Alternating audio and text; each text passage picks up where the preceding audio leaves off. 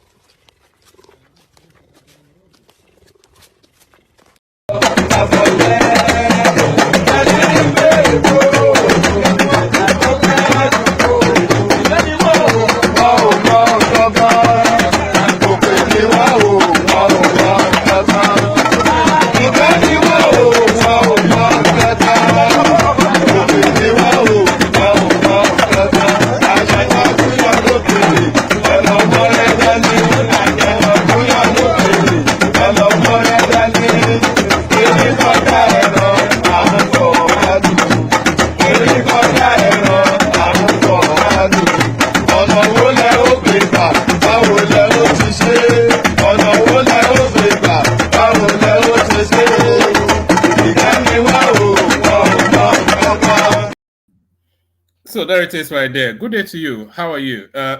Pardon me. Is water, not vodka, water. Water is good for you. You know, the best, the almost a cure to everything is just simply a glass of water. That's just it.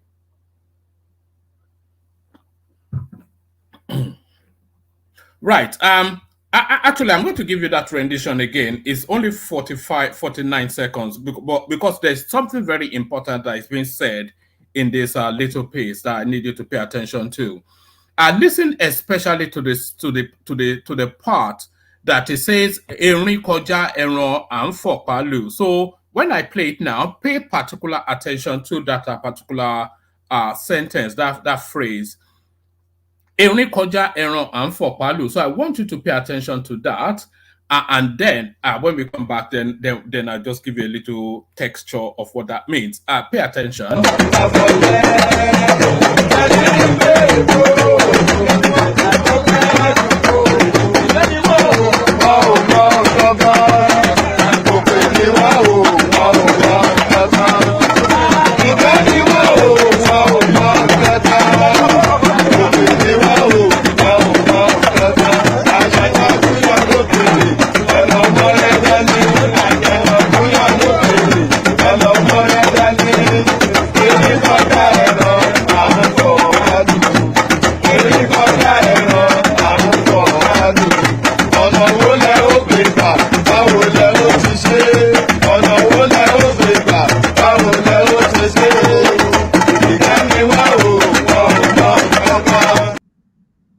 Right.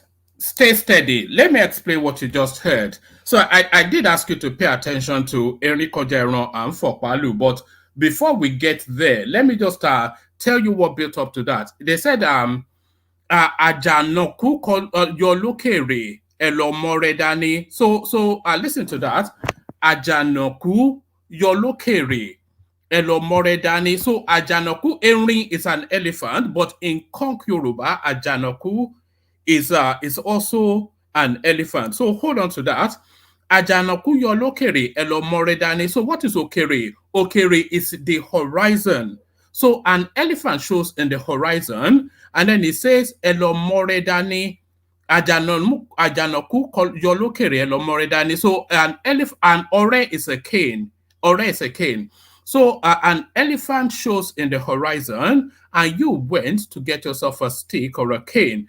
And then he then went on to say, Erin, which is also an elephant, Koja Eran and Fokpalu.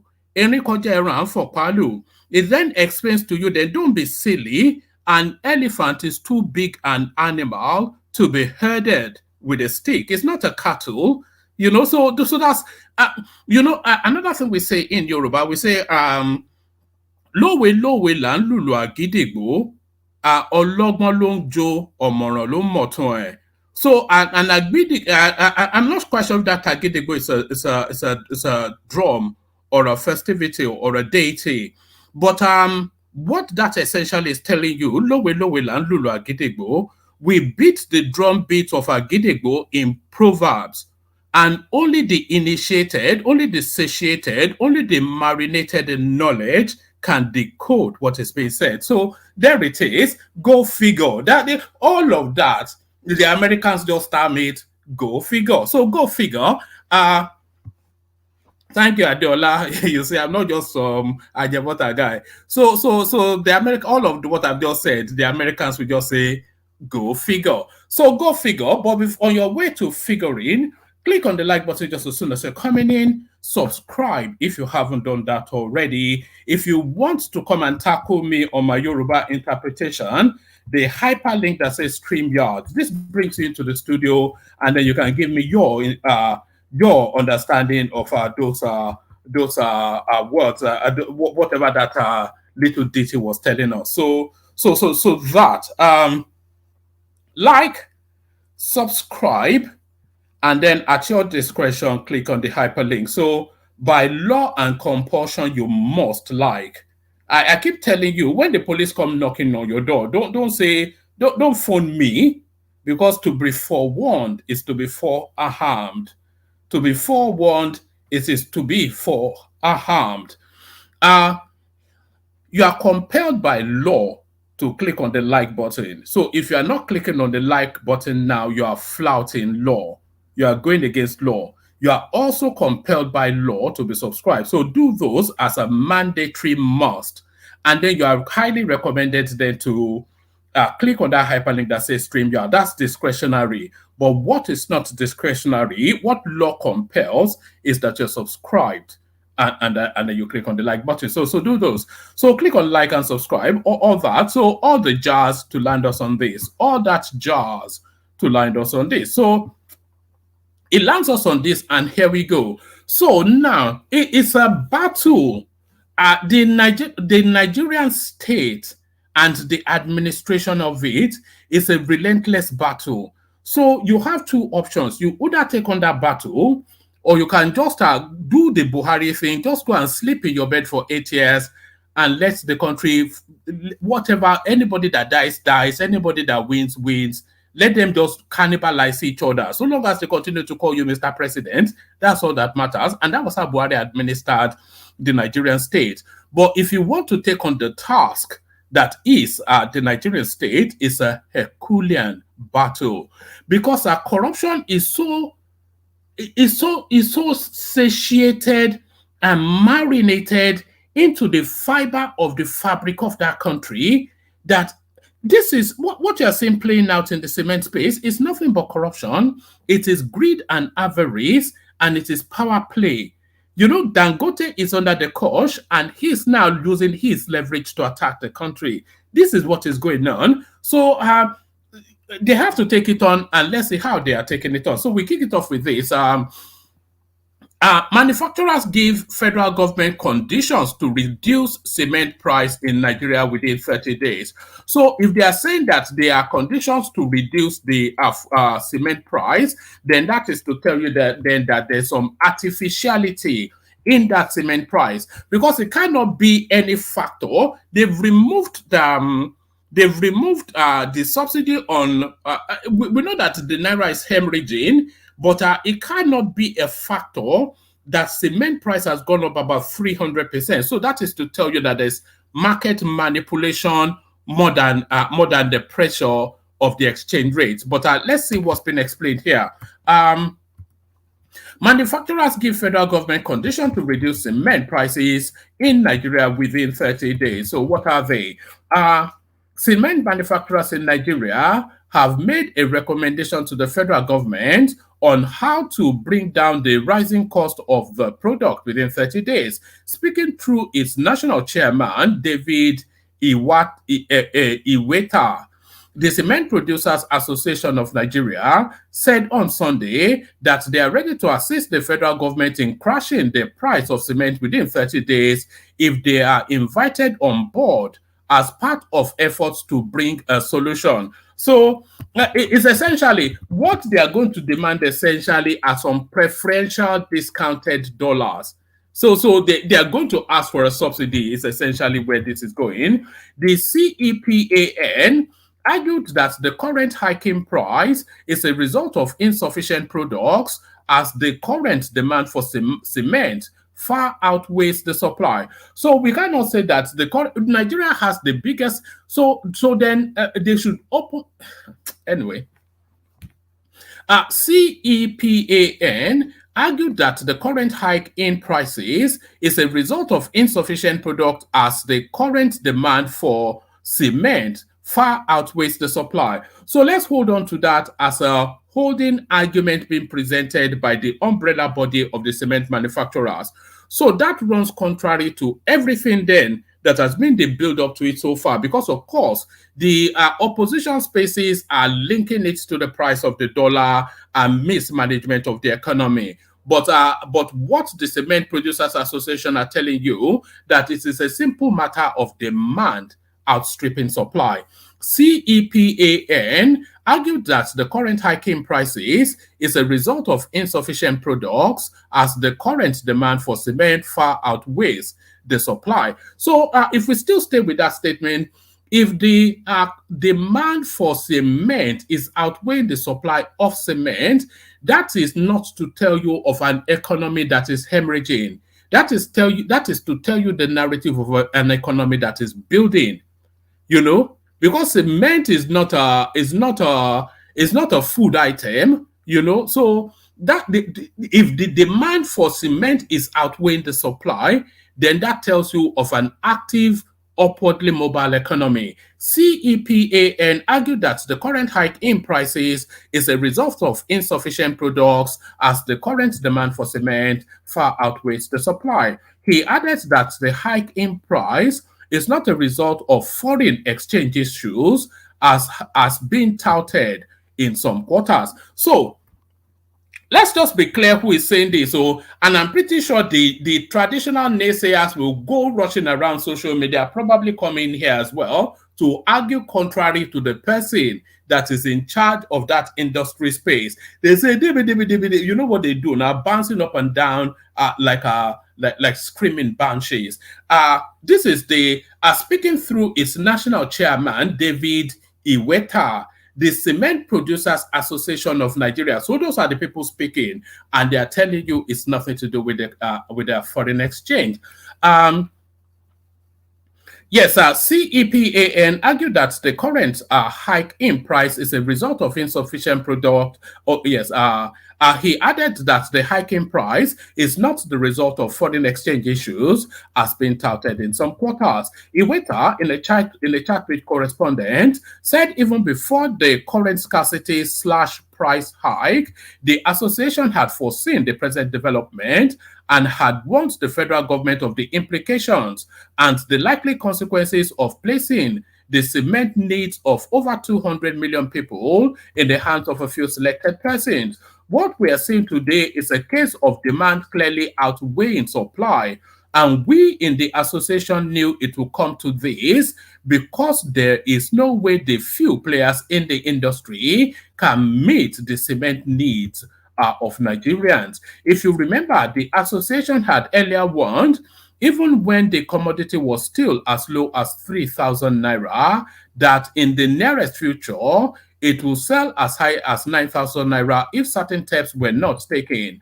Why we were saying that then was to ginger the government to take action and avert this mess that we are all in today. He said, as a way out, Iweta told the government of President Bola Tinubu to revisit the late Umar Yar'Adua backward integration policy, which licensed some other players in the industry to import cement, but was scuttled by those he called cabals in the sector. In those cabals, of course, are Dangote. So apparently, Yar'Adua had liberalized that space and opened up importation to make up the differential between capacity to produce and the demand of the market space. But Yar'Adua, Dangote rather, had gone through that back door in Aso Rock that only he has the key for to go and scuttle that, just to squeeze the market, because of course Dangote can only function in a monopolized space. As a way out, Iwete told, and by the way, Dangote can only function in a monopolized space. Is not a competitive business, and he cannot thrive under competition. That is why he has to kill the competition in order for him then to have the monopoly. Wait till his refinery comes on stream and see how we continue to squeeze us by the balls. As a way out, Iwete told the government of President Bola Tinubu to revisit the President Umar Yar'Adua's backward integration policy, which licensed some other players in the industry to import cement, but was scuttled by those he called cabals in the sector. In a bid to address the supply gap then, the late President Yar'Adua had given import licenses to some manufacturers in the sector to import the commodity for a certain period of time before developing the financial muscle to be able to produce here. This was meant to bridge the noticeable supply gap in the sector then, but was scuttled by the cabals in the sector then. The way out in the immediate for the federal government is to revisit that policy. Otherwise, the price will keep on rising, since it is obvious that these few players cannot cope with the demands of Nigerians. So I'm not quite sure what suddenly happened within the last 3 weeks that spiked up. I suspect that a lot of these things that is going on is probably the blame actually parks a lot with Dave Umahi, who has now decided to be building Nigerian roads with cement, and that demand alone, it will take at least 40% of the output. The way out of the way out in the immediate for the federal government is to revisit that policy. Otherwise, the price will keep on rising, since it is obvious it's obvious that these players cannot cope with the demands of Nigerians. The CEPAN president lamented that previous efforts by the association at getting an audience with the Minister of Industry, Trade and Investment and the presidency to make its position known on the issue in the past had been rebuffed. But the fact remains that we are still very much open and ready to help government in addressing the situation and crash this exorbitant price in 30 days, he said. So a 30-day promise, then we'll see how that plays out. So a 30-day promise, we'll see how. Oh, I'll save this one till I'll save this one now. I'll save this one till the tail end. Yeah, this is nothing to do with politics, but this is to do with really. I wonder if I should send this to Dopsy or handle it here.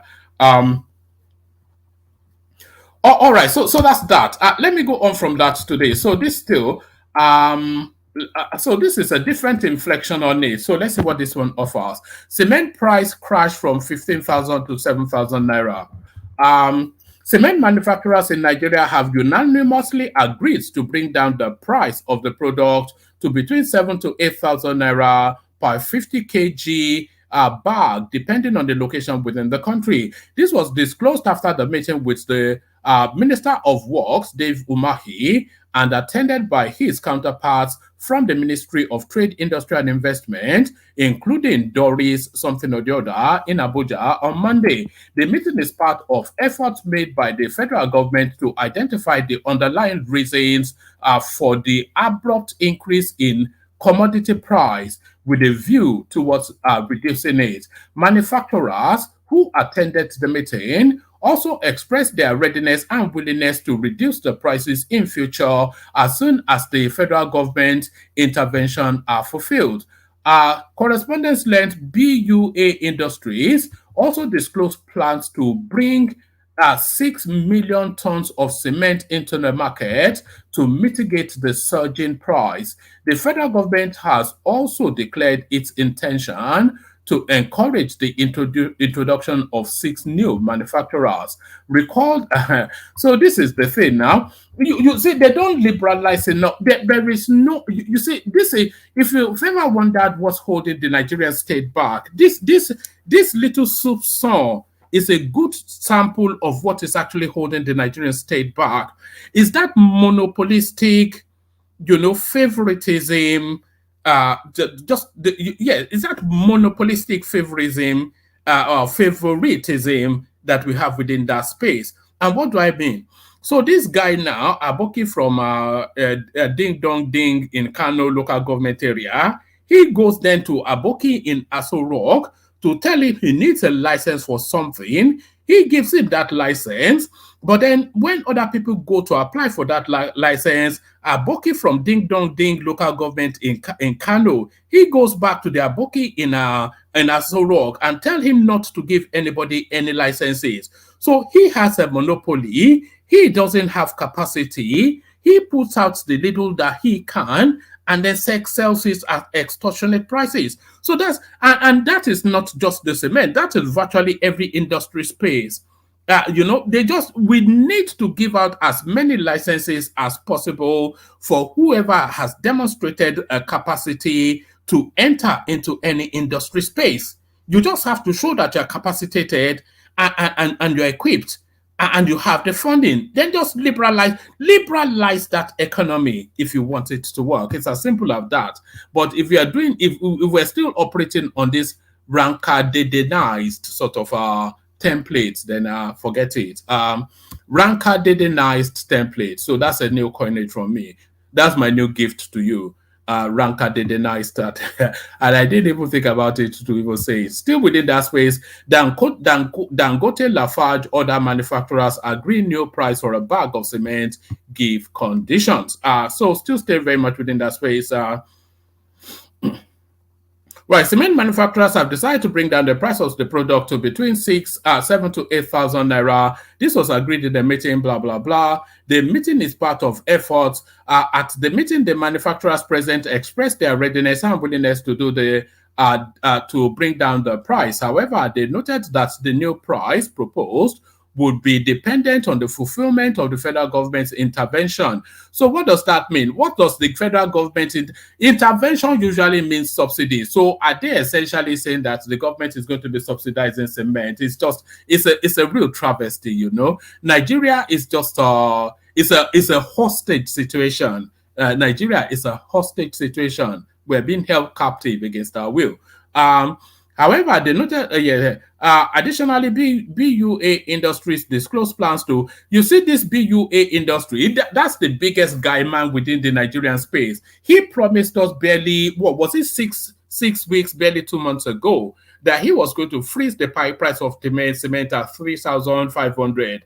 And that never happened for 1 microsecond. He skyrocketed to 15,000. Now this guy just speaks for the applause of that moment. Is a clout chaser. Yes, that's the contemporaneous term. Is a clout chaser. So the clout chasing Abure from Kano.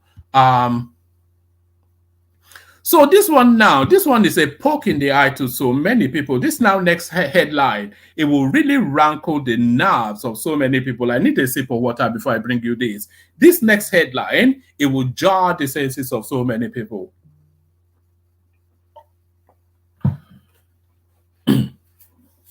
So now the next headline will jar the senses of so many people. Nigeria regains cheapest petrol title in West Africa.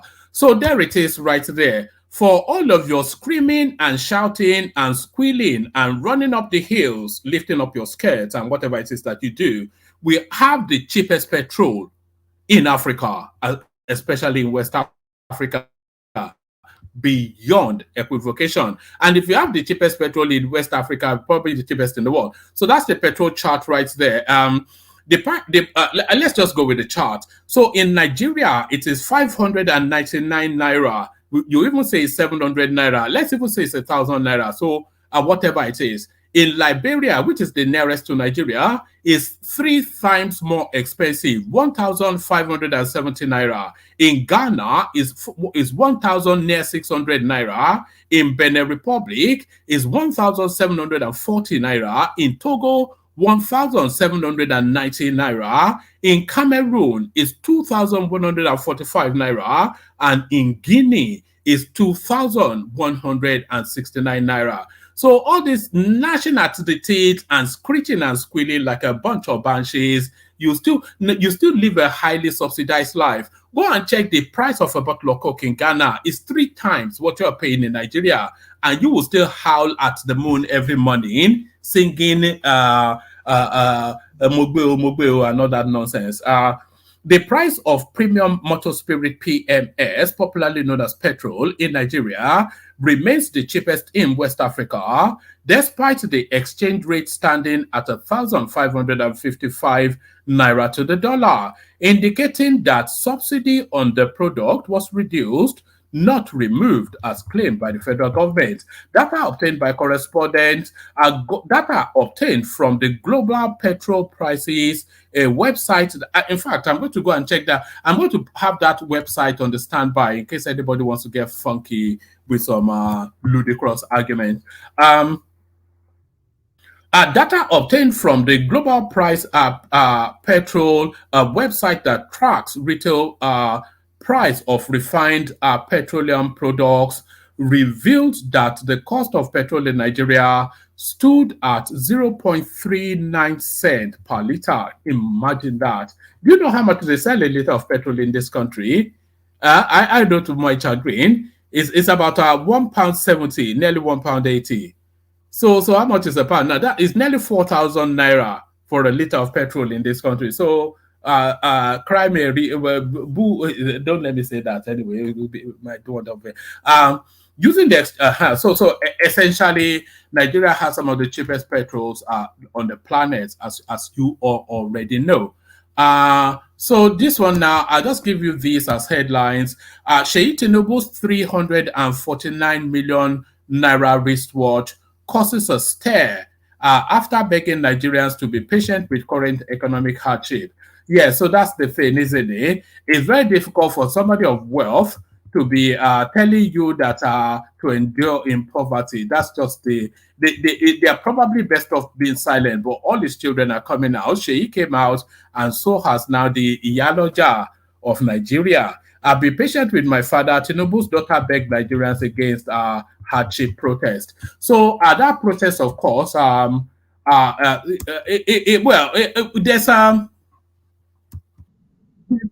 I did have it to hand, but I don't know where it is now.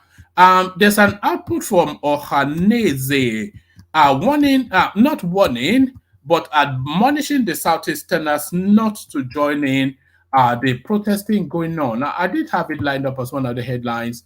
I did have it lined up. Hold on. I had it lined up. Okay, I think somebody has sent it to me. Okay, let me go with this one. So there it is. Ohaneze Ndigbo has warned Igbos against joining protest against hardship in Nigeria. This was conveyed in a statement signed by the President General of Ohaneze Ndigbo, Chief Emmanuel Wayango, titled Message to Igbos Worldwide. It was noted that Igbos have been victimized over the failure of APC to win Lagos and Abuja, and there is a conspiracy to cripple Igbo business enterprise in Lagos, Abuja, and other parts of Nigeria. So that doesn't sound like an admonition for peace to me, but that's just typical of the language of Nwayanwu, isn't it? He gives with one hand and takes with the other. That's just that's the language of our funky brother from upstate. Let me play you this clip. Oh, is this the one I want to play? Oh, aha. So let me play you. Yes, this is a follow on from what you just heard from Nwayanwu then. So this now, this wasn't even the clip that I was going to play you. I'll play you that after that. But this is a follow on from the clip from Nwayanwu then. Happening now, Igbo Southeast joins in protest against economic hardship and suffering against Tinubu Emilokon government, asking him to resign. So it's going to be a funky 4 years for Tinubu. Without question, it's going to be a funky to resign. You must be a joker, somebody that are orchestrated for 30 years to get into a position, and because you are some rascally whatever it is. Look, these people are just clowns. You can see we are protesting. The Igbos are protesting. They are protesting. Look at this protest, though. Oh yeah, bring me one more Isewu and 3 bottles of good Guinness. We no go agree. Look at this. If this is protest, I want to protest too. These are people protesting against hardship, protesting against bad governance. So this is. I wish this was. I hope this is a skit, by the way, because this has to rank of all of the ridiculousness. This now has to be this must be a troll. They must be trolling us. Out of the most ridiculous things that you've ever seen, is there anything more ridiculous? So this purports to be people protesting against hardship in the country, and this is what unbelievable. You can see we are protesting. The Igbos are protesting. We are protesting. You can see all the Igbos. We are protesting. You can see the Igbos. We are protesting. We are protesting. See the Igbos. We are protesting. You can see we are all protesting. This is how we do our own protest. This is how we do our own protest with the Igbos. You can see how we do our own protest. All right. All right. I'm pretty certain that was a skit. That without question, that is a skit. But this is not a skit, though. I'm not going to play you this because there's a bit of violence in it, which might go against our YouTube rules. EFCC raids BDC operators in Abuja. So this is EFCC trying to crack down on the escalating exchange rates, and they've identified the Bureau de Change space as one of the culprits of that escalation. So they've gone to shut it down, and shots were fired in the course of. Let's see if there's anything. There's no readouts, but So that's what's going on there. So let me play you now this governor from the north, and then we make that the last one, and then we come into the room. And by the way, there's plenty room there's plenty room in the studio. Anybody that wants to hop on, like a bunny rabbit, hop. Let's quickly look at this issue where many people, including governors like yourself, wanted the petrol subsidy to be removed. Now that it has been removed and it's kind of inflicting hardship on the people, do you subscribe to the idea of bringing back petrol subsidy? What are your thoughts? I think let me make it clear to all of you, because you see, my position is clear. I have been an advocate of fuel subsidy removal since I was in the Senate, because it is clear to all of us that only very few Nigerians who are powerful that are benefiting from the so-called fuel subsidy. And of course, if you live in Nigeria, you will agree with me that very few people, numbering hundreds of them, that are benefiting from the fuel subsidy in Nigeria.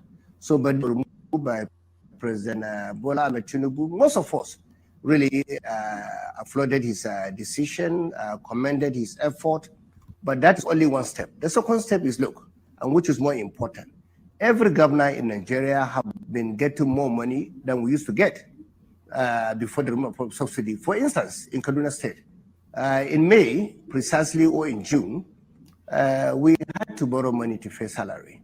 But when fuel subsidy removal reflected in our own allocations, we have some surplus of money. That's the reason why I'm telling you we were able to come up with this initiative. If you recall, 3 months ago, I've been able to pay pensioners, even death benefits and gratuity worth about 3.5 billion to our people in Kaduna State. And that is a result of the fuel subsidy removal.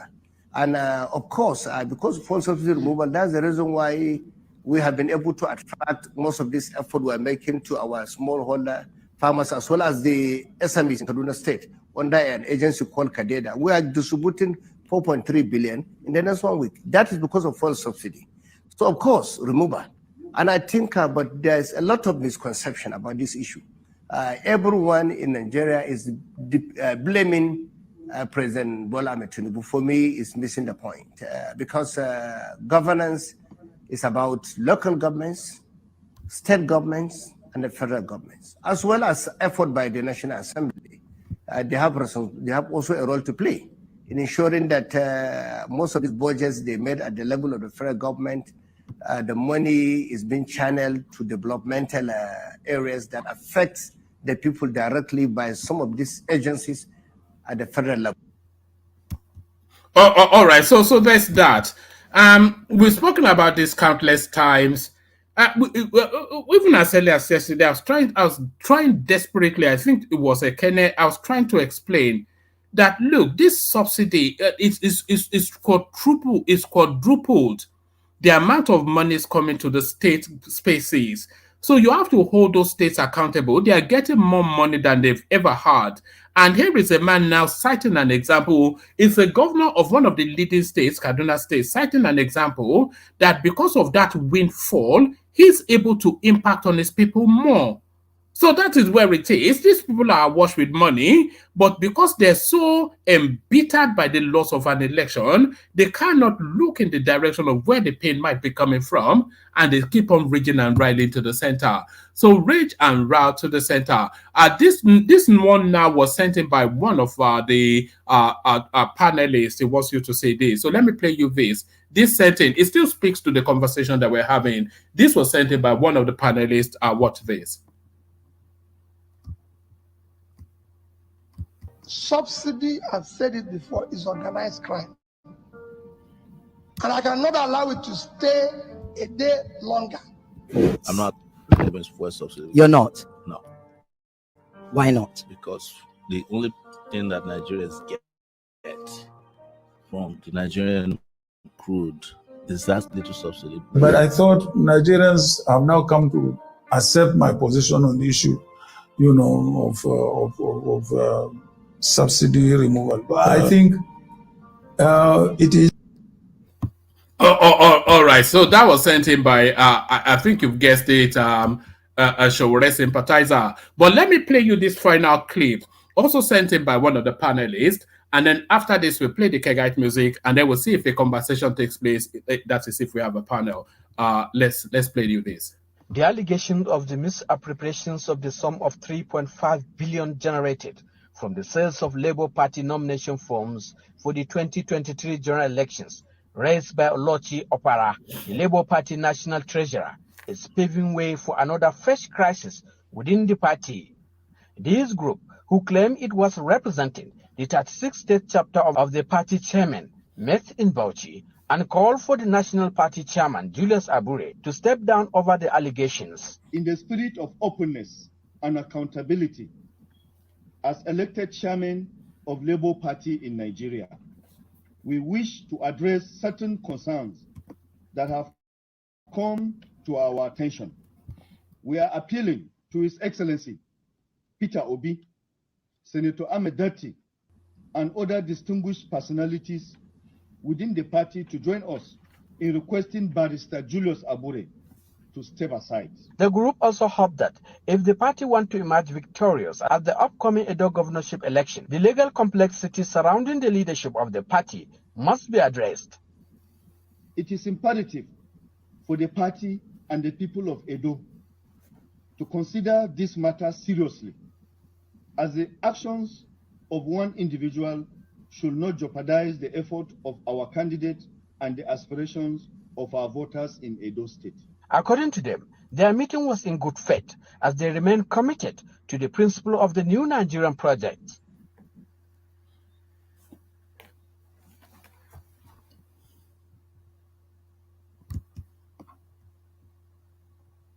All right. I'm not sure if that ran to a natural end. Okay, yeah, I think that ran to a natural end. So that runs to a natural end. Let me actually bring you this one as well.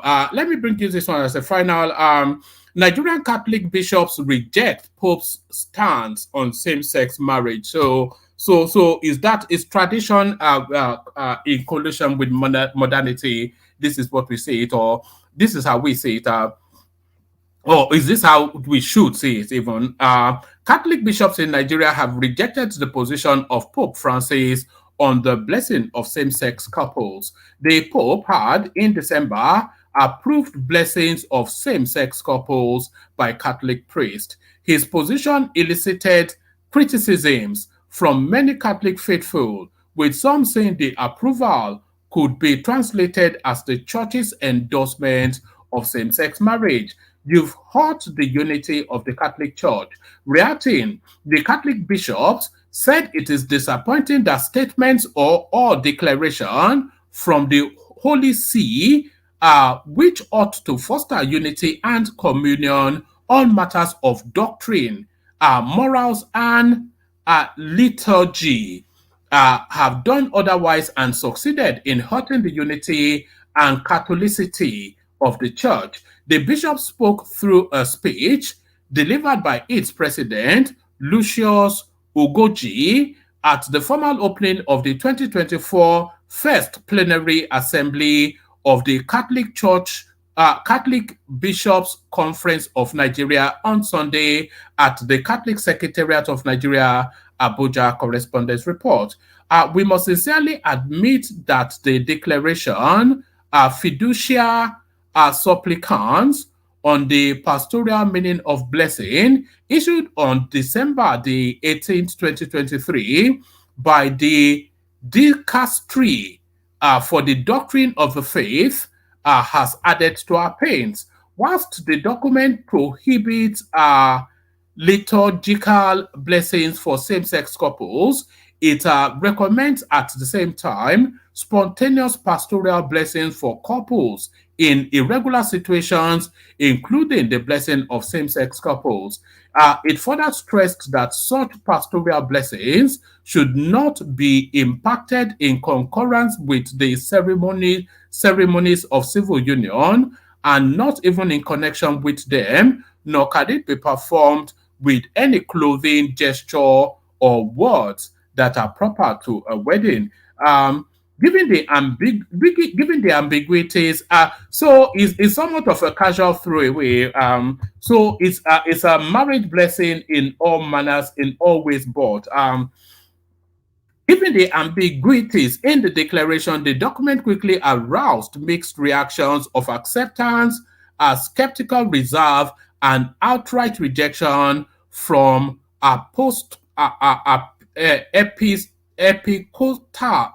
can't pronounce this word, episcopal conferences and individual bishops in the world. He stated, the Catholic bishop noted that with the media hype that ambushed the text, its publication generated shock, outrage, and disbelief amongst the faithful in Nigeria, in Africa, and other parts of the world, with many devout Catholics in the community wondering how a priest could bless same-sex couples who live permanently in a sinful union without causing confusion and scandal. So there's that space. So that battle rages on. Is the Catholic church going to split over this? Is the wider question. So that's the wider question. Come give me your broad answer. I'll send the link again. Anybody also hop on. I'll play the keg. Oh, my camera was off. Yes, I'll play the kegite music. Anybody that wants to hop on. Come be part of the conversation. That $sign at the bottom of the screen invites you to super chat to the screen. So do that, do all that. Here's the kegite. Only water, where they see ma. Water, only water, where they see ma.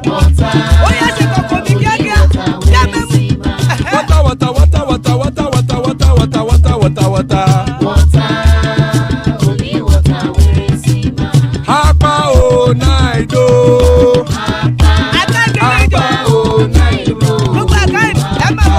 Hapa you don't come o.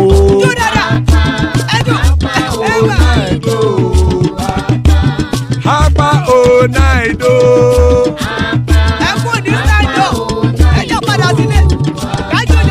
Oro kẹ̀kẹ́ ẹlẹ́mù yé o. Ibe sodi akẹkẹrẹ ẹlẹ́mù rẹ o.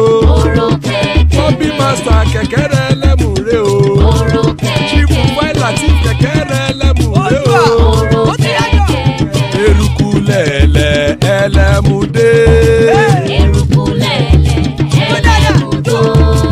Eruku lẹ̀lẹ̀ ẹgbẹ́ ẹlẹ́mù dòde ojàre o. Eruku lẹ̀lẹ̀ Ghana ti dé ẹgbẹ́ bọ́dì o. Ọmọ ẹlẹ́yẹ ẹ̀yẹ o ó dìle o. Odúyẹ̀lá ẹ̀yẹ o ó dìle o. Petrol sọ́nàmẹ̀ ẹ̀yẹ o ó dìle o. Petrol sọ́dúnkẹ́ ẹ̀yẹ rẹ̀ ó dìle o. Ẹlẹ́kọ̀ ọ̀run mú ìní o.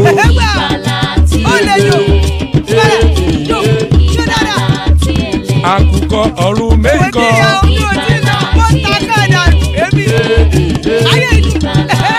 Ikú kò ní ríwà gbéṣe o.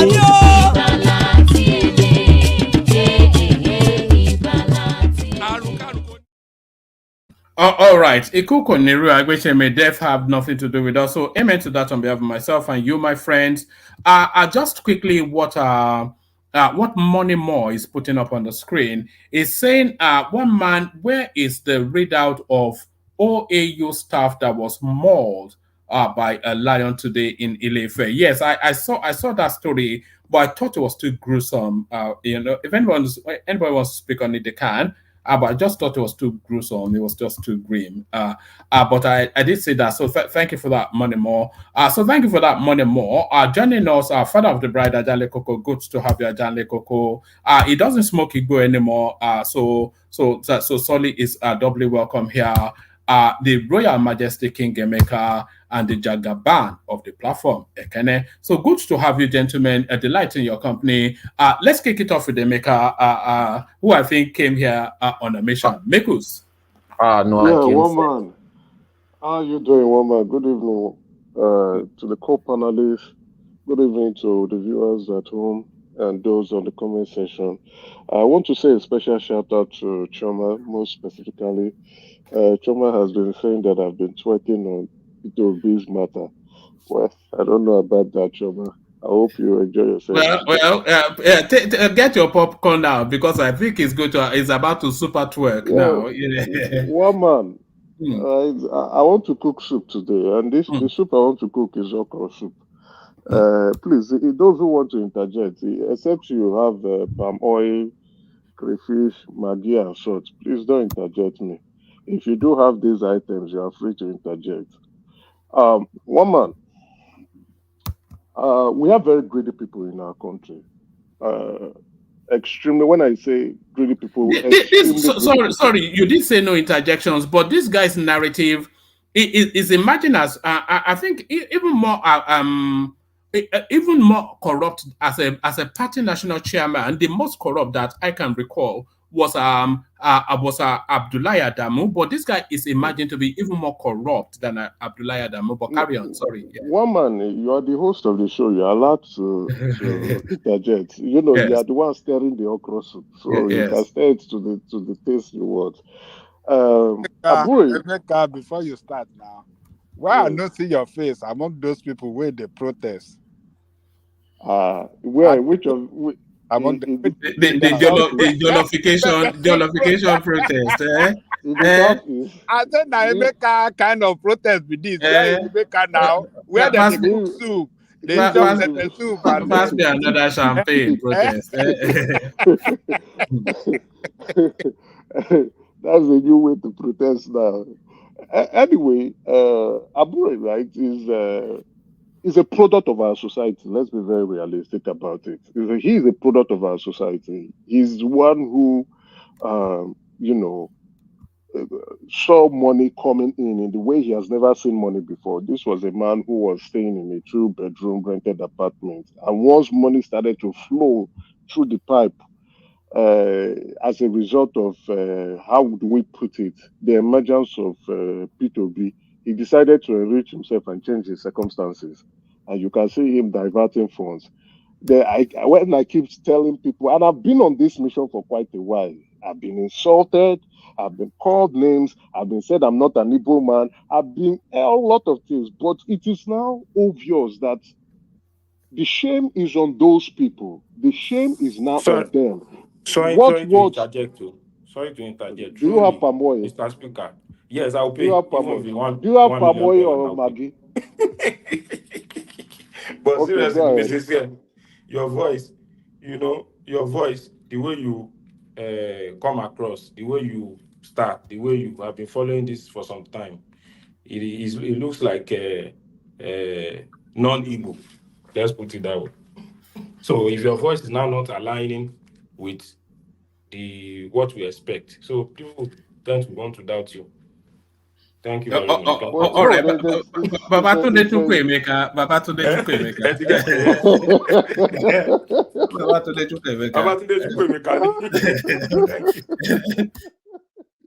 Anyway, that was he's trying to lighten me up, but I need to cook this okra soup. I don't know. He didn't bring any ingredient that I wanted anyway, but it's allowed. So what I was saying, Abure decided to enrich himself and divert fund. Like I keep saying, right? Now the shame is on those people. What narrative will they paint now that they have proclaimed that the Labour Party, which they all say is the savior of the new nation, a new Nigeria is possible, Abi. Now the Labour Party is not looking, is not just looking like the average Nigeria, it's looking worse off than the average Nigerian political party. I have been drawing their ears, especially the OBI'S. I've been drawing their ears and telling them that you are dealing with politicians. And there's something that politicians always love, the ability to amass wealth for themselves. They don't give a damn about who you are. And Abure has continued and consistently, together with his mentor and soulmate, Peter Obi, to show and exemplify that we are here to make money for ourselves. Let us emotionally and emotionally confuse young Nigerians who in their own right want Nigeria to move forward, are tired of the way Nigeria is going, and want to see in Nigeria during their lifetime that Nigeria at least is working. They decided to seize this opportunity to amass 1, fame, 2, money, and 3, clout for themselves. They are exploiters. P2B. See, people now you can. I was telling you guys that I've been watching P2B. I've been watching him, his language, his communication, his Twitter pages, the way he's moving, and I've been seeing that he's dissociating himself from the Labour Party. But P2B will not say that he is not aware that Abure is stealing funds. Even to the point, you see the dancing queen. Now, guess what? One man. They said they spent over 989 million naira for legal. Just on that your dancing queen. There's a narrative emerging, and I'm monitoring it to see if to bring it on or not. That she's enmeshed in $150 million scandal as well. She stole which money. they are P2B all trying to pack it on this guy. Yeah. Really go and rewatch P2B's interview. Was it 3 days ago? Go and rewatch it again. Say the money we collected from diaspora is not 1%, and that of it we carried it and gave to Aisha Yusufu. Do you think you know what he was trying to do? He's trying to absorb himself because those money were actually spent on him, but he knows, he's aware. He's aware of what was going on, but he's trying to absorb herself. Then Aisha Yusufu think she's smart enough to deceive Nigerians, think Nigerians are not exposed enough or educated enough, went to go and subscribe on Microsoft 360, you renew that subscription, put a Microsoft Word document and was listing summaries of expenses. Look at these twats. Look at these idiots coming to come and be making a mockery of us. On what? 700 and how much? Over 700 million for legal fees. Guess what? Those are campaign funds. I have never seen, since the history and my interest and my involvement in politics, I have never seen when people use campaign funds to go and pay legal fees. I have never seen it. I now want someone to come here and come and correct me. I have never seen it in any political climb, whether in the West, not even in Nigeria, not in Sierra Leone, not in Ghana, not in Guinea, not in Cote d'Ivoire, not in Burkina Faso. I have not seen it. But here we are, the dancing queen and the rogue and fraudsters of P2B are saying they spent more in legal fees than even the campaign itself that they raised the money for. You see how these people who say that they want to lead Nigeria through they are the exodus, but they are leading us to Golgotha. They are the exodus. They are the P2B is the Moses, but actually he's taking us to where we are going to die. They cannot even balance their account. They want to handle national budget. These thieves, young rogues that do not understand the circumstances and the situation of things are coming here to come and tell us, are playing with the emotions of Nigerians, young Nigerians, those who are young enough that could not, that at least in my lifetime, I saw when we were having 24 hours electricity in Nigeria. Those who have never seen electricity in their lifetime, I think this man, this rogue will lead us to somewhere. Now they are sorry, Emeka. If anybody has access to that rendered accounts that Aisha Yusufu said that she published, send it to my DM on Instagram so I can put it on the screen. Rendered account. Just to show my 8 years old son would go and type on Microsoft Word. She just renewed her Microsoft 360 subscription. She renewed it, put heading and painted it, the logo of LP. I was writing this. It was not even properly aligned. It was not even formatted properly. The alignment was missing spaces. And then you now have legal fees. More than materials being bought in campaign. Legal fees, more than the transportation. And guess what? Even the Director General of the campaign said we were unable to pay polling unit agents. One man, when they send that useless stuff to you, you will see that they were paying legal agents. But even Aisha Yusufu, the dancing queen of the obedient movement, said, why should we even pay polling unit agents when they were not on the street? So tell me, who were those polling unit agents they paid 300 million to? Who did they pay 300 million to? These people are here deceiving who? Who are they deceiving? This same Aisha Yusufu's husband was at one time director of National Housing Authorities, right? Stole money. He stole money. Now she's coming to Twitter to come and be talking nonsense. After she ate the money and she's dancing, P2B now is trying to hide his head. P2B wants to tell us that he doesn't know Abure was stealing money. P2B wants to tell us he doesn't know Abure was forging people's signature or forging withdrawal and telling people not to do. I said something to you, a live audio tape. I said it, I don't know why you do not want to play it. A live audio tape where one of the representatives, a three-way call between Abure, those who actually know his voice will confirm it. Abure a pastor and the man was saying, Abure was telling him, oh, don't worry, because he has forged his withdrawal letter and gave it to a woman who paid more money, and he's not telling the man that we will make you local chairman, local government chairman. We have it on authority, we have it on good grounds, we have it on whether wet grounds, or we have it on dry grounds that they will do local government election in those states. Can you imagine? A party enmeshed, ingrained, enshrined, noted for misappropriation of funds, noted for high-scale forgery and fraud. The chairman is the one running the party as if he's the owner of the party, as if he was the one who brought the party out. Now you can see that people, there's even investigation going on that is like he wants to even kick P2B out of this. No, they are playing games. They are actually playing games. P2B does not want to be drawn into those fraudulent allegations. He's aware of them. Sorry. Just to mitigate a little bit. The campaign materials was 258 million naira approximately, but the legal fees are 744 million.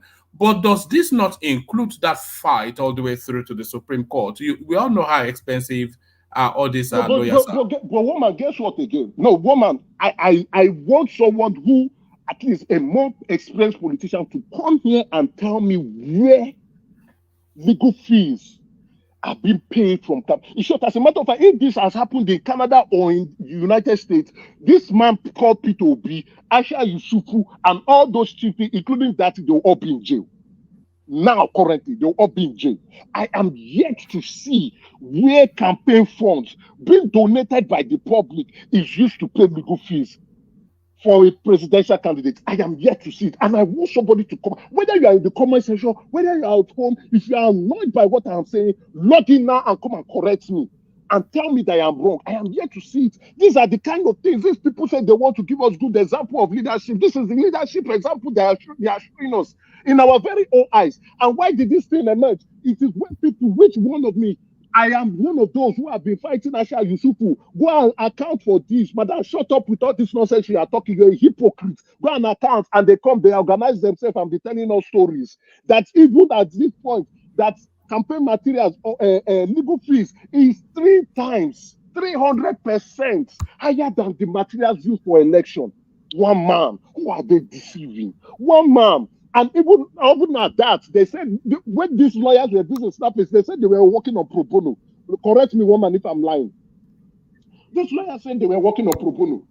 That's actually what many of them said they were doing. But it appears that but we know Nigerian lawyers will not work on pro bono. Even after they collected money and they knew they were going to use that money, and they were snapping pictures on social media and trying to chase clouds on top of a useless petition. Look at the amount that they spent.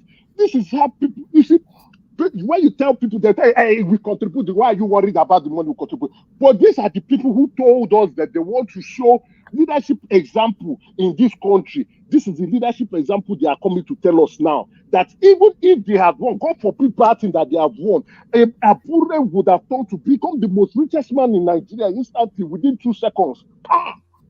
Within 2 seconds, that man would have turned to become the richest. Within 2 seconds, the man bought house. From being a tenant, Emeka, a lot of people feel that because the amount they are saying, just in the broad areas of 2 billion naira, is not even anywhere close to the amount that was. We watched the campaign in real time now. We saw when Peter Obi was in America, they were going to that event for $8,000 to $10,000 for ticket fees, and the place was yes. Hold on, there were a lot of events that they held in America, and the tickets to those events were about $8,000 to $10,000. And when people got in, they were just throwing money in donation to that. Forget this 2 billion naira. Come back with 200 billion naira, and then we still these people wanted they milk them dry. They milk the life out of them. You cannot fault Nigerians who donated. You can't fault these Nigerians who brought out their hard-earned money, especially diasporas who wanted change in the country. Who sought change in the country. No, hold on.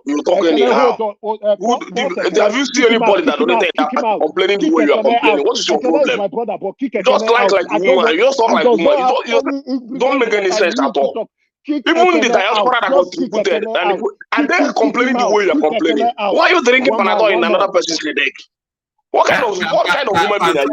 Pansat, settle down now. Has Pansat adopted your voice? Keep. This guy just talking in What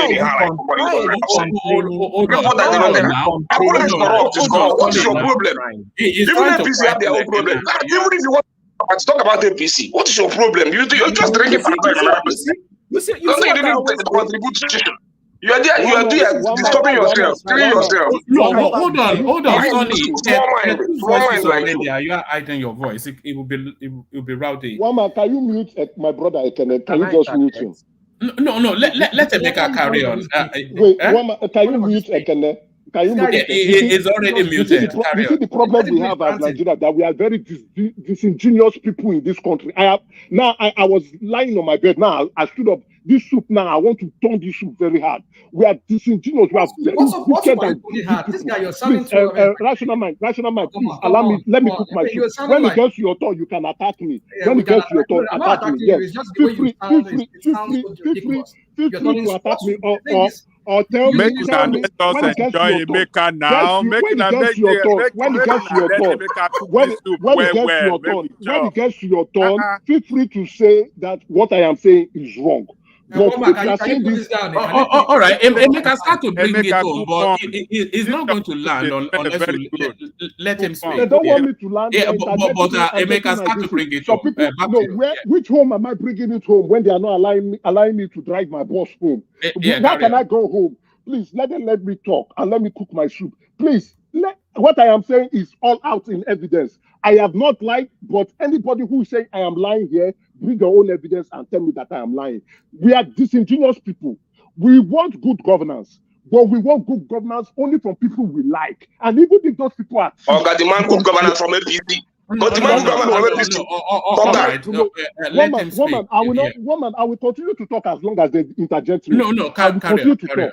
So we want good governance, but we only want good governance from people we like. And if we don't like those people, we don't give a damn. We will go about to discredit Nigeria, debrand Nigeria, abuse Nigeria, and say Nigeria is all sort of wickedness. But if it's someone we like, as long as that person is stealing, we will say nothing. And this is the kind of behavior we have continued to exemplify and show and depict and behave in what we call Nigeria. We are not good people.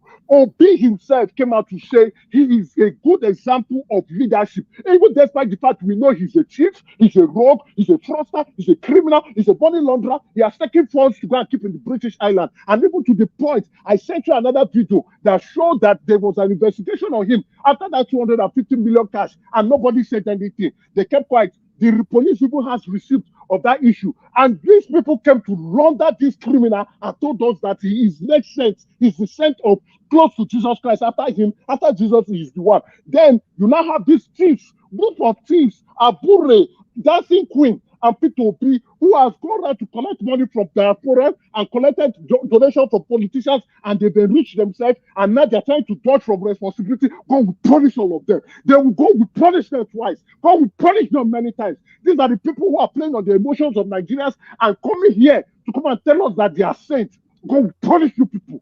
God will punish you people. All right.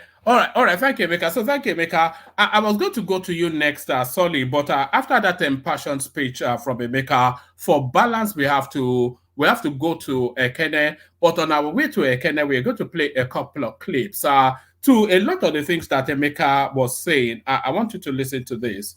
In 2009, around June, there was an issue that has to do with the police in Lagos State. At number 7 Aerodrome Street, Ababa, where certain vehicles of governments were arrested by the then CP, Marvel Akboyibo, on a tip-off that these vehicles were carrying arms.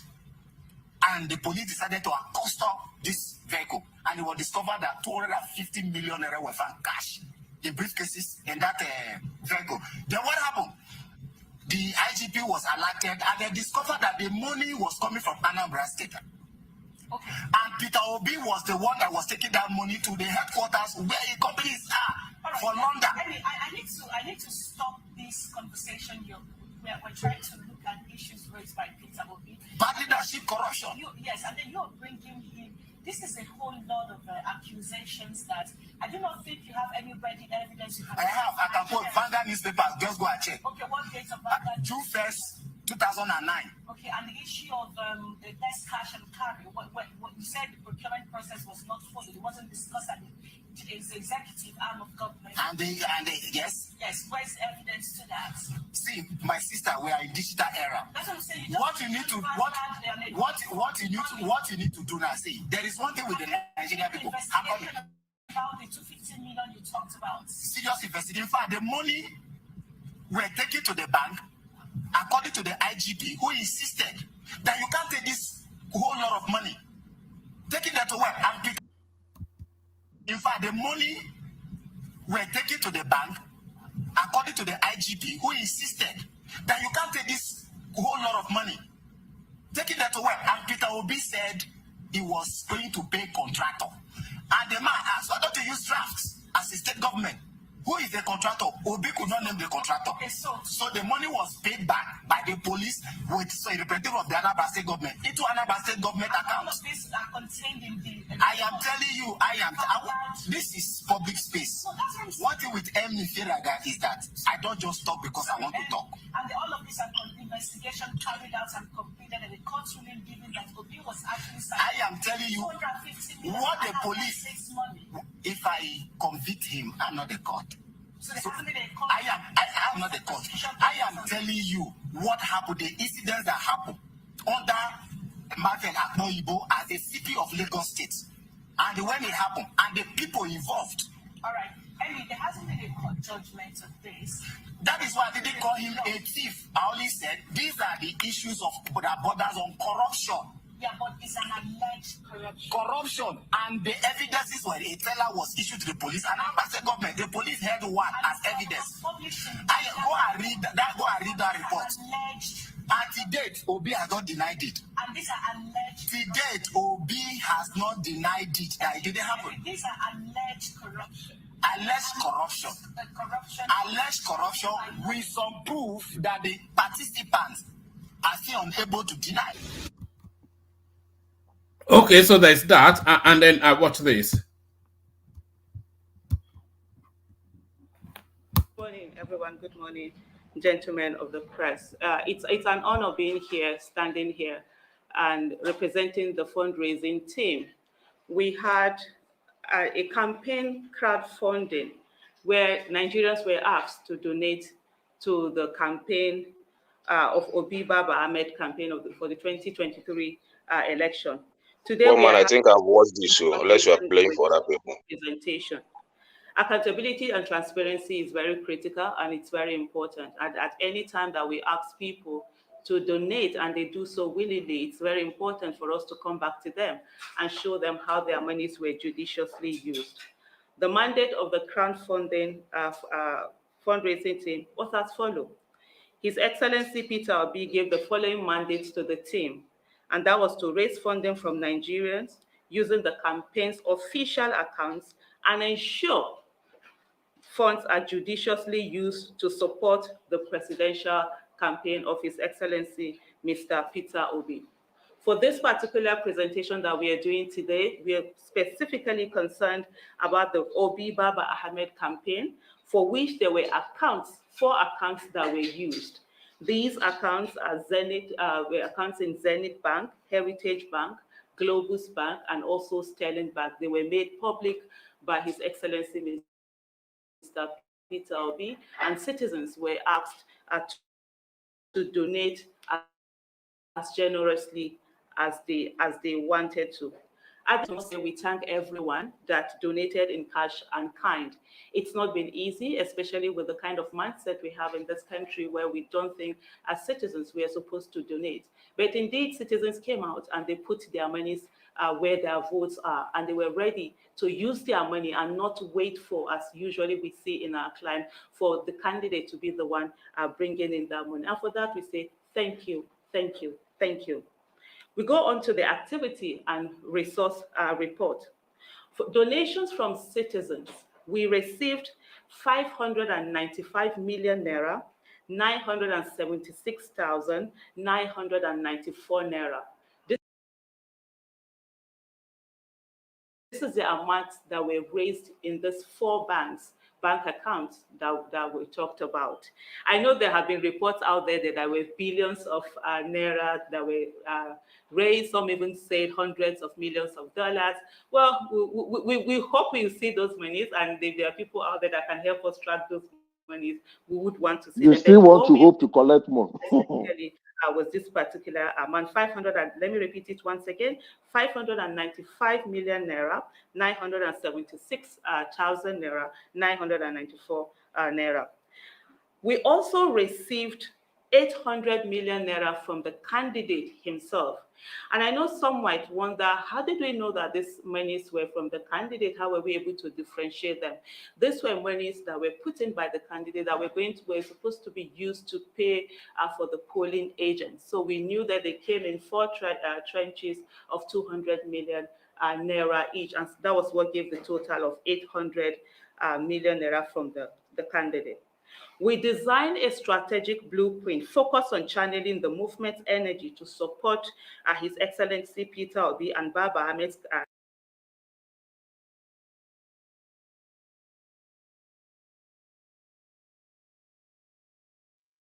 Woman, are you there? No, sorry, I was speaking. No, I said that she goes on for a bit more, but that was her struggling desperately to justify the looting that people are accusing her and her co-travelers of. But Ekene, this wasn't quite the conversation that we were going to start with. But this is where Emeka has pushed us to. So come in, Ekene. But one man. Yeah. Why don't you let this thing finish now so that others can hear it? All right. Do you want to watch it to the end? I thought people might be bored with it. Not be bored. Let it run out. Let them complete that account information. All right. All right. Let's do that.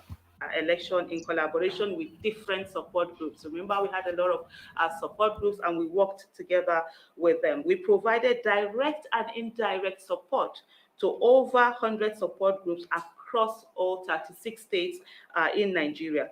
Also mobilized and supported over 100,000 grassroots organizers across the 36 states in Nigeria.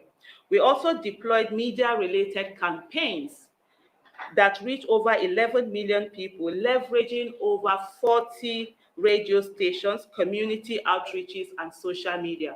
We would have loved to have used television and all of that, but because of our financial constraint, and we're very mindful of being judicious in our usage of the funds that we receive and being able to reach more people. So we limited what we had to just radio. So pause this here. Please don't be angry. Pause. Sorry, don't be angry.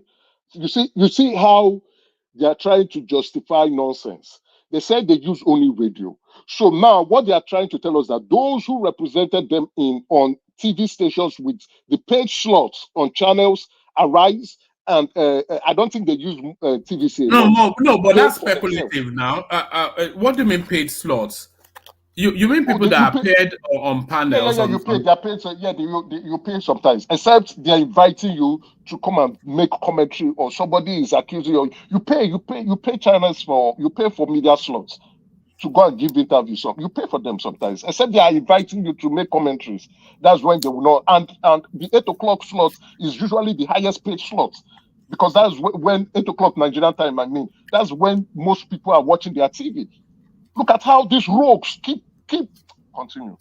All right, let's go on to Ekene. I think people in the comment section are complaining that it's too long, and I think a lot of people are saying it anyway. What about me? Because of where the topic is, I'll come to you after Ekene, but you know, Emeka cannot say all that, and then I will not give an obedient right to reply, because then that would not be balanced. But Ekene, let's hear from you. Yeah, one man. What I would say is this: both Emeka and every other people that want to comment on this, all of them, if they are all onye befana walk na okay, your house is on fire, you are busy chasing rats. Well, look at the energy Emeka is spending on we want to catch the rats. Hold on. Onye befana walk na okay, my brother. Look at the energy you are using to talk about Labour Party campaign. Even people like us that fought that day, did everything, have forgotten it.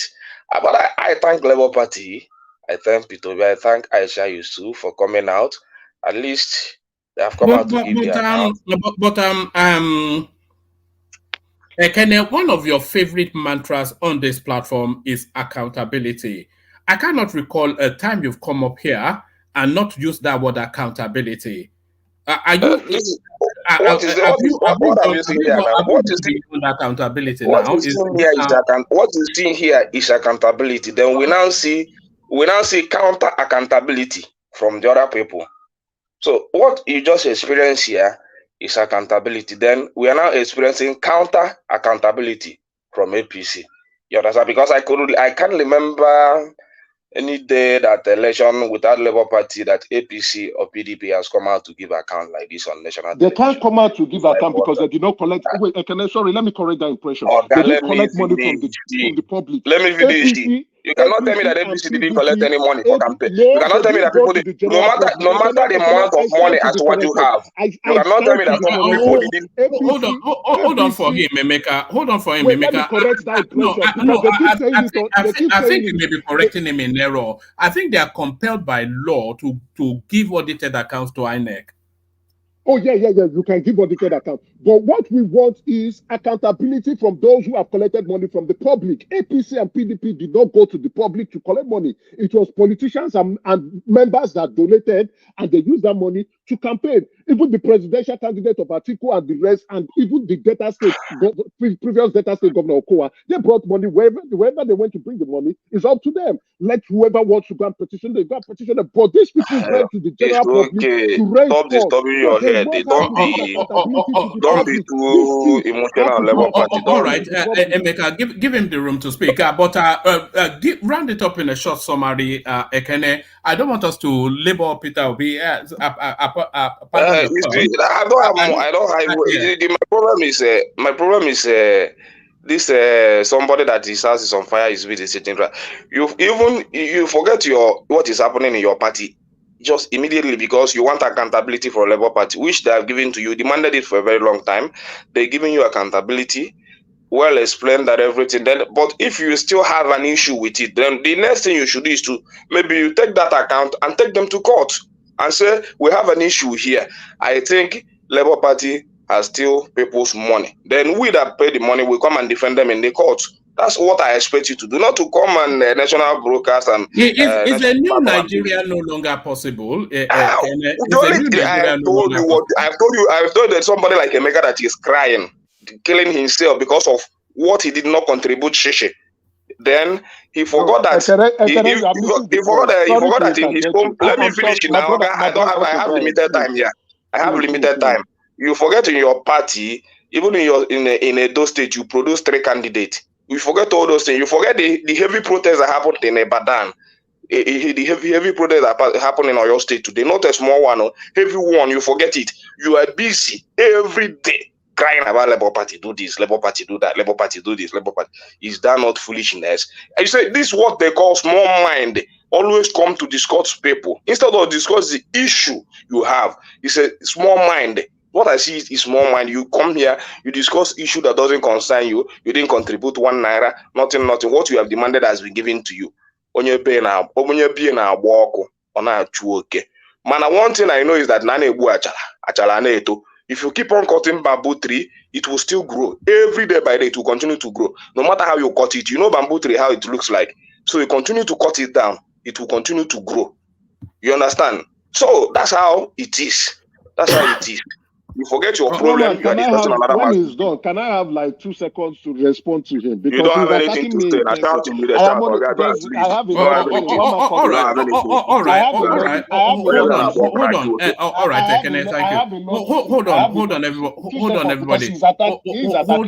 Hold on, everybody. It's going to be a literal 2 seconds because I don't want that space to explode. Go on.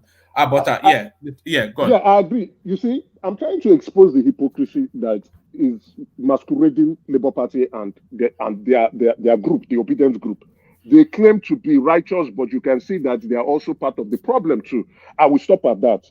I will come in later. You know, a lot of people are saying on the comment section, we've been criticizing the government. That is not that's not what we are here. When they do something wrong, we call them out. But when some people in our country, we are all stakeholders of Nigerians.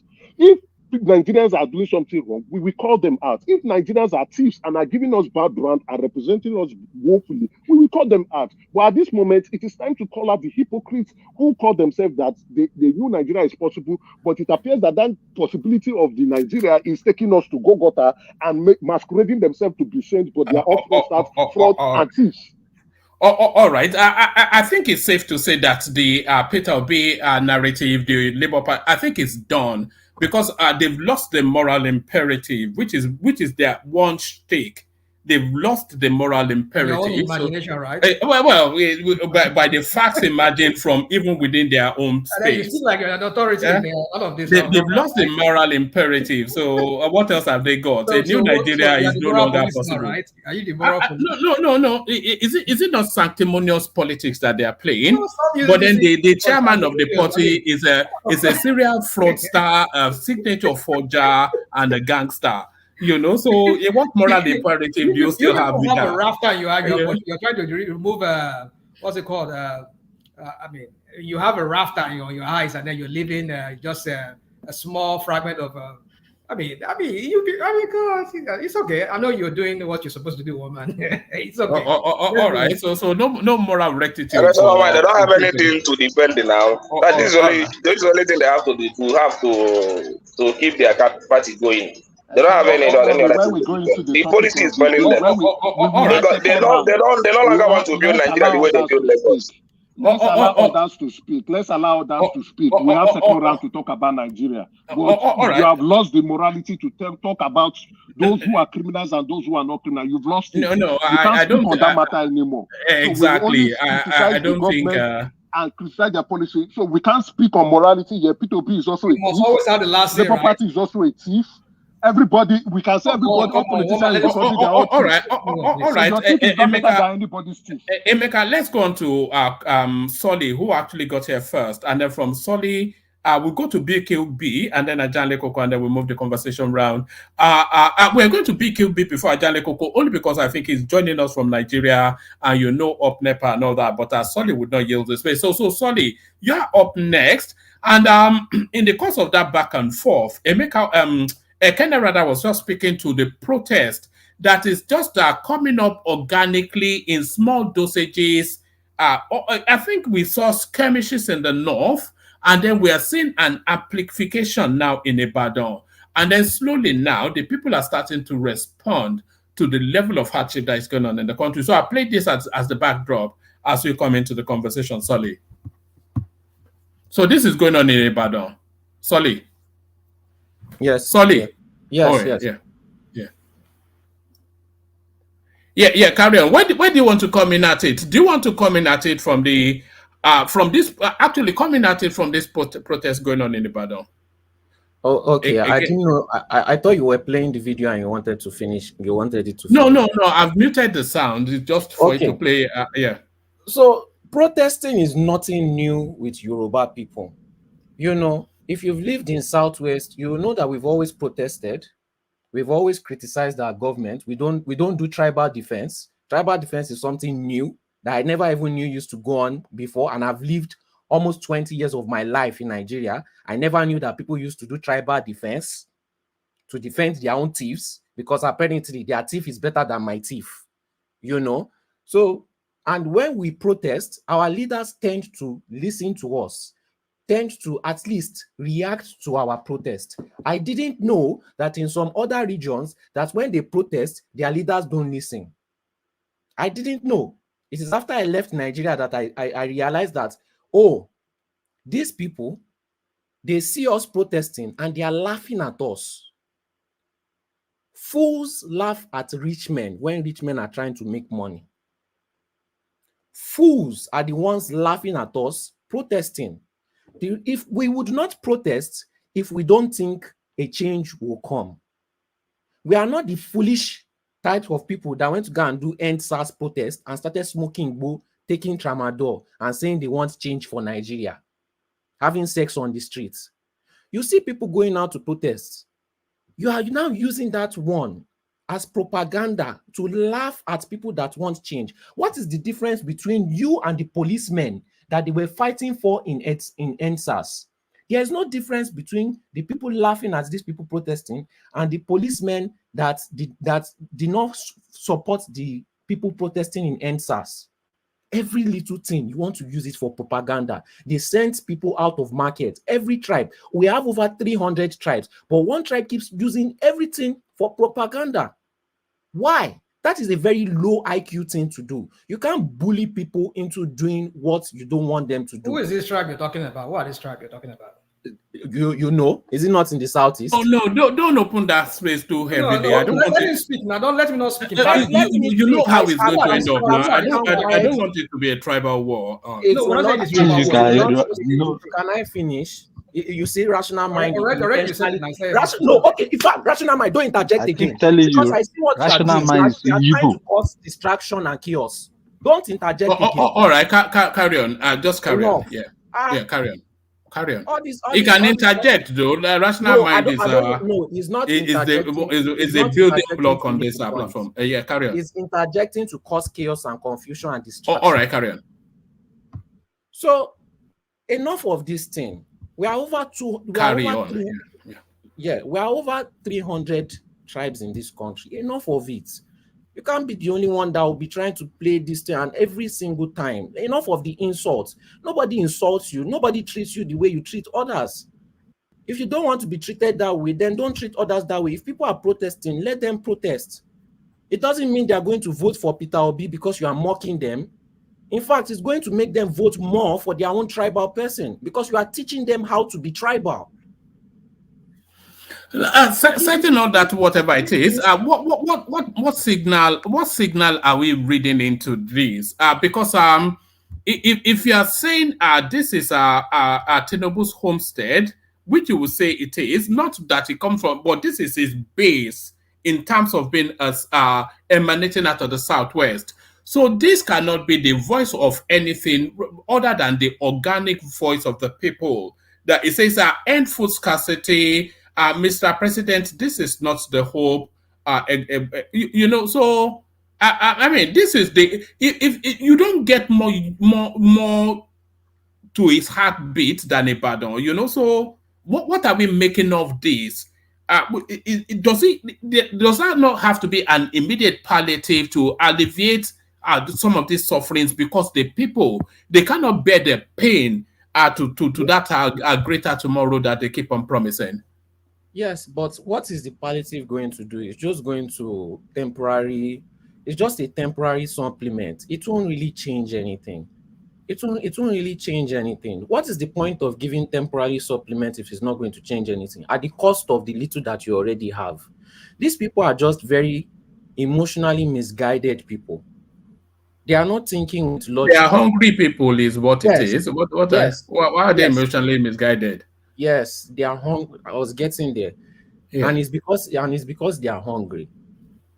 People that think with their brain, people that think with logic, there's nobody that would have come there and changed all these things overnight. No matter who was going to be president, this situation was coming. This naira losing its value was coming. All this scarcity was coming. All this inflation was coming. Nigerians like to pretend like their problem is unique.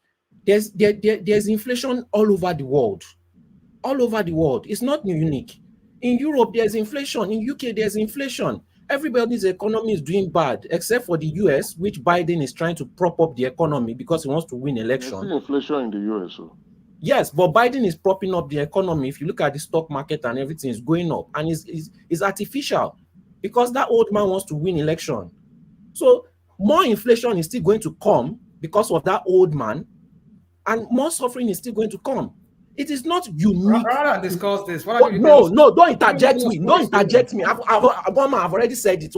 Rational no. Like Nisuru now, bring the tempo down now. Sorry, bring the tempo. He's doing it intentionally to cause chaos. Interject here. I want to know what you said. He said it's no. You you don't even know what he has to say. Once let's rational mind all the time. That's why. Hold on. Let me just address one thing. Rational mind's voice will not be stifled on this platform, so it will not. So rational my voice all the time. Rational mind. Have that. Please let him continue. I just want to interject you and ask you a question. What is it doing? Let the conversation flow. Yeah. If you don't mind telling us, our friend from Amsterdam, Solly, what is Biden doing? Because we're not here only just to talk about the gloominess in Nigeria, but here also to talk about the solution. So what is Biden doing that is helping the U.S. economy that you can profile as a solution or give us an idea to the one in Aso Rock to see whether he can learn from you or whoever is here, that is most that are here, they could go and tell him that, oh, Solly, there's one guy from Amsterdam. This is a solution he profiled as Biden was using to prop up the U.S. economy and then is making the U.S. economy not to go into recession.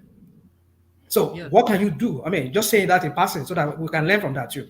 That's what I'm only in passing though. I don't want the conversation to go to Biden and economics. Yeah, but carry on. What Biden is doing is artificial and it's not last. There's no difference between what he's doing and this palliative.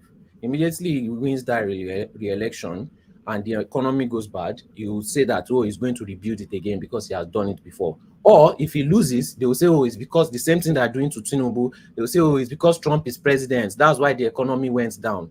So it's a win-win situation. It's the people that are still going to suffer, as the Democrats always do. They will come, they will smile with you, and they will slowly stab you in the back, as usual.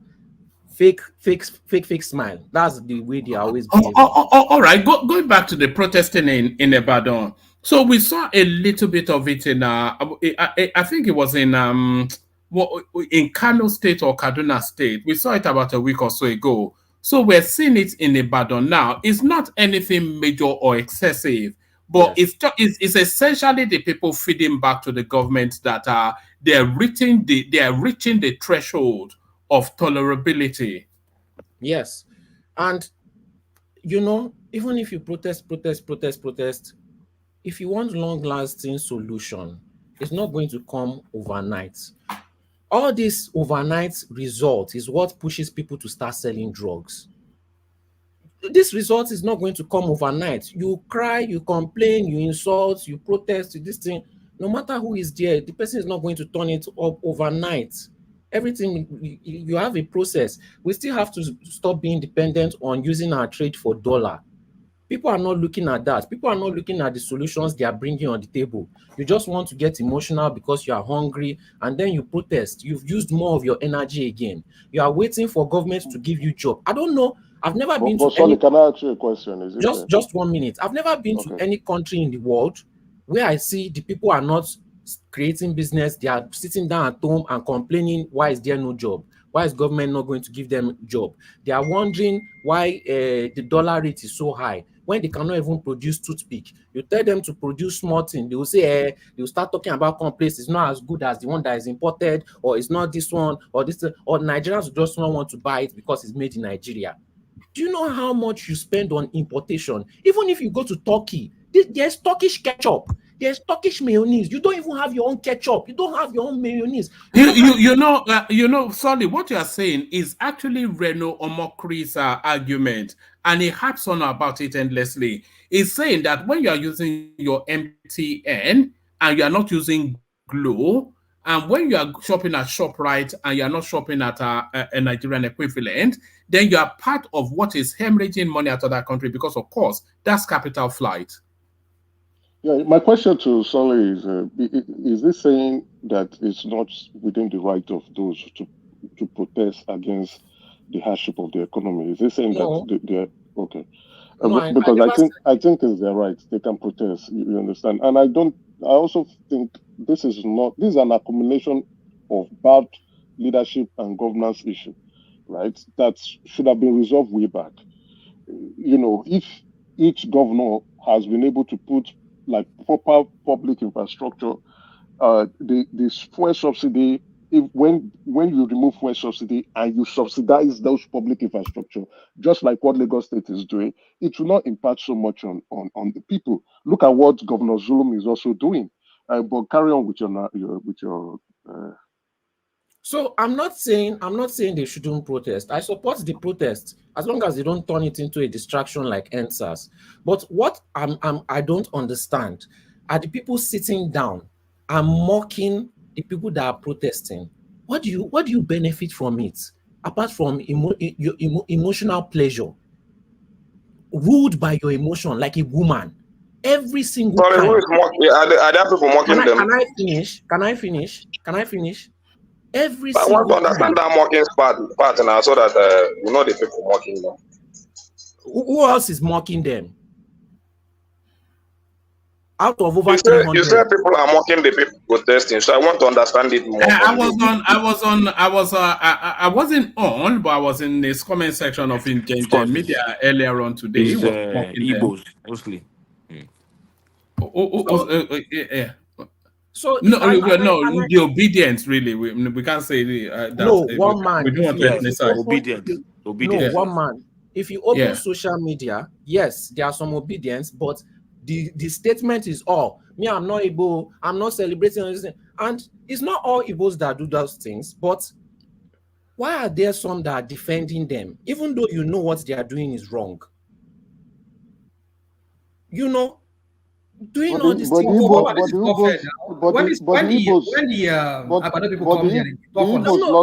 lost the right to protest. Okay. Rational mind, let me face you. Rational mind, let me face you. Let me face you. I think I'll come to you after him, unless Ajale Koko I'm not saying she wants come to to me, but I mean, you allow them to speak for a long time, but Ekene just spoke. I mean, it was not up to 5 minutes. No, Ekene did not want to speak at any great can length. decide. The moderator can decide the timing based on the flow. We know, yes. So you can't. You don't want like what somebody is saying. It doesn't mean that. Come on, dude. All right. Too many interjections. Emeka. Sorry, carry on. But start to bring it to a crescendo. Yeah. So you are saying, what about the Agbado people? Which Agbado person is laughing at the pain of others?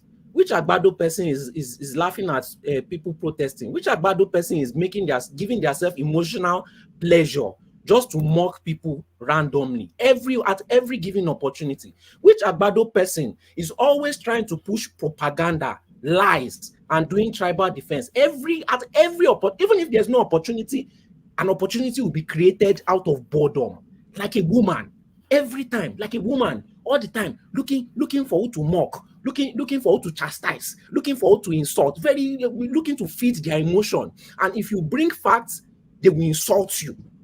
The worst part is not staying in one place. You are now teaching other people this terrible, bad behavior, thinking with your emotion rather than logic. You are teaching other people how to do this, spreading bad behavior, but you are expecting good things to come back to you. You are expecting development. You ignore the people oppressing you, and you start looking for everybody else to point at. Everybody already complains about their own problem, except for you. You enjoy when we complain about our leaders. You join us, in fact. You sit down for hours. Sorry.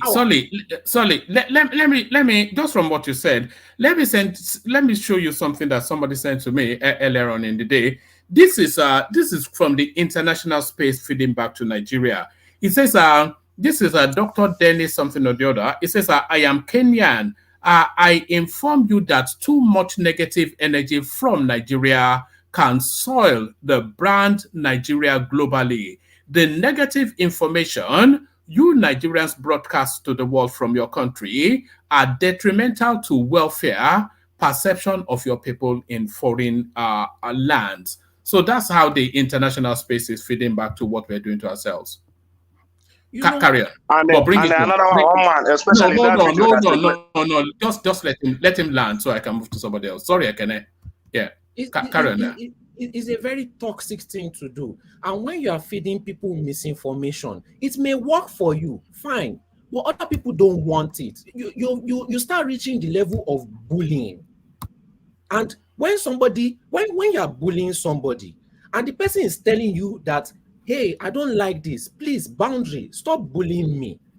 You then now start insulting them. You then now start portraying on them. It doesn't really make sense to be feeding your emotions. All right. Thank you, Solly. So thank you. This thing has been going.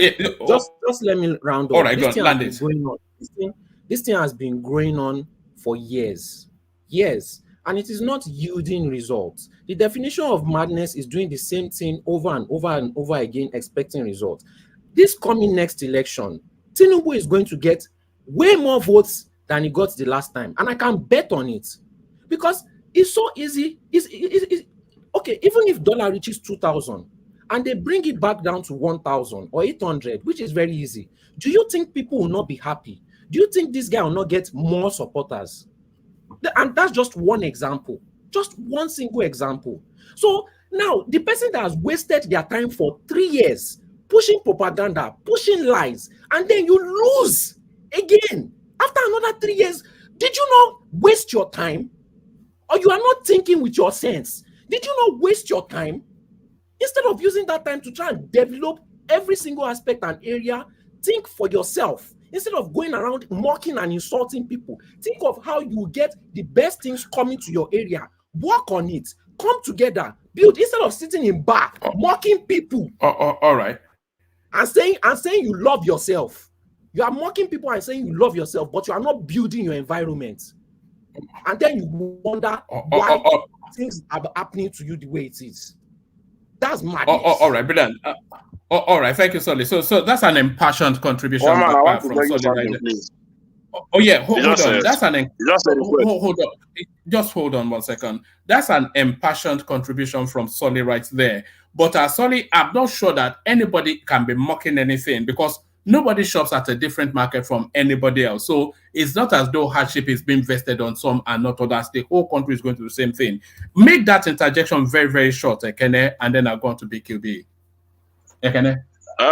No, it's not interjection. I want you to make can you give me and the Ghanaian a little time to speak? Oh, is he harassing you again? It's my friend now. It's my friend. I want if you can give us just 5 minutes. I want to have a discussion with him. Don't worry. We'll do that after BQB. I think we've not been in the link for a while. So we'll do that after BQB. So BQB, all right, BQB. I don't suppose the suffering in Nigeria can come. You a multi-dollar billionaire, of course. So you must be laughing at all these poor people making noise. BQB. Yeah, hello. Can you hear me? Am I audible? Yeah. Perfect. Oh, okay, Carry on. Good. Thank you very much, Mr. Woman. It's nice joining the show today. The temperature of the show, it seems to be high today. So let me just come in this way.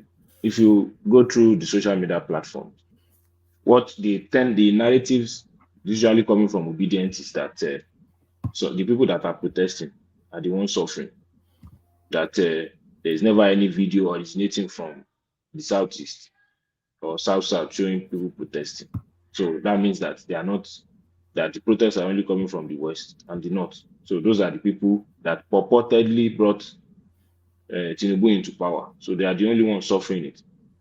Then on one hand, some obedience on this platform too will believe that Peter Obi won Southwest, that is the governors that rigged the election for him to win. So, and you are now seeing them protesting now. You are now still mocking them that they brought Tinubu in. So I don't understand different narratives coming because there was still, I think last week or 2 weeks ago, David Farotimi said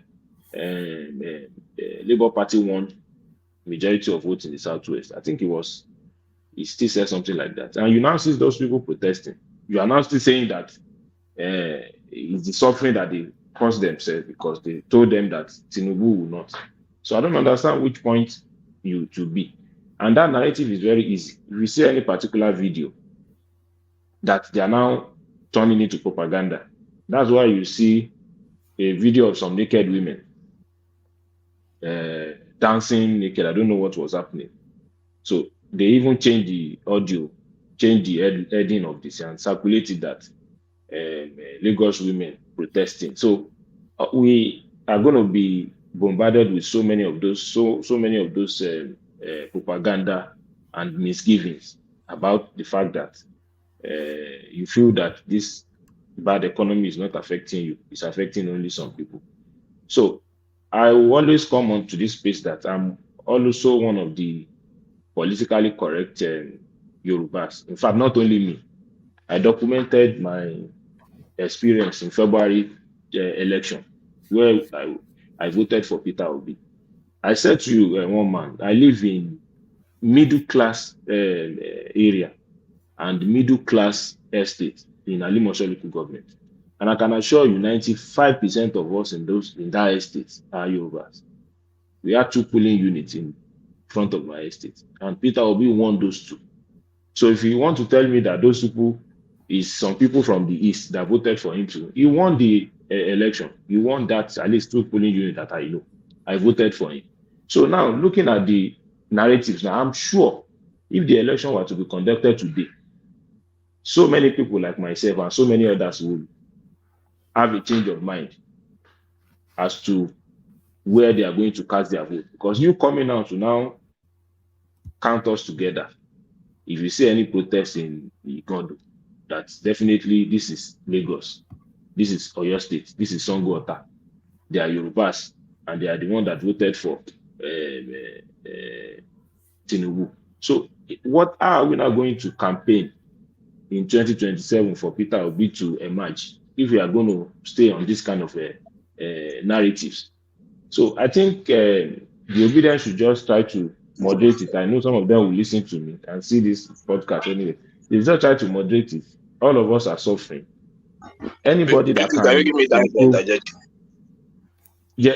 anybody that can improve the financial economic situation in the country is welcome. Absolutely. There's nobody. Are you sure they're welcome? Is that what you're saying? Can I interject you, BQ? No. Hold on. Before you interject, you were saying anybody that can improve the financial situation in the country. I mean, government too. Even if it's, I'm talking about next election now. Anybody that can improve what we. Okay. Yes. Let's stay where we are at. Hold on, BKB. Let's stay where we are at the moment. Do you see the measures being taken by the government in situation now as having the prospects of improving the economic situation in the country? Do you think there are necessary measures being taken to improve the economy? Yeah, if you ask me, I think based on the way the trajectory is going, I don't think we have any. There's light at the. I don't see any lights at the end of the tunnel. The way I'm seeing it. In fact, I'm predicting that it's going to get worse now. I feel that democracy as constituted is not suited for a kind of country like Nigeria. So many people want to bring up Lee Kuan Yew of Singapore. It was not in this kind of system that was able to bring that radical changes that we see. You go to Dubai, the radical development and changes they see. There's an element of stability in the kind of leadership that they have to bring them to where they are. So if you ask me, I don't see any light at the end of the tunnel. I only see us as a country where we will survive, but not that I believe so much that anything significantly different will come up. So that's just my belief on that one. On another sister's platform that Abure was, let me just quickly make this point, which go on. Dr. Damisi Joe, to be precise.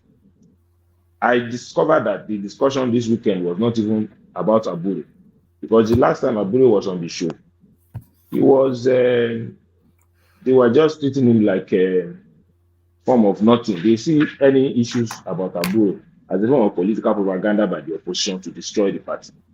So that is You're why right, my brother. You're right. they are You're not. very correct. Yeah, they see it as any political, right from a papa, the other guy, public secretary, and anybody coming now, they see it as opposition wanting to destroy Abure, wanting to destroy Labour Party. And if you see that Legelege man, that is the chairman, the man is hiding so many things. So, but the man appears to be an innocent person. When he comes out, you see him as this one cannot eat 2 wraps, but this man can finish 10 wraps of fufu. So that's just the kind of narrative. And I asked the host of that show that you are talking about the events in Nigeria. The event that dominated the space is about Abure almost every day.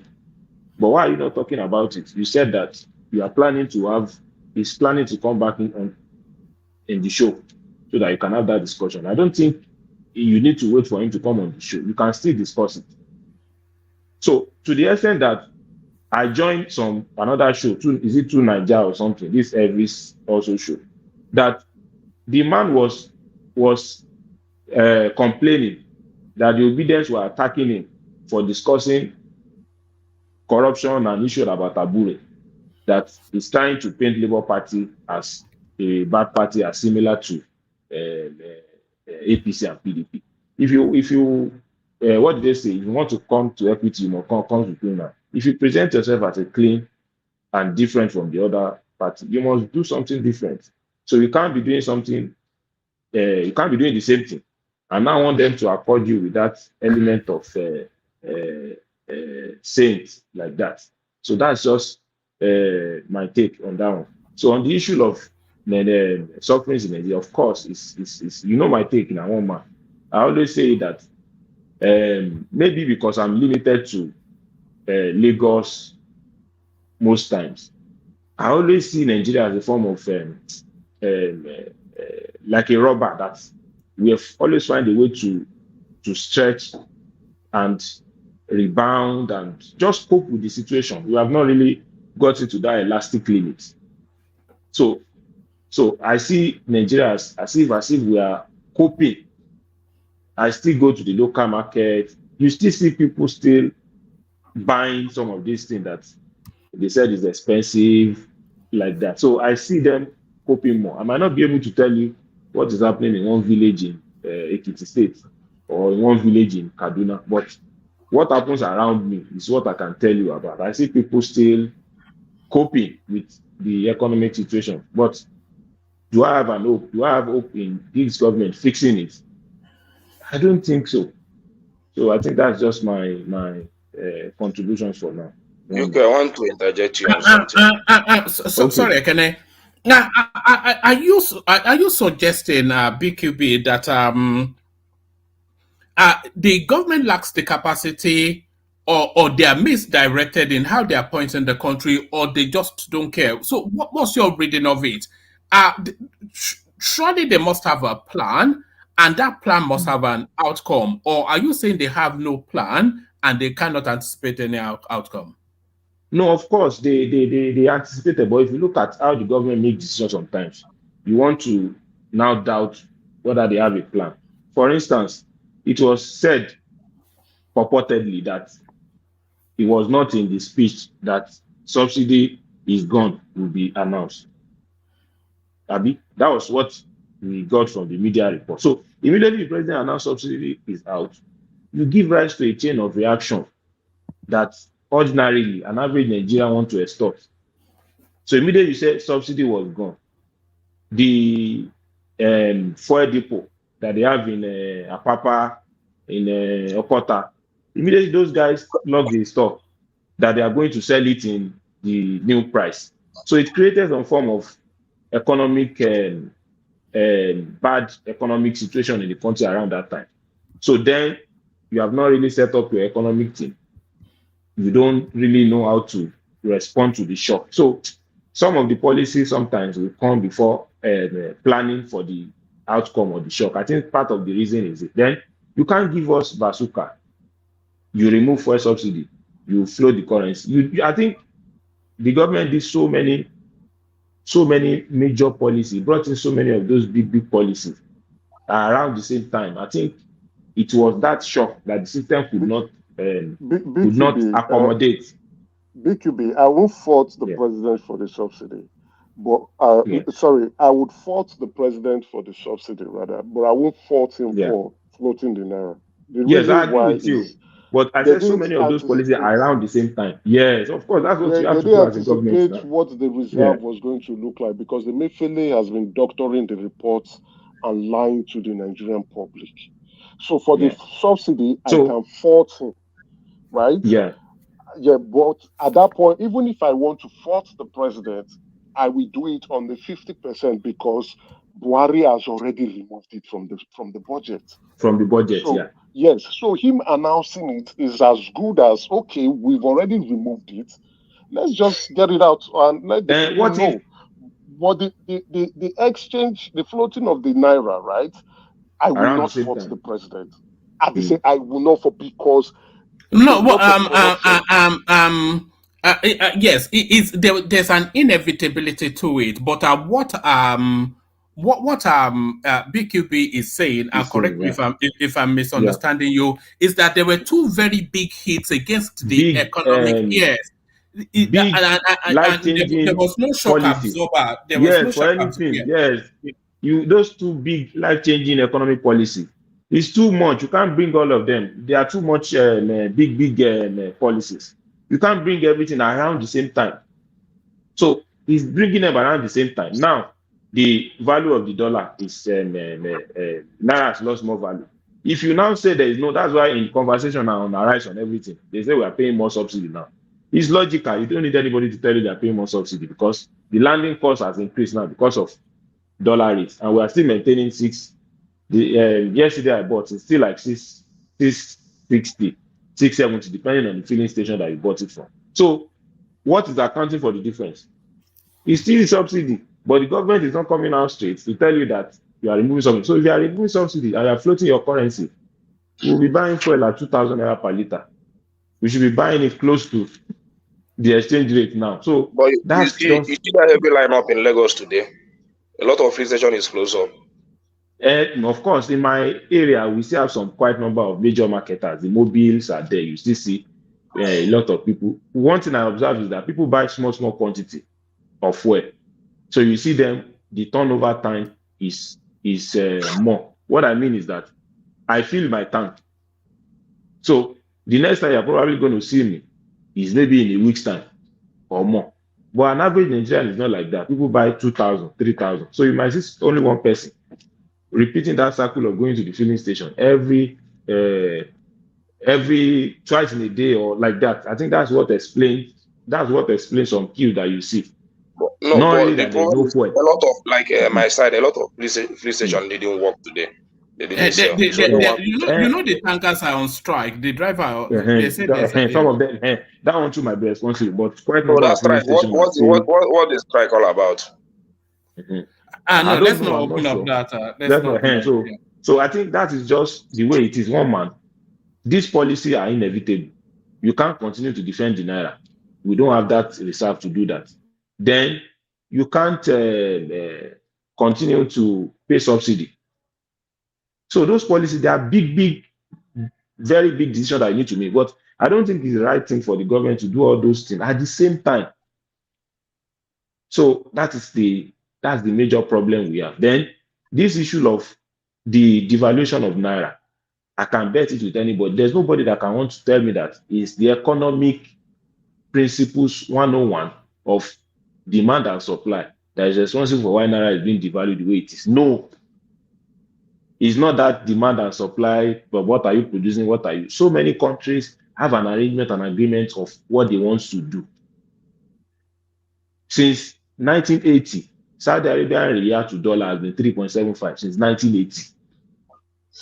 That is the agreement they had with the US since 1980.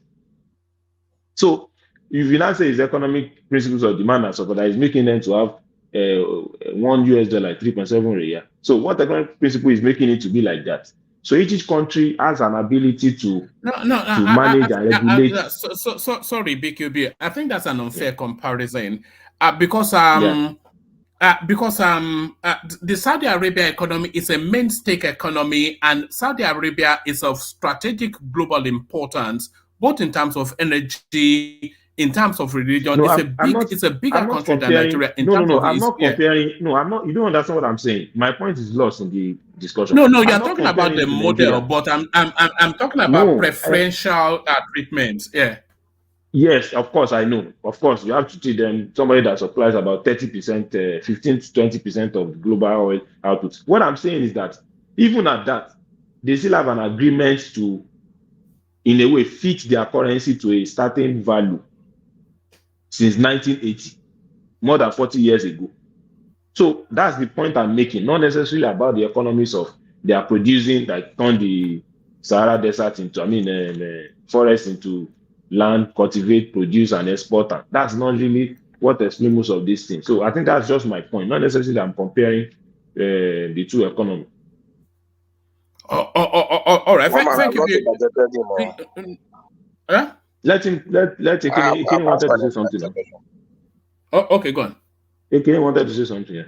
Okay, BQ, your earlier comment about the protest that is going on and the narrative of the obedient. I think I was in one of those spaces when they were discussing it. And for me, what we said, and I made a comment there, and my comment is that no Igbo man should protest. That's my comment. You understand? Because if you can check very well in the last election, you see how Igbo man has been at the receiving end of any protest in Nigeria, just like the NSAS and all those stuff that happen. At the end of the day, it's an IPOB stuff, it's all these things. So I think it's not out of place. The evidence points to that direction also. Yeah, it's not out of space for any man to say, this time around, I'm not going to engage myself in such activity, so that maybe if another candidate should come in, they will not target as an IPOB protest. But are there some people that is telling Igbo to protest? Let me even agree with you. Yeah, I had are there some group of people? Wait. Yeah, are there some group of people that is telling Igbo to protest? Who? Yeah, one guy, one Northerner was in a hold on for him. Like, can I just hold on for him? He's trying to. No, I'm asking. I'm asking Ekene. I said, are there some group of the way the obedient are printing it, as if some people are asking you to protest? The people protesting. Yeah. The argument is there. So what is the point? That's what I needed to understand from you. You be obedient now. Are there people that are asking you to protest for them? I'm not asking you to protest. No, let me make my point. The argument is there. One guy in the north, one guy in the north, and they were asking him some question in the television and all those stuff. So he said, "Why are the Southeasterners not saying anything about the hardship in the country?" The guy said, "No, I don't know why the Southeasterners are keeping quiet in a such situation." So that was what rose up the Rise interview. So that was what brought up the argument. So they begin to discuss it in many platforms. So the Igbo now make up their mind that any protest that is going to happen in this regime, they're not going to join it. You understand? I stand on it and I support it, because you know what it will cost at the end. Even in one-man platform, you say it's an IPOB. Okay, that's good. And I hope you stand on your mandate in the end of 2027. Yeah, that's the narrative. So that Scully will be happy and enjoy his mandate. So that you will be happy and enjoy your mandate. Don't protest, please. Just be mocking. And after 3 years, when nothing happens in that region, wonder why again. Then let me tell you something again, Ekene, before you go. The list, the manifest, the list of people of NSAS at Lekki Toge. Did you see the list? Did you see the names of the people there? Did you see? What point are you drawing now? Yes, there's a point I want to draw for him now. Did you see the list? Let him just answer first. I wanted to. I'll conclude on that. Did you see it? No, I'm not. I didn't join NSAS. Okay. What do you want to say there? The list of the people that protested that were at the toll gates, some that lost their lives, people that you don't understand the point I'm making. I understand your point. Virtually the names on the list. We have just less than 5% of people from Southwest in the names of the victims. So the governor announced by 4 p.m. that people should not protest. 4 p.m. And you see saw some people on that same spot. So that is why if you now come on with protests, people tend to read meanings to it that the agenda might not be a good agenda. So that is where That's why it's we coming even from. Ohanese has Yeah. even given a command. So Mhm. I don't think there is Yeah. no need of anybody protesting. So anybody that is Yeah. protesting is causing havoc in the Thank you. society. That's how I see it. Yes. So that Yes. they should go and help the government and give government ideas. When we come here, or this one platform, develop ideas and pass it on to the government so that they should do something about the economy. That's how it should be, not protesting. I want to Thank you, No. Woman. Yes, thank you, BQB. So thank you, Yeah, BQB. thank you. Stay with us, BQB, and here, Yes, I'm with you. I'm with you on the background. yes, a long missing voice, enigmatic on this. So enigmatic, Yeah, I'm on the background. are you taking a break from making your millions of dollars to come and spend time with the hoi polloi? Enigmatic on D. Yes, sir. Yeah, Alpha. Are they fine? How live? Yeah, we still there. They make the usual noises. How everything they go. Yeah, they go. So to the conversation, I mean, where do you want to come in from? Is it from the protesting, the agreement to now slash the price of cement by half, which is to tell you that there was price gouging as we always suspected, or just come in at whichever entry point you'd like? Yeah, I will just hit the points iteratively and randomly, and I'll move on real quick. On the issue of the cement manufacturers, and I think there was a pronouncement that there will be a license for seasonal manufacturers. I think it's been overdue, so it's the height of their irresponsibility, and then they just want to. And this is the point where Nigerians really need to look at themselves in the mirror. Nigeria's situation is not an isolated one. I believe you live in the UK, and I believe people live in the USA, and so those people who live in Canada too. Strawberry that I used to buy $2.99, $2.33 now is like almost $7. And you know how much it costs you now to go to the grocery stores. You know how much it costs for mortgage.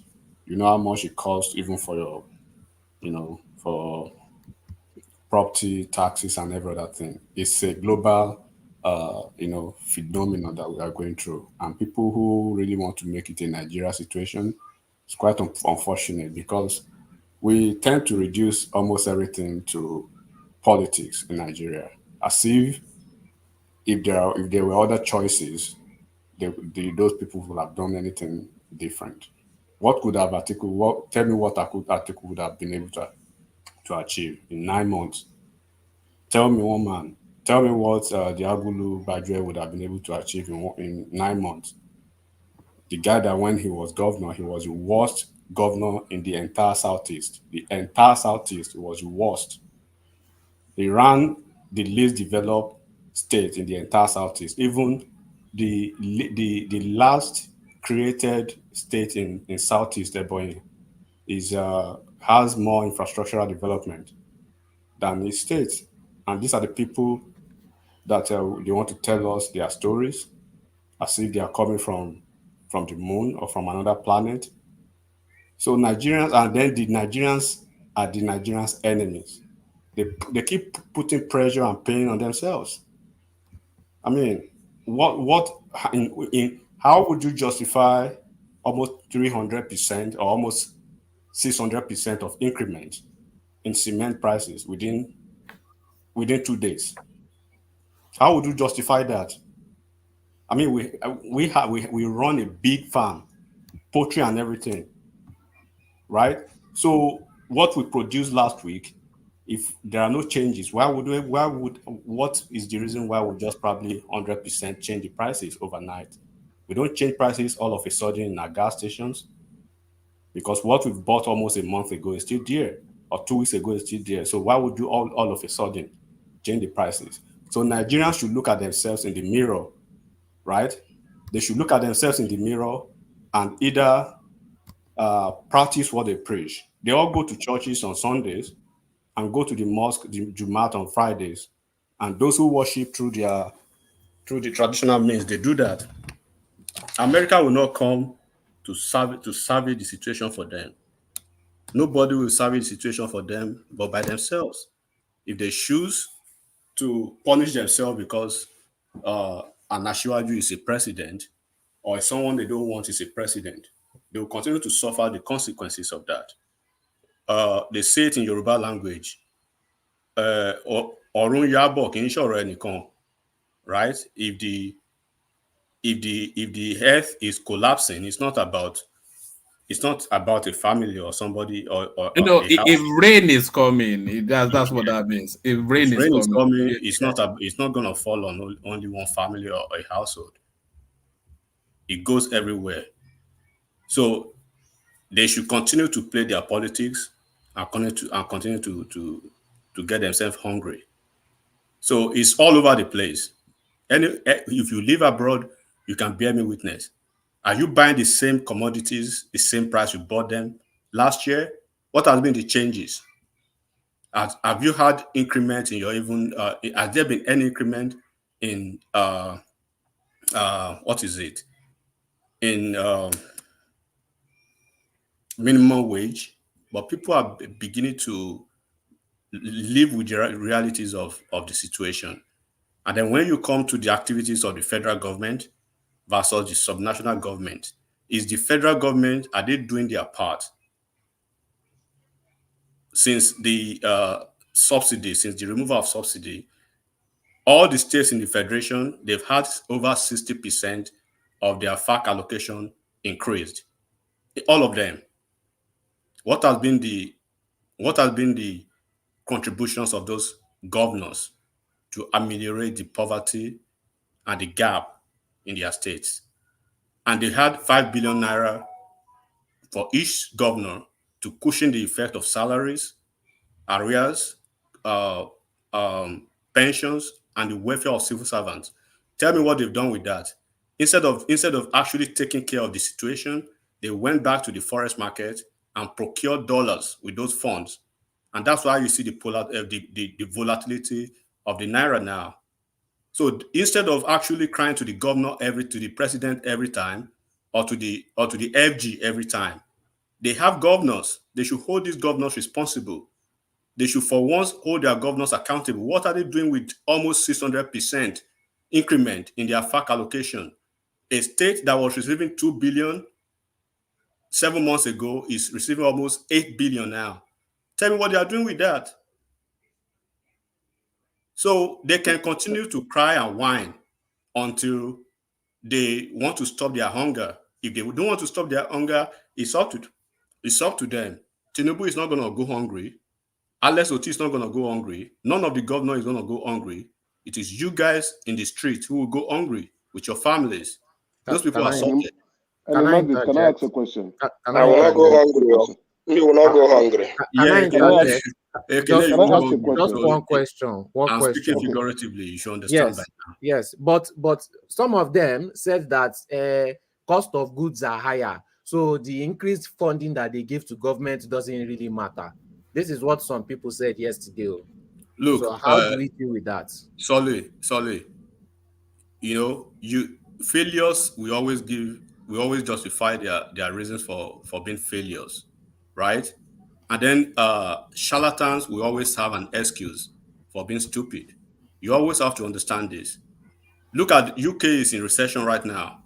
Japan is in recession, right? Giant countries in the world who are already not in recession, they are at the verge of being in recession. It's not easy anywhere in the world as it is now. Is it easy in the US here? Don't you know? Don't everybody on this platform, if you live in the US, don't you know your purchasing power last year versus your purchasing power this year? Don't you know what it means now in America? So it's all over the place. But Nigerians, they've been used to this luxurious, wanting, lifestyle that they just don't want to adjust.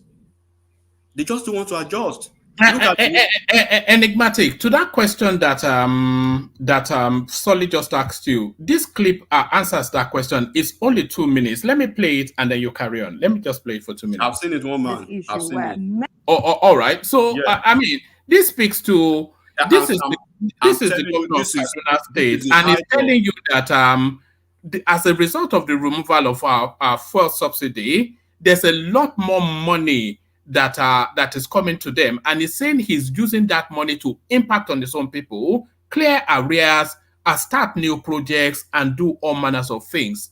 So the fact that you are saying that inflation has eaten up the money, that's not the lived experience of a governor of one of the leading states in the country, but carry on, enigmatic. One man, they of course, but what you've seen now is that the federal government, they've been able to help this governor, bridge the gap. But I'm telling you now, go and look at all the states. Look at the FDI performance of those states for the past 12 months. Out of 36 states in Nigeria, I think 26 out of them couldn't attract any FDI, and they are governors. Why are you governor in your state? It is not my state. Have you forgotten it's going to be your legacy? It's not going the name of your commissioner or the name of your deputy governor is not going to be on the shopping list. It's going to be your name. So if you cannot take care of your people, you wouldn't be expecting anybody to take care of your people for you. And then you want to cry to the federal government, you want to blackmail the central government, when the central government, when they are doing their own, they've done the best they could do. Look at the exclusive list and look at the list that is actually very key to the governors. What are they doing with this? Okay, they have the schools. Look at the situation of the tertiary educations and the elementary schools in all the states. I'm telling you, these governors, they need to put them on their toes. They need to set fire on their feet. Until they do that, but just because, we hate APC, we hate Abubakar Atiku, we hate this, we then want to keep pushing that kind of narrative. When the governors are doing basically nothing with the money but buying buying dollars and causing volatility to the forex market, look at the situation. It comes back to them. Because the Nigerians, they are suffering from this priority amnesia, all of them. They have misplaced priority in almost all their situations. When they want to protest, they protest, based on sentimental and primordial reasons. They're not basic, they're not objective in everything they do. How would you raise a cement price from maybe 2,500 to 15,000, 13,000 increment? In 2 days. That's my question, right? You're hitting on us. And Nigerians are blaming president. Is the president? Is he the one doing this? No. Is any of the ministers doing this? My question now on that. There's a level of craziness. One man, I'm in a mood of interjection, though. If I should be allowed. Okay, one man. Because at the end of the day, can I ask the question? Hold on. At the end of the day, we need Nigerians. I'm not talking about myself now. Nigerians who live in Nigeria who like to cry and whine every day, right? But they are not doing the right thing. Here in the US, right? I've had time that I have to have interface with my congressmen, with my senator about certain things. I'm not running to Biden. I'm not running to White House to complain about what I need, because I know he's been given the money and there's a budget for that already. They need to look at in December. Just these 2 months ago, all the senators of the federation, they had almost 200 million naira given to them. They had a lot of money, including the House of Reps folks. There's a picture going on online. A senator, a Labour Party senator in Anambra State, Tinubu. Go and look at the nonsense he erected that he called a tech hub. Yes, I saw that. Yeah, they called it a canteen. They called it a canteen. Are you going to blame Soludo for that, or you are going to blame the president for that, for the lackadaisical attitude and the stupidity of a senator? When you guys, and the man was busy trying to explain himself on Twitter. One man. You live in they say you live in a sane climb. Do you run to number 10 Downing Street every time you need issues to be solved around your neighborhood? Nigerians want to push everything to the federal government, but they have governors. Until Wike exposed the Niger Delta governors the other time, Nobody knew they were paid almost 17 years of back payment of derivative fund. I'm telling you as it is, Bayelsa right there is probably number 4 or number 5 on the FAC allocation in Nigeria. Go and look at Bayelsa. Delta State is probably number 1 or number 2 with the IOC royalties that they make. Go and look at Delta State. Tell me one thing you can be proud of in Delta State, and that is a one-party state. Only PDP has been running that state. Tell me one thing. But Nigerians, I'm sorry to say this, but they are so used to their cluelessness because they want to blame an individual. If they keep going with this narrative and this trajectory, now hunger will finish all of them. Hunger will finish all of them. Why this hunger will not finish you? I continue to say that. Why this politician go? I'm not talking to you, Ekene. If you personalize it, that's your business. Okay. Enigmatic. Take a question from Emeka, and then Ekene, and then round it up, and then we move on. I have a clip that I want to play to Rational Mind. Yeah. Enigmatic, beautifully well explained, right? You're hitting on all cylinders. Do you think that Nigerians are exploiting themselves? Like what you just said, it's not an example, it's a real life situation. No change, just within 48 hours.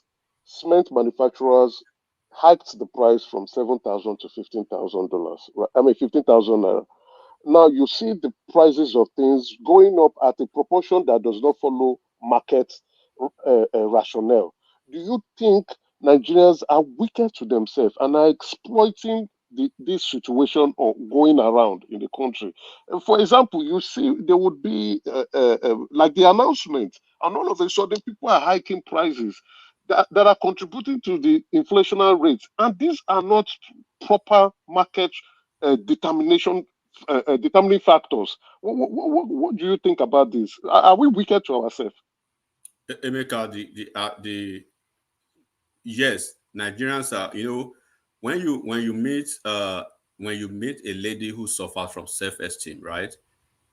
She may be beautiful, valuable, and I'll probably be equipped with all the appurtenances of a queen.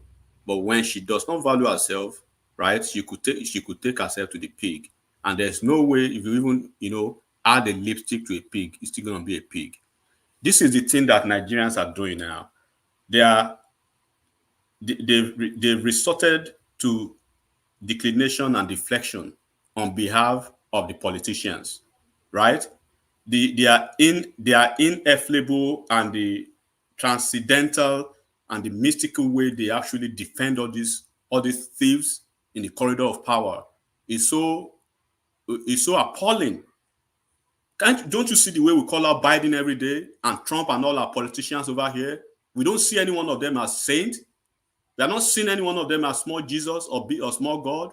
We see the same. We see all of them as the same. We paint the same down with the same pencil.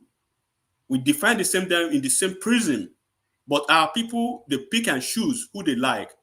Look at Abure's situation now. They are trying to color the situation. They are trying to deflect. These were the same people 2 months ago, 3 months ago, 4 months ago, that they would do anything under the sun to protect Abure, to make Abure the finest human being on earth. Now that Abure is having issues with their Agulu man, now they want to turn their back on Abure and throw him under the bus. You don't do things like that. You don't just flip all of a sudden. Yes, Nigerians are playing themselves because at the subnational level, they've given them the clue.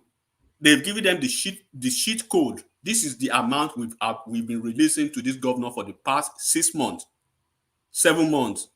And these governors are sitting on those. The first thing they do, when they receive those funds, they go back to the forest market to turn those funds into dollar. They are not paying teachers. They are not paying salaries. They are not paying gratuities. They are not paying arrears. Go and look at Osun State, for instance. The Ade Dancer. Have you seen anything tangible that Ade Dancer has done for the past how many 1 year plus that he's been there? Give him 1 million years, he will do nothing. That guy with that level of money is wild. to give somebody like Ade Dancer, Adeleke, that level of is wild. Can you point to any governor that is actually doing something to move the needle to reduce the poverty level in their states? I can point to two. I can point to Sanwo-Olu and Seyi Makinde. No, and maybe Alex Oti a little bit, your friend. No, don't call that one. That guy is a fraud, though. Sanwo-Olu, Zulum. Let me tell you one more. Sanwo-Olu, Zulum. Then this guy from Katsina State, trying a little bit, and I see some few things that Alex Oti is doing so far. At least in the history of Abia State, they seem to have a semblance of an executive performer as it is. Which was that man is a fraud. Alex Oti is a fraud. No, I know. I say a semblance. That's why I use that. A semblance as against what they used to have in the past, where a governor was bragging to give 500 naira to nursing mothers and stuff like that. So when you see the Bago in Niger State, you see, of course, someone will lose that. They shouldn't even mention that because Lagos is a state it's a country on its own now. They're on a different level, right? And the guy Rogo, is it Rogo from Katsina State, right?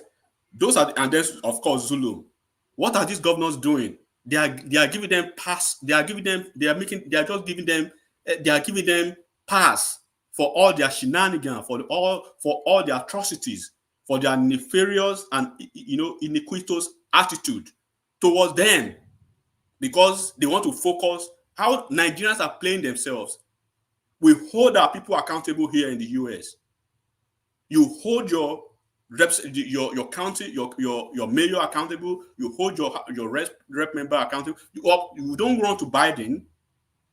These people are swimming in money for the first time. This is the richest set of governors we've had so far in Nigeria.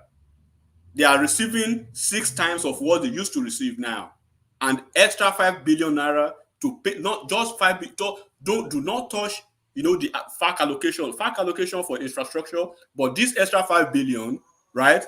Use this extra 5 billion to cushion the effect of your salaries and the welfare of civil servants. What are they doing with that? And they gave them 16 trucks of grains each state. 16 trucks of grain. What else do they want?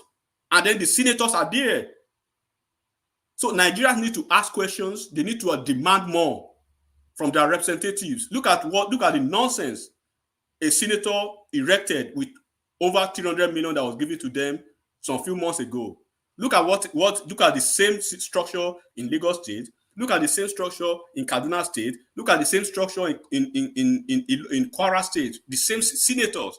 So when you believe you want to defend these thieves, at the end of the day, you're gonna pay for it, because probably you think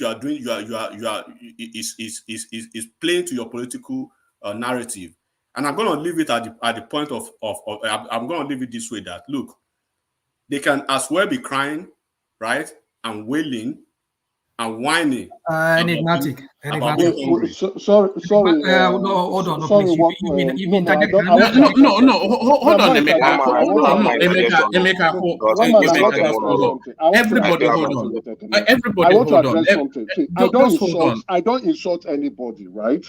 You can challenge my narration, but don't insult me. Can I please let this be the end? Honestly. When did they insult you? What he wrote on the chat. Can I please stop it? I didn't Let this be the end. Let this be the last. Can I interject? You can challenge my narration. Don't insult my person. Stop it, Ekene. Stop it. All right. Emeka, it's okay. Can I interject? All right. Don't personalize it. Yeah. Yes.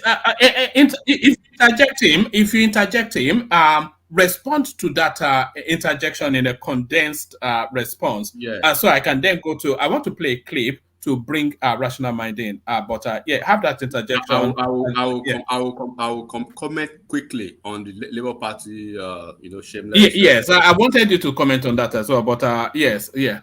Yeah. So you see, if we were to go by what you've just said about holding our governors responsible for the problem that we're going through in that country, right? Then one begins to wonder, because when we hear narratives like this, I'm not surprised when we hear narratives like this, because one begins to wonder why did APC took over from what's it called, Jonathan in 2015? Okay. If they hold on. If they if they know that the moving of Nigerian forward, the welfare of the people is solely in the hands of the governors. After all, I mean, it's the same thing that was done back in Jonathan's time. Jonathan was giving out money to the governors.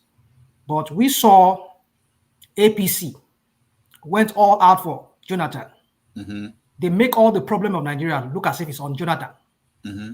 And now we are hearing this narrative from you, Enigmatic, and other people here, that we should hold the governors. They've been increasing their federal. I mean, I kind of wonder, what is it that we will not hear from you and other APC people? Okay. Because I don't get it. In attempt to want to like make Tinubu look good, we always hear all kinds of narrative. If it's not the Nigerian people, they will blame for protesting, which is their civil right. Fela says, human right now my property. So people come here, they just say, oh, they should not. No, Nigerians have the right to protest. So if back in 2015, APC dislodged, what's it called, Jonathan, they put all the matter of Wahala of Nigeria on top of Jonathan. They did not blame the governors for not doing their work. But suddenly now, right now, we now realize that, oh, it's not Tinubu's fault. It is the governors now. Come on. Well, Enigmatic, I don't even know what I mean. Yeah, let me put a sucker to your worries. Let me just say this. Look, first of all, as we all know, the buck starts on the desk of the top man. The number one citizen of Nigeria so far for now, of course, is Tinubu. I've not said in my comment, I've not made any comment or anything. I've not said that they shouldn't hold Tinubu accountable. And Tinubu, he has even told Nigerians, do not pity me. I danced, I requested, and I campaigned for this job. So he knew he was going in there not to marry, right? Or not to dance. He knew he was going to face challenges, and he believed he has solutions to prefer. Now, that being said, first of all, Tinubu is not Jonathan. Jonathan played himself and he deserved what he got. I'll leave it at that. We don't want to go too far about Jonathan's issues. He played himself once again, and whatever he got it for himself. So now, why would I say Nigeria? If because of political correctness, right? If people who believe that okay, look, do not hold your governors accountable, right? Go to Aso Rock and hold Tinubu accountable. Go to the ministries and hold the ministers accountable. So the business of the federal government, of the central government, is to direct, right? Direct and then formulate policies, regulations, and laws. And then where there are policies that they've actually pronounced, enactment of that or those, right? When there are gaps, what are they doing to mitigate the risk of those gaps? Is one, he came up with subsidy removal. When he knew that the removal is causing some stress, what did he do? He remediated that, right? Mitigating the controls of the gap of the subsidy by what? Increasing the FAC allocation of each of the governors, each of the states in Nigeria, right, by 60%. So if rational mind, for instance, you are the governor of Ondo State now, 2 months ago, your FAC allocation was 2 billion, but now you are sitting on 7 billion each month, and you'll be receiving that for 7 months. On top of that, you have extra 5 billion in case you've not paid or you have backlog of civil servants payment, right? Pensioners, or stuff like that, just to clear your ground. And then 16 trucks of grains. And then including having to incentivize the National Assembly members, both chambers.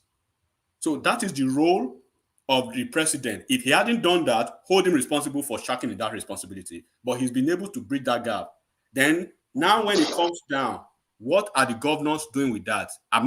Nobody is asking them not to protest. If you have it is their right to protest, and they should, objectively. But when you don't want to ask questions of the governor, right, and you're overshooting yourself to the central, then it means you are ready for a long day of fasting without having to break your fast. So that is the way I'll put it to them. If the federal government is making efforts to help the subnational, do not forget we have there are responsibilities, right, that is beyond the purviews of the federal government. That is basically that resides, right, in the constitutional that constitutional resides, right, in the arms of in the hands of the governors. What are they doing to take care of that? And there are several roads. Like when you go to Ekiti State now, between Ekiti State and Ondo State, and some other states in the south, in the south and southeast, there are some roads that used to be that were dilapidated. That the governors said, okay, they will do. The federal government said, leave those roads. We will take care of those roads. All the funds we've given you, take care of your people in your state. So what else do they want? And this is a government that is 8 months old, as against governors that have been there for almost 4 years. I leave that. All right. I leave that. All right. Yeah. No more interjections. No. Please. Go to the Labour Party corruption. Enigmatic has been on for a good while. I want him to round off so I can go on to other. But that's why I'm stopping the interjection. It's just few minutes now. It's just few minutes. No, because then he will have to respond to what you said. And it's still must you talk in must you interject in any yes, I want conversation? to interject. I have reasons for it. I said I'm in the middle of right. Let Enigmatic just give us. Let him just give us the Labour Party. You just want to go on Labour Party. I'm not one that please now, guys. I can actually make things rowdy for Ekene. Don't make it rowdy. Emeka, put down your head. You cannot do anything. Just sit down there. Yourself. Please respect sit down. You can't go sit down. Who are you? Who are you? Go sit down there. Go sit down there. If you take it off with me, I'll just deal with you. Just fuck with you. I can sit down. No worry. I know where to kill you. Don't worry. I will keep hitting you very hard, so that your body go to pepper you. Can you put them behind? Go pepper you. Like they support criminals. No. I would rather they muted themselves. I don't want to put them at the back. Give us that texture and then we move on. Back to you. Yeah. Quickly, one man. The problem of Nigerians is that it's like, they don't practice what they preach. Their situation is like, it's akin to those people. They say they want to go to heaven, but they don't want to die, right? And then they choose and pick. You cannot sermonize corruption. You cannot choose and pick corruption. You cannot deodorize, corruption when it comes to your side, and then you want to ventilate and venerate, right? And postulate and pontificate when you are pointing fingers, because people can see. No, people are not dumb, and unfortunately, in that headless nitwit, mob of the barbarians, is now the survivor of the dumbest. Unfortunately, only the truly dumb ones can survive in that cocoon that because look, one man, I believe you've seen the way they were defending this same Abure. They defended Abure like they were defending Jesus Christ. They defended any small thing you want to say about Labour Party, and unfortunately and coincidentally, they are not members of Labour Party. Labour Party, they have their natural members and they have their legacy members. These are just usurpers, and look at the problem they've created for once tranquil, halcyon and calm political party like Labour Party. They've come with their thievery attitude. They've come with their nefarious and iniquitous attitude to Labour Party to enigmatic that party now as it is. Yeah? Let's allow him to fire up. Enjoy it. I'm just laughing. Enigmatic, keep fire. Oh, you are hitting us cylinders. Where are they from? Are we not all Nigerians? One man.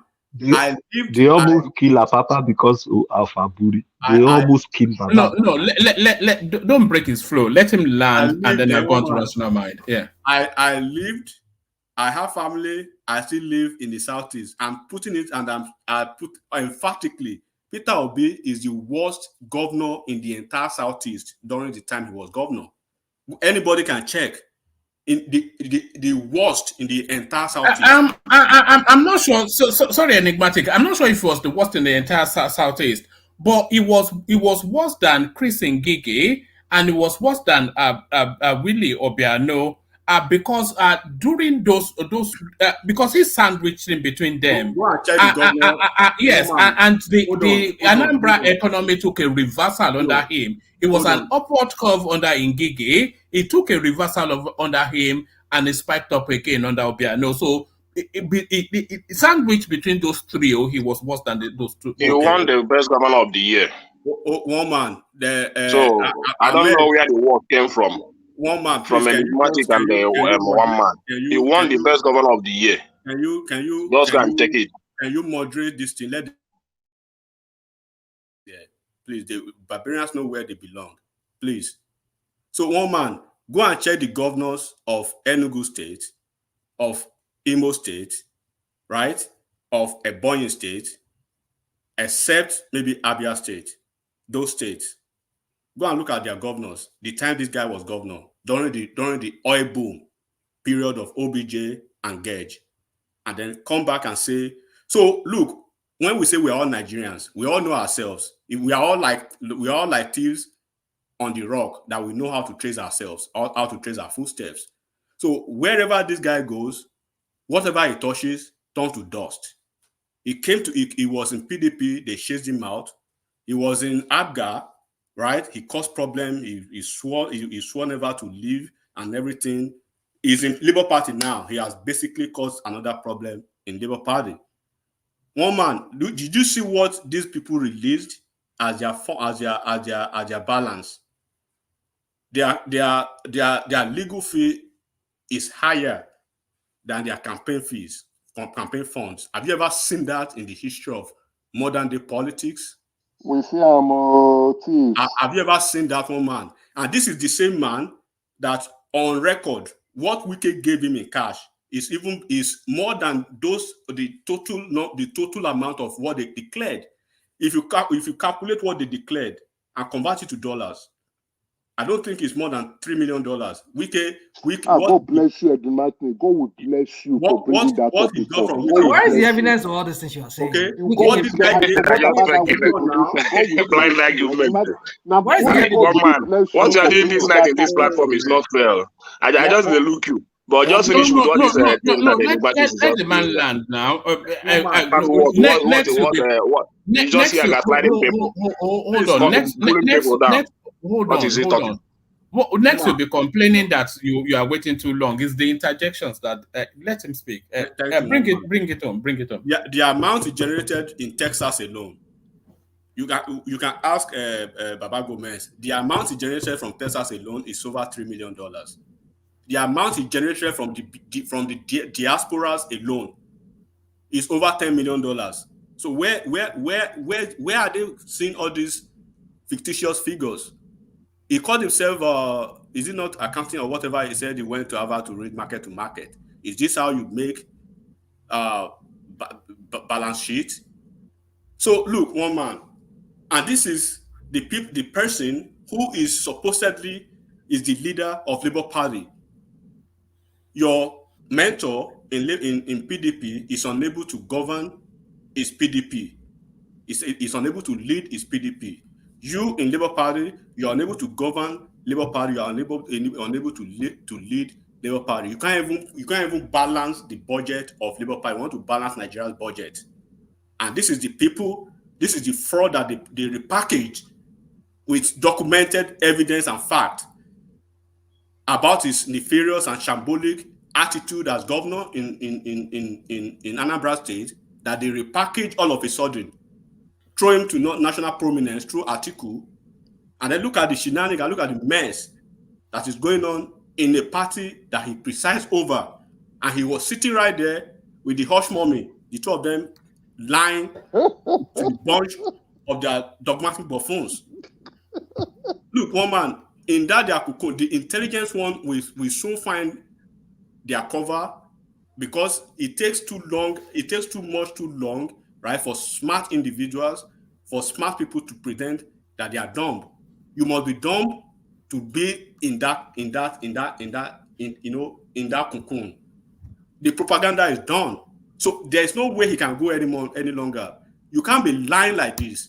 The amount that that some people raise for this guy alone is 10 times higher than what he declared.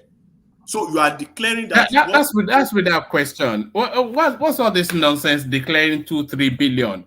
You know, you were saying, ask Alexander, we watched it in real time when Obi was canvassing, and it's against the law, by the way, to be canvassing for donations from diaspora, because that's foreign money. They don't allow for, but we saw it in real time. It was going to spaces, and they were selling tickets at $8,000 to $10,000 a ticket. And where's the evidence you have, woman? We played it here now. When you not here, where's the evidence? Where's the evidence? The evidence is that we played it here. You were here during that time. When you are hearing people say evidence, bring evidence. In Nigeria, where is the evidence? I mean, rational mind, are you aware you were here during the election? Now we played it here, but I didn't know what you're talking about. You don't know when Obi was in America canvassing for money, and we were playing it, and they were telling us that they were selling the ticket for $8,000 to $10,000. It is illegal to collect diaspora for election. It is in INEC electoral act. It's illegal. That guy broke the law. People are supporting criminal. When I was calling him a thief, people are telling me that I'm not an evil man. Why did they prosecute him then? What are you talking about? They just don't want to. They don't want to create an institution. No, they don't want suddenly that. They don't want to create. They don't want to hide the situation. Rational mind. What you don't understand? Let me tell you one thing. Okay. What you don't understand is that Obi is playing a human role for APC, and we pray to God that he comes again. He comes around again. But then if you know he's doing it, they still need him for 2020. Hold on now, Baba. Hold on. You know, look. When you are a thief, right? You don't need when you come out smoky, right? One buy lenu opuro. You feel me, Baba? So this guy, when you see his antecedents as against people who are trying to propagate him to people that doesn't know him, that people that doesn't even know, if you tell them, how do you get to Anambra State from Lagos State or from anywhere in Nigeria, they don't know. But they just cook him up all of a sudden and throw him up and bring him like a Jesus, as if people don't know him, right? I don't even think you've been to Anambra before with Baba, respectfully. I've not been to Anambra when it was there. I wasn't there, but I've been to the east before. Okay, so look, bro, I'm not saying, look, the politics is gone, but we are just talking about our politicians now. I'm not saying Atiku is a saint, right? Atiku is a clever criminal. Tinubu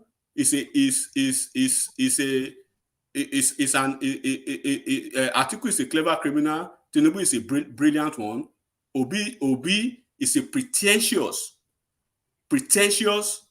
and a docile crook. That's what he is. Docile one. Good luck, you stay right there, and then So look, you can say anything you want to say. Obi did not raise nothing less than $15 million from the US alone. Nothing less than I think that would be even an underestimation. But from the US alone. Yes. From the US alone. It was in the UK as well. Yeah, I mean, come on, man. And then they are declaring 2 billion, 3 billion. What are you talking about? Let's restrict it to US alone. On this platform alone, from this platform and Dr. Damages, that guy wouldn't raise nothing less than $100,000. So what are you talking about? And he's declaring 700 million. How much is 700 million in Nigeria currency now? That is declared after 9 months. The same PDP that he was bad mouthing, PDP declared theirs in 3 weeks, same as APC, same as NNPP. He came back. Where is their own now? When did they declare? Where is their own declaration? Or is it in your back? Is it in your back? Ekene, please don't take this personal. Obi is not your father. Calm down. Don't take it personal. Obi is not your father. How do you mean that it's not my father? Am I talking about my father? Talk back now. Say something that exists. Don't say because you want to say things. We are having an intellectual discourse. Okay. All right. Start to bring it home, enigmatic. Start to bring it home. Woman, please, let's allow enigmatic continue, please. Don't go for him. Let it go on. Narrative. This pedestrian narrative. There are data. We have data and we have facts. You love Obi. We know. I love Ashwaju. I know. A rational mind knows who he loves. But when we are defending our thieves, I think it's you actually that rational mind loves. I think it's you. let's be commonsensical about it. Do not let us lose our brains, man. These people are thieves. They are just clever. They are just lucky to be there. They are not better thieves than you. They just have the opportunity. So I'm not gonna leave. I'm not gonna stick my neck out for any politician at all. Any of them. Any. So look. I'm telling you for a fact, Obi is a very lucky man. He made tons of millions of dollars from his campaign alone. In the US alone, that guy wouldn't make anything less than 15M in the US. Don't you know how many times? Don't you know how many trips he made abroad? He made more than almost 20 trips during the campaign period. What was he doing up and down? He made tons of money I'm telling you on this platform, on Dr. Damages, on Niger Watch, that guy wouldn't make nothing less than $150,000 from donations. And a lot of politicians donated that's why they laugh at him. He can't say nothing to Wike. Now Wike will bring receipt and Wike will mess him up. Woman, can another people have a say? Let's not interject. Let's leave it at that. Thanks for the opportunity. All right, brilliant, excellent. So that's the dynamic, enigmatic Hondi. Of course, it's enigmatic Hondi. One of your favorite. God bless you, enigmatic. Thanks for your explanation. Can I have you interjection, one man? No, no, he has finished his submission. I want to go to rational mind. If you have heard what you want, you have heard what you want to hear, and you don't want to hear that person. Okay. You are gonna come after me. All right. Okay. Yes. Let me go to Ajanle Koko. Sorry, Ajanle Koko. I think you dropped and then you came back. All right. Ajanle Koko is up next. So Ajanle Koko. That's enigmatic. Ajanle Koko. I'm sorry, please. Ajanle Koko. After I did because so balance. Now, Abi, you are one of our favorite stars here now. Just I can answer this turn now. I think I can answer. I didn't have my turn. I just have a few minutes to. You came in after a maker now. We just talk about our Labour Party fund now. Did we speak about anything? I'm not speaking. Speak. I thought you don't speak. No. Hold on, everybody.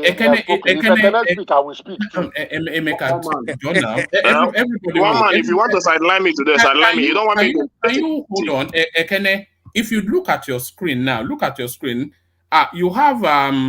you have Larry, who hasn't said a word. You have Charles, who haven't said a word. You have Akin, who is not even yet gotten into the studio. And these are all, they have things to say as well. So let's just, let's do it. Hold on, woman. Look, if to Ekene you have not spoken. Because he has spoken now. You heard him speak now, Ajanle Koko. Yeah, maybe. I brought him in after. It's an interjection now. It's a few minutes interjection. No, Ekene decide to use his time to attack me instead of him to speak on. It's an interjection now. It's not an interjection. You had your turn. All right. I will speak. No, I'm being honest here. I will speak if Ekene speak because he uses stuff. He uses stuff. So can we move on to other voices? Okay. You know what I'm gonna do? Okay, woman. You know what I'm gonna do? I will yield my space for Ekene. Let Ekene speak. Don't worry. Hold on. So let Ekene speak. I'm yielding my own time for Ekene to speak. Okay. All right. So any other person can speak after. Thank you, Ajali. Let me give my own time for it. Yeah, right. I know Ekele probably is agitated, but I want everybody who is listening, right, and who they are listening with their brains intact. I'm not personalizing anything. We are talking about political discourse. Nigeria's matter, and we are talking about our politicians. I'm not talking about anybody's father. I'm not talking about anybody's uncle. I'm not talking about anybody's mother. I'm not relating to anybody's relative here. So whoever is taking it personal because Enigmatic has made some comments, well, I wish that person is Christmas ahead of time. All right, we'll do it this way. Ekene, you can go next, and then after Ekene, I'll play that clip, and then Ajale Koko will lead on that clip, and then Rasina might follow him. Ekene. Okay, thank you, one man. Thank you, Ajali Koko. God will continue to bless you. And the one man, I hope you still give Ajali Koko time to speak because. No, that's what I said after you Ajali Koko. So what I want to say is everybody has Enigmatic has made his point clear, but thank you, Enigmatic, for blaming Nigerians for the mess you brought upon the country and try every possible means to still defend the mess. You know, when I hear some people talk here, I just feel, I wish we can wind back to the time of the campaign. All the good things this man did in Lagos, everything he has done to improve the IGR, the infrastructure, many things. And down the line, in just 9 months, our country is in the drain. Just take where Buhari left the country and where we are now. You just come here, you say Nigeria don't use dollar because your candidate has messed up the foreign currency. Now you are excusing the country for making use of dollars, forgetting that you are a dollarized economy. The only excuse you are making for him now is that he has increased the FAC allocation of the governors. What does that mean? I still maintain my stand. That is nothing. If you sell a dog to buy a monkey, you still have the same problem in your house. You increase FAC allocation and the value naira to 1,000. Dollar is close to 2,000 today, if you don't know. It's not even 1,005 again. It's close to 1,800. I had a report of 2,000 naira, but I don't want to believe that. But the last report I had is 1,800. Can you explain why that is the case? I don't know. I don't want to explain. But if you don't know how to figure out and know that you have to build your foreign reserve and increase export in Nigeria as a government, then you don't know what you are doing. You understand? You don't know what you are doing. It's not about here coming to defend nonsenses. You just have to figure out ideas and tell the man you voted in on what to do to increase the foreign reserve and increase export and fight insecurity. Okay. To increase food to do away with food inflation in the country. But you said you don't know, but you are speaking on it, and people are trying to explain it to you. Oga, you are not the one to tell me. You are not the one to tell me. Okay, I know what I'm saying. Don't ask me. You don't have to ask me those things. You are not the one to tell me what to say. No, you understand? I said things the way I see it. I'm not telling you what to say. I'm pointing out what you are doing. You are speaking on something. You don't know the problem. People are analyzing it for you and explaining it to you. Okay, you're not analyzing anything. Now, what are you analyzing? What are you analyzing? You are not. Let me. Tolly, when you are speaking, you didn't allow me to interject you, and now you are disturbing my time. You don't want me to talk again. What are you people? This problem didn't start with Tinubu. Why are you angry? We have a president that is trying to solve the problem. Allow me to speak now. Allow me to speak. Actually even started with an Igbo man and a Saba man. Woman, can you shut up these guys? We have someone that wants to solve the problem. What is the problem now? Solve the problem, but yet you want to criticize him for trying to do something. You go ahead. Go ahead. No. Hold on, gentlemen. We must have some order to this. Let Ekene speak. Emeka, stop. Just Emeka, stop it. Just stop it now. let him have his views. You have your views. Let him. His views contrast everybody else, and that is the beauty of it. We have to have that balance, and that's what the Ekene is trying to provide. So if you come here to always talk about Obi being this and all that, you call everybody names and all that, and that becomes the problem of the nation and how to solve your problem of the nation. I know you are saying about that's the height of it. That's the height of it. That's what I've seen. That's the worst I've seen in this country. Are you guys going to let Ekene speak, or should we just go on to Ajanle Koko? If you don't want him to speak, yeah, because I told you, don't reduce this thing to pedestrian conversation. You say your own, I say my own. You say you are not referring to me. I'm not referring to you. Oh, I'm not referring to you. What's going on here? What's going on here? No, let's move to Ajanle Koko because it's personalized. Must I stay your mind? Must I stay your mind? No. People should let Ekene speak. No, I don't know why they're doing this. You can't do this to him. It's not. No, it's not fair. Yes. And then let's enjoy the show. We let Ekene speak. That's what I'm trying to do. Emeka, what's this now? Emeka, let me ask you a question, Emeka. Are you the sort of person that I should be put into the back? You are one of the biggest voices here now. Just let Ekene speak without personalizing the issue. No, you should not call anyone on the platform.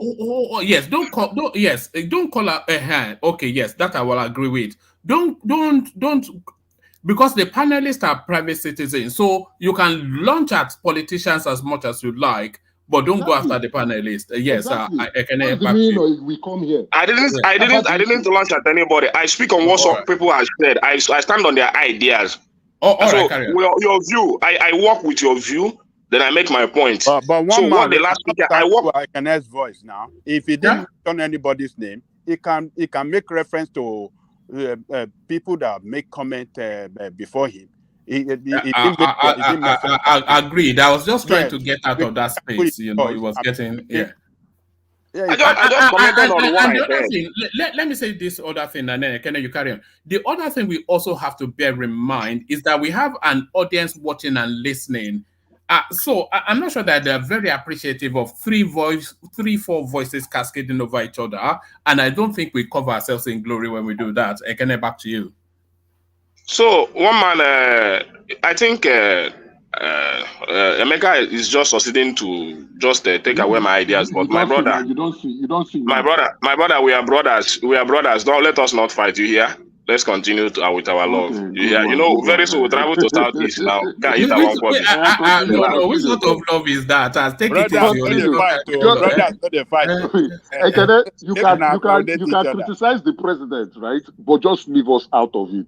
Go ahead to criticize the president. Okay, I will not talk. I will not criticize you again. It's just that I love you so much. So I love you so much, brother. Yeah, go ahead. So, but I still have to maintain my stand. You know, when we come here, we talk about other things that doesn't matter with our nation. That's the only problem I have, because the problem we have now is not all about blaming this person. Obi did this, Obi did that, Obi is a fraud, Obi is not a fraud. Obi is not the president today. Maybe if Obi has become the president, we would have all the mouth to talk about him, call him any name that we want to call him. But this is a candidate you showed to us. Even though I didn't vote for him, I didn't blame the people that voted him. They voted him based on what they believe that he can perform. And we all say, okay, if you guys say no problem, if this is what this man can do, let's follow him. And that is why we still stand there. There will be no protest. There will be no protest. We should give him time to do the miracle. You understand? So I don't know what I've done bad in that, but I still know that the policies that is rolling out is not helping matters. So what we should do is to talk about his policies, not talking about other people. You understand? The Labour Party has their problem. Yes, I believe very soon we will sort it out. Even here in our world, we still have our problem. We sacked our chairman last Sunday. The same fraud everywhere. Nobody is denying it, but we'll get it right. You understand? So, but coming here what chairman they chop money too? What chairman chop money? Honestly, everybody now will laugh for Labour Party now. So, what chairman here chop money? We strike him. So we still the request for our account here. So, but that's not the national issue. We're talking about national issue. You understand? So my problem is, what is this government doing, and what have they done for the past 9 months to see that this country is moving forward? Honestly speaking, I've seen nothing. But coming to tell me the argument that he has increased FAC allocation by 300% or how many percent? It's not. It's, you see, that allocation is nothing, because you cannot tell me that when you are giving governor 100 billion naira, let's say 100 billion in the last 8 years, with the situation of our current exchange rate today, you expect the president to be giving them the same 100 billion. Then you are not a good economist now. You're not a good economist. If you take that as an achievement, then you don't know what you are saying. Can you let me because ask what a question real quick? This will guide you to land safely. When there is a clear report, right? When there's a clear report that out of how many governors we have, maybe 30, let's say 35 of them, out of like 35 of them, 30 of them, right, went back to the forest market to convert these funds into dollar. Do you know the implication of that? I know the implication of that. I haven't said it here on this platform that most of these guys, what they do is to convert their money to dollars. So, but you know, that is for you have the EFCC, you have those fighting for crime and all those things in our system. What are they doing? My question is, what are those guys doing? Is this governors above the law? Do you know what immunity means? Okay, we should not give them immunity. Okay, let them have the immunity now. If we say that they got not immunity, they have immunity. So look, okay, go ahead. Let them have the immunity now. You are arguing on things you don't even know about. I'm not arguing on things I don't know. If you say that the EFCC cannot arrest them for converting, immunity. You didn't even know about immunity. Immunity. I know about immunity, but you don't tell me that is the reason why EFCC cannot invite them and ask them some questions. The EFCC can only invite them after office, I think. Okay, after office. Let them wait after office now. Then they can. I would wonder how many have they invited in the last after they left office in. They are all with them now. Do you remember how many of them have they invited? Hold on. Can I remember when they picked up Abure at the airport? Fayoshe is still with them. They are still grilling him. So you will never get a result, of course. But they always, almost every single one of them, they invite after office. Let them continue to invite them. Let me know how many they have invited. But for me, they have done nothing to fight corruption, especially in the last 8 months. It's only MFLA did bad, but he's not the only one in that government. A lot of people committed crime in that government, and all this blame game after Jonathan, you blame Buhari, all this stuff. I'm tired of it. Tinubu knows where this country is before he campaign. He's part of the system. He's an APC member. So trying to remove him out of the equation is what I don't like. What you guys are doing is trying to remove him out of the equation. That is what I don't like. He's part of the system. So he should bear every pain, anything that is going in the system, he should bear it. I had the CBN governor saying that his job is one of the hardest job, second hardest job in the nation. Then if you're not capable, then you step down. Stop making such comments. You are appointed to do the job. If the job is one of the hardest in the nation, then step down. Let other capable hands carry on. The people in charge of electricity are threatening to go and cut off light in Aso Villa. What are we not hearing in this country for owing them about 47 billion? What are we not hearing? But that would be under Buhari, of course.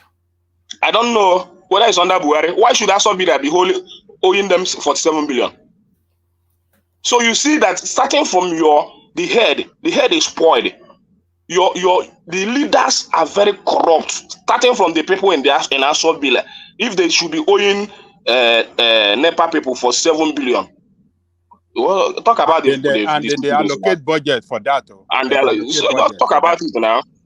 Just look at it. Budget for, and when you talk, you say they say you are blaming Tinubu. You are killing our country. You are not talking good about the country. But these are the indices to tell you they are not serious to govern. That is not what they are saying, but you are twisting it in a way so that okay, you can after you can say your own. I'm twisting it. You know, I always just let the guy speak. Everything you can't speak. I always twist it now. You can always come up with your own. You can arrange it the way you want. Reduce my IQ. So sorry, can I carry on? Start to bring it home, can I?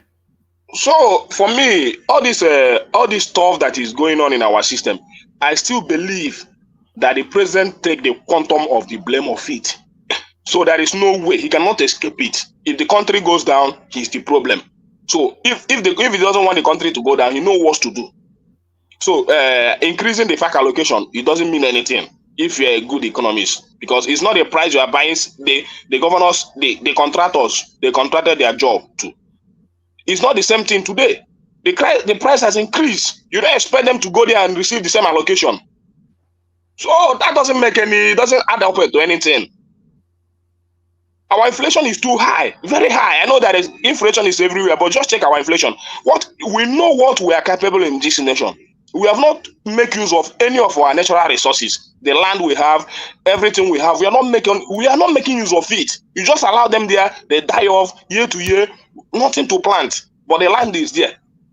Do you know those that are responsible for? Do you know the list that those lands are? Do you know who has rights to those lands? Because look, I was guiding you so that you can land safely, but you basically went back to where you were coming from. That's the point. Look. Let me paint a small scenario, maybe within a second. Now, with the economic reality in the world now, you are the dad of the house, right? And then for certain reason, there are some gaps. Instead of giving your wife $50, right? Just to cushion the gap and the effect of the biting economic realities, you give her $150, right? And then because of the nature of your job, you're always focusing on the job, but you are looking at the metrics of ensuring that things go right at home. Instead of your wife to get some bottled waters at home, the juice, everything that the kids will take to school, she pockets everything. And then she takes it to hairdresser. To fix her nails and every other nonsense. And then the kids are starving. And people could see it from outside. They reported you to CPS, right? And then the family waits in. And then you started telling your wife, what did you do with the extra $150, right? That I gave you to cushion the effect of the hard economic realities. And your wife started giving you, it is your fault. It is your fault because you are the father of the house.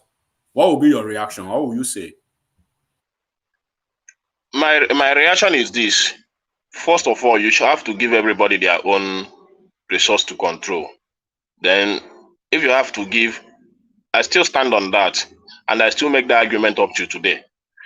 The president, if he wants to get things right in this nation, give every state their allocation, as in their resources to control. But I know there are reasons, and I will continue to say it. It's the oil in the south. And when your president is the minister of petroleum, let me conclude. Let me conclude. I don't have much time to explain much things, but I want to make it a final conclusion. You see, the oil in the south is still our problem, and when your president is the minister of petroleum, things will not work. You understand? Because he will not have the mind to say every state control your resources. I just check every state in Nigeria. No state cannot survive. We have everything to survive. Zamfara have their gold. What are they doing with it? They just mine it, do whatever they want to, use it to do whatever they want to do. Not even in the federal ports. All those stuff, but they always concentrate on the oil. But when you do all these things, control your resources. If you don't generate anything, don't come to Abuja. Even if you should come to Abuja, it should be maybe bring your quota. Maybe you want to borrow money to develop some aspect in your state. It's not just coming there every month to collect money. So when you do these things, you don't even necessarily need to, they will not fight their insecurity. Cultivate those land that is wasting. But because they know that every month there is an oil money to share in Abuja, then things continue to go like that. So if we don't see it that way, and the people say, I don't know what I'm saying, that my argument are baseless, this and that, Alaba economy. It can be Alaba economy, but I still believe that Alaba still has an impact in the economy. If you say it's an Alaba economy. So you can continue to argue with your own fantastic English. Let me continue to argue with my own normal English. Thank you, one man. All right, brilliant. So that's the excellent Kene, of course, one of the favorite voices on this platform, the delightful, the Jagaban of the One Man Went to More platform, Ekene. So thank you, Ekene. So let me play this clip. It's about 4 minutes long, but it is somewhat a nod in the direction of the obedience. It's a gift almost to the obedience space, but watch this. Our next story is from Africa, from its biggest economy, Nigeria. Nigerian President Bola Tinubu is under fire again, this time over allegations of nepotism. He recently announced a shake-up in Nigeria's Federal Housing Authority. And he's appointed this man as the new MD/CEO, Oyetunde Ojo. He's a former Nigerian MP. He served from 2011 to 2015, but he failed to get re-elected in the 2015 election. After that, he turned to business, reportedly in the oil and gas sector. And now he's the CEO of a housing authority. What's his qualification? Apparently, over a decade's worth of experience in the housing and hospitality industries. That's what the Nigerian government said while appointing him. But exactly when did this happen? When did he get the time to acquire this decade's worth of housing experience? It remains a mystery. But the Nigerian government insists that he is the best man for the job.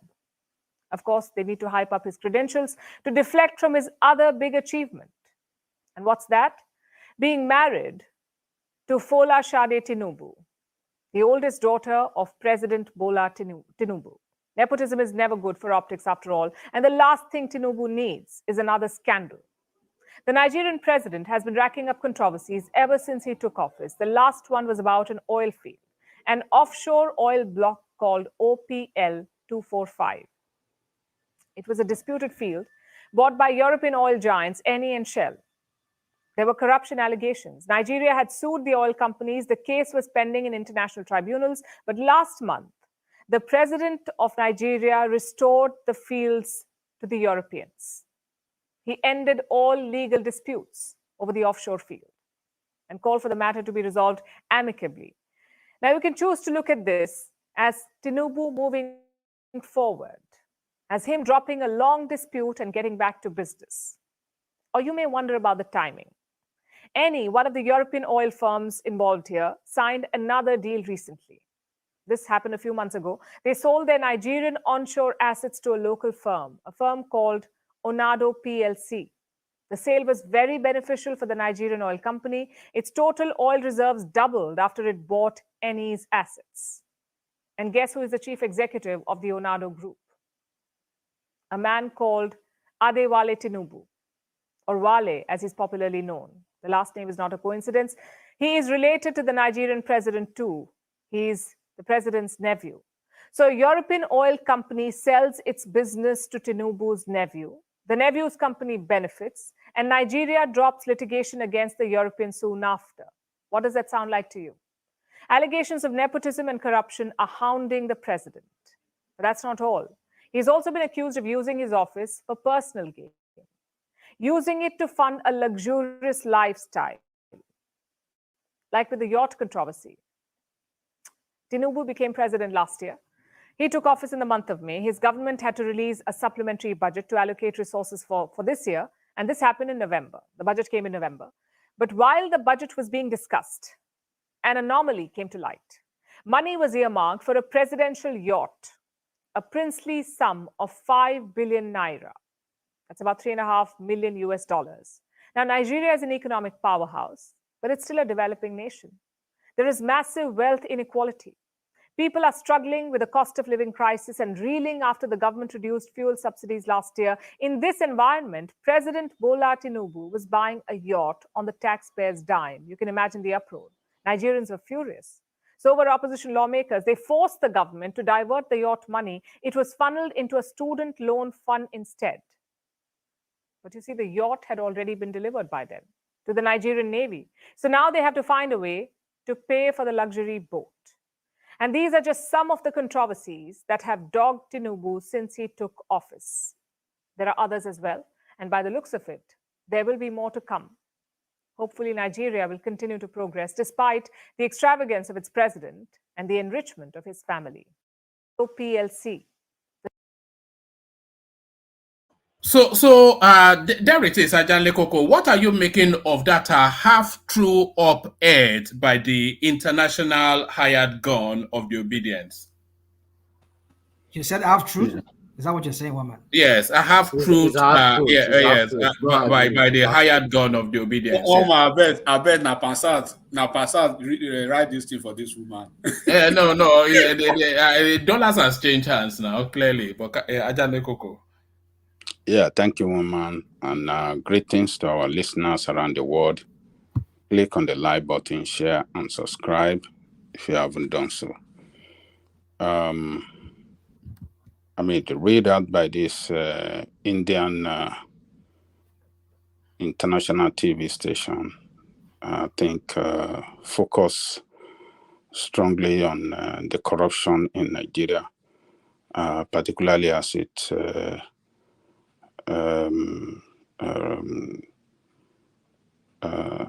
particularly the role that Tinubu is playing in the corrupt practices by the people in the government. Everything that he mentioned there concerning Ohando, the appointment of his in-law, and other things, the yacht, nobody can tell us that they are not true. They are fact. So if anybody has anything contrary to everything that guy mentioned that relates to Tinubu corrupt practices, you can say whatever you want to say about it and present your own fact that is contrary to it. Everything mentioned are complete, true, and nothing true, and nothing but true. So Tinubu is corrupt, and he's not hiding it, and he's showing it to you, to Nigerians. And should we continue to defend him or to protect him? No. He's currently the Minister of Finance. Minister of Petroleum. He is using that position to favor his company, Ohando. What are we talking about? And that sector is deep in corrupt practices. Every corruption is going on in that sector. So what are we talking about? So it is not good. The optics is not good for him, and he is not, the worst part of it is that it's not even hiding it. They're not doing it under the table, using another company names, or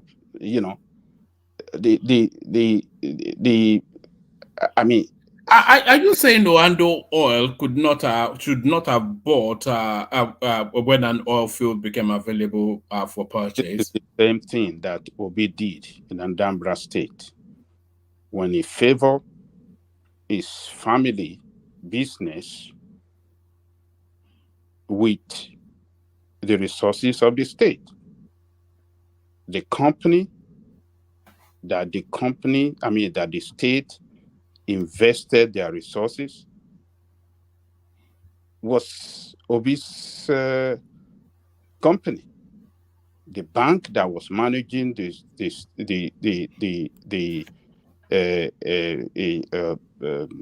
bank account of the state was Fidelity Bank. So look, this how is it described? This I'm trying to use the right. I can't remember now. This is it contradictory, or what do they call this thing? Double standard, Abby? No, not double standard. This kind of, when you are using your office, conflict of interest. Conflict of, yes. Thank you, Ned. This conflict of interest, we should not accept it, for God's sake. We've said a lot about this conflict of interest against Obi, in the way and manner it ran, it governed Anambra State. The way Tinubu is running. Sorry. Where are you identifying that conflict, or just for the benefit of clarity? Where are you identifying the conflict of interest? Orlando is his family that own the Orlando oil, and they're having a giant stake. It just recently awarded, what do you call it, in the oil sector?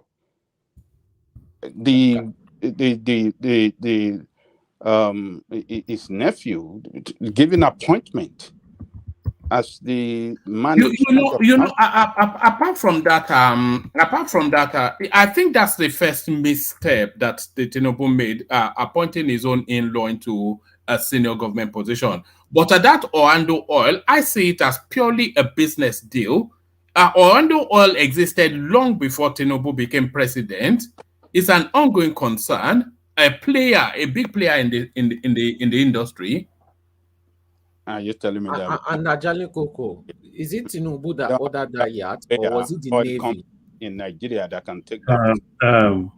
Sir Ajali Koko. And then the yacht, they lied to us. Can I ask you? Can I ask you a question? They're going to convert that money into what do you call it? Student loan. Student loan. That was what they told us. Openly. Yes. And now, what are we hearing? The yacht is around. They already it's available. Did you follow the narrative of that yacht? I think we covered it here. We covered it now. We covered it. Sorry, what are you doing now? Can you just settle down for a moment?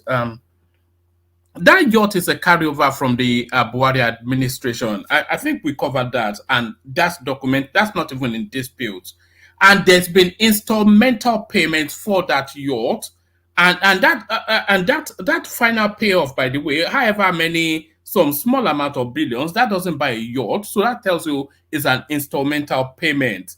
So that yacht is nothing to do with Tinubu. It was already a commitment under a previous administration, and which had to be fulfilled. That's fine. Can I interject? Yeah. I just want to ask. Interject.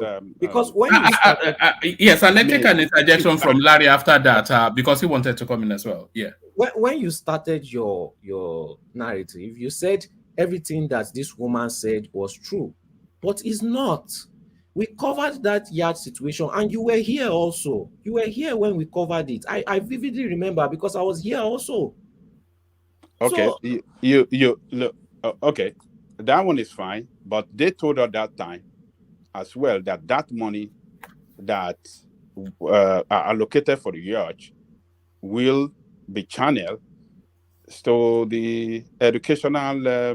What do you call it? That. Yeah, it was the parliamentarians that told us that, not the presidency. And the fact that they then went on to pay for that yacht, that doesn't mean that did not happen. They just facilitated from another purse. You know that yacht actually comes under the Navy budget. Exactly. Under the Navy space, yeah.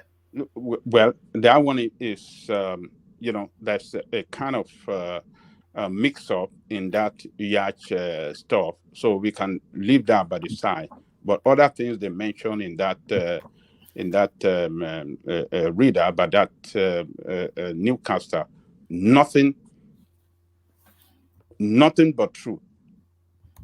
Entirely the true situation of things as to how corrupt, as to how Tinubu is running the government to favor his family, and running it in a deep corrupt practices. So what are we talking about? So Larry, you can ask your question. Okay, yeah, thank you, sir. So my focus is on Orlando.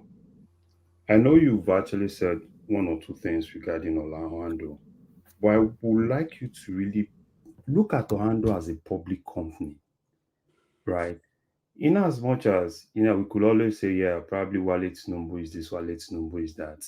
And another aspect I want you to look at it is, look at it as a Nigerian company that has the capacity to buy some of those things. Because in as much as we go against most of all those deals, right? At the same time, we also need to look at the fact that we need to start looking at when we start having Nigerian oil companies that actually have the capacity to be able to take some of those things.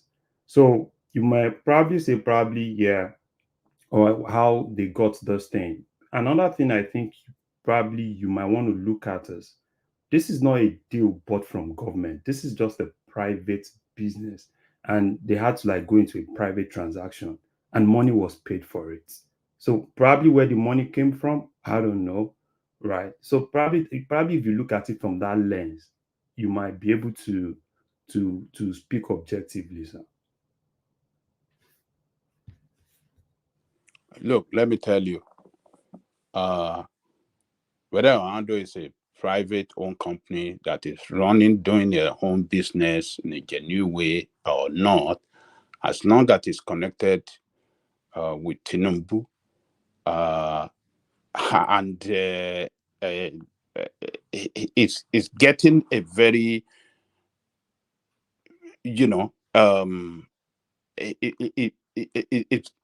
Orlando is being favored with billions of dollars, a contract, or should I describe it,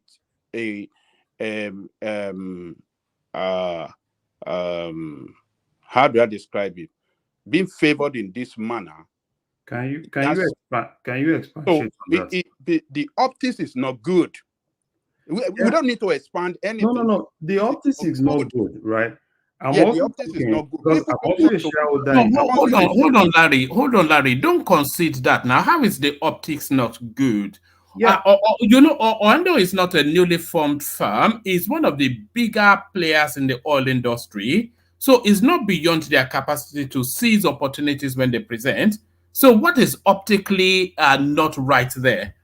Who is the head of Orlando? Wale Tinubu. Okay, the name that is Wale Tinubu. Who is that connected? We know because the reporter already said that. But the question, Ajale Koko, is if Tinubu was not president and that this opportunity presents, would Orlando still be able to seize the moment? That's the question. And if the answer is yes, then there is no wrongdoing established. Now, Orlando has been in existence for a long time. Why now that Orlando is getting a this thing in? Adaniko, can I please say something? Can I come in, please? Why now that Orlando is making a giant stride in that industry, in that sector, when the president just assumed office 88 months? Look, Adaniko, can I say something? Can I come in, please, if you don't mind? Yeah, hold on. You see, sometimes what is not good is not good. People directly will link it with Tinubu. They don't want to even listen, or the way you guys are talking. Oh, it's a legally operated company, and they have the right to do this and that. The fact that his brother is heading that place, and the fact that they enjoy a giant share in that sector, people don't want to listen. They don't want to listen to any other thing. It's Tinubu. That is what they will say. It's doing favorism. to his own, using his position as president to favor his own company. Okay, well, Bishop, you can Okay, talk. thank you. Good evening. I just wanted to contribute something on this. Even though you threw a challenge earlier on that anybody that has contrary opinion to everything you stated, but this particular Oando, so let me, with the few minutes I have. Number one, I don't know if we know the origin of this OPL 245. OPL 245 scandal started way back in 2009, 2007, 2008. Yeah. And that was when the scandal started. It's something that predates that time, since the days of Dan Etete and our professor. If anybody remember Dan Etete and the oil company that they used. So what happened eventually was that they paid $1.1 billion, which was mismanaged by Nigerian officials, and they swallowed it. And they stole the money. Let me use the proper word. Now, there was a court case in Milan, and that brought Eni and Shell into the limelight. And at the end of the day, the court said they did not find them wanting. Eni and Shell were not guilty of any misdoing. If Nigerians sold Nigerians and they stole the money, it is their problem. That is the interpretation of what they said. But that mining lease license have been stalled for over 10 years now. We're not getting anything from the short ends. So Eni don't want to operate it anymore because of the hostilities that's associated with it. So Eni was shopping for who is going to manage some part of the acreage. Acreages are when you break down OPL. It is from OPL we now get OML, oil prospecting lease, to oil mining lease. Acreage, then you now have what do you call it now? So several people were involved in trying to get that. It did not start today. It predates even Buhari's administration. If we have our facts right, it's okay when we want to things to suit another. So Shell and Ajib, when they have made up their mind that they were not going to operate that, but it is still their property. But Nigeria is losing because what we have there is short in. Whatever oil you have underground that you have not mined is a loss, technically, the language they use. So even though it is there, but Nigeria cannot give it to another person because the courts have ruled that Eni and Shell did not do anything wrong. So technically, it is still their own, but they are not willing to operate it for the reason of the hostility that have been brewed against them, according to Eni. So Eni was looking for who are the people that are going to operate, So Eni said since last year that it sold some part of the exploration and production to a local company. And which was that local company that eventually won it? This guy, Tonya Kiosho, wrote a report on this. I can't remember the date. If I have it, I will have sent it to woman to read it here. Tonya Kiosho is an expert, and he operates a media, oil and gas something. So he wrote a piece on this sometimes last year, and he was trying to look at what are the chances of those companies that were looking to buy of this acreage. One certain thing was that it was almost all of them were local operators in the oil industry. I can mention like 10 of those industries that is I know I can talk about them. But look, if we are going to talk about the top 2-3, Oando ranks among them. That look at the house, the capability. So if anybody will guess widely, even back 2 years ago, who is likely, if they are going to choose 3, Oando is one of them. Now, did Tinubu give this license to Oando? No. Because after the whole thing, there must be a peaceful resolution and out of correction. The court have said that they did not do anything wrong. That is the court in Milan. I mean, one guy was always, what do you call it, the day-by-day report on that thing. So if Oando had won it, or Oando was in the top, what do you call it, contestant, and because Tinubu became the president, and all of a sudden he has a chance of winning, and I say, oh, because your brother withdraw from the race. If that's what we are saying, maybe I will agree. Did Tinubu have a hand? If the people say, oh, it is Tinubu, they now consider it to give it to Orlando, maybe. But did Tinubu have a hand to have unilaterally give an asset that does not belong to him, that belongs to a multinational, an IOC, International Oil Company, not just one, two. Eni is actually of Italy, and Shell is, of course, we know Shell now, Dutch and the United Kingdom. So does Tinubu have that power to give that thing? No, that's not what people are saying, Bishop. They didn't say he gave it to him. They said the influence of his office are tipped in favor of. So was he Tinubu? If influence, okay, for example, I'm just going to give an example. If I know you, one man, and I know your son or your child, and I am driving along the road and it's ready, and I see your son among 10 people. I know 10 people. The 10 people are there, but I know your son. I give your son a ride out of the rain or out of the. Have you influenced it in any way? Oh, of course. The choice you made is influenced by my relationship with you. Oh, really? Why are you picking my son instead of others? It's as a result of your relationship with me. So that's the influence. Well, so have you? No, did you? Are you not guilty for me picking your son? That's where I'm going. No, but hold on. The relationship influenced the decision. What I'm saying is let's hold on. You see what's going on here is no different from the better Edu narrative and the Tunji Ojo narrative, where people are saying that whether his company legitimately got the contract or not, or would have gotten it irrespective, the fact that there's an established relationship between Better Edu. You have not answered my question. I've answered your question now. No, I said, are you guilty? Are you guilty of any offense? Is what I asked. What's the guilt? It's the influence. What's the guilty or not guilty? We're talking about undue influence in this instance. No.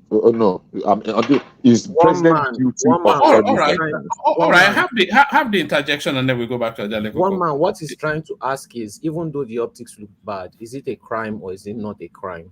Has the president committed a crime? No. If that's a relationship, but if it's in business and you use your influence to advantage, because when you advantage, you disadvantage, because that's the very that's the very workings of the word.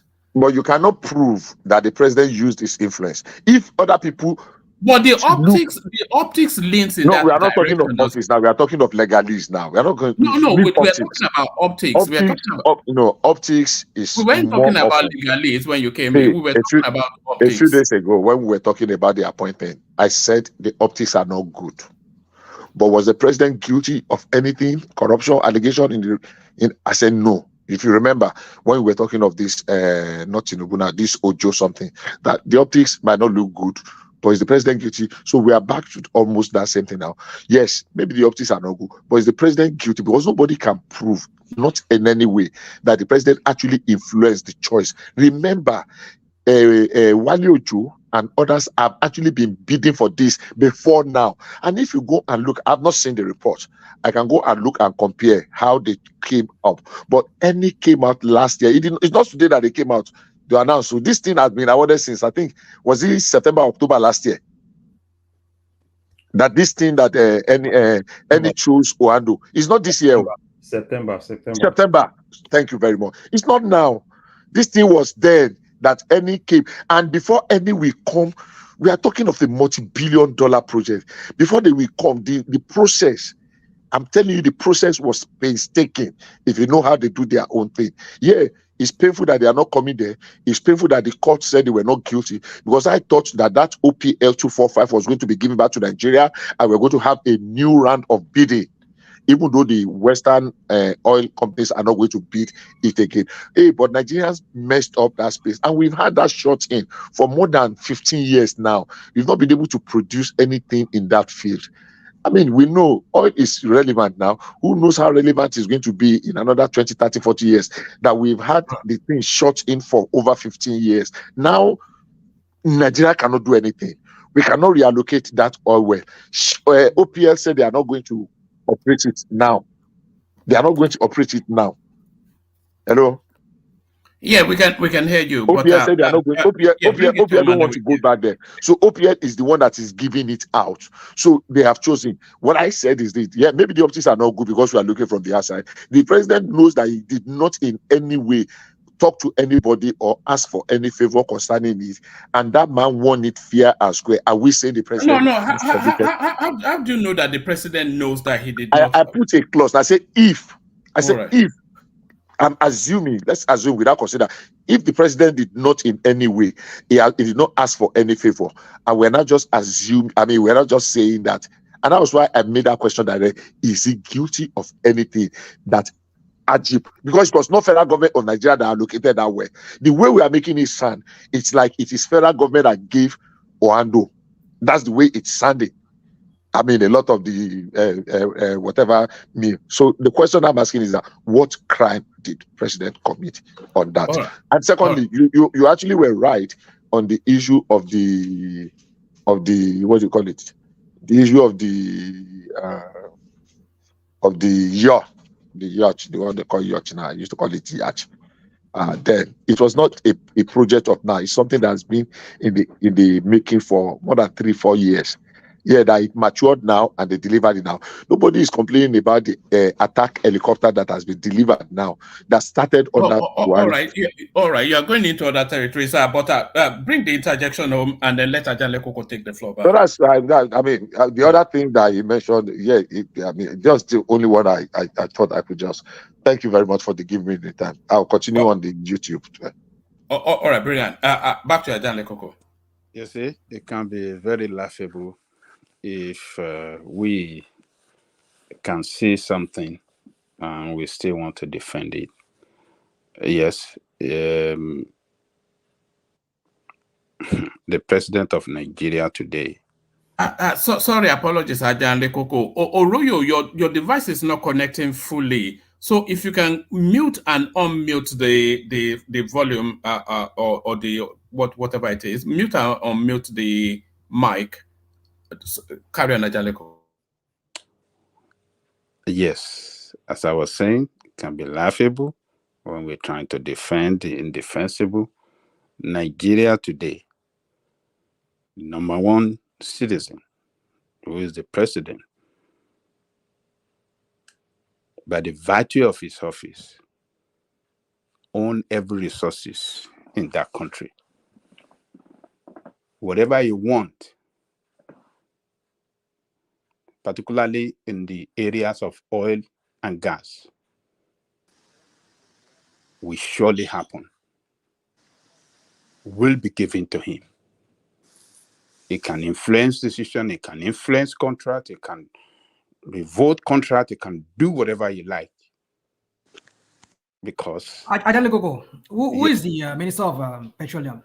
It's Tinubu now. So what are people talking about here? Coming here and spinning stuff here and making us look like we're dumb. Get it? I don't get it. It's just how would he even not know be in the know when he has the portfolio to himself? How would an OPL go or whatever crap they call it the oil well? How would they go without his notice, without his office knowing about it? Come on, you see, some people will just come here and just make us look as if we don't even know what is going on in other. Well, when it comes to my turn, Mama, I want you to bring this topic for me, and I want to talk about it. Yes, I actually brought the topic because of you. I was going to, it was your clip, but I knew Ajale Koko will eat it up as well. Ajale Koko, carry on. Yeah, so look, one man, Tinubu is like, I can't remember the way they said it is. Is it Tinubu hand or something like that? The hand of Tinubu, the sword of Jacob. That is what I say. So it is left for people that knows the law to now come and determine it. Come and determine whether it is legal or not legal. That one is not is not an issue for me. But the big issue is that this man influenced this by the virtue of his office. He can do it. If you are telling me that doesn't have the power by the virtue of his office, then the case is closed. But if you agree with me that by the virtue of his office, he is empowered to do it, then just forget it. You don't need to argue anything. You cannot argue nothing. And we know that by the virtue of his office, it can influence that space, that sector. It can revoke, it can make, it can license, it can revoke, it can. The president cannot revoke. He cannot revoke. We will be in court forever, and that oil will not produce. He cannot revoke when a license has been. If that is that easy, we would have revoked it many years ago. But I would have done revoked that 245. That's why the thing ended up in arbitration. Things that are subject to arbitration, you cannot just wake up and say the president can revoke. He can revoke. He can revoke. And the truth of the matter is this: I think more times that when we have this conversation, it is what people can do when you got a katabali. It is the things that some people can do that they believe that everybody will do it because they know that they can do it. So you don't just come and disparage. The president cannot revoke an OPL that has been granted because there are too many legalities that surrounds that thing. You say he can revoke, he cannot. We will be in court forever. We will pay through our nose. So saying that the president can just wake up and revoke a mining license that have been granted, nobody, no investor will come to Nigeria to come and do business. That's why the thing was subject to arbitration. We went to court. We win some, we lose some. We won the P&ID, but we lost this OPL 245. And so be it. That you not think because we lost that one, the president can revoke, he can review, he can do. It does not have that power. So if you're asking if he has the power, I am telling you, the president does not have that power. Well, yeah. You will always defend any government anyway by any action taken by them. So you have defended the criminal aviation minister in the past. You defended everything, so you will defend them. But we know that the president of Nigeria is very powerful. He can influence, he can revoke, and by revoking license, it's not just wake up one day and say revoke. They will get some. They will surely look for some reason to do that, and that will be is cogent, enough for them to do it. So don't tell me that they cannot do anything. This is our space. We own it. So, and we can do whatever we like with it. If we believe that you have been given this thing, you are running that space well. We know a lot of, oil block licenses that have been given to some company in the back that were revoked due to some, maybe corrupt practices, some shady deals that is going on in that space. So don't tell me that they cannot revoke it as if it's impossible. One is been awarded or been given out, then that is it forever. I don't know where things are done like that you are given and you own it forever and nothing can't be taken over from you. There must be rule and regulation guiding that that space. And once you violate it, or you violated time and time again, then action will be taken against you, among which could be revocation of that license. So let me leave it there. One man. Let me go to what do you call this? You see, on Abure, I was not happy that on that day that Arise News. And you, one man, you were saying it that, oh, they're going to be gentle. They're not going to grill that guy. I was arguing with you on that day that, oh, they're going to grill him, But to my surprise, on that very day, they didn't bring in Rufai to come and grill this guy. Did you notice that, one man? It was always the case that they would give him a soft landing. He got away with. He was telling outright lies, and nobody pushed him. They didn't bring in Rufai to, you know, Rufai. You know him. You know, Rufai was speaking on that day that that lady was addressing the nation. I mean, when they brought it on their video, I mean, on their studio, when she was throwing its allegation against Rufai was the one. Was it a bad thing or a good thing that they didn't bring him in? It's bad that arising. Why was it bad? You know Rufai, you know the kind of way he asks questions. But Babaja, with due respect, but Rufai wouldn't have done anything because if you've seen through his antecedents, right? Those people, they have their scapegoats and they have their targeted, let me say, they have their targeted scapegoats, basically.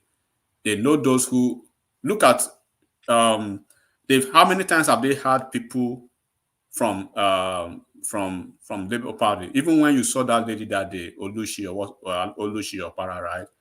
They were basically trying to question the integrity of you know, what of our expose that very day. Don't remember that they've had Peter Obi in the past, that they failed to push back on him, especially when he was lying about that Pandora paper and then the conflict of actually they grill him on Pandora. Well, Rufai particularly grill him on that day. They didn't push back, because when you want to know that they just asked him some patacake questions. They didn't push. When you want to know Rufai is pushing back, then Rufai will be using this setting. I put it to you that Mr. Obi, that this is that when you know when they have their targeted audience, they come out with all their full arsenal, right? When there was a time that he was talking about what happened about the NSAS and wherever, about the Okuzu people, the people that died, right, in Anambra State. When these guys actually gave them some lame excuses, everybody would have expected that, okay, because the narrative was that you are the chief security officer of your state, there's no way that something like that could have happened, right, without you knowing, regardless of whatever excuses you are giving. And then when you had the time to actually explain yourself at the NSAS panel, what did you do? 3 times, right? You covered yourself through through some legal documentation. So you didn't show up to actually tell the story of what happened. So they know their people and they know those who they are protecting. Let it flip the coin to maybe people that they really want to embarrass. You will see Rufai sweating it out. I put it to you, you're a thief. Man, I mean, Babaja, we are that's why I say we all look. Maybe because you guys does not like Arise News or does not like Rufai in the first place. Maybe that is in this way. The sentiment is always there anyway. That's just the point. We always know. On that very day that Obi was invited there, Rufai was the one that grilled him hard to such an extent that he was asking him a question: why didn't you on your declaration of asset form, why didn't you write this thing down that you have this money? And Rufai, you have this money in Pandora offshore account. And Obi was saying that he didn't know that because the account was jointly owned with his daughter, that's why he didn't act it. And that was lie. On every declaration form, it specifically mentioned there, jointly owned assets singularly owned by you and jointly owned, right? On that form, it's there for you to declare everything. So he lied there. So, and it was Rufai that pushed him to some understand to publicly lie. So don't say that Buhari. So as I was saying, I'm surprised that they did not bring it in to come and ask a jury some hard questions, because I know Rufai would have asked him some hard questions. But anyway, Dr. Abate and the other lady, well, they were able to do a little bit they can do, but I believe if Rufai was there with them, he would have asked him some stronger questions that would have even embarrassed him. So, but on the juries, on the OBI'S, woman, I'm not. I would have loved, but I would have loved you to have allowed that video when that lady in OBI'S what's her name, Aisha too, when she was reading their income and expenses on the fundraising. I would have been happy if you allowed that video to run down those accounts that she was reading to the public. Like Enigmatic said, the amount they paid for their legal fee, it was on the I couldn't believe it when I saw that figure. 774 out of 1.3 that they raise from public donation.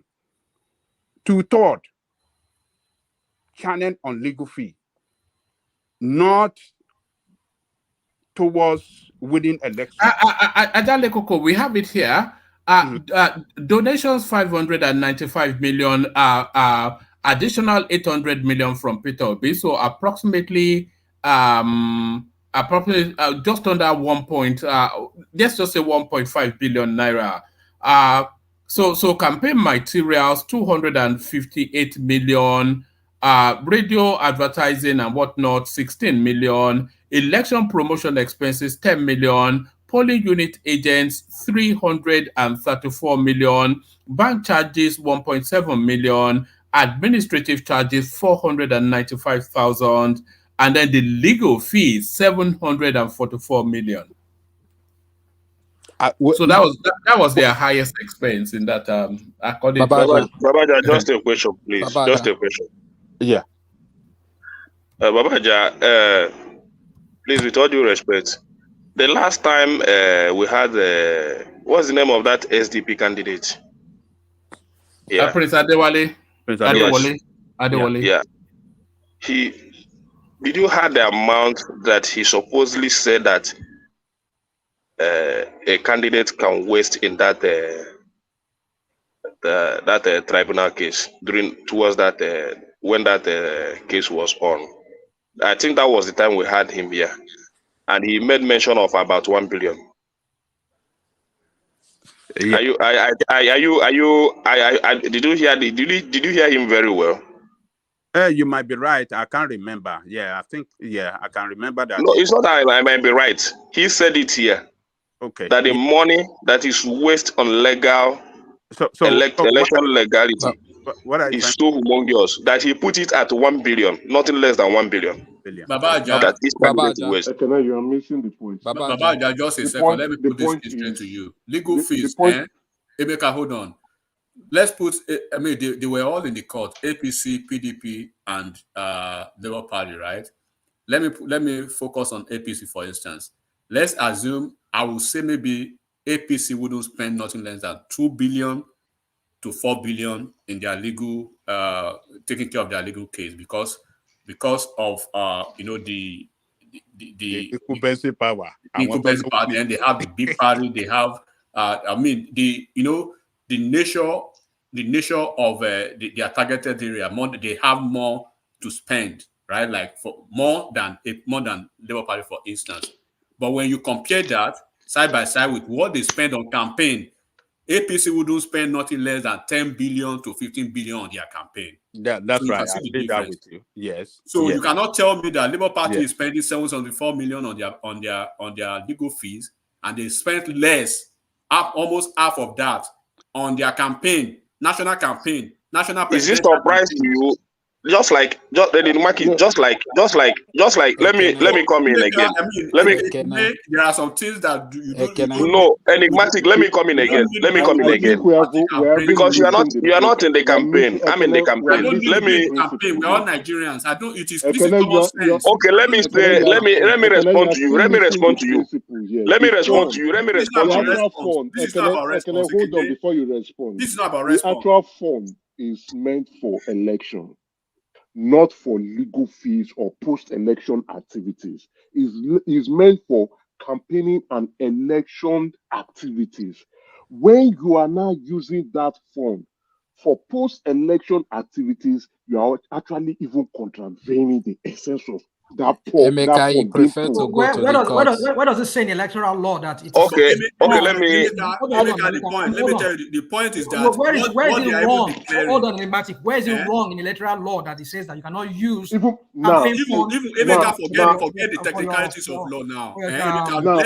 Also let's even go you back guys to answer the question. Where is it in the electoral law that you cannot do that? Rational mind. It is illegal. Rational mind. It is illegal for them to go collect. Give us the way. Emeka, you are going too far. Let's reduce this. I don't want to go far again. I want to come on. If you guys don't have no answer, it's illegal abuse. It is illegal abuse. Let's reduce this to common sense. Emeka, hold on. Holding on. You want to tell me that Labour Party, with their campaign, with all their expenses, legal fees, and everything, they spend with what they are explaining. They spend maybe 2 billion or 2.5 billion for the entire campaign, for everything. Are you kidding me? Yes. The reason is this. This guy, Yes, the reason is this. Let me put my opinion. The reason is this. Let me put my opinion. The reason is this. A lot of us that work in that campaign didn't collect any money from Labour Party. Forget a lot of us. Forget that. There is nothing to forget. You cannot spend, I work in it. Nobody paid me. You can't spend nothing less than you can in Nigeria. All the polling units in my area, nobody paid them ₦1, and we delivered. Nobody paid them. Nobody paid them, but they were right. Yes, we delivered. Nobody paid us, but we delivered. You cannot spend nothing less than 5 billion on a gubernatorial. We use our money to transport ourselves, run around for that election. Even in the governorship, nobody gave us ₦1. It's not like your party that you spend it, you expect people to give you money before you walk. Nobody gave us money to work in that election. All the polling units in my area, nobody paid us. And we delivered. We uploaded. We waited. We counted our result. We uploaded it. We waited till the night. National presidential election. Even there's one man. Do you know there's a report from the US that for you to run a successful presidential campaign in Nigeria, you spend over $1 billion? Do you know that, one man?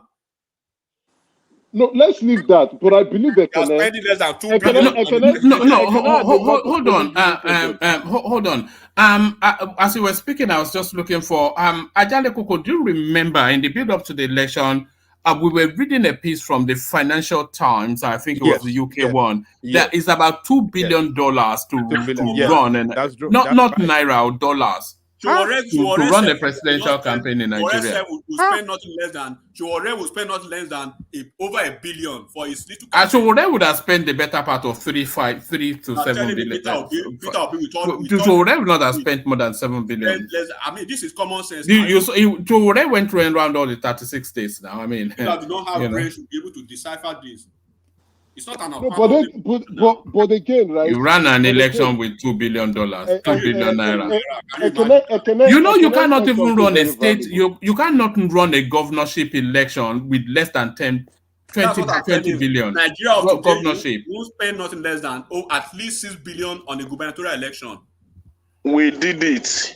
Yeah, of course. We did it because you can continue to argue. You didn't work for Labour Party on that day. We that work. I'm not arguing with you. You did it. You people spent your own money as polling unit agent. Please let me speak. Most of the money we spent that day was on our own. What are you telling me? All the polling units in my area, everybody that worked there was not paid. Nobody worked for money. We're even here to fight on that day. We did everything on our own. All right, So what are you guys saying? all right. I'm going to mute Ekene and Emeka. Let Oroyo come in. I think it's been here for several hours. We've not. So Oroyo, you wanted to come in? Yeah. I won't spend too much time. Okay. Like according to Ajane Ekene, Koko still has the floor, by the way. yeah, it won't take time. Yeah. I just want to respond to what Ekene said. According to Ekene, he said they didn't take any money, but the Aisha Yusuf is claiming that particular money now. So does he not see that? That's what I wanted to tell Ekene. Ekene didn't want me to speak. Ekene and his fellow police. They budgeted. I did not say that people didn't collect. I said it's possible because a lot of us didn't collect. You ask things that are reasonable. I said a lot of us didn't collect. Doesn't mean that there are places that they didn't collect money. But the places I know which we work, a lot of us didn't collect any money, and we don't care. This was the first inside information that I got. Baba, continue. See. This is where they first of all ate money. The police unit agents money this did talking not go on to the police unit. this Obi matter every time. I don't know. I mean, Nadia una first chop the money. Nadia the dancing queen chop. Rational man does not want to hear. Emeka, you've really taken over. You've taken over this session today. I didn't take anything. I didn't.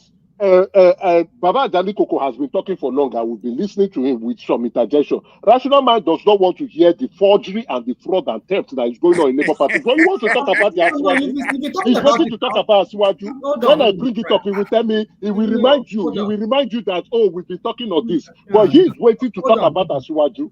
I'm not saying Rational man, you have to hear it. That's not the only issue we have here. That's hear not the issue. Hear it proper. Let me repeat it again. Let Rational man hear it properly. There will be a all right. Rational man, are you hearing it?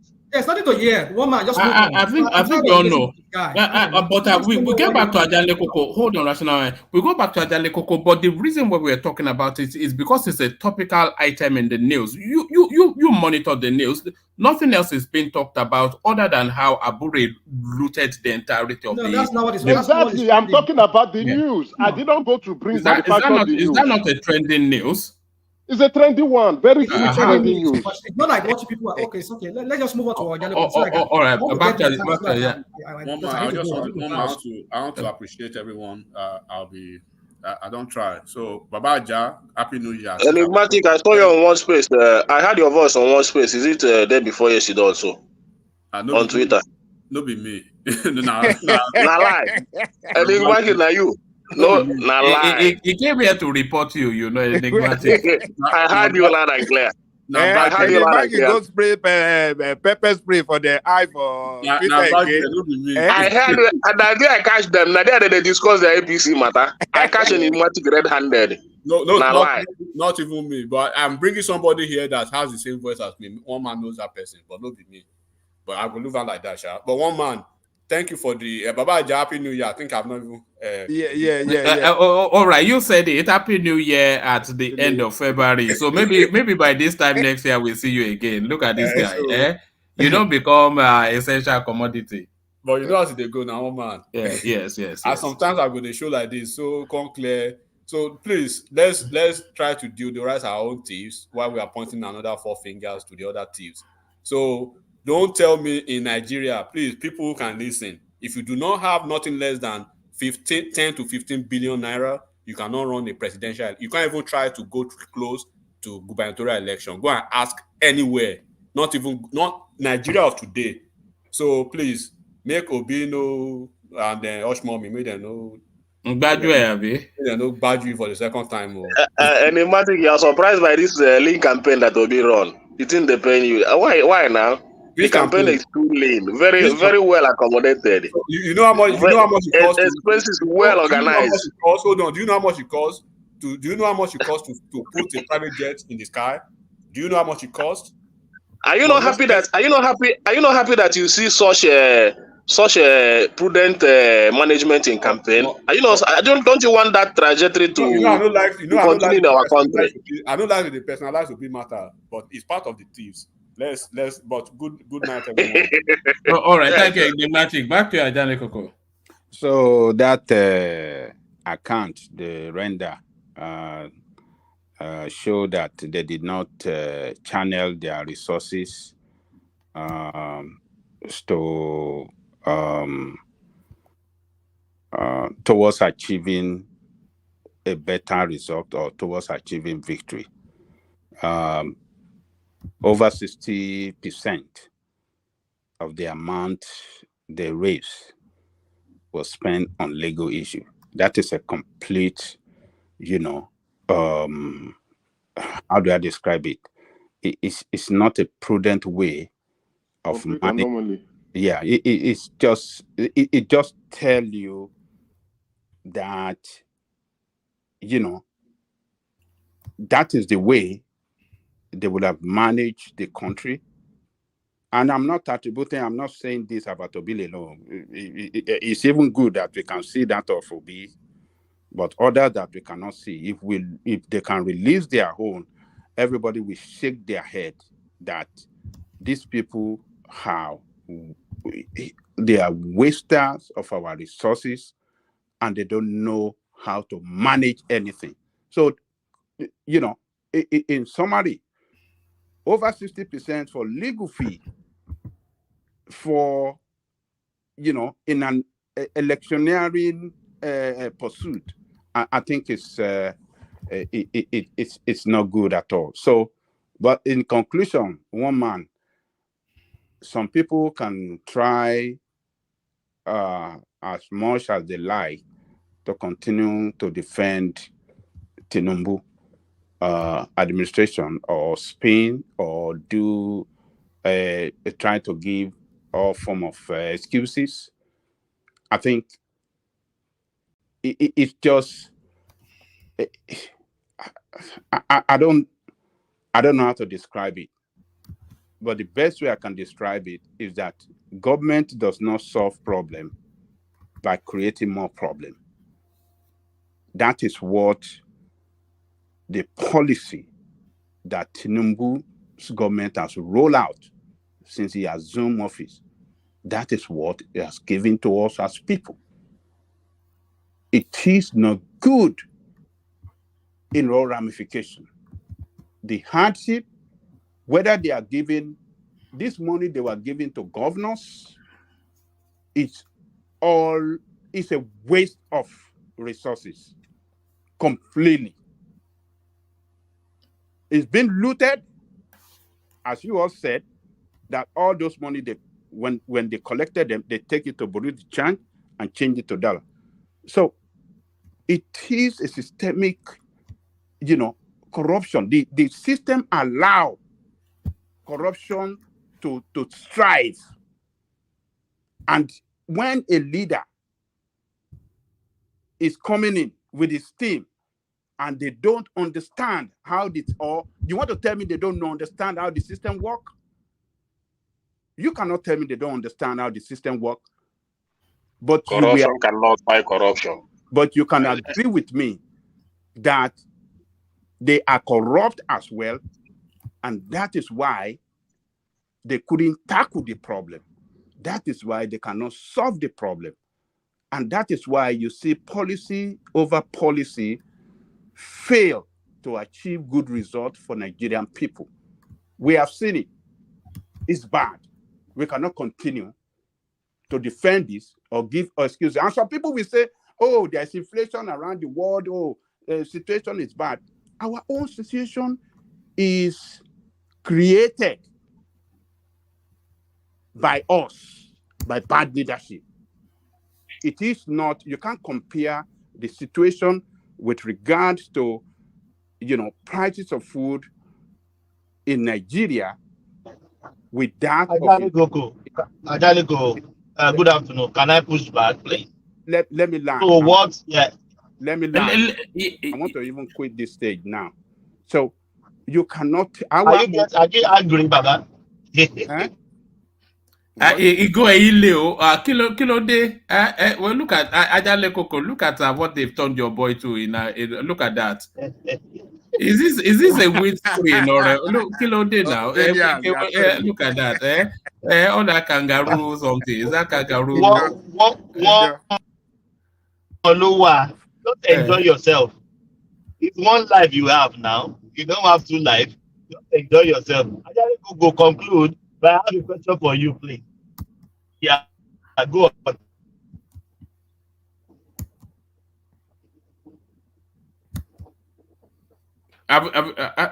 Did he drop? Oh, yeah, he did drop. Yes, Ajale Koko, sorry, you dropped. Yes.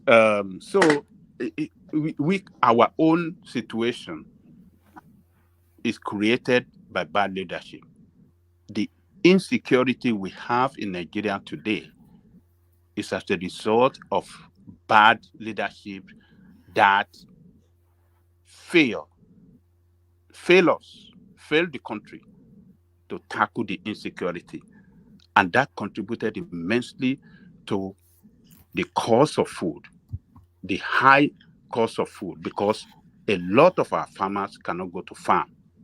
So the production is not enough to match the demand. The same thing we've seen in cement industry. We have been saying this. They don't open the space for competition.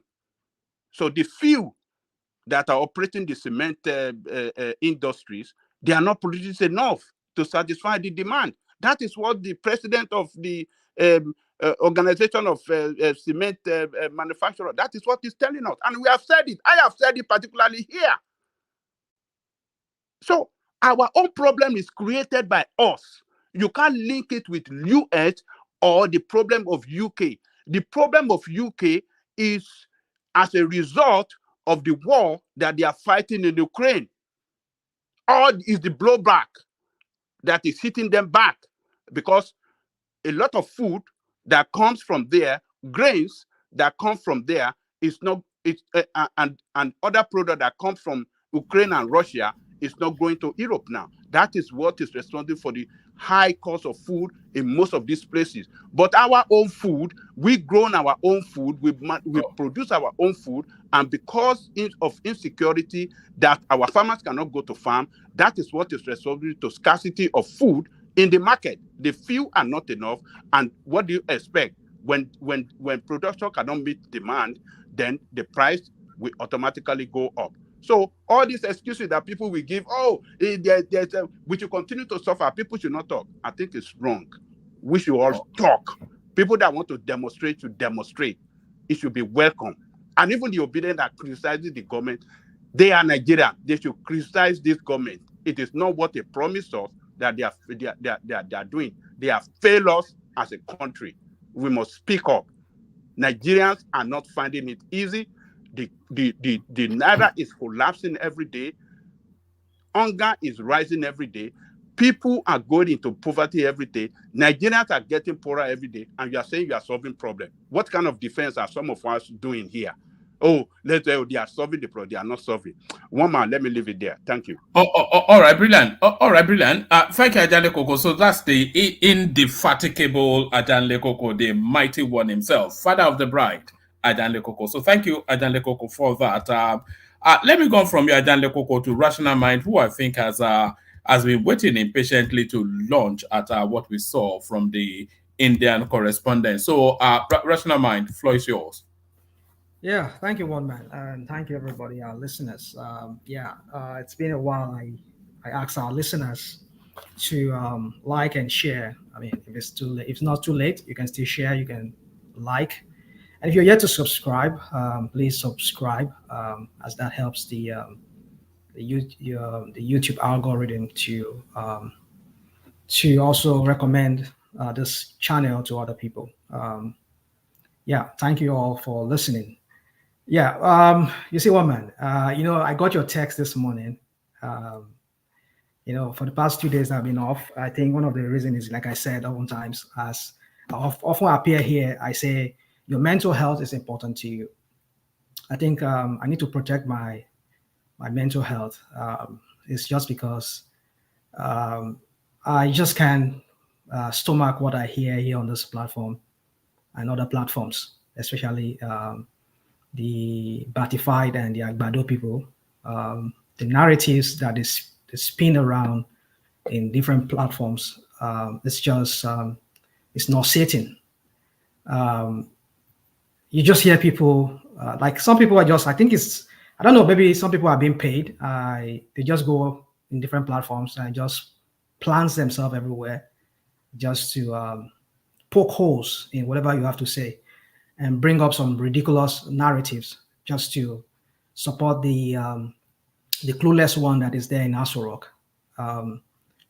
You start to wonder. So sometimes I just held, I mean, besides that, I think, like I said a few days ago, one of the reasons why I took a break, 2 days break, if I never wanted to come, it was, what's his name? Emeka that really got me riled up. I said, no, I'm going to come up. I just want to listen in the background because I just can't stomach what Emeka was just doing. I said, okay, let me come on.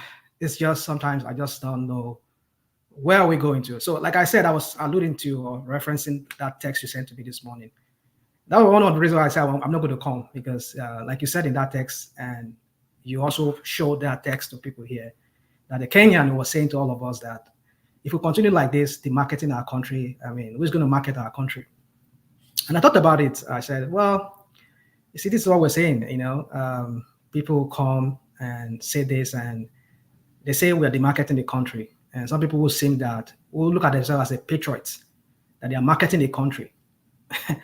And you kind of wonder, what are they really doing? So I leave that to our audience, to our listeners to figure that out themselves. I know some of our audience, most of our audience are not dumb. Some of them, they listen, they know where to draw that line to make sense of propaganda and what is true.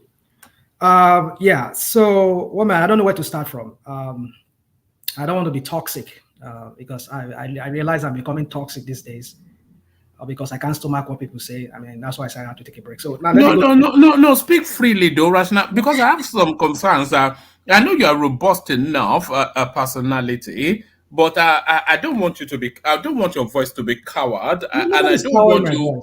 And I don't want you to moderate your thoughts just because of a backlash. Yeah. Say it as you will. Whoever doesn't like it. One Deruba, any rational mind. I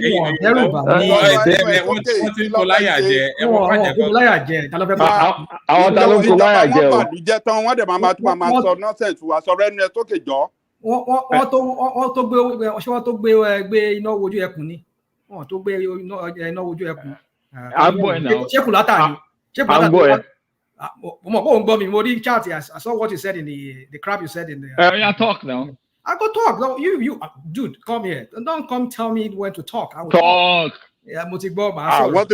What to do? What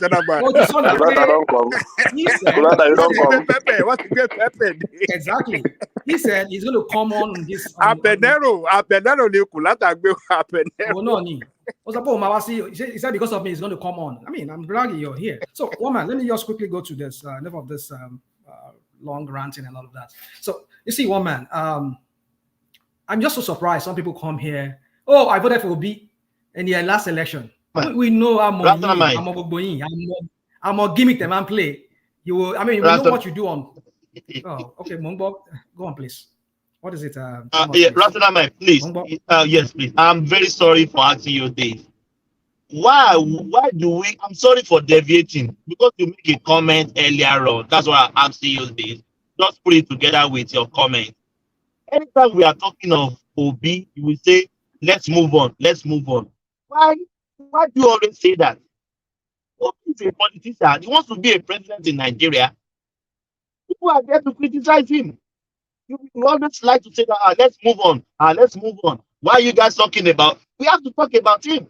We have to. Continue, my brother. Well, the simple answer to that question would be because it detracts from what is the main issue that we are all faced in that country. Obi is not the one. Let him do his whatever side he's doing, even though it's whatever some people are, whatever opinion you have about him. But the main thing is we know what the APC minions and the APC. Wait. Are you saying we should ignore Obi's corruption? No, I'm not saying you should. I'm not saying we should ignore it. I mean, if there's any corruption, well, why not? Let's talk about it. But the way people are there are all manners of corruption. No, I'm not trying to heckle you. I'm just saying. Kulata, one day we'll talk about this corruption. Let it not be today. Allow rational mind to talk. Maybe tomorrow, let's talk about this corruption. One man should make one day to talk about this will be corruption. That day, I would like Kulata to be here that day so that we talk about it. To answer your question, Thomas, it detracts from the main issue. It's a distraction and it detracts as well. Simple reason because we have bigger issue, like they will say, bigger fish to fry than the OB narrative of whatever the Agbado people wants to spin here on other platforms, just to make it look like, just to make Tinubu look good because they feel like, what would OB have done? OB is not in play. I mean, he didn't win. The last time I checked, the Supreme Court declared Tinubu as the winner. So what are we saying here? So so he actually won based on what you said. He won. But the Supreme Court didn't decline him. So if he won and is corrupt during the campaign process, he would have been stealing our money by now. Yeah. Well, you can say that. You can only. It's simple deductive reasoning. I don't like. You pass this argument now. This kind of argument, you pass this now. But rational mind doesn't want to address it. He's trying anytime he's trying to escape it. Let's address all our corrupt leaders. Your intelligence has passed this kind of argument. This is not. Let's address all our corrupt leaders. Nobody should be shielded. Don't worry. Let me handle this, my people. Then just allow me to handle them. I am enough. Especially Kulata, where they look for, where be job, where they look for contract for. You want to become part of the Tinubu team. It won't worry, multiple contract already. Continue. You lost Nigeria recently. Ma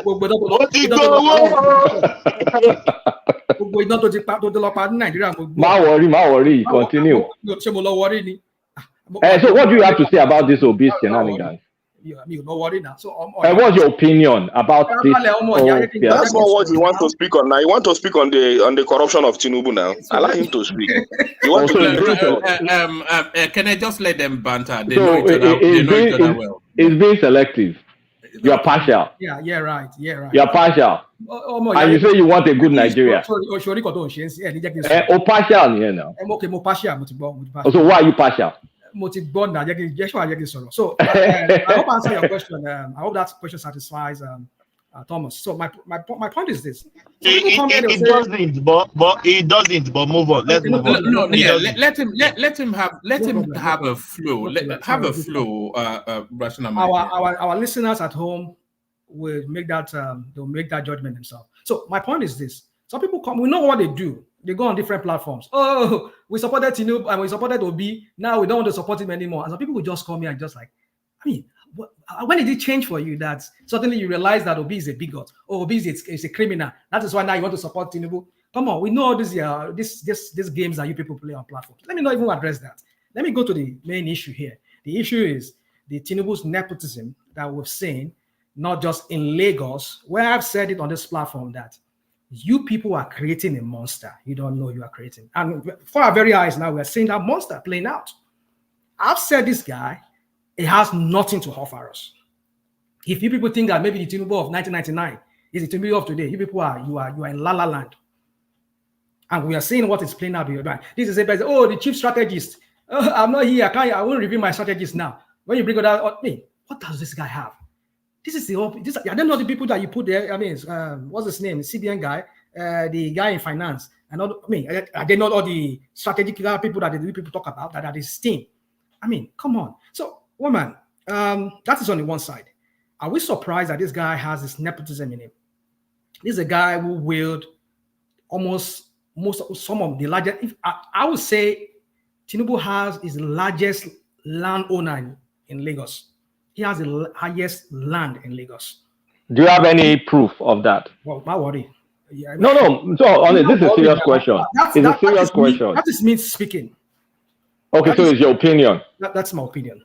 Okay, thank you. It's my opinion. This guy has the largest land. I don't know if you people listen to you people watch this documentary that was done by what's it called? This lady in Arise about the sea encroaching on in Lagos, and we're talking about that thing they have within the Atlantic Ocean, the Eco-Atlantic there. And I watch it. You watch it. So we hear that it was this is personal confidant. What's his name? This Lebanese guy, this Arab guy. What's his name? It's called Shaguri. Shaguri. He was the one. He was the brain behind that Atlantic. He was, in fact, he was the one who developed. I mean, they designed it. They did everything. So you imagine who is selling that property there to whoever is buying them. Now you ask yourself that question. Now go to Lekki there. You see so many properties there, landed everywhere. You can, if you buy it, you are. You see, let me not go on to all this. You see, I'm sorry, rational mind. So you have an investor. He invests and he sells land. So you now draw an inference. How did you get to that inference? All right, no problem.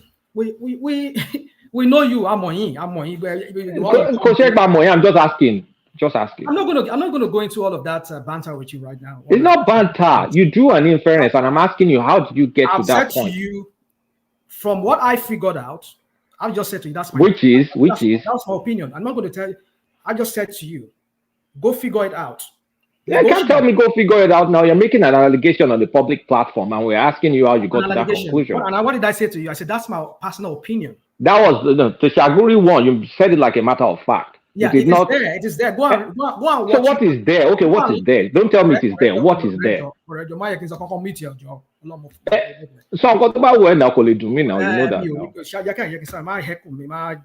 now. I'm asking you a question. So please, just let me come correct. That's all I'm asking. Let me flow, dude. Please, let me flow, please. I beg you. Now, so you're just going to give spurious information there, and one man is not going to correct you. Has this level of nepotism in it. We saw this guy wield the whole of Lagos markets to his daughter as the head of the market. We saw this guy having his own. We've known Tinubu with this conflict of interest and this nepotism right from Lagos. And when we come here, we discover people like Kolata will be asking us, "Where is your evidence?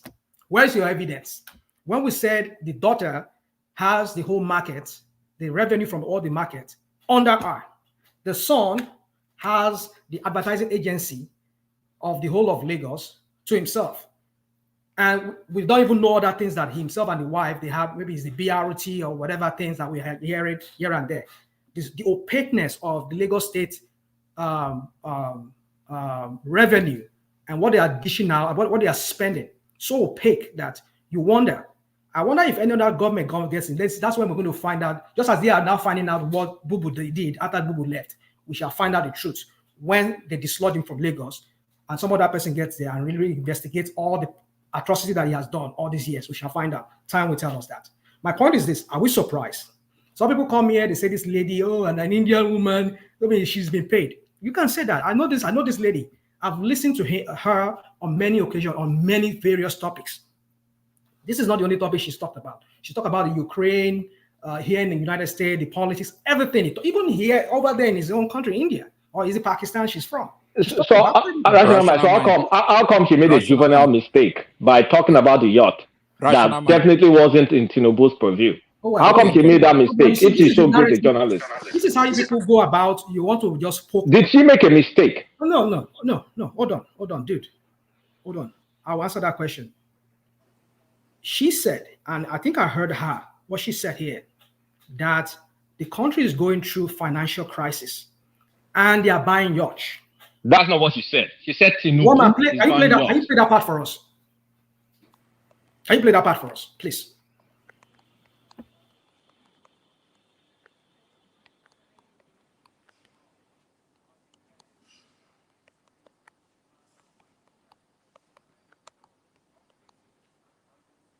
An anomaly came to light.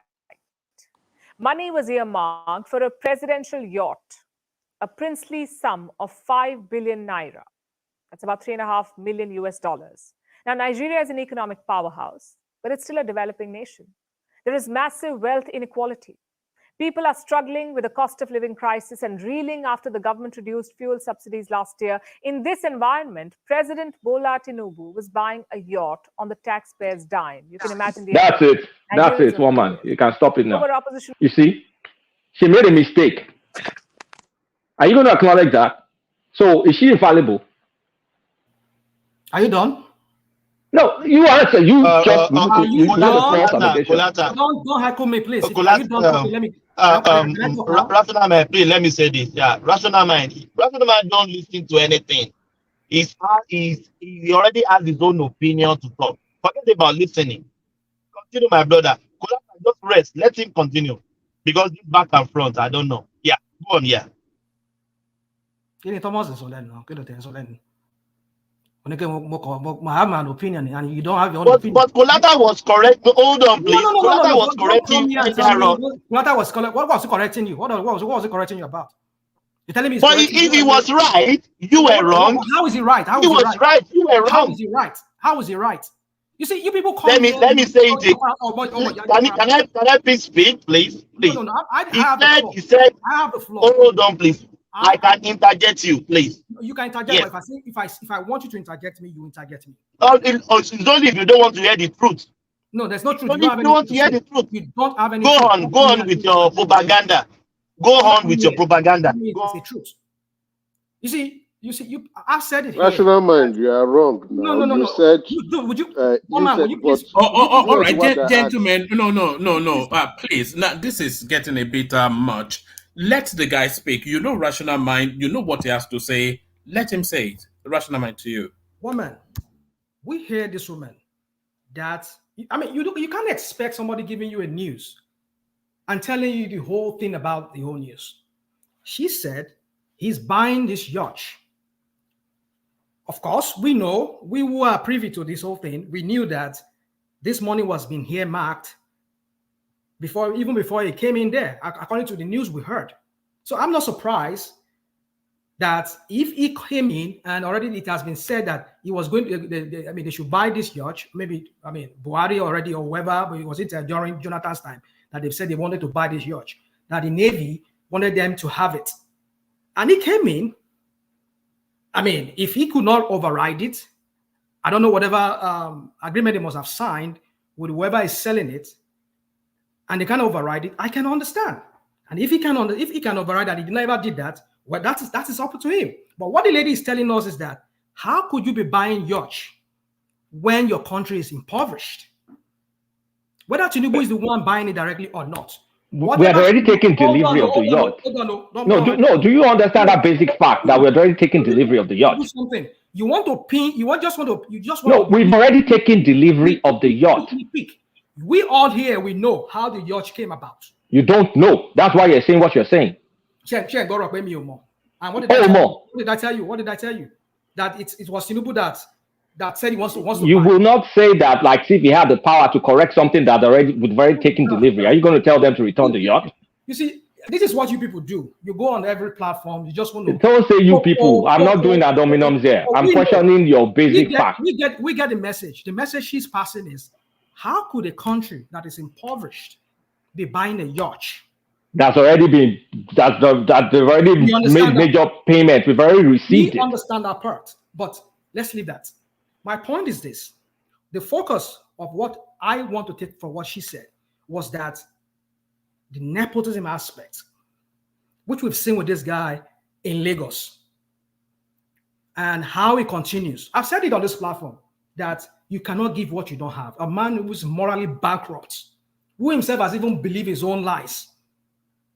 We keep repeating that lie. Even when he went to Germany, we heard him when he was saying that I built Lagos, I transformed Lagos. Like, come on.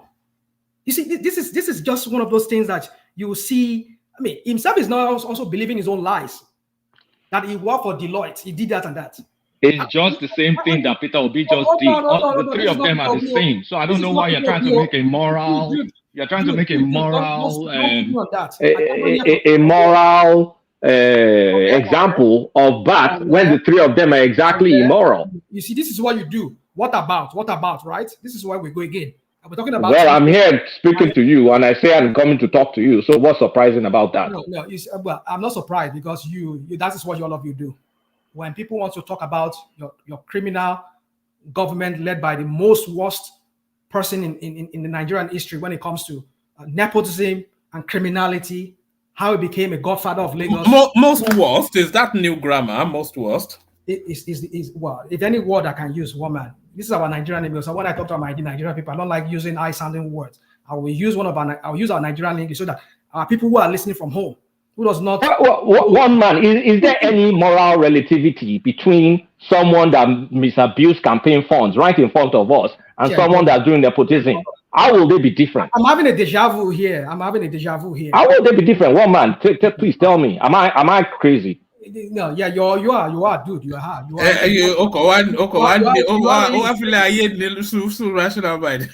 really insane. You are really insane because he'll be tossing and turning in his sleep tonight, shouting kulata.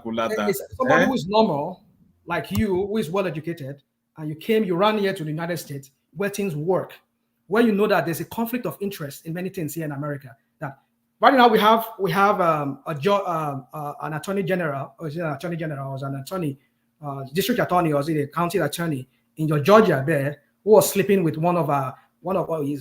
somebody whom he employed to prosecute a case, and now it became a problem here, and how she should be made to face some kind of a court or judicial committee on that.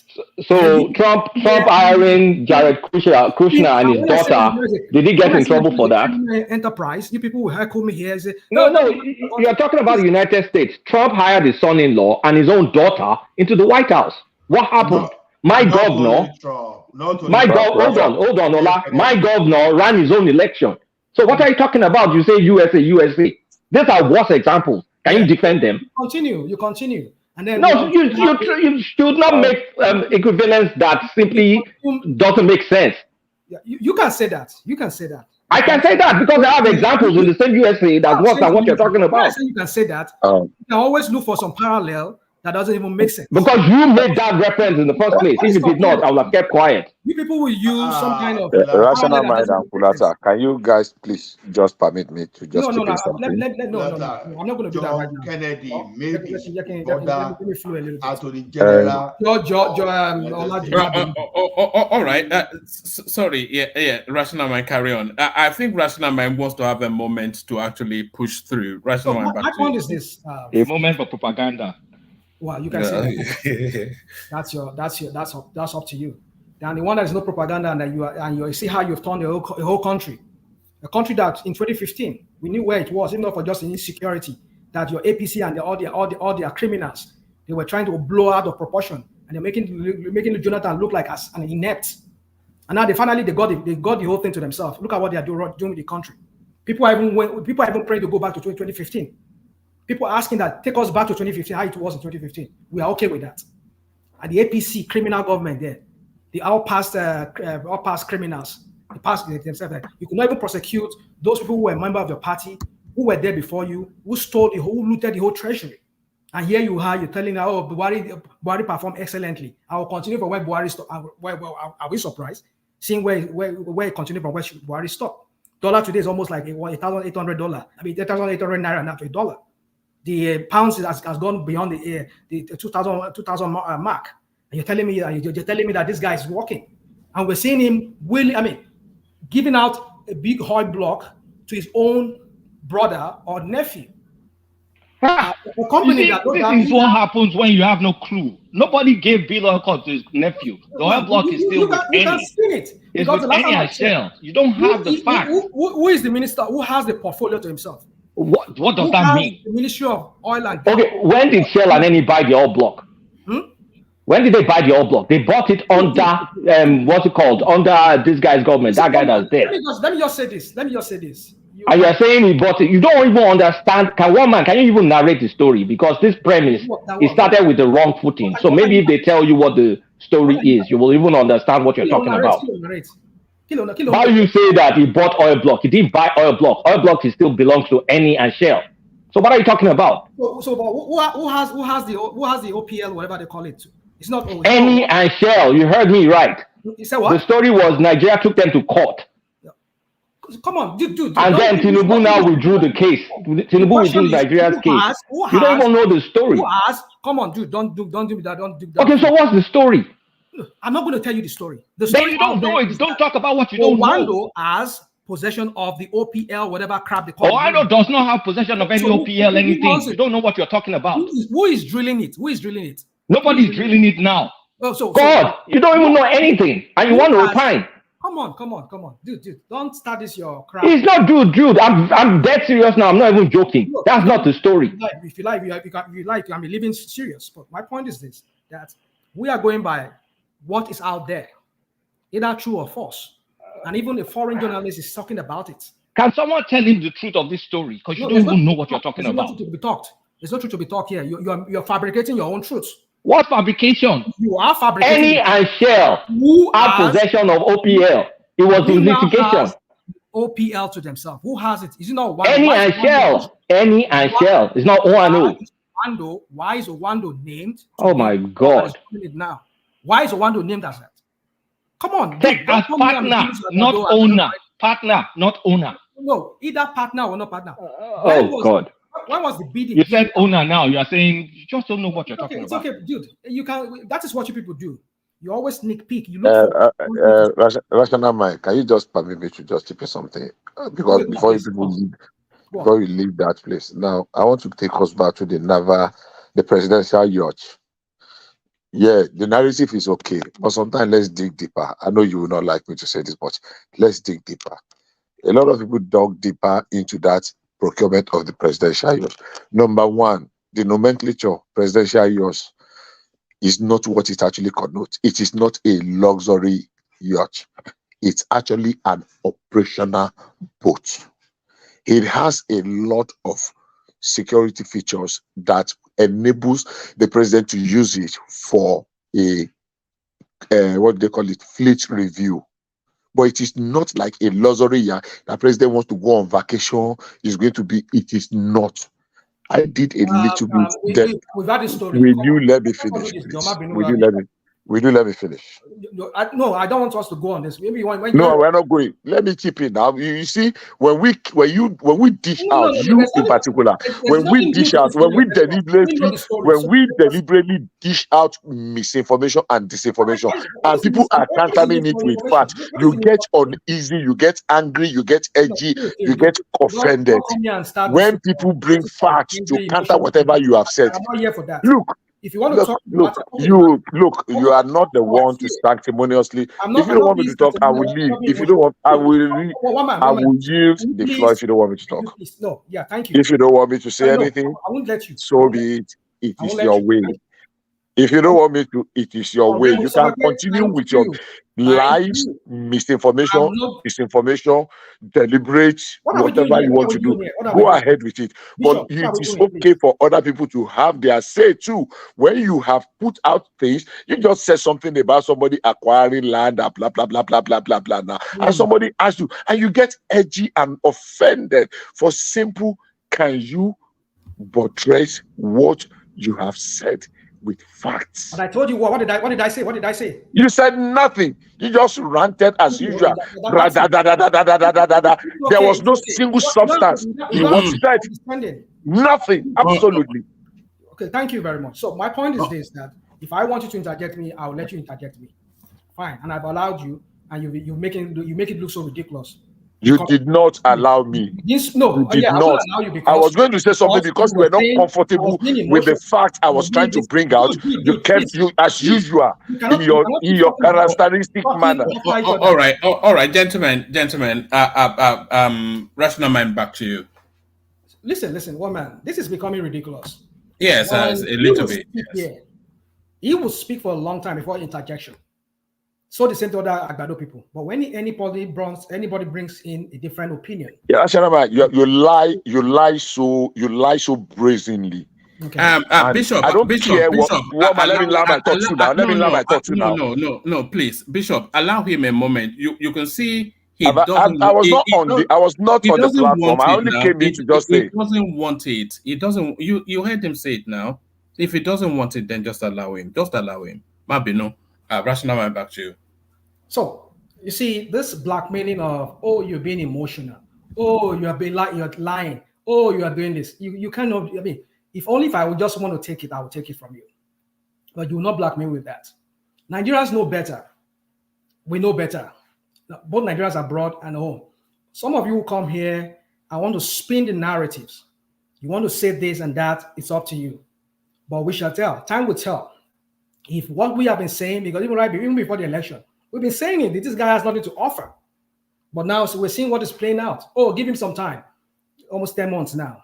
Very soon we'll be celebrating 1 year in office. And we saw how the dollar, how the economy has tanked, almost tanked, if not tanked. how the naira has plummeted. I mean, you wonder. So my point is this: is that I'm not surprised. You expect foreign investors to come. We know what happened to Al Button. Some people are still in jail today for that because they bribed. And when you have somebody who is known to have a past, like we know he has that past, heading the country as Nigeria, and you're expecting investors to come in, when they know that if they just venture or even bribe to get anything within that Nigerian space, and it's leaked to their home country, whoever is in charge of that, they all go to jail. Like now here in America, if some of them, it comes to light that they bribe their way there just to get to some contract, they'll be prosecuted here. That is a system that works. So you wonder why nobody wants to go in there. Besides even the naira that was falling. When you have a very opaque, the way just ran Lagos that was so opaque, they only declare what they want us to know, and they just corner the whole rest resources to themselves. The same way is running Nigeria, and we're seeing that even his own son-in-law, he put him as the head of the whatever director or whatever coordinator of the FHA, and our daughter, as we know all of. So you see, my point is this. They've said it that, I think I read it from one of the dailies today, that ever since Tinubu has, even the oil sector, there has been no one single direct investment from outside into the oil. A lot of them are they're moving out. So we wonder why the economy is tanking the way it's tanking when people are afraid of bringing in their money, because they know that invariably when they have to come in, they have to bribe these criminals running the government with this person. And they know that they have to go back to their home country. They have to declare all this money, or however they brought in those money, whoever they have to, because they've seen it with Ali Button. So you wonder why they're afraid of coming in. So you see, one man, you see, time will tell for all of us for this, because I just know that you cannot give what you don't have. This man has nothing than criminality to give to us Nigerians. And he's having it already. And this is just the beginning. If he's going to spend 8 years there, which I doubt he's going to ever spend it. Because if this continues like this, except he wants to rig himself in. Because if he's performing woefully, as we're seeing, and he goes into 4 years, and he wants to seek a re-election on this performance, and he comes in again, then I know that now this is just crazy. That yes. Sorry, Rashama, did you just say no new oil investors are coming to Nigeria? Is that what you said? Which one came in? Tell me which one came in. Okay, Chevron, OPL 215, they're going to start drilling. This was announced in 2015. This is what we hear now. Excuse me, Total Energy is spending $6 billion in their new offshore. So Total, sorry, it's Total, it's a French company. And if you said they're moving away from, or if you said they're moving away from onshore to offshore, then we'll say we agree. But when you now make a false statement that they are not coming to invest, that's a flat out lie. Nobody's coming to invest. He will not listen. He will keep on spreading lies. I don't know what's wrong with this man called Rational Mind. Sorry, Rational Mind, carry on. No. I don't want it to go in that direction. My point is this: is that what are we not hearing with this government, this present government that Tinubu runs? All is just lies and propaganda. They want to rule, but let me not say lies, propaganda. Let me not use the word that somebody uses here every time, saying other people are saying lies. I will use the word propaganda. It's up to our listeners to figure out when somebody's propaganda is giving out propaganda. They just want to. You cannot rule. You cannot rule and create an economic vibrancy with just propaganda. You cannot do that. If it works, I bet a lot of the countries will be making something out of it. But you know how you came in. You know what surrounds you, or even your pedigree yourself, and then you're running a government the way you're running it, and you're expecting people to come in. How will people see this when you have your son-in-law as the head of FHA? They see the opaqueness, they see the nepotism, they see all these things. I mean, you see, let me not go in because they will have to say, oh, it's, so woman, there's no way you come here, you want to debate with these our Agbado people. They will make it look ridiculous. Well, they say wisdom is proved right by its action. If we see what he's doing and it's run contrary to what is the expected result. I mean, when I mean the expected result, that they want people to believe that's going to be the result. Oh, prosperity, economic boom. And we're seeing the reverse. That tells you that this is just what it is.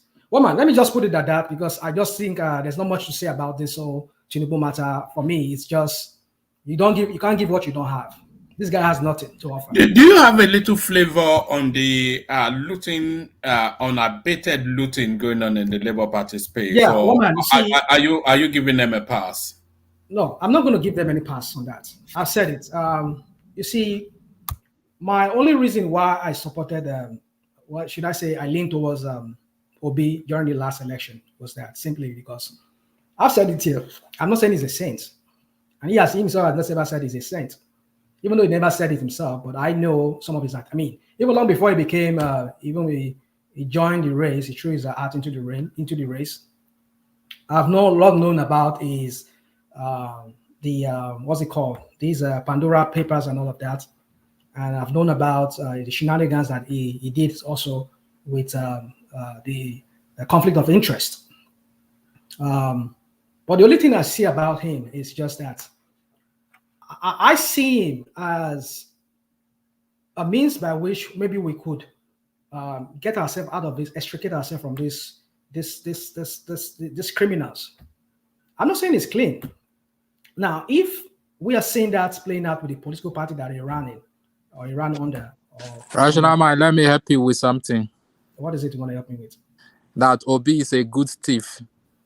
Well, it's up to you. I won't debate that with you. Anybody's free to call him whatever he wants to call him. But for me, I've said it, and I know Ajale Koko will say, "Oh, we will laugh, we giggle when I said it." It's the lesser of the three evils. I will go for the lesser. That doesn't mean it's not evil, because I've looked at him. Some people say, "Oh, he tried to corner Anambra to himself." I don't think he can do that. I mean, this is a guy whom I've seen, I've studied, I look at him like, oh, he's a very simple person. Not for lack of trying. This team acquiring wealth. He put Obiano there. Obiano left him. After Obiano, he tried to put, what's the name of that other guy that enigmatic calls his name? He failed. So it's not for lack of trying. So don't say stuff you don't know. No, not for lack of trying. Okay. I agree. I mean, I won't agree, but I take it from what you Not said. for lack of trying. That's it. He tried. Obiano left him. That's up to you. You can say that. It's not up to me. Those are facts. No, there's no fact. He brought Obiano there. Obiano from America. He brought him there. Obiano never said. And after Obiano left him, he tried to bring someone in through PDP. You see, this and the video is there. We can play the video. It's on YouTube. Just want to detract. Woman, do you have any video to play that he said to that effect? You can listen to that debate that they have. No, that was even trying to collect money going from Obiano. The debate was that he left him money and the money. No, not that. That's a different one. So which other one again? That's a different one. Obi was asking money from Obiano was asking money from Obiano when he got him there. When was that? As governor. He said it in the debate now. Okay. All right. So, Woman, if you have that, please bring it up and we'll just talk about it if time will permit us. So, my point is. I can even try and look for it. Okay, dude. Can I just, you said your piece now. Let me just say this. So, my point is this, Woman, is that I'm not putting anything past him. Now, talking about Labour Party, whoever is responsible, you see, I'm this kind of person, I'm this kind of law and order kind of person. If anybody is found wanting, even though it will be, let him go to jail. I won't spare anybody, because we know how systems works. And when system works, it's because law and order prevail to a large extent. I'm not saying there's no system that does not have criminality, but at least they minimize it. That's why they have laws to check them. But when you have a system like that of Nigeria, where I've said it's a criminal enterprise, where it's a free-for-all, you come in, you say you want to create an economic vibrant country. No, you take a model from those countries where it works. It's because they have law and order. You cannot give what you don't have. When you don't have it, you don't have it. So how do you expect people to bring money in? Except you want to continue with some kind of criminal enterprise that you've always run, where people can bring in money shoddily and then they just sneak it out, whatever. I mean, we're talking about, some people come here and they were saying that, oh, the governors were changing the whatever allocation that was given to them. Why don't you put in place some law and order in that regard, whereby you block them from not being able to access those money and plow that money into where it's supposed to go? But then you say, some people say, oh, you cannot do that, they have immunity. But you see, we always want to create, what's it called, excuses for this guy. And this is the same people that came in 2015. They echoed this guy, they just beat him down. I mean, not I say that time too was better, but looking back in retrospect now, we wish we were back in 2015. At least this guy never even ever causes that guy was ever born. To have wasted 88 years of our lives that we'll never regain in our lifetime anymore. Boo-boo. Wasted our life, and this one too came again. So my point is this, is that take us back to 2015. Maybe from there we can now project ourselves back and see how we can move forward. Having seen what this crap these people have made of that country, the mess. But no, this is the same people that came in, they were just like telling Jonathan is clueless and blah blah blah. And then we see what they had even no difference. They're even worse than Jonathan. They have nothing upstairs. So somebody called them. I mean, we are listening to what was that guy some days ago? Was it yesterday? Was it some days ago? One APC guy was making a buffoonery of himself on Arise News, where he was attacking Bago. This is Abubakar Bago of Niger State. You are in a party. there's no concert. There's no harmony. You have an APC governor working against the policy of his own leader of his own party, who wants food to come down and make life easy for the whole generality of people down south. But a governor is blocking, is stopping, and is having a blockade in his own state from allowing their food to come down to south. And when he was asked that question, he just went off on that his own. They were even asking him, "Your own party, man." I mean, you start wondering. These are people who are clueless. They just want to seize power. They don't have nothing upstairs. I mean, Nigerians know better. I think Nigerians know better. We're seeing what is playing out. So, woman, I think I've digressed on this. My point is this. I think I've said what I have to say. If Abure is guilty, let EFCC or whatever agency that is responsible go investigate him. And if he's found wanting, forge the signature of people, let him go to jail. If it's OB, take him to jail. Nobody's bigger than anybody. So, woman, I want to rest it at that. And yeah, that's all I have to say. And if you have another topic for me, bring it up. And then, no, if not, I rest my case. Can I say something before you? Please go on if you want to say, please. No, the thing is this. You see, the issue of nepotism sometimes, I think we have to set the standard between what is legal and what is not legal. Like I'll be engaging eyes on now. See, if you say nepotism is bad in Nigeria, I agree with you. I've even said it before when we're discussing OB. Nepotism is bad. That's my opinion. One thing. But when you start making reference to some countries that you think there's no nepotism, then people like us will come for you, because when you talk of America and Canada today, that is home of nepotism. As a matter of fact, someone can go to jail for discriminating against family member that is qualified for a position. If that family member decides to sue you. So, and the argument on nepotism has always been, is it moral, is it legal, or is it unethical? You know, so we can down from now to tomorrow. So if nepotism is illegal in Nigeria, it's illegal. So nothing, because I know I work in a bank whereby you cannot employ family members. So once two family members are there, one must resign. That's our environment. So if our environment does not condone nepotism, let us not say it is bad. But when you want to make your reference, don't cite America, don't cite Canada, because some of us that have been discriminated against before, we are going to come for you. That's just my point. Thank you. All right, we got one man real quick, please. You see, when I cite America, like when I cite countries like this, the only parallel I'm bringing there is that there's an element of law and how do I put it? I think should I say institutions that follow law and order. Of course, yeah, we've never seen any past president of the United States with the kind of nepotism we saw with this guy, what's his name? The former president, where he brought in his own daughters and son-in-law and all of that. Even Abraham Lincoln. Even Abraham JFK. Lincoln.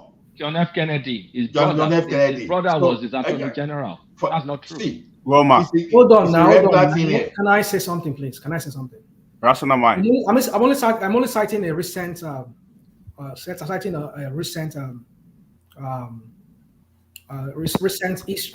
recent happenings as far as like about 4 years ago, 3 years ago, or more than 4 years ago.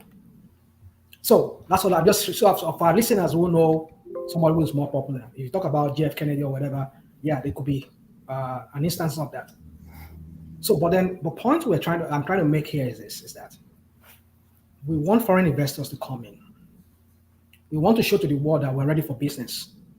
We want to show to the world that we are clean, we are pure. This is what we want to do. This is our policy. And you are giving the vibe of what some of us we've always suspected, that you corner Lagos to yourself. And you came on a federal scale to do the same thing, replicate the same thing. If it's going to work for you, well, let us see it then. Well, is that why we're not seeing foreign investors coming in? We shall find out. But my point is this, is that if you know what you are facing and you want to make things work, you want to show to the world that you really, you might know whatever I know about my past, but this is what I want to go for going forward. I'm putting competent hands, not just my own son or my own son-in-law, whatever. But if that's the route he wants to go, fine and good. We shall see how that's going to play out.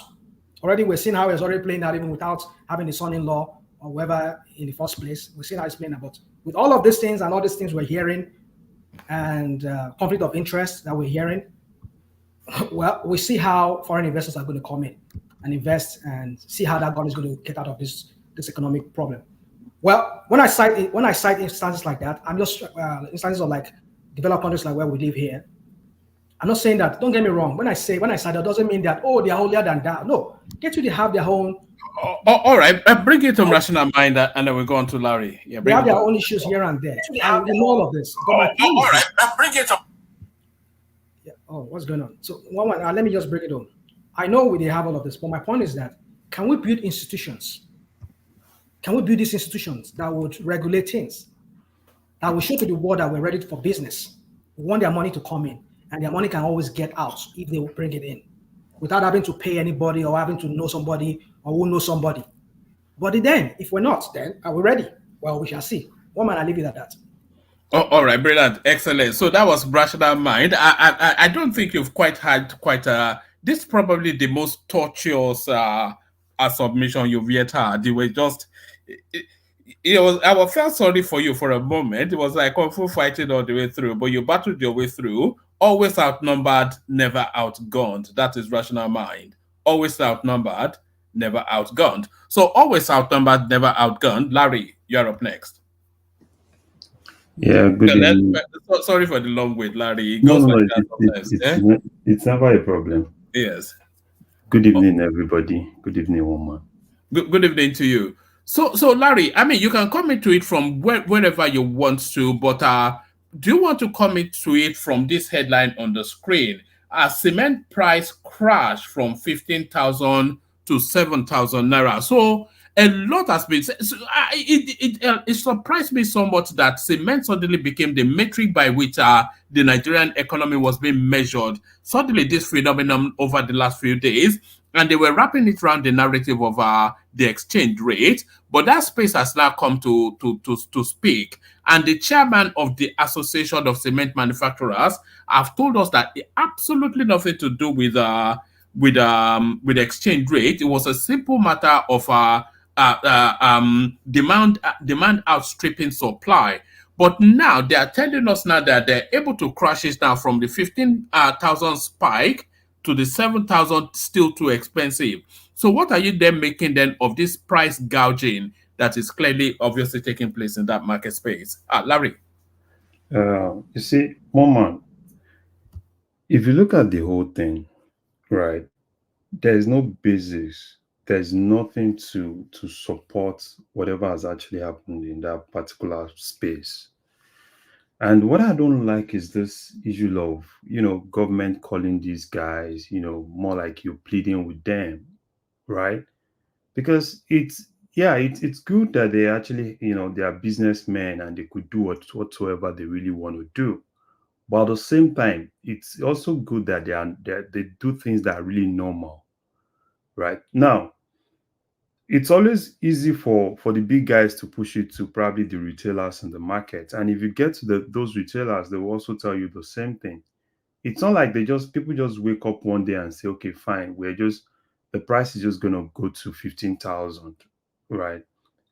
If you look at everything, it's basically gonna come from probably one or two things from where they get some of these things from. So that's where I think, there's a lot of work that still needs to be done in that aspect, right?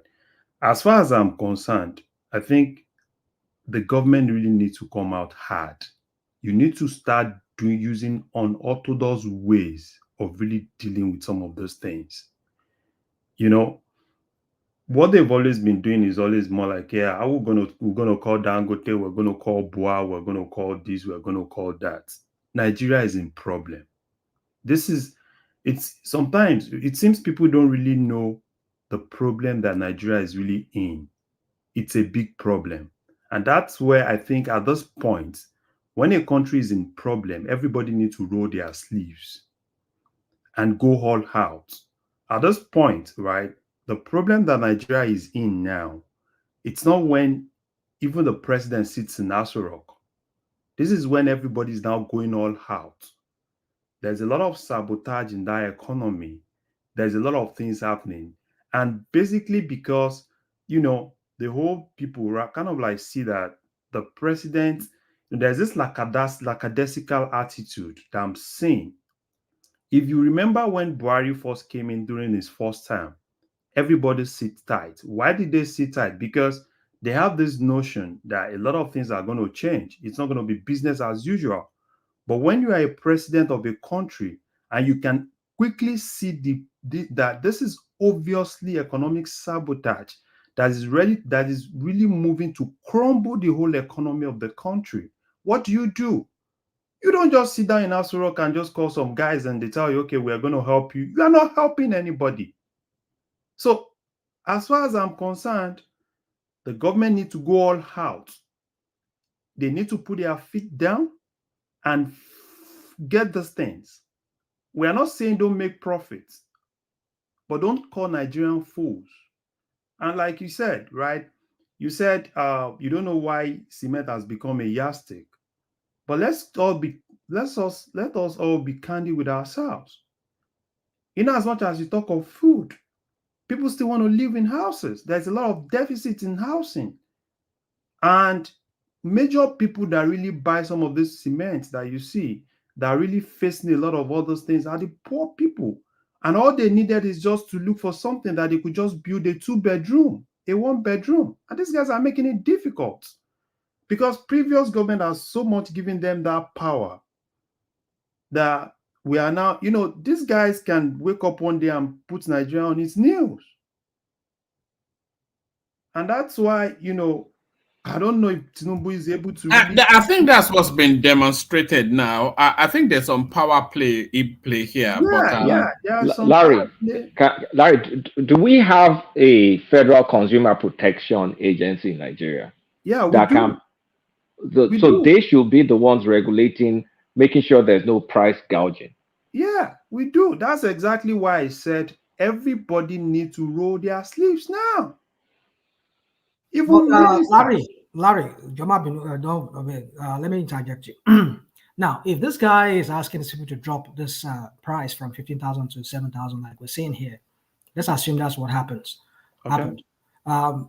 You need to understand. We need to understand that the dollar is not. The dollar rate, because the economy is dollarized, and this will tell you that some of the things that they buy to in the production, like their machineries and all of that, since replacement of parts and all of that, and maybe some chemicals that they will use in the manufacture of those things are imported, and they have to buy dollars. And now you're asking them to bring it down. If the cost of production is not working, are you sure this guy is not subsidizing this? For there's not paying them the differentials? Let's tell ourselves one truth. when it comes to cement, if anybody tells you that major thing that really make up the cement is actually, you know, they're going to import a lot of things, it's a lie. And even where they are really getting, see, this is just, you see, these guys got the raw material they use in getting this thing is cheap, right? In most cases, they are not really paying the royalty they are supposed to be paying to the government. And aside that, if you look at the whole thing that actually happened, are you telling me that now they just wake up one day, right? They wake up in a week and just said, okay, fine, we've just imported.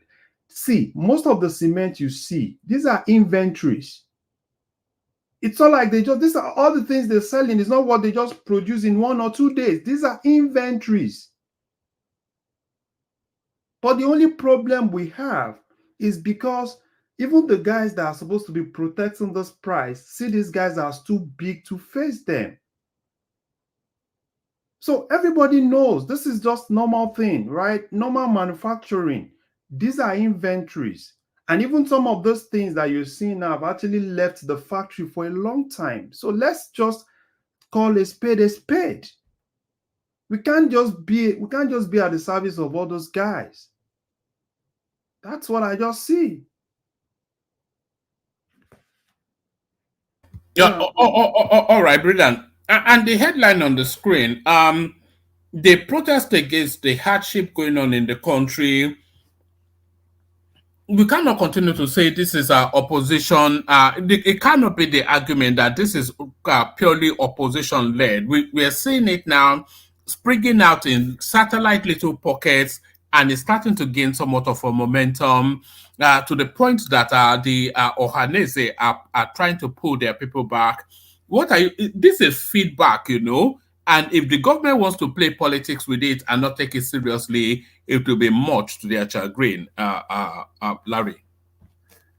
You see, woman, looking at the headline, you know, Igbos will not join protest. Yeah, it's their right. You join protest, you don't join protest, right? You see, all those things, for me, as a person, I'm not really interested in probably someone joins protest, someone doesn't join protest, right?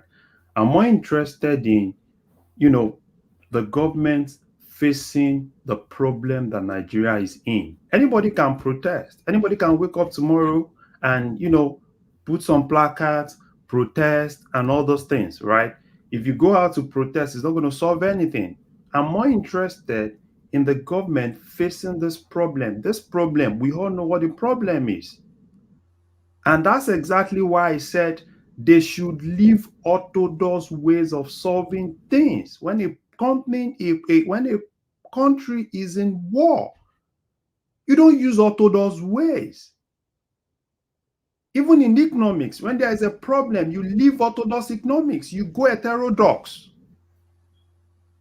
And that is exactly the problem that Nigeria is facing now. You can't, every day you wake up, every day, you know, probably tomorrow you just hear, oh, dollar is now 2,500. Dollar is now 3,000, right? And you think it's just going to take care of itself? Sorry, Larry, let me not lie. I think, I don't want to make it, I think by early March or second week in March, dollar will be 2K. It's very likely. That's what I'm saying. That is exactly but why is it likely? Sorry, Larry, and the question to you as well, Larry, because I don't see it hitting the 2K one, but even if it hits the 2K, it will just dip a toe before reversing back. I think we're getting to the ceiling of whatever it is that is going on. No, woman, the demand is out of control. That our problem right now is the demand. Woman, I'm seeing 2005 by end of March. The demand is out of control. The demand is inelastic. The people buying the dollar, they're not buying it to import or buying it. It's not the importers that are our problem right now.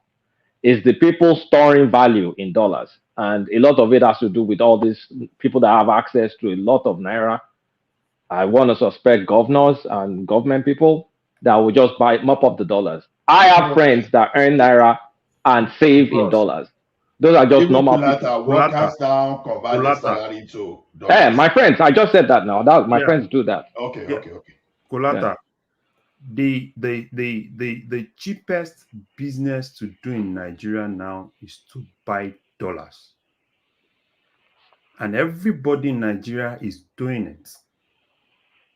Everybody, every salary earner in Nigeria now, right, sees, because it's the cheapest thing to do.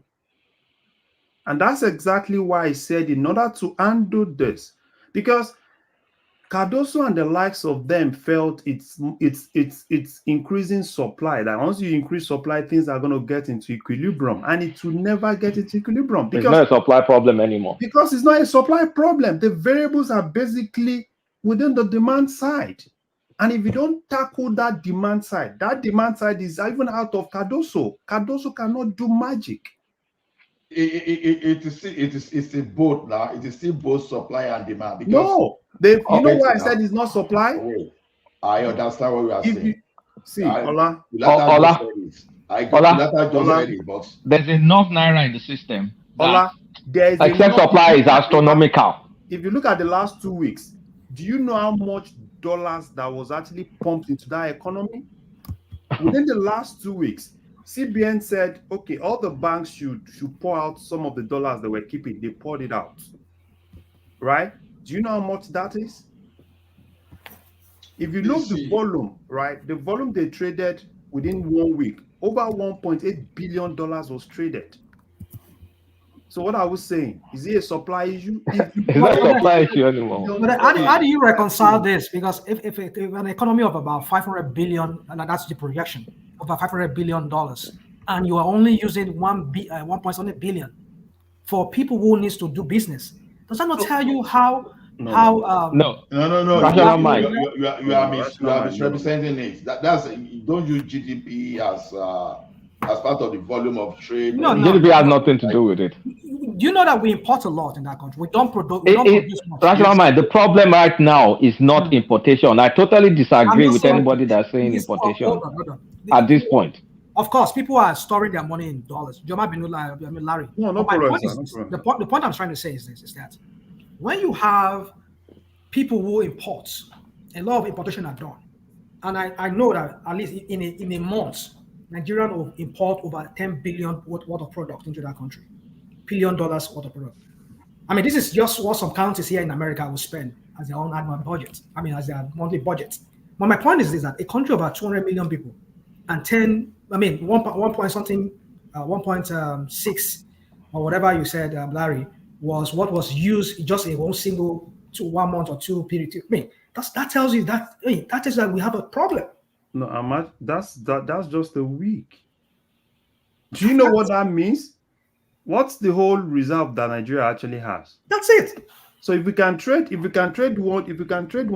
over close to $2 billion in a week, that shows you that they pumped a lot of money into that, a lot of dollars in. They felt it was going to normalize things, but the more they pump it, the more I said it yesterday. What is happening now is, if you pump $100 billion into that economy in 1 month, it will be they'll mop it up. So that is why I said you don't use orthodox economics for an unorthodox problem. So what's the solution? The solution at this point, EFCC needs to stand. Everybody, so now it's not, I'm not even talking about Cardoso. Cardoso doesn't even have anything to do now. He has done what he has to do. Now, let's move back. Larry, you just made a statement now that if they throw like 100 billion to that market, they will mop it up. Okay. Are we saying that we don't have a system that we, monitor how that money move from one point to the other? If they are mopping it, to where? To people's personal pocket, or towards importation, or towards importation of something that can easily be monitored, that will, and traceable? That's why we need data. Larry and Kulata just said it. You earn your salary a month. No. Hold on. Wait now. You withdraw your salary and you go buy dollar from Mala and you keep the money under your carpet. There's no way government will know that you are you. That's why we need regulation, and that's why the data comes in. What I'm saying is that if in the official market, how are they doing it that they cannot keep the records, how that money moves, what that money is channeled towards when people are buying it in that official market, towards what? Okay. I think with the system to be able to they can monitor the money in the official market. That's what it's easy for them to monitor. So the problem is not even the official market. Everything within the official market is monitored. Very easy to monitor. But the problem now, you see, all those things you said, if it's another economy where a lot of things has been digitalized. Exactly. You got the word out. I was tempted to say we have to digitize all the businesses. So it's always easy for you to... Oga Larry, sorry to interject. I greet everybody. Let me use my number. They said I agree the house. Kulata, me they fear you. Then you send me that data. We will nearly keep send me that information you send me. Almost keep my data. Is this to do with the topic being discussed? No. I'm just joking with him. You send me file. We almost keep my phone. I would say that Europe idea. But say you do my data back up. But that's not what's been discussed. No, I'm just joking. I know. I'm coming to what I want to talk here. I want to talk about this. I'm just joking with him. Anyway, thanks for the thing said for me, Kulata. You guys know the problem now. Why are we just want English? us to know that you and Kulata are friends. We know that already. So carry on. Yeah. No. You guys know what's going on now. Why are you guys speaking English? And you just said, Larry, that we don't need to use theory. We need practical. The people that is mopping this money out is the Cardoso and Co. The money goes from central bank to the banks, and the money from the banks get missing. You have over 70 trillion excess, and you are saying, what can we do? If we don't remove that excess 17 trillion, and no matter what dollar you bring to Nigeria, it will be gone in a day. People that have this money are the aristocrats and the governors and what you call the politicians. They have billions of naira they store at home. They have the old naira and the new naira they store under the ground. So as soon as you bring in dollar, they're buying themselves. Cardoso will buy his own. The former Emefiele will buy his own. Sanusi that is talking will buy his own. And we are here preaching. You can trace the money from central bank to Sky Bank, but from Sky Bank you can't trace it. Why is it so? Then you are going to hold the change. No, war peace. We can trace the one within the banking system. You know, the one in the parallel market, they are supposed to complement. The one in the Hold on. Central bank don't set to parallel market, how you call it. They set to let me say stage 2. That is the lower banks. The lower banks now take it to parallel market. Whatever you see with Abure is illegal. Whatever the central bank is. Ask yourself one question, War Peace. The remittance from Nigerian diaspora, where are those money going to? It goes to, that's the problem they're trying to solve now. That I like that move. I said this before last year. All those remittances, we have 27 billion coming to the 25 coming to Nigeria every year, but it goes to Abure's hand, and that money goes back to Dubai. Well, when that money comes through Western Union, in many cases, that even allow Nigeria to mop up Naira because number one, some people. Hold on. Wait, hold on, let's see what I'm saying. Hold on, let me say this before one you move me on. Sorry. No, say it, but Larry still has the floor and he waited. Yeah. Sorry, thank you, Larry. Thank you. The problem is those 25 billion. If this Cardoso policy was on ground, that money goes to the central bank, which will help the central bank to wage itself. But that money goes through to the individual banks, the laws they had before that send $1 in America, you see $1 here in Nigeria. So what these people do, they go to Access Bank, collect a dollar, go to Bridge Exchange and sell it. The problem is there's no regulation that regulates the Bridge Exchange to bring that dollar, their sales to the market and end sales to the market every day. That was what I was arguing with one man. So what these people do, they sell it, put it on Ghana must go. The next night that evening, Emirates, it goes to Dubai. That money goes back to Dubai. That's why Emefiele could tell you that the 25 billion Nigerian receiving foreign market, this thing, just for remittance, only 2 billion gets to the central bank. For what? We all know this problem. We are speaking English. You know rocket science. Cardoso know what to do.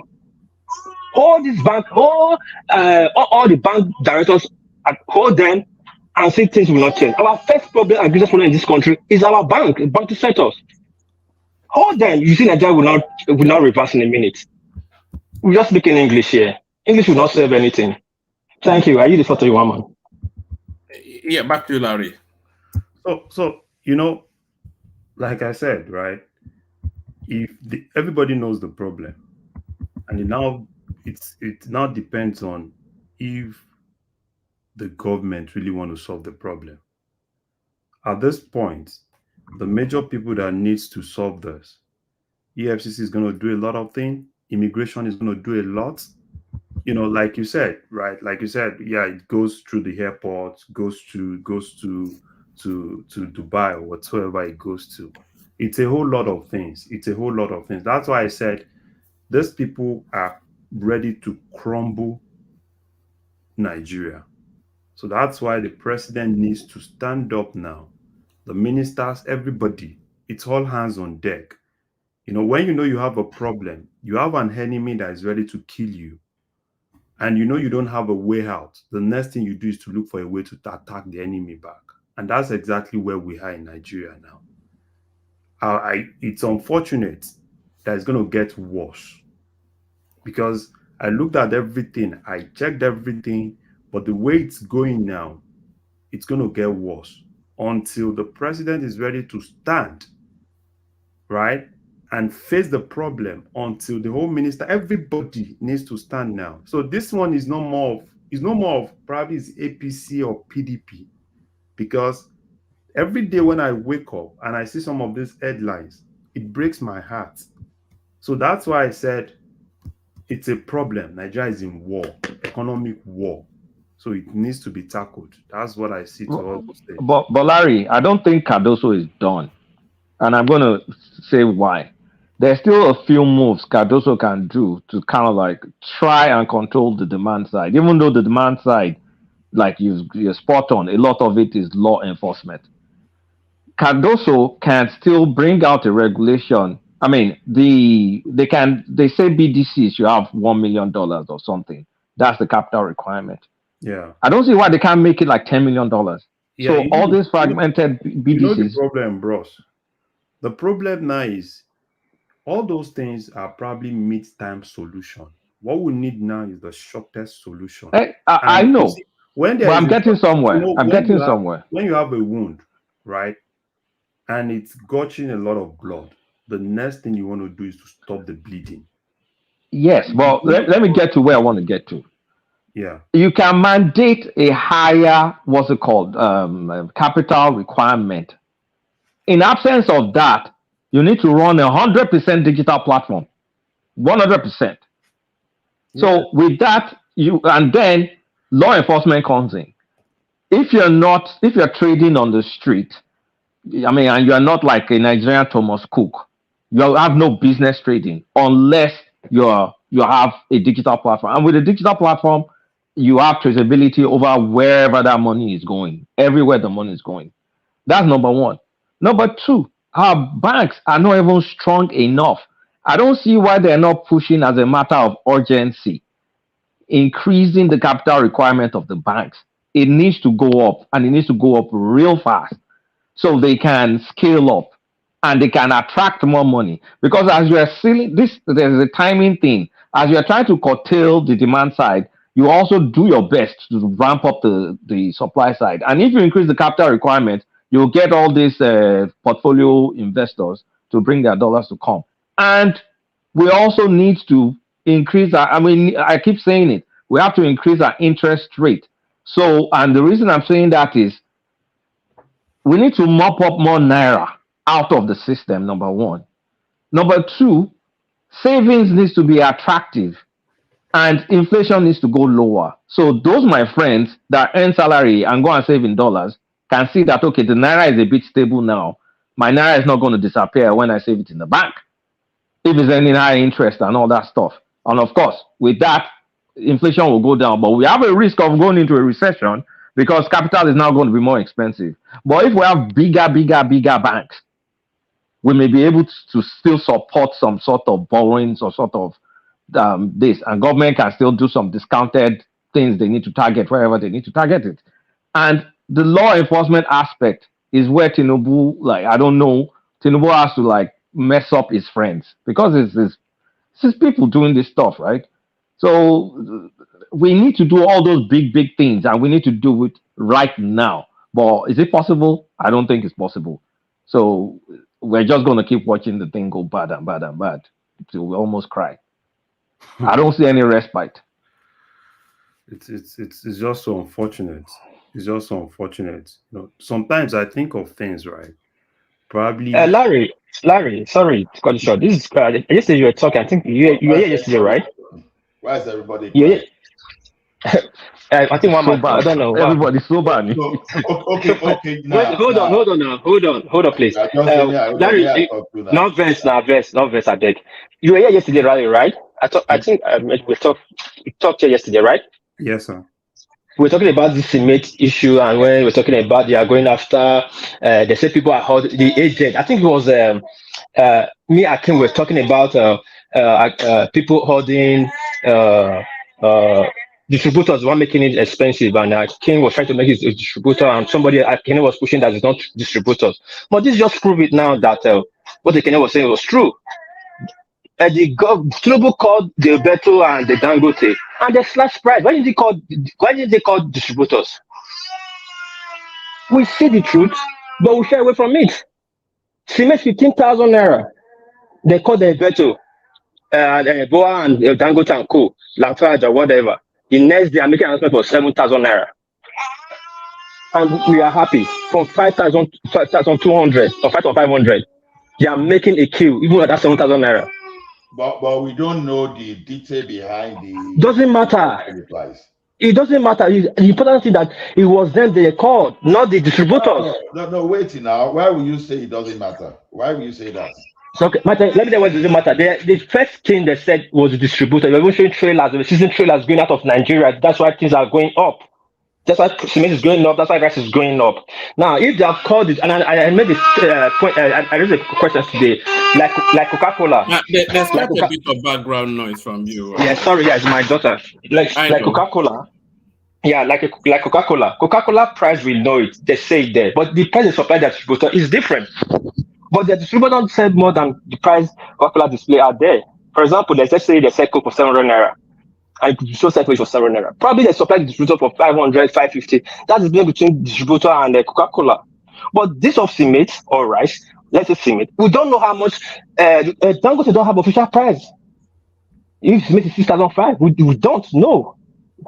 Okay, one piece. One of the reasons I'm asking for knowing the reason is this. If cements are cheaper outside Nigeria than within Nigeria, so what is the incentive of exporting those cements? Now, cement was never... now wait. Is it possible that the government is indirectly subsidizing behind the door that we don't know? Those are the reasons that I say, okay, we need to know even why. You don't just call when you are not responsible for my cost of production. You just call me, oh, please drop your cost. I won't do that because I will see, if not because I'm paying, maybe repaying debt creditors back, I will shut down the system because I won't produce at loss. So what's the mechanism behind saying, okay, I call you, all of a sudden the price goes down? We need to know. Yeah. Sorry, let me respond. Back to Larry. No, back to Larry. Let Larry carry on. So sorry, apologies. That's going to go on a tangent back and forth for a good while. Larry, back to you. Yeah. Probably we can go to another thing. Yes. Let me take you to the protesting going on in. Have we spoken on that? The protest? No. Yes. Let me take you to the protesting going on. What really struck me was that the protest was happening in Ibadan. So you can say it's just a copycat sort of protest, trying to be right on with the goings on. But when you are starting to see protests coming out of that space, that is essentially feedback to the government right there. And for whatever understanding you're asking the people to understand, you cannot ask them to understand beyond the pain threshold that they can bear. So what are you making of the government trying to rebalance, but the people feeling the pain to the point that they cannot bear it anymore? What do you think is going to have to give way in that space, Larry? You see, let's just be candid with ourselves. One thing is for government to tell people to be patient, right? That things are going to be better. Another thing is for people to see the genuinity on the government side. Because this is more like you have a family, and you're basically telling everybody in the family that, yeah, you guys need to like reduce the number of food you eat. And me being part of that family sees you, and I'm seeing you that you're growing fatter. You keep growing fat every day, right? So even if I try to listen to you, it's to get to a point I will be like, why am I really listening to you? Because if you look at the whole thing, right, ever since subsidy was removed, people have been trying. They've been trying. I need to be very candid with you. It's not really been easy for people. You know, they've been trying, but the government itself is not really leading by example. So that's why I don't blame anybody. If anybody's protesting, it's normal because it's a lot. People are going through a lot. So until the government itself, okay, what do you really want to say to this? Subsidy was removed. You still see some extravagant spending, right? Subsidy was removed. You still see that big, big entourage that went to Dubai. Subsidy was removed. You still saw those guys, that entourage that went to the US. So these are things, sometimes you could tell people, oh, things are going to get better, but they want to see it from you. They want to see what you have actually done. So until they want to see sacrifices from the top, don't they? Yes, but people, can you tell me of one sacrifice you can point to? Can you tell me any? Nobody can point to one thing, probably, this is what they did, and this is a huge sacrifice. Because these people can't even let go of their luxurious life. And you tell people every day it's going to be better. We are trying to like put one or two things in place for it to be better. What's going to be better? People are obviously seeing what's happening. It's a lot of problem. And they don't even know when the problem is going to come to an end. So people can protest, and they can protest is a normal thing. Nobody should gaslight people that are protesting, because it's a problem. And until we see that people leading from the front and focusing on those things, then we can see that they are serious. But as far as I'm concerned, the Nigerian government is not serious. They are not ready to tackle the problem.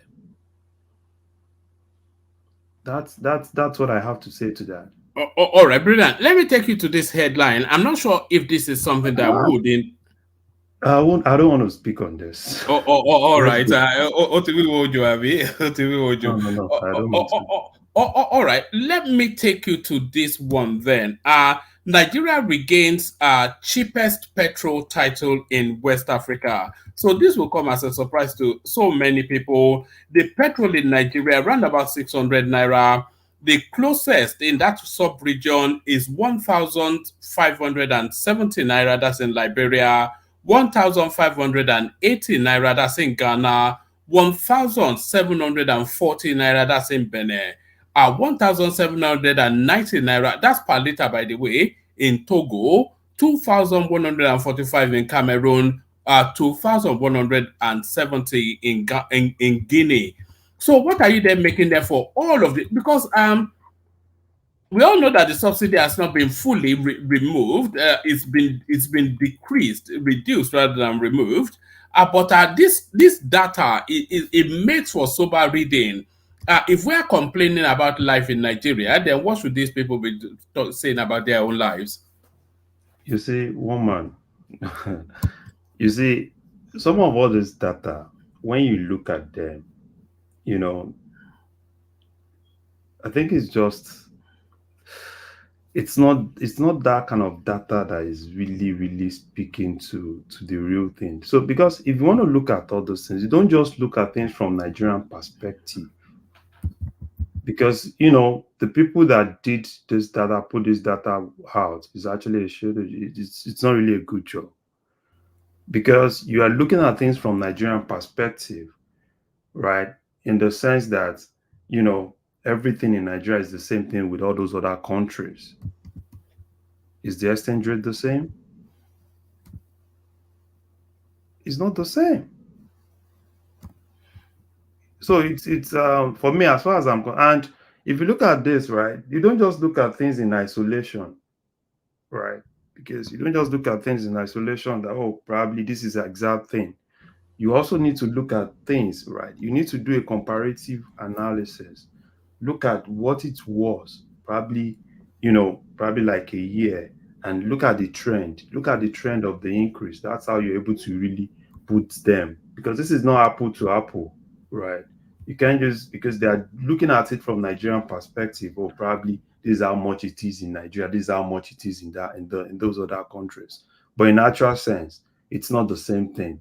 We don't have the exchange rate. So had it been, we have a single exchange rate, everybody is spending the same money, every other thing is the same, then you can use this. But this is not the right data.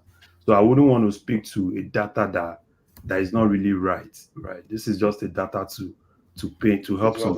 How to lie with data. This is what we call it. What do you say? This is what we call how to lie with data. Yeah. Or we can say they want you to specify or so that we're not complain too much. Again, what you would have said is this: can we compare our local economy to theirs? They have a stable local economy. Even they have a stable economy in Ghana. Ghana's economy is I said local economy. I didn't say the standard economy. They're gonna eat what they produce. They go to their farm, they produce their cassava, yam, and all that. They have a steady light. I have a friend who just started a hotel in Ghana for 2 weeks now. He said it's like he has not seen a lights out. Light is constant. That's the economy there. Sorry, can I pitch in? The biggest mistake in this data is it's kind of like referencing dollar, right? People, since we devalued the naira, people's salary has not, it hasn't changed. So it's not like, it doesn't mean anything. This is, if I was earning 35,000 naira and my 35,000 naira has not changed and you've devalued, it's still expensive for me. Rather than looking at, okay, what's the dollar equivalent in the next country there, that they are fully adjusted. I'm still in shock. I'm not adjusted. So you essentially just made my life expensive for me. That's the noise. That's the suffering people are suffering now, because things have changed, but their income hasn't changed. Exactly. So this, relative to their salary, is very, very, very expensive. In that other country you're looking at, it may not be that expensive because their income will have adjusted to that. So we shouldn't look at it this way. But though you can look at it this way, meaning now maybe people can start taking petrol from Nigeria and taking it to the border. Yeah, you can look at that. But in terms of relative impact in my pocket, it's not that much different because Nigerians' income has not adjusted. And that's the biggest ibipami that everybody is hearing about now. Kulata, do you think that sorry, please hold on. Do you think that ibipami, do you think it's contrived? It's not contrived. No, I feel it is contrived. One man. I see the hand of the obedience. One man. Everybody, I believe everybody here does some sort of budget, right? If I can budget for 2 bags of rice every month, all of a sudden, I'm forced to buy half a bag. Then ibipami, indeed, it's not contrived because income hasn't moved up. It's going to take a while. No. The outward vocalization of it is the contrivement, if there's such a word that I'm talking about, because that thing started when Tinubu was going to the mosque in Lagos, and there was an Umbrarian undertone in the accent that was saying it being what did you say now? And I'm breaking up with. What man? I mean, what do you say? Leave one man. Leave one man. Leave one man. You not hear a bit of Anambra in the undercurrent of the accent. See, because of this program, man. One man.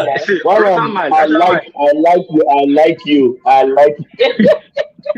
Rational mind, because of this forum, the Igbos have become smart and smarter to know that if they make any mistake, it will be blame on them. Even they sneeze in the way Nigeria, they will blame it on them. So you see, they came out and said, "Don't riot too," because if they riot now, they will be they'll blame everything on them. Like, no, Nigeria is okay. The obedience that's making it look bad. One man, can you say that they're a bit of an Iberian for a big family? At the first time, Iberian is from when I saw it that day. Nigeria people are hungry. One man. See, I saw a video of women going naked. I think it was about going naked in the market. Did you see that young ladies? No. Have you seen that? Okay, that's a fake video. That's a fake video. Firstly, they were saying it comes from Yoruba land, and there is no culture. That was an Anambra video actually. So there's no culture of women going naked in protestation in Yoruba land. So that already fixes it. And then that women going naked, it was from a different narrative that they've then superimposed voice. It was an insecurity protest last year in Anambra. I mean, the ones that are coming from Ibadan recently, are those people Igbos? One man. Huh? What are you talking about, one man? One man. You see, yes, Larry. Hunger is not respecter of anybody. Even we that are actually outside Nigeria, we know what is really going on in Nigeria. A lot of us have within the last 3-4 months, we've kind of like doubled or tripled the allowance that we give people in Nigeria. And is that bad? You see, it's always easy for us to kind of like say, oh, probably, politicians have a way, probably it's the opposition, right? Probably is this, is that, or probably is another religion, So what we have now, if they come in and say, oh, probably is this, probably is that, right? I just laugh. I just laugh because they don't know what is coming. One man, if people get pushed to the wall and start, people, do you think people don't know where some of those people? Remember what happened during COVID, when people started going to loot their warehouses. And it's going to get to that point. So it's even good that you're seeing people coming out to protest and not really going after some of the warehouses. That's when you know that politicians, they know what to do. So if they don't manage it now, they should be happy that people are coming out to protest. And, when people come out to protest, you can still pacify them. But when people don't come out to protest, they come out violently to go after some of the warehouses they have, to loot as much as they can. It becomes bad. Even in the US, you remember during flood issue, right? It became a problem when people started looting. And that's where the problem is going to come, because immediately it gets to that point, right, that people see that there's no other means. The next thing they want to start doing is to look at that rich guy who is probably a politician in their neighborhood, and they start moving in, attacking them, looting their stuffs. So that's how bad it is now. So that's why I'm more like they need to do something, because if you're still seeing something, if something big is coming and you're still seeing a glimpse of it, and those glimpses of it, you can still control it. So it's good for you. You know, so don't gaslight. You know, if you gaslight them, okay, let them not come out to in a gathering that you can still control. Let them now do what they want to do. Then it's really going to be very, very bad. So for me, it's not you know, probably normal, you know, it's a normal thing, opposition and all this thing. This is not opposition. This is, I can't even afford, when you can't even afford, you know, before we always say, okay, fine, nobody eats in the afternoon in Nigeria. At least if you eat in the morning, you eat in the night. But now to even eat one is even... Is that they used to call that 101 back in the day? Oh, 101. So now it's not even 101 again, right? It's bad. It's bad. It's now 000, isn't it? 000. Eh? Larry, anybody that is blaming the opposition now, any government blaming the opposition now, you know, is clueless. Regardless what policy he thinks or is put it out there or is trying to preach. In this kind of situation, you have to fold your sleep up, take some blames, and show the people you are working. You lead by example. I was talking just before my ESP drop, and one was saying it was not Yoruba land. Every drive that I've started in Abuja and Oyo. And the reason why it has not been full-blown riot, you know, if South goes to riot, Nigeria will go to flame, because a lot of Southerners have people that are still sending money to them to cushion their problem. You imagine not that they don't travel. Just imagine areas that they don't travel, they don't have people abroad. That's why we are still having this case, like people are still realizing, protesting a little bit. Now people are going through recession. Let them stop Western Union tomorrow if Nigeria will not go in flames. They cannot, nobody can send money to that. I think the reason why this time things are a bit different, because I've thought about it in my decades on this earth. This is not the first time we're going to devalue. I remember one devaluation we did. I was in secondary school. Was it? We had one in the 80s, we had in the 90s. We've had it several times. But the difference is the devaluation we did that time, there was a bit of certainty there because it was a fixed rate. So they will just devalue it as a fixed rate. But in this case, you are literally looking at the Naira depreciate on a daily basis. If you are looking at it, you almost have a heart attack. Like it's just going, it's going. Because back in the day, I know there was one time we wanted to go to JAND. They just changed the price of tickets and they devalued the currency. It was maybe 6 Naira or something. They turned to 19 Naira or something. Maybe early 90s or something like that. So then you say, okay, it was 19 Naira. Then everybody will go through a being power. They will adjust. But then that price is fixed. But in today's world, there's high inflation and then the exchange rate keeps going up and up. So you go to the market today, price has increased. It just keeps going. It's not like, okay, they jack up the price and then it stays relatively steady. That was what used to happen in past devaluations, that this devaluation is different because we're floating now. I don't think we've ever done this kind of float before. They call it a managed float, but I don't see any sort of management there because we don't have any money. We don't really have that much dollars to kind of like intervene. CBN doesn't have that much dollars. So there's a sense of hopelessness now because you can't say there's light at the end of the tunnel because you can't even see the freaking, you can't see it. That's the biggest issue I'm concerned with now because it's like a runaway problem. You can't see it. It's like a runaway problem. So you don't know when this thing is going to stop or when it's going to recede. Because if they say, okay, assuming what they did was kind of like a crawling peg rather than float, just generally say, okay, month after month we'll be doing, I mean, if they kind of did it with some, but we don't have dollars to do that too. But it feels helpless. I don't know. It just feels helpless. So we may have it, if they don't do something about food, especially, because I don't know any government that will get there where people are hungry. I don't know what will happen, though, guys. I don't know what will happen. Colata, can you hear me? I can hear you. Yes. As Australian dollar poor rich, ask me what is the exchange now? 1,100. I was sending money yesterday and I was smiling. But that money cannot get anything. You cannot purchase anything at home. Do you know now? There's a drug. I used to buy from my mom for 6,000 naira. We are buying it now for 42,000 naira. Indeed. Yes, Just everything, between my brother, 2 weeks everything. now, My it just jumped to 42,000 naira. What piece? My mom said you have to triple my allowance now. I doubled it before. Now he said you have to triple it because things are not cheap at anywhere. Ah, God.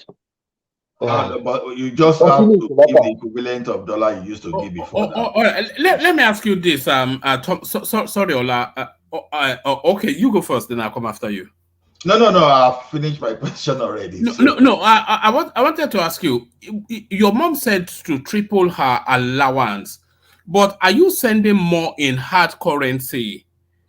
Because if you were sending your mom, let's say you were sending your mom £100 at 1,000 to 1. If that £100 is now 3,000 to 1, you are still sending £100, but you are sending her 3 times as much. You should not really be sending more in hard currency. You That's shouldn't. what I was thinking. Yeah. Because me, I send people I send money what? to Nigeria. It's almost like I'm happy that it goes up because now I'm spending less money. You understand? Yes, I'm sending less money, of course, but no, man, Mike, hold on. You are sending less money on your own side, but that money you are sending to Nigeria, they can't. The inflation is not matching what they used to spend before. Yeah, You but no, understand what I mean? if you are sending the same amount that you always send, it should still have the same value because if you are sending 100 Australian dollars, there's no reason to increase it because it still No, has Mama, I don't send dollars. I send dollar to my Nigeria account. Then I transfer Nigeria money to her. I don't send dollar. I send naira. Yes, but what I'm saying is the value that you're sending should not really change. It shouldn't really. You are right. Yeah. You are right. No, Mama, it changes. It changes. See, if you're sending £100 before and £100 is just, for example, is 1,000 naira, and that 1,000 naira will take care of your family for a month and a half or a month and a month and 2 days. But now you say that's £100, it becomes 100,000 naira. But if your family is sincere with you, that 100,000 naira does not even last 2 weeks.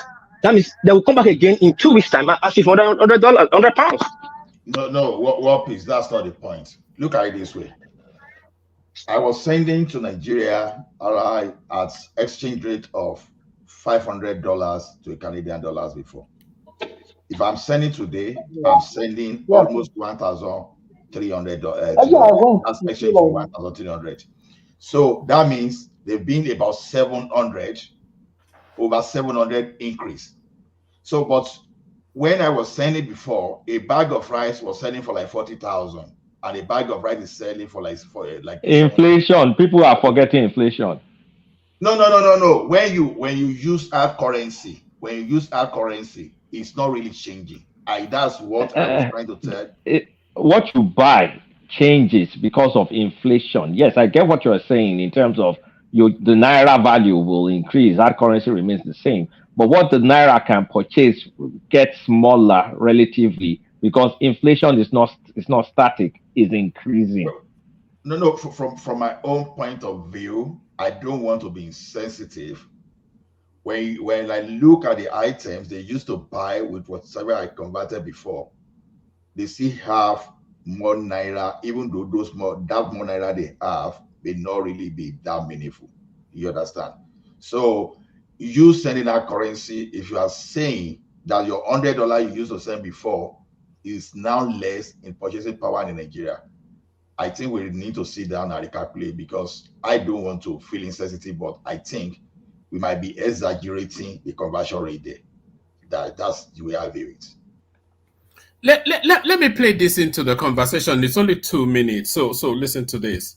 Let's quickly look at this issue where many people, including governors like yourself, wanted the petrol subsidy to be removed. Now that it has been removed and it's kind of inflicting hardship on the people, do you subscribe to the idea of bringing back petrol subsidy. What are your thoughts? I think let me make it clear to all of you, because you see, my position is clear. I've been an advocate of fuel subsidy removal since I was in the Senate, because it is clear to all of us that people that are benefiting from the so-called fuel subsidy. And of course, if you live in Nigeria, you will agree with me that very few people, numbering hundreds of them, that are benefiting from the fuel subsidy in Nigeria. So, but this time around, when the fuel subsidy was removed by President Bola Ahmed Tinubu, most of us really applauded his decision, commended his effort, but that is only one step. The second step is, look, and which is more important, every governor in Nigeria have been getting more money than we used to get before the removal of subsidy. For instance, in Kaduna State, in May, precisely, or in June, we had to borrow money to pay salary. But when fuel subsidy removal reflected in our own allocations, we have some surplus of money. That's the reason why I'm telling you we were able to come up with this initiative. If you recall, 3 months ago, I've been able to pay pensioners, even death benefits and gratuity, worth about 3.5 billion to our people in Kaduna State. And that is a result of the fuel subsidy removal. And of course, because fuel subsidy removal, that's the reason why we have been able to attract most of this effort we're making to our smallholder farmers, as well as the SMEs in Kaduna State, under an agency called Kadeda. We are distributing 4.3 billion in the next 1 week. That is because of fuel subsidy. So of course, removal. And I think, but there's a lot of misconception about this issue. Everyone in Nigeria is blaming President Bola Ahmed Tinubu. For me, is missing the point, because governance is about local governments, state governments, and the federal governments, as well as effort by the National Assembly. They have also a role to play in ensuring that most of these budgets they made at the level of the federal government, the money is being channeled to developmental areas that affect the people directly by some of these agencies at the federal level. All right, pick it up from there, Larry. I think, yes, what do you make of that? Larry. You see, one man, he's saying the truth. He's saying what is really obvious. But, unfortunately, what is happening now is just that even the governors, right? I've not really seen any governor that's really come out to really do things, So if I were the president, I think at this point, I need to look for a way to kind of like, not go through the normal route I was going through before, because the normal route has always been, he will call these governors, they will tell him, papa, at the end of the day, he shares some money and he tells them. At this point, all he just needs to do is to just go all out, forget about them, because they've ended up, there's a lot of blackmail, right? They've ended up shifted a lot of things to him. So he just needs to forget about them, go his own separate way, and let people see what he's doing on his own. Because obviously, all the states, right? All the states are richer now. That's why you see that, a lot of them still do the normal thing, right? Flying private jets here and there. And it's so unfortunate that you still see some of them coming out to say, oh, probably the president should do something. When in actual sense, they all know that there's no magic that the president is going to do, because he removed subsidy. It's not like after he removed subsidy, he increased federal allocation, what is going to the federal government, than what it was before. He removed subsidy, the old money was still going to federation accounts. A lot of you still go into that pot, share, and everybody go on their own separate ways. He just said the truth, because what he said is so obvious. It's obvious. So what I think the president needs to do is to just forget about some of these governors, because he can keep, asking them to do things. I'm not sure that any of the governors is even interested in doing anything, right? Because if they had been interested, you could have seen some of them coming all out to say, yeah, this is a problem. We're all part of this problem. Now, this is exactly what I'm doing in my state to ensure that some of these things, right, don't really go out of hand. But that's not what you're seeing now. You're seeing a lot of them that you see, we're beginning to see that silence, graveyard silence, from most of them, a greater percentage of the governors are silent. They are going their normal way as if problem is not really happening. And once they come out to address people, they're kind of like, oh yeah, the president should do something, the president should do this, the president should do that. So if I were the president, all this issue of calling them to Aso Rock, to talk to them, I will not call them, right? I will go all out. What I can do, if I had to, you've used them, it failed. You use the National Assembly, it failed. Then at this point, it's just like go all out on your own. Let it be federal government assisted, anything. Let it just be federal government assisted. So then when you are doing your own and people are seeing the little you are doing, then they don't have a choice. You put them under the bus. Because if the president doesn't throw these guys under the bus now, I'm not sure if this whole thing is not going to consume him. So that's what I think. Larry, sorry. Hold on. No, just hold on one piece.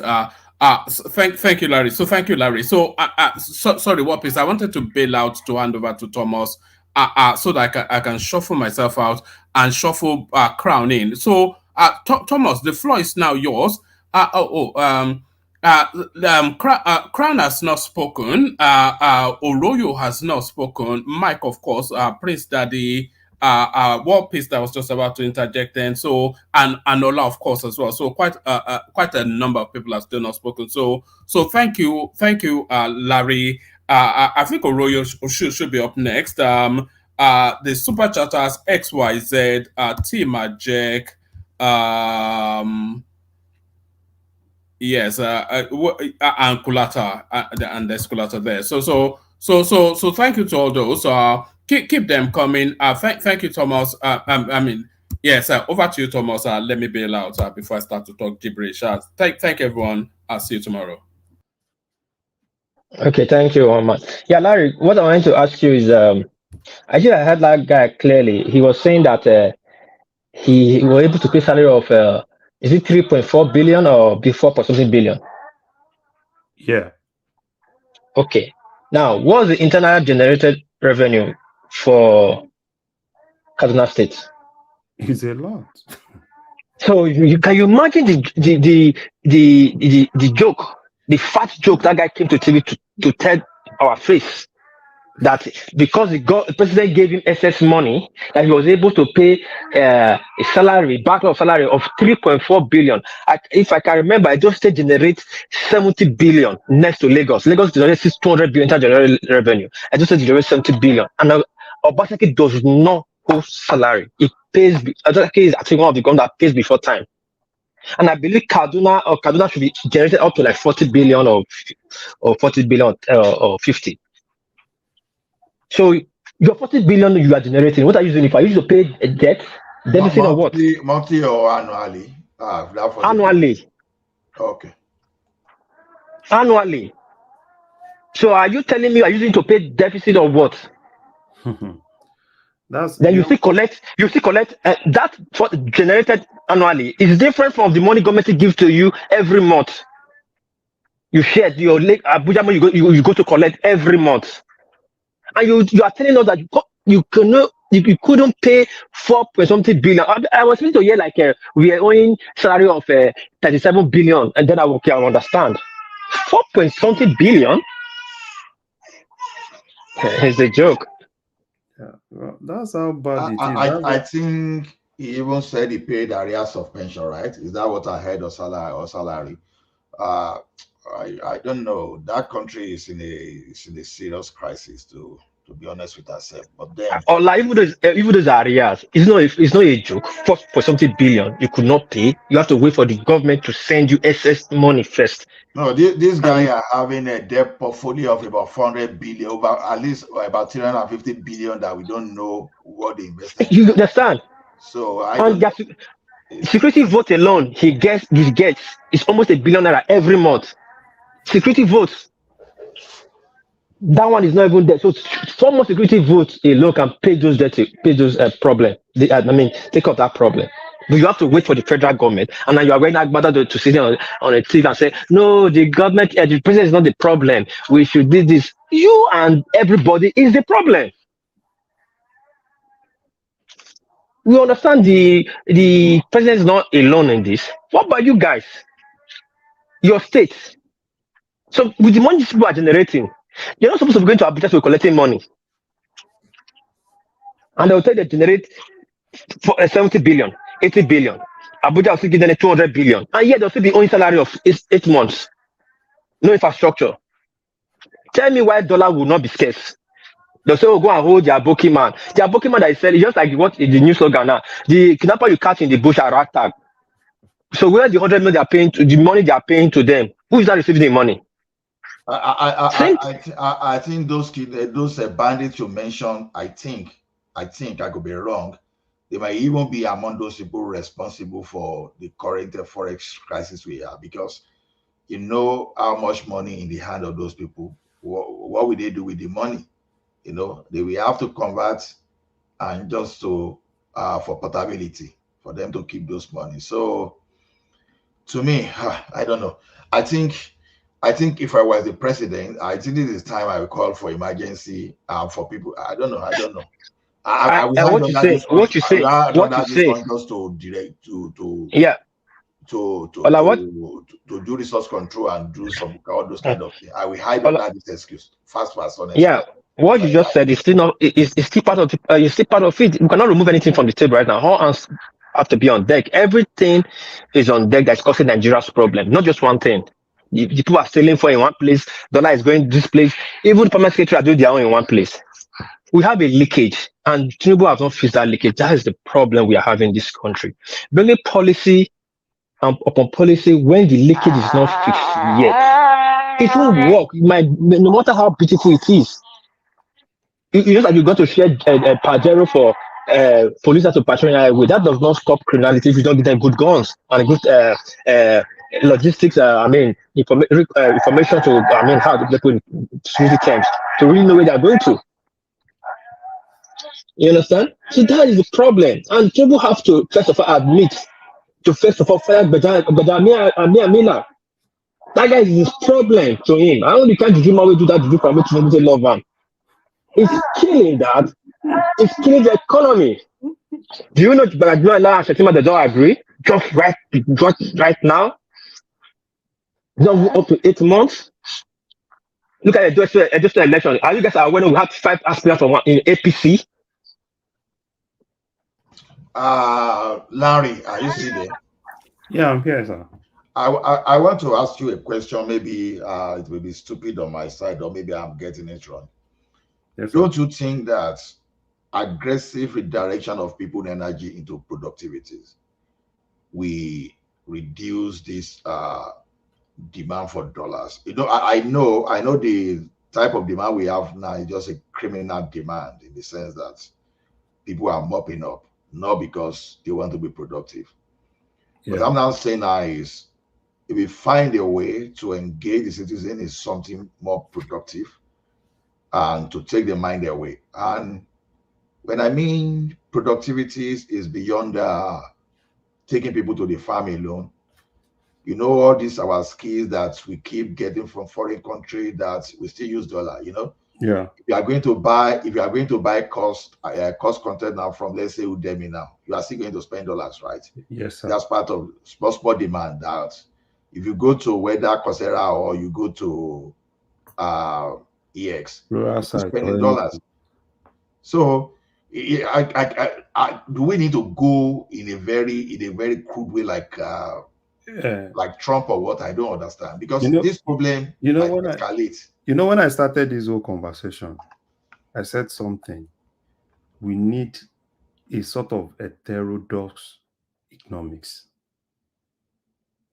And at this point, right, what we need, that's what I mean by, you see, when we say all hands on deck, we are in a problem. It's a big problem.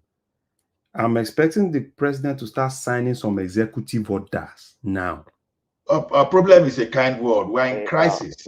So he needs to start signing some executive orders, and let him start. It starts from the government itself. Larry, can you hear me? Yes, sir. Yeah. So I don't know if you changed your mind, but about a couple of weeks ago, I asked you if Nigeria was at war, and you said no. So now that you're asking that we put all hands on deck and get to what are you trying to insinuate? What exactly are you talking about? Okay. You said the last time you asked me, things were not this bad. Things were not this bad. That time, right?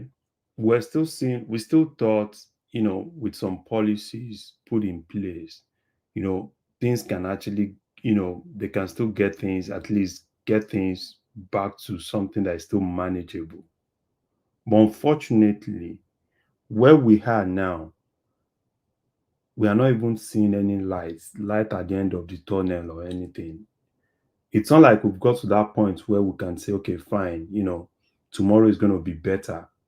We've got to that point where everything from everywhere, it's not going right. So that's why I said what we need now, right, is the president. If the president come out tomorrow, number one, address the nation, let them know that this is a big problem. Roll your sleeves, put out some executive orders. Number one, let the Ministry of Trade and everything, let them go and outline everything that is, the major things that are kind of like from the government that they need dollars. Bring executive order, cancel some of those things. Now, all out, is it whatever we have? If you need to aggressively, put it in, I don't know how it's going to do it. Aggressive. It's more of an aggressive approach to something that it's normal. Well, I hear you. It's not normal. So, how come I was able to perceive that the situation was that bad to have declared war on the economy? That now is the right time. Well, okay. Earlier, I think I heard you also talking earlier that look, these guys, they trying to manage the dollar. It's not working. I think I heard somebody said Cardoso and guys, they are the ones buying the dollar.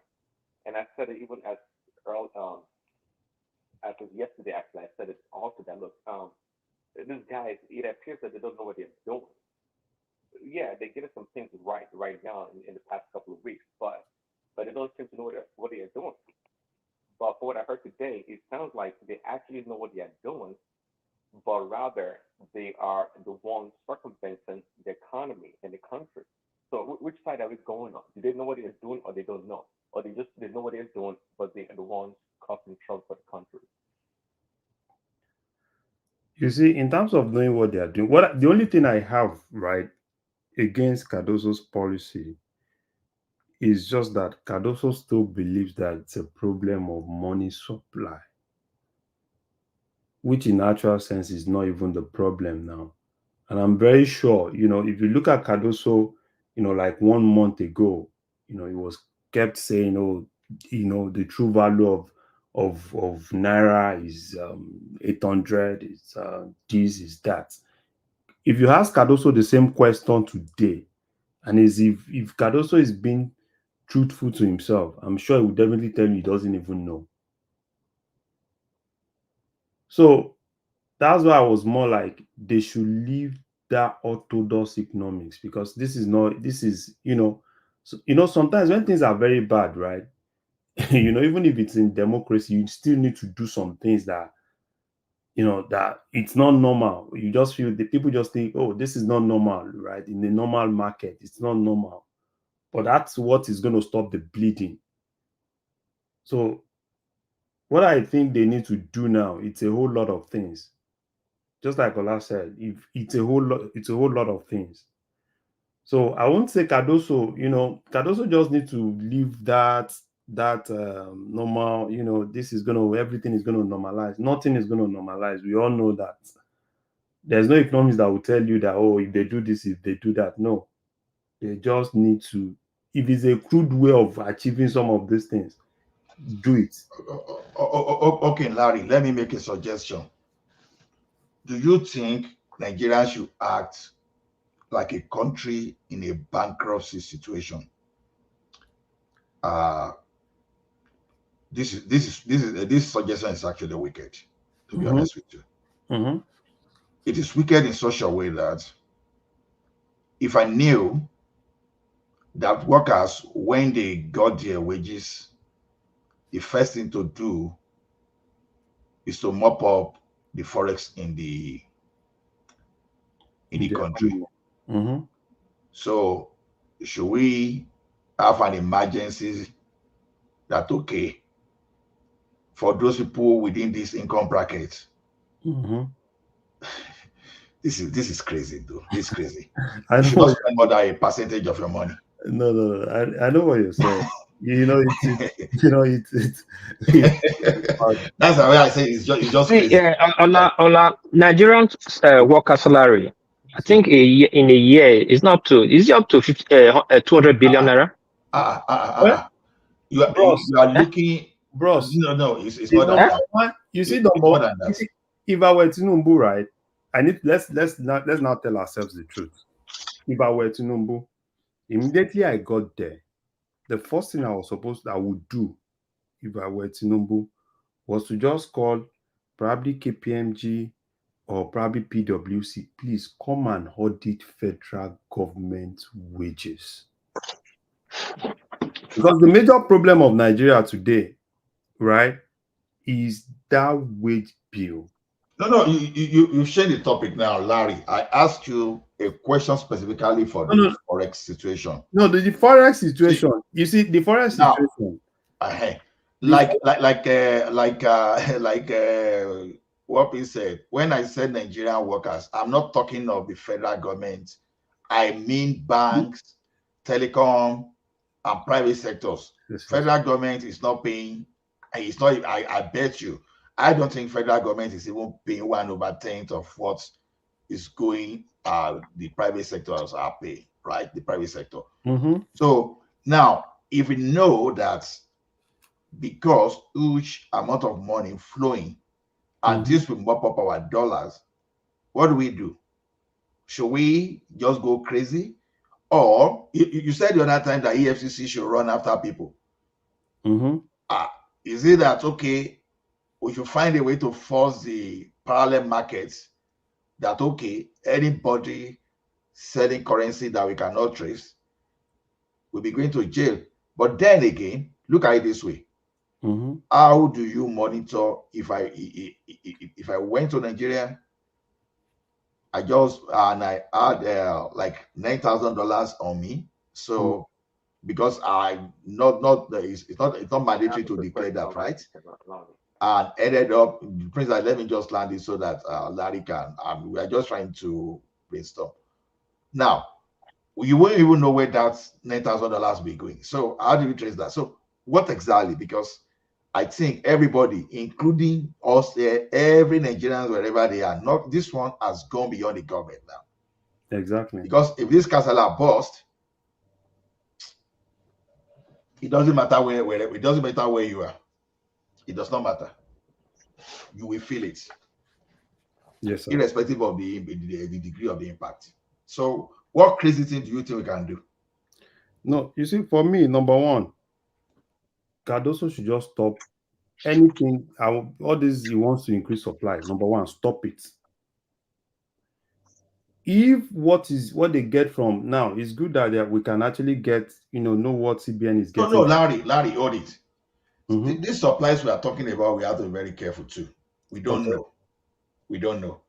I sincerely believe that if we have enough supply, people will be forced to reduce the money they are owing.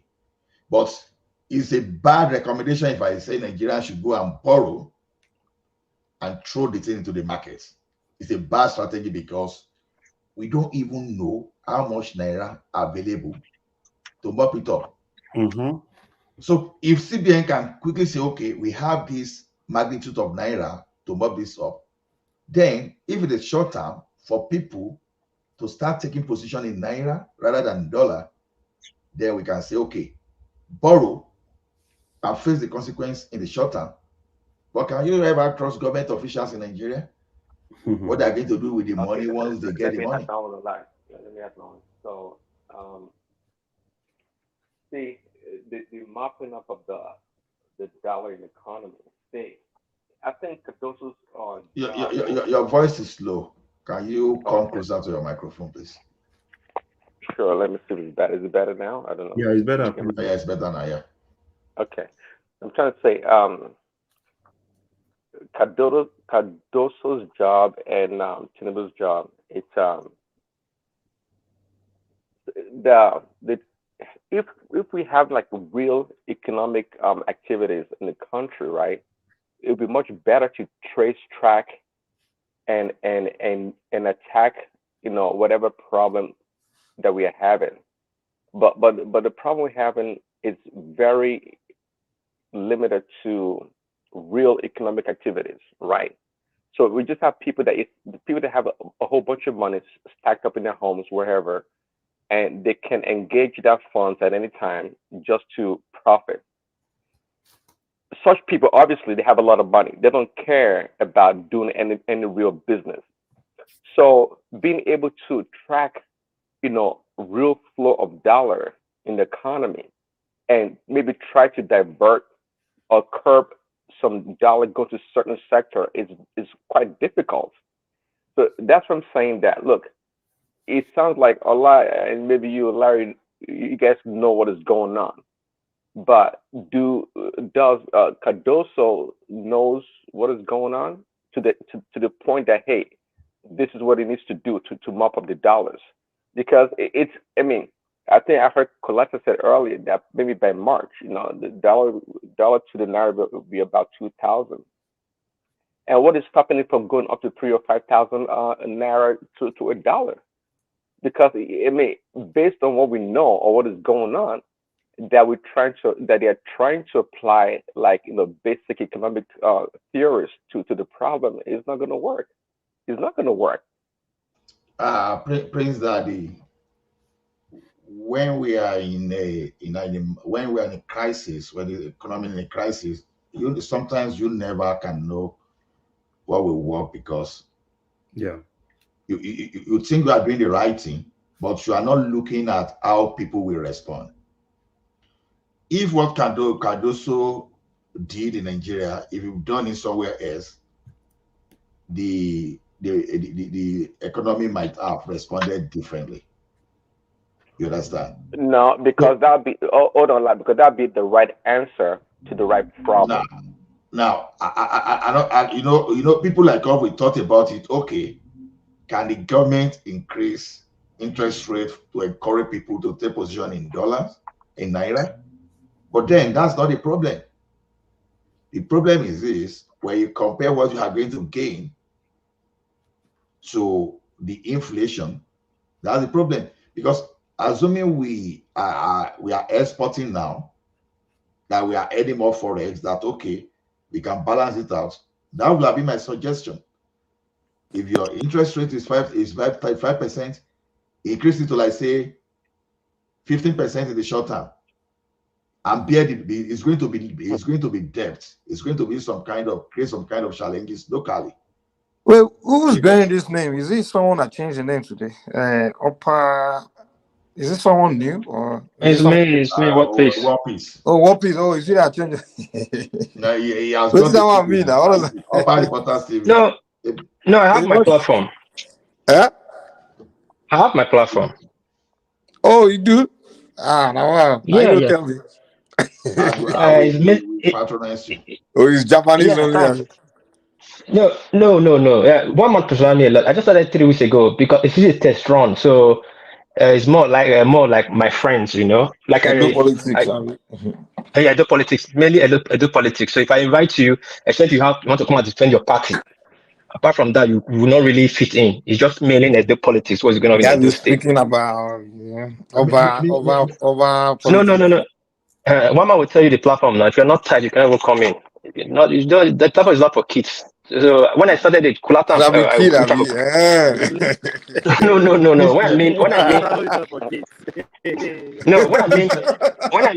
What I mean is this. It's not. What I'm trying to say is that it's not for this agbado. No, all those kind of shout. No, we don't discuss. Religion and tradition. There, no, it's pure things that issues that concerns one's life. Like politics, development. One piece. I'm thinking of Huh? even starting one when I have time at the curriculum. I want Yeah. to start teaching people how to build applications. So if I take you through Yeah, that's very good. Yeah, it's very good. It's very build good. like 3 to 4 applications before the end of the Uh, So I'm looking I will towards So it. what is, are I you will want to saying reach. yes about yes agbado and stuff like this? Is that what you're No, no, saying? no, no, no, no. This is a very, So your own is little more advanced than this one, Abby. no, this is a very sound platform. This one mass platform is a very sound platform. What I mean is that it's not. I don't want to call other people's What make your own platform more that you advanced? know. What make your own more advanced? Just look my name now. Just look at the name. Go and check and see and give me Forget feedback. name, man. Me say I give myself a super name. No, no, no, no, no, no, no, no. What I mean is this, please now. Just as you know, my show is Upper Reporters TV at YouTube in YouTube.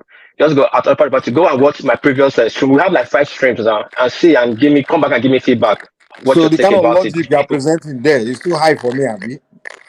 It's not for you. I'm not saying for you. I'm not saying it's My too high IQ for you. I'm saying is not. It's not where. It's not where you just come and start regarding it. Upper class. It's for the upper class. Thank you. For upper For the class upper like you, class. Abby. No. It means people that have something upstairs to say, not people just come to start chanting it without facts. You understand? We don't want tribal issue there. We don't want hate issue there. We try to sensitize people. It's already tribal, though. Okay, It's an episode, isn't it? War Piece. We come up. I can't join one of these Somebody's days, but Larry. Yeah. Oh, is it Somebody's me? switching. I don't know. Maybe I don't know, but somebody's switching just now. Maybe it's you. I don't know. Can you talk again? Like I see if I can hear. Can you say something? Can you hear me now? Yeah, it's clear. Very clear now. It's clear Yeah. now. Okay, sounds good. So, Yeah, I was gonna have Larry hear land on you. his point. We can hear you. Yeah, Larry, go ahead and land your point. I think you're saying something. Yeah. I think I'm done. Probably Thomas can go somewhere Yeah, else. Thomas, can I go on that topic, man? I beg. Thomas. Is he frozen or is he? Oh yes, He's having network. DOG. Do we have DOG? My network is better than Japan. Network. Yeah, DOG. Yeah. Yeah. If there's any other topic here. Oh yes. Be patient. Oh yes. Can you hear me, guys?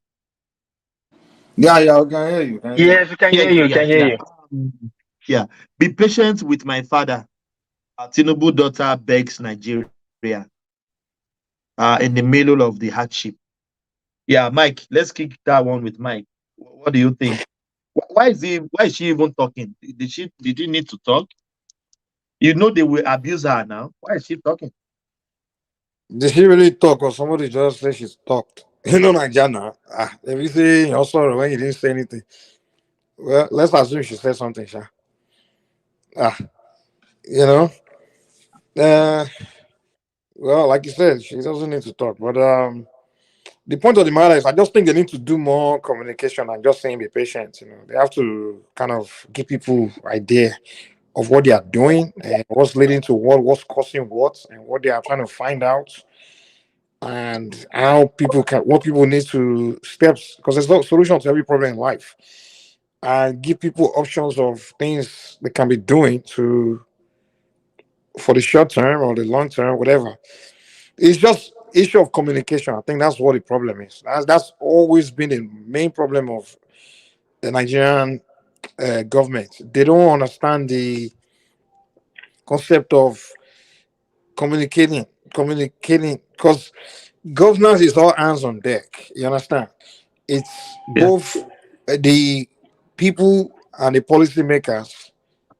Yeah, development, advancement is all hands on deck. In fact, people are more responsible for the advancements of society than politicians, because politicians' own is to just create policies to support what the people's creativity. You understand? Whatever people come up with, you create policy to enhance it, to allow people to advance and things like that. That's the work of government. So what government should be doing is telling people, hey, these are problems, these are the issues we have, these are where we're trying to go, these are things we're trying to achieve. And then the best minds in society, we take that information and start to think.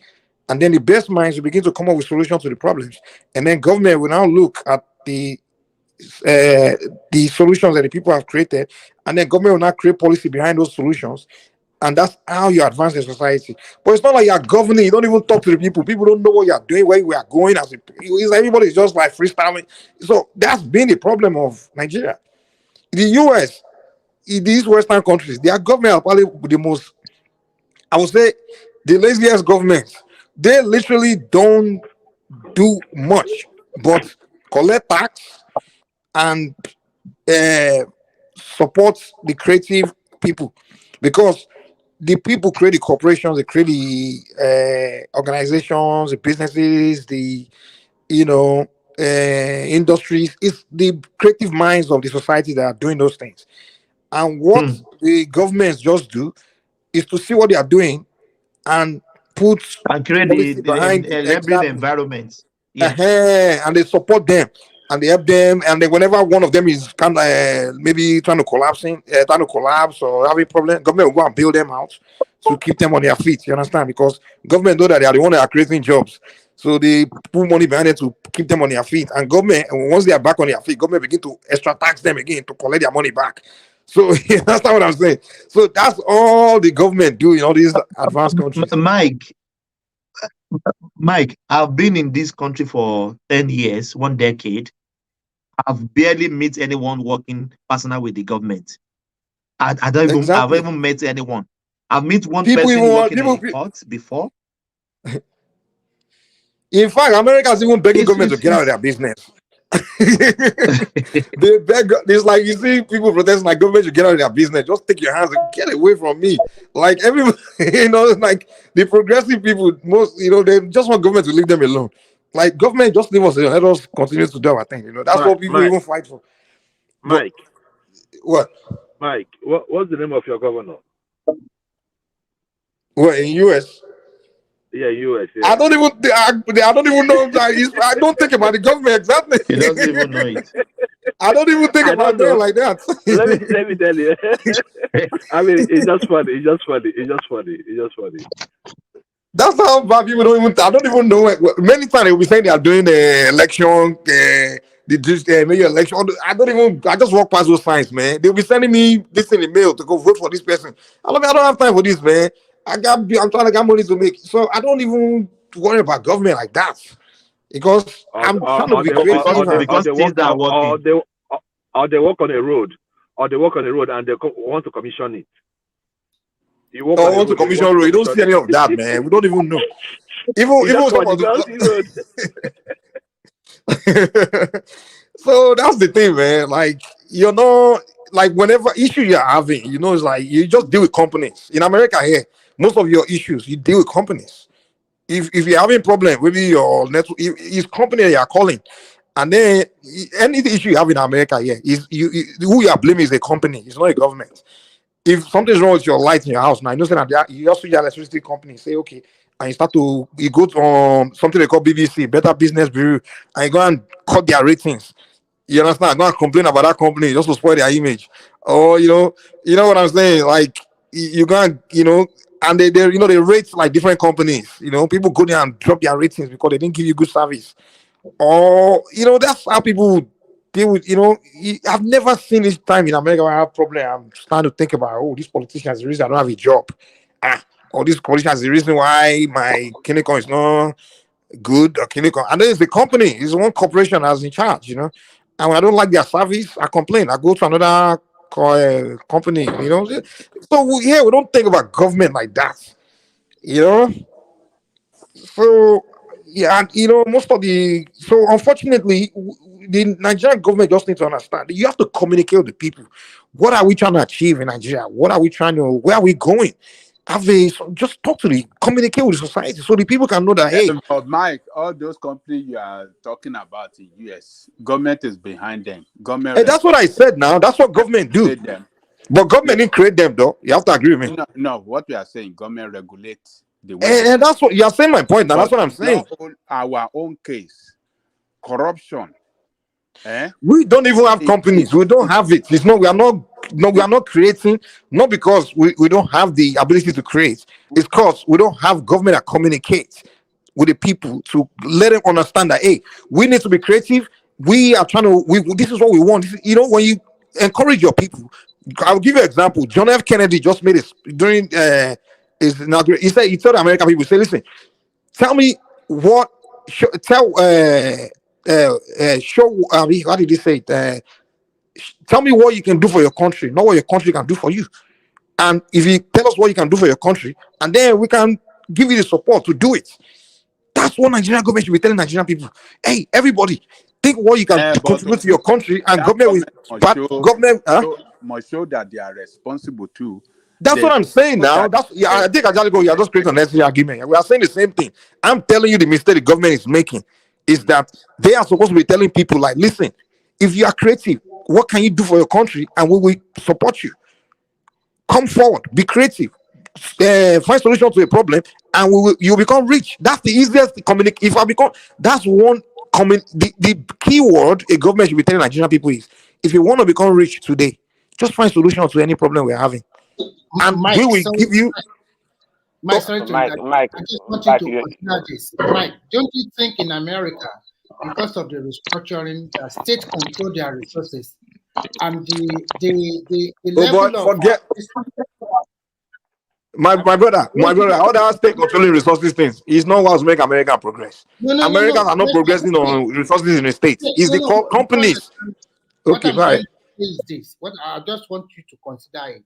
Like in America now, the resources of each state or community, more than 50% belong to that people. So they don't need to worry about what is going on in Zamfara or Remy, let me tell you something. It's not the resources of the states that are making those states even do well. It's the companies that move to those states. The companies. I understand. It's not the natural resources in California that make California so rich.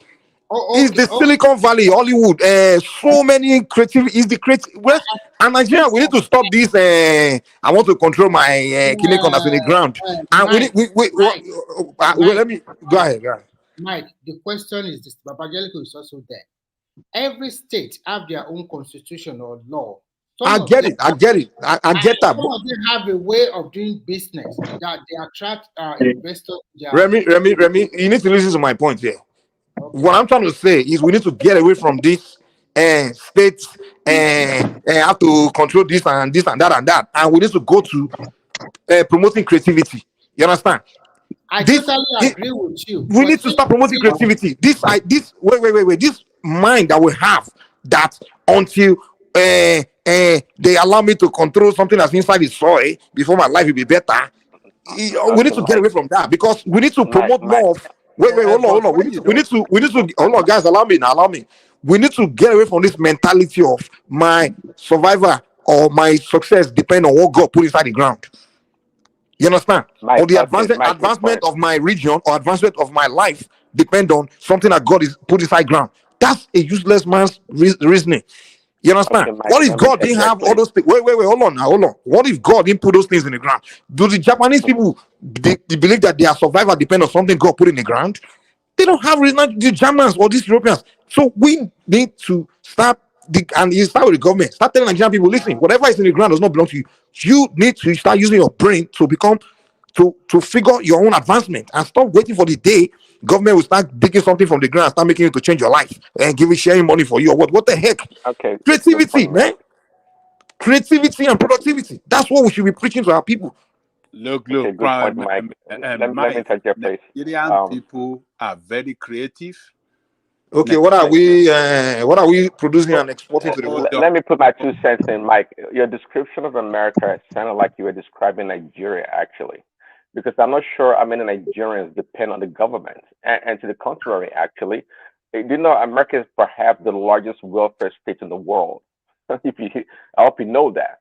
I know that, but now let me. Okay, hold on. You can't tell me that Nigerians.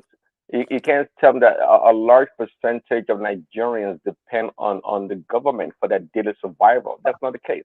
And by the way, the way Nigerians are complaining right now about high inflation. But hold on, now let me respond to that point you make.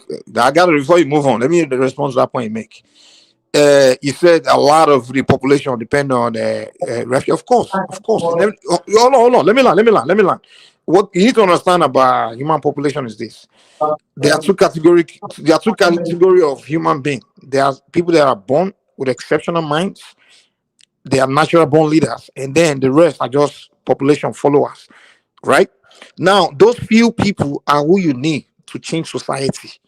You understand? Those few exceptional minds are who you need to change. You don't need all the population to be super crazy, super genius for everything change. All you need is a few among the society to change it.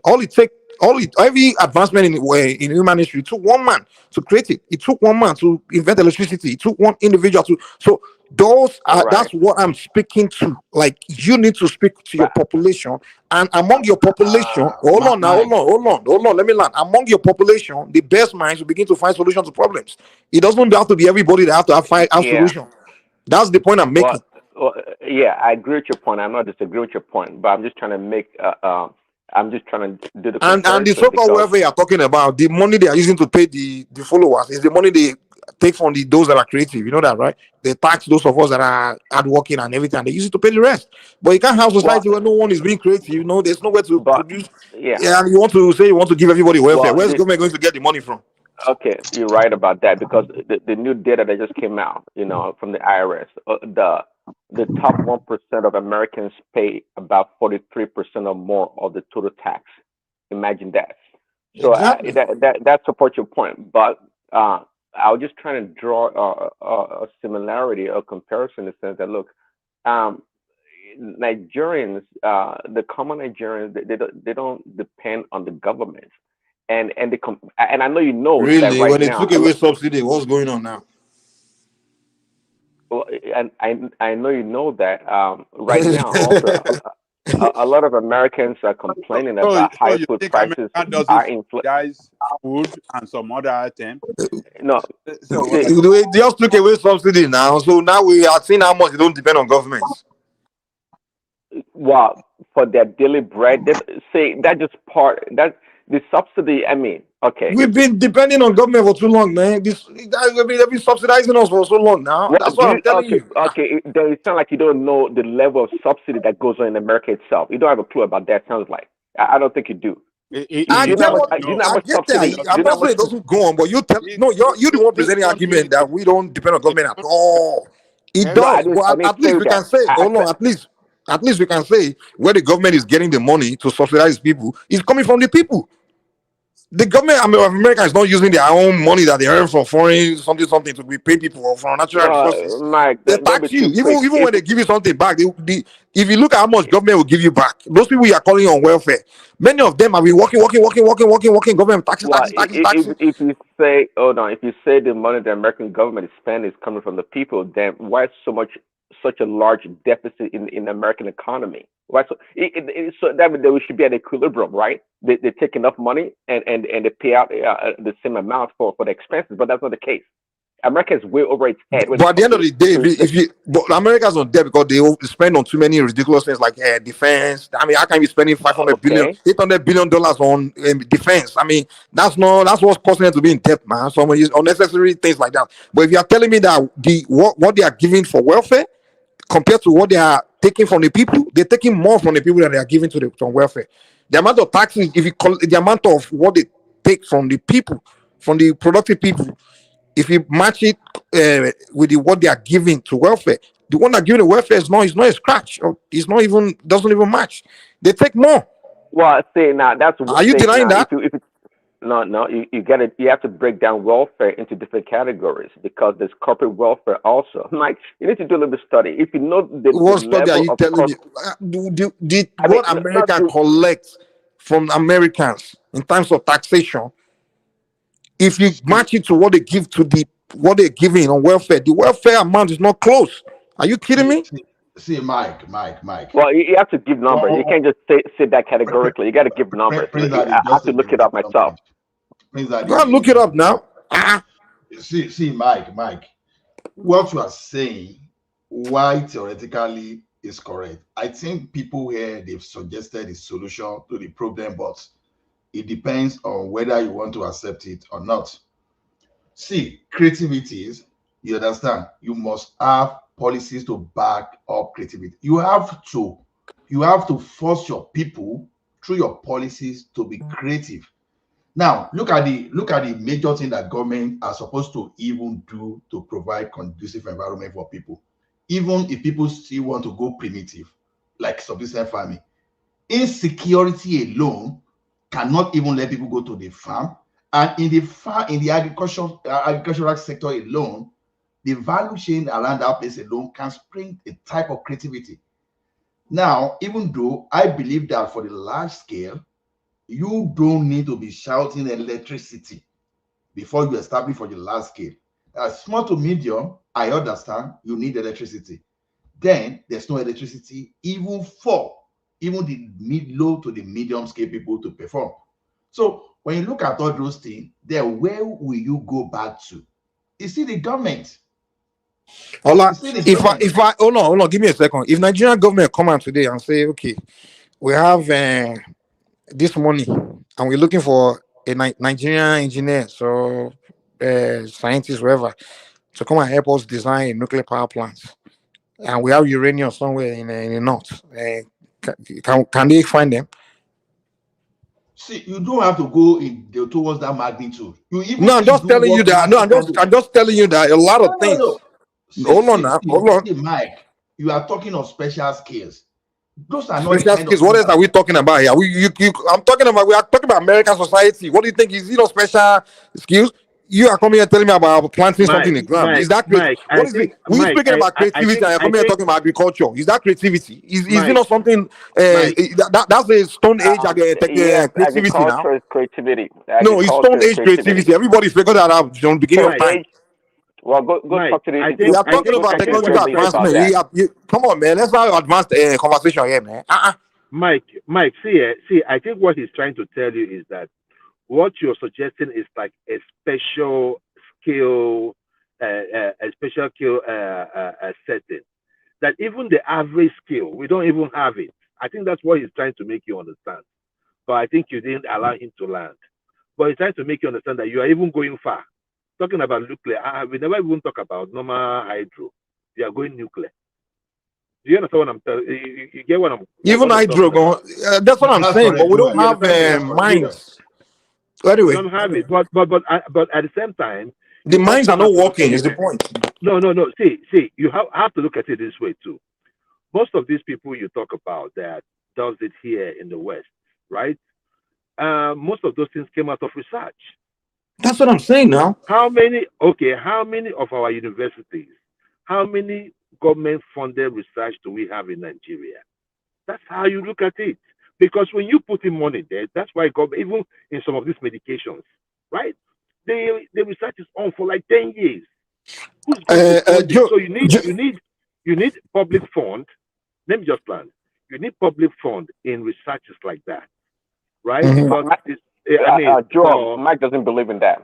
Mike doesn't. Hold on, I never. Okay, what makes you think I don't believe in that? Where did I say that? Well, he said it in numerous in the past, in numerous occasions that. No. This is what I'm telling you. Listen, this is what I'm telling you. Remember, I said it during the beginning. I said government need to communicate with the people that hey, you need to show what you can do for your country, and when you show it, we will back you. You know, that's what I'm saying. So the blame largely is on the government side, is that they are not working with the people. I agree with that. I don't dispute that with you guys. Now, on the other side, it doesn't excuse the people as well, like the creative minds. Now, Joe, you can't sit there and tell me that most of the inventions that has happened in the Western world were all funded or created or government had hand in it. As far as the research goes, a lot of it, yes, government look at some things, okay, we can want things, and they go to the scientists and say, can you come up with this? And the scientists go into research, the government fund it, and the government is create it. But hold on, let me land. There are some. Hold on now, let me land. Hold on. But vast majority of inventions were just individuals that didn't have any connection with government, and no one funded it. They figured it on their own. Okay, can I come in now? Let me tell you something, Mike. See, let me put it this way.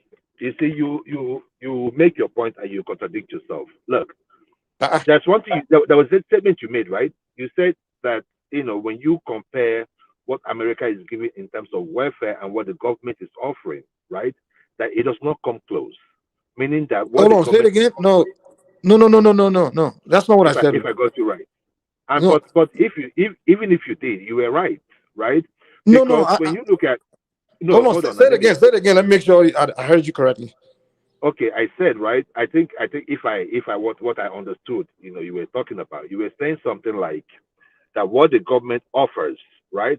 Because we're talking about taxes, right? So we're saying you were saying something like what the government offers, right? No, no. Is What much government put into welfare? What they give, like in America, we have people on welfare. All these saying yes, welfare people. yes, yes, What yes. I'm So saying is what that they what put the into government collects from those of us that yeah, are productive, if it, let's okay, say what the amount we put into the IRS, the system, in terms of mm-hmm. taxation, if we Yeah, put it together and compare to what government now give to those that are on welfare, what yeah. I'm saying is like what they give into the welfare system is less than what we put in, the population put into taxation. That's what I said. Oh, definitely. Oh, you're right on that one. That you're right. But even what I was even talking about, thinking was like, even if we look at about the taxation, right, versus what the government offers, like the infrastructure, the social system, and all that. What we see here, even down to the road infrastructure, like the way we have it in Nigeria, right? You find out that they put in more. You get more value for whatever thing you're paying to the government. In Nigeria, we don't have that value from government. Now, see, let me tell you, Joel, hold on. Mike, Joel, hold Mike, let me on. tell you something. Give one Hold on. example. Give one example before we move on. So, give an example of Okay. what a value that American Okay, people get from the government. my brother, see, let me tell you something. When you look at insecurity, for instance, right? You look at the infrastructure, right? I know that we've been here for so long that we take certain things for granted. But at least I know where I'm coming from, like about 10 years ago. And I know what it's like. So I know the difference. Even going to school, these are the intangible stuff you cannot really place hand on. You're going to school, for instance, you're not thinking about you are not talking about the funds to go to school, right? You're not reading with lantern, right? You come in, you turn on the light, you turn on water is flowing. With those things are intangibles that we don't really see. But I bet you, if I take you down to maybe in a remote village in Anambra State, and in the morning we have to fetch, we say, oh, there's no water, then we have to take some can, and we have to walk some miles to go get some water, right? By the time you carry that water and come back, you're going to be like, wow, you will start appreciating what we have. Yeah, here. but what makes Nigeria so unique in that regard? So you can find the same kind of Nigeria, problem in India. In Nigeria's case, there is no support from government. You see, let me tell you something. Even here, when you have an invention, right? If you don't get direct funding from government, right? They've already set up funds, like all these hedge funds. So there are the funds are there, right? For anyone that has an invention. If you have an invention right now, there are people that are going to take it up. They even advertise it on TV. So what do you have? Okay, bring it up, right? Hold on. And we I also appreciate. hold on, I appreciate you elevating Nigeria all the way to the same level as America. But okay, do you have a closer nation that you can compare Nigeria to, maybe, by any chance? See, I am not trying to compare the United States and here. All I'm telling you is something that is not rocket science. If the president, for instance, right, can, if they can spend about, say, 100 billion on cars and all that, that same 100 billion can go into research. It's a matter of priority. So it's not rocket science. I'm not telling us I to get you, but reinvent at the the wheel. same time, American government is the most wasteful government in the world. If you didn't know Forget that, whether look. Even if they're wasteful, they're on the right. I agree with you, Joe, and Sasa, the Nigerian government don't invest into research. Yeah, they need to do that. You And understand me? also They're on the right. and So our if elites, our if the government, Mike, let me just plan, right? In as much as they tax us, we still have enough for ourselves, depending on the kind of job you're doing. And let me tell you, you do not create wealth from Joe, what tax are you paying in Nigeria? What tax is that? Let me learn, my brother. Sometimes you see, sometimes I'm not even talking for you. We are addressing a larger audience, right? You see, sometimes it's not about the income. The income will not make you rich. What will make you rich is investment. So it doesn't matter how much you earn. My point is this: when you come to the United States, if you say you want to study, the infrastructure for you to study is there. You don't even need to catch a bus. If you can do your normal job, get into a place, get a little car, and you're making your move.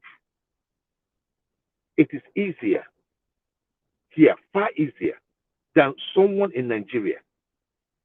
I don't know if some of you studied in Nigeria or grew up in Nigeria.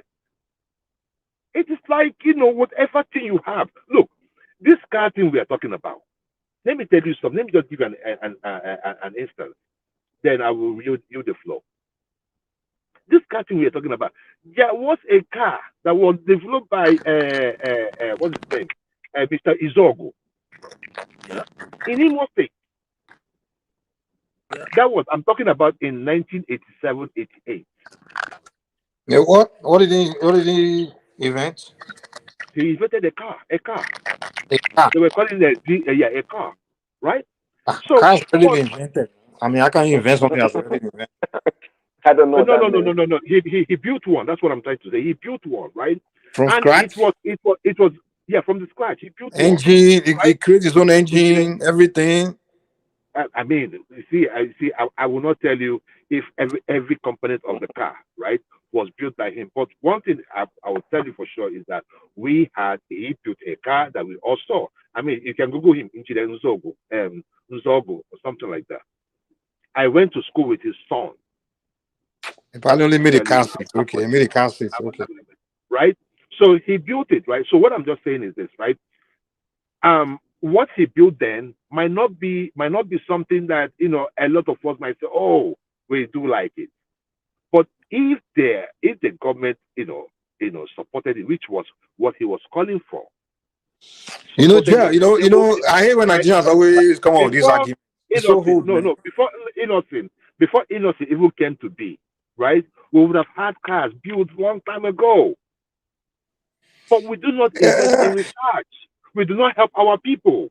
I mean, I'm talking about intentionally. Let me tell you, if you go back and you listen to Peter B on how innocent came to be, right? You'll be surprised. No, let's be honest. When we see someone do something right, forget the politics aside. Go and listen to the story. When he saw innocent, he said, "What? Do you know the kind of boost?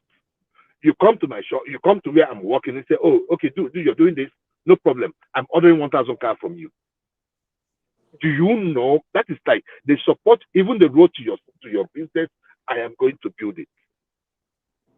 There is that morale. Did you say he did that as a governor? I didn't get it. Did he do that as a governor in Anambra? As a governor, yeah, as a governor. He did that. Okay. Yeah, as a governor, because during his time, he will tell you that if you're going to open up a business in Anambra State, that he will come and visit you. Don't come to me. I will come and visit you. And when he comes there, he looks around. One of the reasons why he does that is when he comes there, probably you have a place and the road to your place is not good. He has his own personal assessment. Okay, you need road to this place. Then he will not empower you. He will build the road to your place. Peter B plays the most useless kind of politics in this world. Okay, it's the most pandering, useless politics. Hold on a second. If he did his job normally and things are functioning, what the heck should he go visit a store owner and build a road for that person? Does that even make any sense? Why? No. See, let me tell you something. The road he's building, the road the person is building too, right? He's not building it in the sky. Other people are going to use the road too. The thing there is this: if you have an infrastructural problem and you have a business coming in and you feel like you want to support the business, it is not out of place. That is my point to you. So you're asking me what is the result at the end of the day? At the end of the day, where is innocent today? We are talking about innocent today. And even him, innocent, will tell you that this things wouldn't have been the way. Probably he could have, but at this rate, it wouldn't have come up this way if it's not for this person. How do we even get to this So point? whatever way you want to look, whatever way you want to, you say what? Thomas just disappeared. No wonder. Okay, continue. I don't wonder we landed here. I thought he was taking me somewhere. I mean, there was a question of So you understand what I'm saying? That is the thing. All I'm saying too, for some of us who say he's pretending. Let's please, if they can pretend, let them pretend. I made the dollar $500 to 500 naira to a dollar. If it's pretend. If you can pretend and invest in research, pretend and research and invest in research. I don't get it. Sometimes it's like it's about the person that did it. No. Okay, Joe. See, I know you. Hold on. If you're talking, let me interject too. Hold on. See, just like I've tried to maybe come up with the reason why things seems to work in America, and I think I've synthesized it to a very simple concept. Really, the institution that people, what you call the forefathers or the founders of this nation many years ago, the institution that they built over the years, okay, it's what is making America kind of function right now, really. And it's not unique to America. If you go to Western Europe and other places too, where they have great and working institutions, things seems to work very well. Just like a well-oiled company, okay, it can last for a very long time.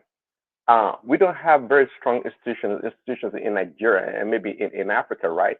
But the problem that you're talking about that Nigeria faces today, we have those kind of problems also in America. We have plenty of problems in America. But guess what? A lot of things seems to work. Just like someone just asked Mike earlier, I think it was you. Does he know the governor of the state? I think he said he didn't know. But nobody cares about the governor of the state. As long as things are working, that's what you care about. That's what you care about. And they have policies in place, they have structures in place, and gradually, by the way, many of that, and I think you know that also by politics, we don't want to go there, that many of these good institutions are crumbling gradually somehow, some way. But again, the credit goes to the founders of this country in many ways. And I think at the inception of Nigeria, I think we kind of had that also. We had that somewhat in a much larger scale. Many regions were doing very well. I do not know how this pertains to Peter Obi and innocent cars. But anyway, you're the one that took it there now. I wonder myself how we ended up there because me, I've exhausted this with that guy. I don't even like talking about the guy again. I don't know where he's coming from, but this is one thing I want to tell you, Prince. What I want to tell you is this, right? The situation in the United States, the forefathers, no matter what you say about the forefathers, they put in the foundation. But let me tell you something. That's what I just said.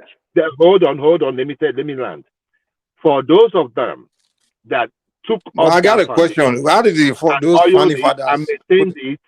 For those people that maintained it as well, they have to be given credit. I totally agree with you. Totally agree. If we are going to look at Nigeria from the lens of the 60s, right? I mean, we don't make those kind of people no more. What happened? There was a investment by leaders over the years. So it is not a question of what we think about Nigeria. We are seeing it. Look, the other day I was listening to Ruben Abati, right? I went on to, apart from what's this other guy? I don't normally see him on Arise again. Mr. Charles. I don't know where he is. We don't make those kind of people no more. We don't make those kind of look at them. But those days, I remember, even if you're watching NTA, you're listening to people like Frank Olise. You see people that have that went through it. Come on now. I'm being honest with you. You can't tell me I'm trying to tell you life was so sweet back then. No. But I remember Frank Olise. Well, Frank Olise is not different from. I know Frank Olise. Yeah, that's what I'm saying. Cool guy, but we got a bunch of Frank Olises today now. No. More than plenty. No. See, let me tell you something, right? See, I've seen many of them on TV, right? I've seen many of them on TV. It takes a lot of things to be on TV. the body language, your presentation, knowing the mood and all that. We don't have those today. Even having knowledge, deep knowledge of what you're talking about. We don't have it. No, So today many we just lie propaganda. That's what we do today. Nigerians have developed a culture of propaganda. No. The issue, we develop a very terrible character, man. Over the speaks years. a lot. It speaks a lot about our education system. Because if you look at the hours, I mean, I don't know if you guys have just sat back and say, let me see Owl talking, or maybe say Zeke Well, we have a talking. lot of educated people in Nigeria today. Look, You yeah, what are you talking and about? then no, see, my brother. Then even there, you see a lot of them.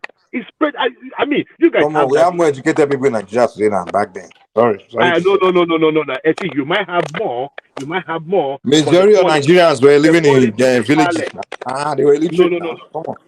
No, but then they put in the time. They know what they were talking about. When you see a college graduate, you know it's a I college can agree graduate. with the What are you quality talking of the about? education. I agree with the quality of education back then. Bro, I do, Mike, but have you seen? What percentage of Nigerians were actually going to school back then?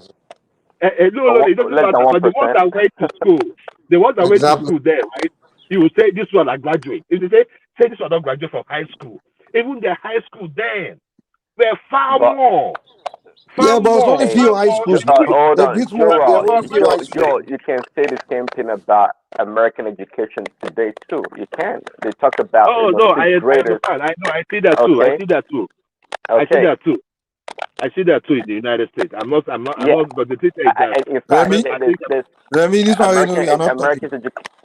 American education is like compared to the rest of the Western world is being Mike, to be what are going you- way down. what are you saying? No, Way down. it's bad. I say you want to come in. If you want to come in, it looks like. Yeah, but So, I don't know. They just so I'm not the one to argue with you that that I know you wanted to come in Nigerians earlier. have problems. But the thing is that the problems that people talk about that Nigeria has is prevalent, or it's everywhere around the world. I mean even in the advanced countries like America and Great Britain, right? They have those problems too. But again, Please, Daddy. Okay, let me come in. Let me come in. I like what Mike is talking about creativity, but one thing you must know is that first and foremost, please don't let us compare ourselves with developed countries. Their rate of literacy is all-time high, and the way they comport themselves, people are disciplined. People obey the rules and regulation. There's not a lot. You can be a big man, but you still subject yourself to the rules and Well, laws. some of these, this thing is. Joe, can you mute yourself? Let's see if it's coming from. Oh, Remy, it's coming from you. Then. Well, anyway, I don't want to talk anyway. So go ahead. Or is it DOG? Nothing is coming from me. DOG, can you mute yourself? Maybe That's it's fine. Well, let me continue. Maybe it's coming from you. Okay, so we can be a big man, but they still conform to the rules and regulation of their country. Now, look at Nigerian context. First and foremost, it's a rivalry between three major tribes. Nepotism, tribalism is all-time high. The interest of an average Nigerian, including me myself, I'm sorry to say this, people might not totally agree. We always put our personal interest above our country interest. It is what is in need for me most time for Nigeria nowadays. If you are given a minister, if you are going to be a governor, you are not thinking about serving the people.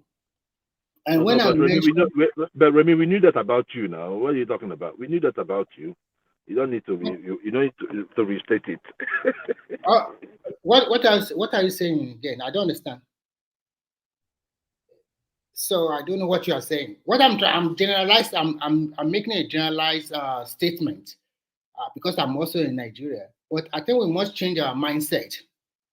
We have to change our mindset. What is happening today in Nigeria is a decadence of misrule, corruption, and the rest. And government also not taking the right action at the right time. It's quite an unfortunate situation. But at the end of the day, I like it this way because now we can see by ourselves we're in serious trouble. If we don't put our hearts together as a country, then we are going to be in a terrible mess. And I hope Nigeria does not go the way of all those Ethiopia and the rest, whereby people are eating maybe civil war or something like that. I hope not that does not happen in that country. with the situation of things now, because we cannot compare ourselves to US and the rest, what can we do? What is the solution? First and foremost, some governors have been trying now. They started giving people money and they started giving food stuff. I think it's high time most states in Nigeria should start giving what we call food stamp. They can just copy the way of the developed world instead of giving them money. Have an association with some of these big shopping malls in Nigeria. Then you give them because when I was growing up, they used to give us something like a voucher. I forgot the first name. So this voucher will normally take it to some big supermarket in Ibadan. And we can give voucher in what sense? For example, I have a brother who works in the bank. They usually give them that kind of voucher. So that voucher, I can give it to me. From the private sector or the public government? I think it mostly from I don't know where it goes, but private sector. So companies are giving voucher, okay. Yeah, they give voucher. It's like 15, 10 naira, 20 naira. If you have 4 of that, I just take it. I'll just take like to Kingsway. I can buy meat pie, buy a lot of stuff with it or something like that I want. So maybe the state government should come out with that kind of idea for the downtrodden, because they know those people. We ourselves, we know in a state or in a city, we can know where the poor people are dwelling. It's quite visible in Nigeria because these people, you can know the terrain very well. Those people, you can give them that kind of voucher or stamp, and then you can have a collaboration with some of the shopping malls, so they can go there maybe every month. They get their voucher. Maybe they can spend 1,000 or 2,000 or 3,000, depending on the state. How much can they afford? So this way, they can buy food items. You can also limit it to that. This voucher, you are going to use it to buy food only. So you cannot say, okay, I want to buy alcohol or I want to buy clothes or whatever. No, it's only for food. But most places don't have. If you go inside the villages, they don't have those kind of malls. So if you're asking them, I cannot hear you very well. What are you saying? You can hear me very well. I can hear you now. Okay, I'm saying right that most of those villages, right, they don't have shopping malls. So if you're asking them to go buy something from the shopping mall, no, that is for the city dwellers. For people in the villages, I would suggest so many things. First and foremost, maybe they need to improve their primary health center so that they have drugs and everything. Everything should be free. Education, I don't know. I know that I'm not totally sure.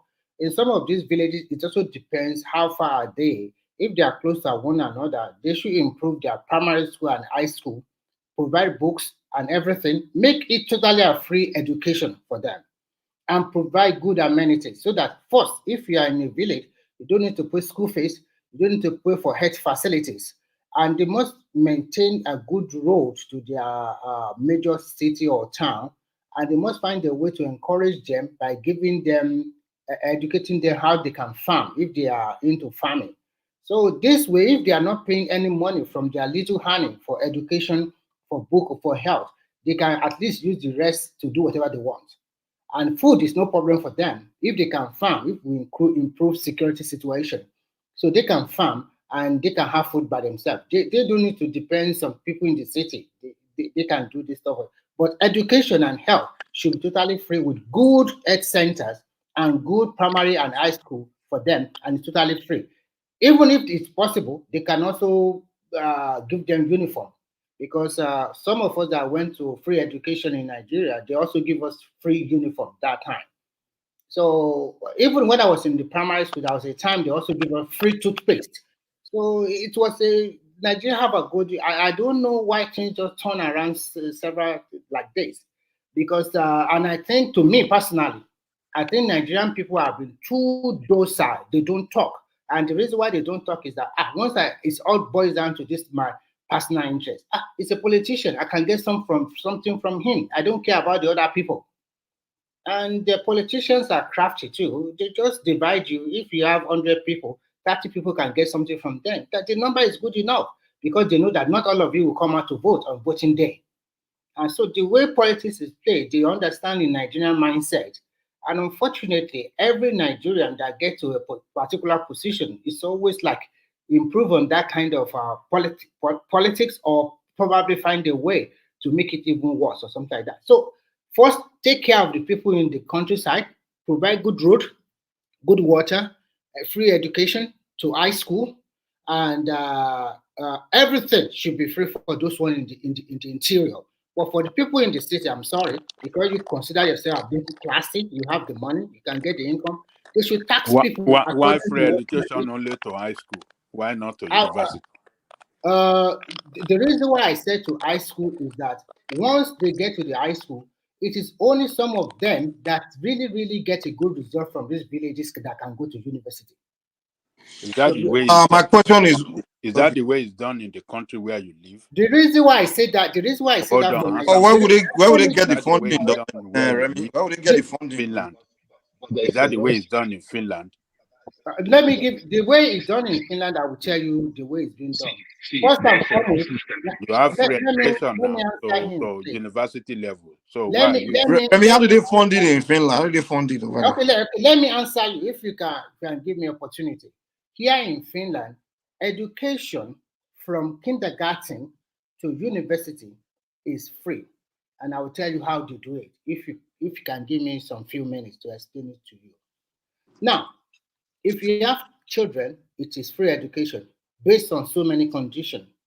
If both of you parents are not earning more than, if you earn more than 4,000 euro in a month, then you will pay some kind of tuition fee for your children. But if both of your income is not up to 4,000 euro, then you enjoy this free education. Free education only cover tuition, books, pens, and ruler. But other associated costs here, like, this is a cold environment. You cannot, they don't sew uniform. All clothes that you have to clothes for different time of the season, you have to buy.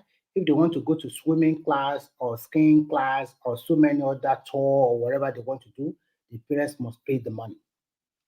And remember, here, they tax us heavily. And I don't know whether they can tax Nigeria heavily like that, because even electricity that we consume here is divided into two.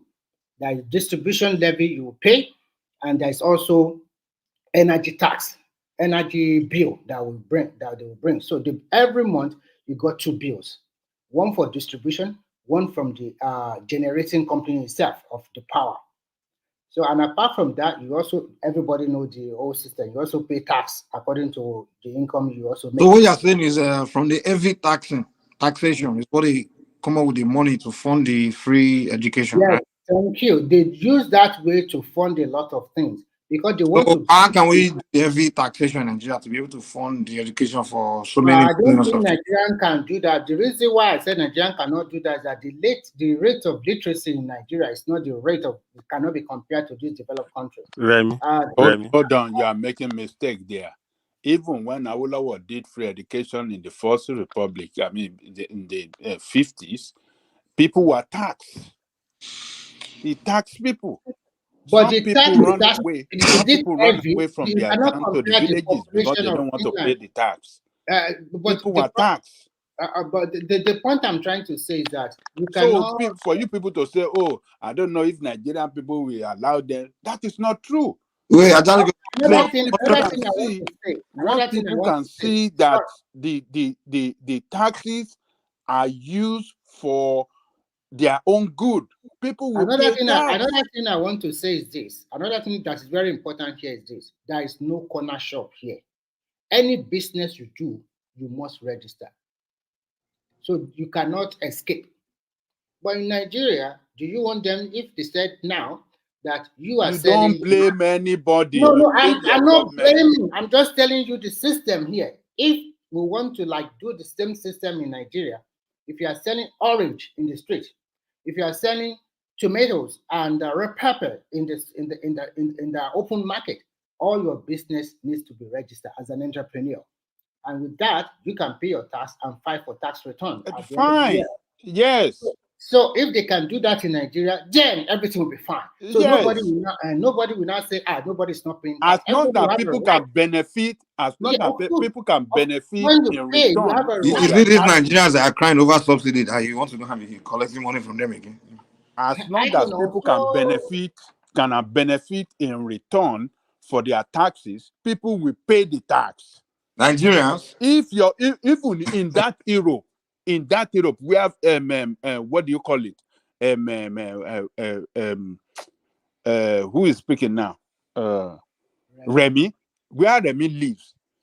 If government does not use those taxes for developmental good of the people, people will not pay. But when they are taxed and they can see what that taxes is used for, to build road, to pay for healthcare, to pay for their education of their children, that is what we give that people to continue to pay. But in your own case, you don't see it in Nigeria. I don't know why it's so difficult for Nigeria to have a good database of everybody that live in that country. It's the easiest thing to do. I don't know why we cannot have a social security number attached to you only. And with that one, everybody can check your record easily. When you go for a job, ask for your social security, they put it into their system. They know where you are living, they know what you have done. We don't have the technology.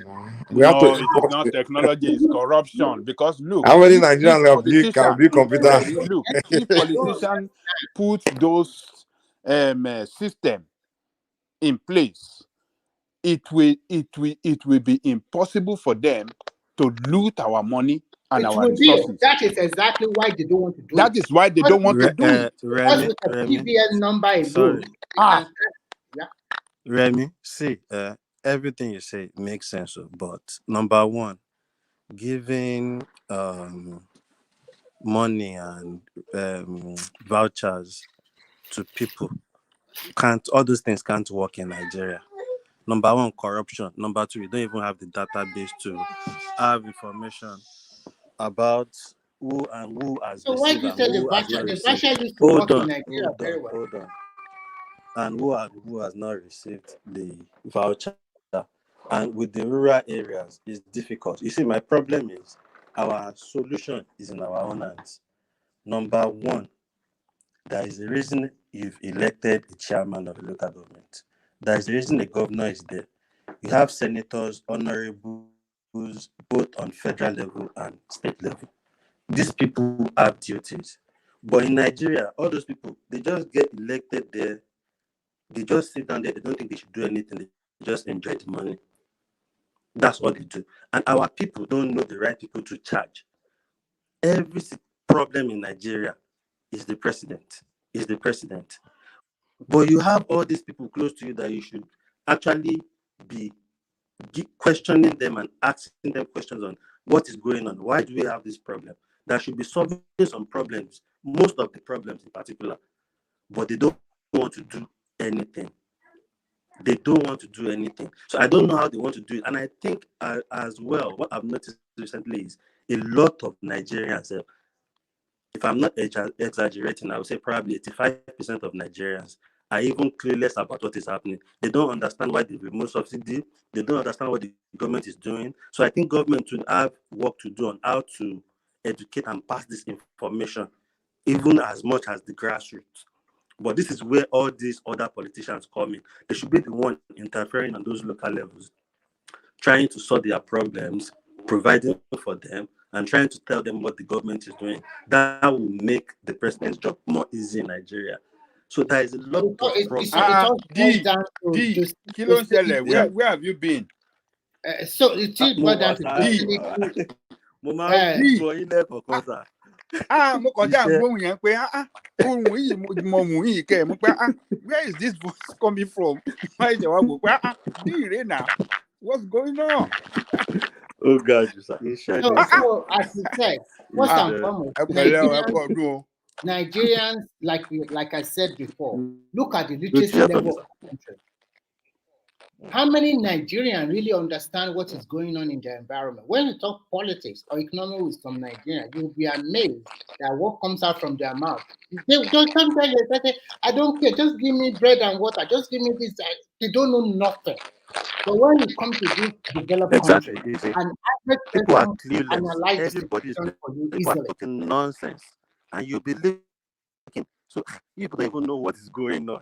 And that is where the problem. And or where could have been the medium where people Your could have voice actually is get cracking some of this somehow. Maybe information.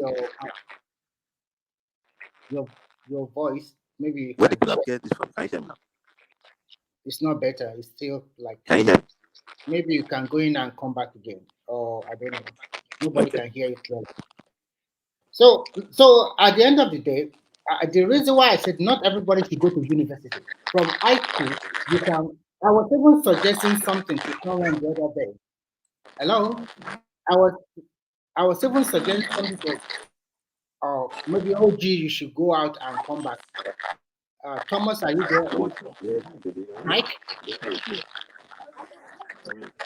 I can hear you. I can hear you. Let me put Okay, this. I was, the guy is making love noise from his hand. I mean, OG. Okay, good. Now, I was suggesting something to someone the other day.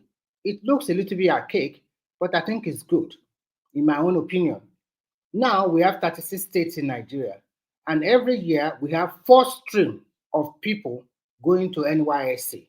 We also have a lot of recruitment every year going to national development or police and the rest. I was thinking that instead of spending 3 weeks at the national camp, why don't we increase it to 3 months? And then the federal government, in collaboration with the state, enforce each state to at least have 50 acres of land for farming. So most of our graduates, it might look so harsh for them, but for the first 3 months of the NYSC, they should go to this state farm and work there. So in a year, they will have constant stream of workers for them for 12 months, because every year we are graduating so many people. This way, if our state is about farming for maize alone, we are guaranteed to have 50 acres of maize every year. And then we have to get a lot of technical agriculture experts to guide these people. And most of these people that come out from the university or polytechnic, they are also educated. It's easier for them to communicate with them. So we have constant stream of work, and this also will be their part to pay to the Nigerian government. Of course, they will give them 3 square meals, and they would also give them free accommodation. And of course, they receive their money every month. And maybe they also can put a little bit of money on their monthly salary, the allowances they give them. So I'm thinking this way, we guarantee constant stream of worker year out and year in for the rest. Even if we do this pilot program for the next 5 years, before they now say, okay, let's recruit normal people to work at this farm, it will guarantee us easy food every year. And I mean, do you think? I mean, the true problem of we have is that Nigerians are not committed to nation building. Yeah, of course, that is another way to commit them, because everybody, now that NYC is very important. No, what I'm saying is that the the people haven't really gone to the acceptance that okay, this is the country and we need to build it. The reason why You understand what I'm saying? I understand. The reason is very simple. Most of this new generation, most of them, more than 50 or 60%, they were born into this hardship. They never experienced the good Nigerian. And when you have that it's not even in fact the new generation everyone committed to Nigeria. No? I'm talking about even the old one, the people. It's not the new one that new generation are in charge now. No. The new ones are more Nigerian than the old one. The old one, those ones, they are just ethnic ethnic sided. They don't care about. I don't know your generation, but actually, when we are growing up, I know that there's a lot of school being established by during the Bolag and the rest time, that they were free education for most people. And then the school. But it's more regional now. You know, back then, listen, in the beginning, those ones back then were more into their region. So this is a way. This is the only way you can make them commit to their fatherland, because NYC is compulsory. And anything they throw at them at that particular moment, because if they don't have that NYSC, it reduces their chances of looking for job or getting employment in Nigeria. I'm just trying to. This is just an opinion, because we are in a situation that is a little bit not. We are in a very bad situation now, and I think if we have constant flow of food from every state, it's easy. Every state get 50 acres of land. Tell us exactly what you want to be doing with it, whether it's mango, whether it's rice, whether it's this. And then you have this constant stream of worker from the post. So everybody will know that I'm going for NYC. My first 3 months is to go and farm for the nation. It's balanced. It's the same thing all over the world, all over the country. It's not that only Oyo State we do it. And it's not that, okay, you are posted from Kaduna to Oyo, you are not going to do. And if you are pregnant, they should also make a law. If you are pregnant before your NYC day, you have to postpone it until you born the baby and come back to do it again. It's not that, when you want to go to NYC, that's when you say, okay, I'm sorry, I'm pregnant, I cannot do this. No. If you are pregnant from the first day of your NYC, they must cut you short, and then when you deliver your baby, after a year or 2 years, then you come back and do it. They should not just exempt them like that. The only people that can give exemption to is that people with disability. Because of your disability, so many things you cannot do. But at the same time, we can also need you to work in the offices or to work in the NYC camp, helping them to serve food or whatever. So I think people, Nigerians, should commit to their own country, to their own nation first. Here in Finland, an average Finnish will not go outside because they enjoy the benefit of their country. And when they finish their high school, they force them to go to the military for 1 year to handle gun. So everybody, it's not that you have to escape it. So there's so many. When I was in China too, they also do something like that. They force them to work for the country. But if you are still thinking about that free democracy, free right, I have this right, I cannot do this, I cannot do that. It's not easy. Rome was not built in a day. The so-called America or wherever we find yourself, they have done so many things like this in the past before to get to this situation, to get to where they are today. But if you are thinking, okay, I don't want to commit to my country, I just want to do whatever I want, I don't care less. If my family and my friends are okay, the other Nigerian can go to hell, I don't care. So that is what is going on. Here, if you have like 10 Rolls Royce, you are in a serious debt because they will find you, the road tax you pay every year is so high that you have to consider that, why do I have 10 cars in my yard? But in Nigeria, look at them. They have look at even your pastor, they are riding super Rolls Royce. In a convoy, you also have 3 or 4 Rolls Royce. So you don't pay the tax they pay associated with their wealth. It's not enough. It can't be enough now. How do you expect it to be enough? You see, number one, they are not paying tax a lot. They are not paying the nothing. problem. I But don't know. some people are not even paying nothing if you compare, because there are people that are connected to people in these offices that just bribe them outside, and they'll just go and bring the receipt and every document they need for them to prove they've paid a particular amount of money, So how do you even fix that? I think the problem we have is that the Nigerian Nigerian federal internal tax, I don't know, maybe Nigerian federal revenue tax or something. They have a lot of work to do. And that is why we talk about that social security number. With that number, that institution itself, it's corrupt. That institution you just mentioned itself is corrupt. Because some cannot just wake up today, when they collect little money, they let you go. What do you mean? You are bringing a vehicle of almost 100 million to Nigeria. You should be able to pay like a 50%. I don't know how much it will tax them, but you should be able to pay that required customer duty. And for you to maintain that car every year, they must collect at least 4 million, 5 million naira from you, because you are a rich man for buying that car, and then you have now 20 in your yard. That's it. 5 million times 20. That's a 200 million naira from you alone. Tax all these wealthy people very well, and everybody will sit up. So, and if anything you do, people must pay tax. People must be registered. People must be accountable. They must know, okay, Basira, this is your tax number. So how much are you? Remy. Yeah, we can now tax you, and then you cannot get a tax return at the end of the year. But in the sense that everybody does go, okay, the exchange rate is changing every day. I'm also using dollar to sell my atarodo or my tomato. I should also increase my own by 500%, which we bought at as little as 15 naira. But by the time, dollar don't increase today, does it concern you? Immediately, you also jump it up again. So people just do whatever they want, and they just go. I don't understand. Okay, Remy, the rich people in Nigeria, the well-connected people, right? They're doing their own thing. So everywhere in the world, it's not the same thing. We're connected, but that is true. The institution must work, and they must work efficiently and effectively. No, well, sure, but if the rich people are doing it, the politicians and whatnot, then how come the woman selling the corn at on the street for Ataro, they can't do the same thing? can peg a commodity or whatever she's selling on the dollar also and increase the price. You see, earlier it's not like you were comparing Finland. No, I've been talking about Finland, right?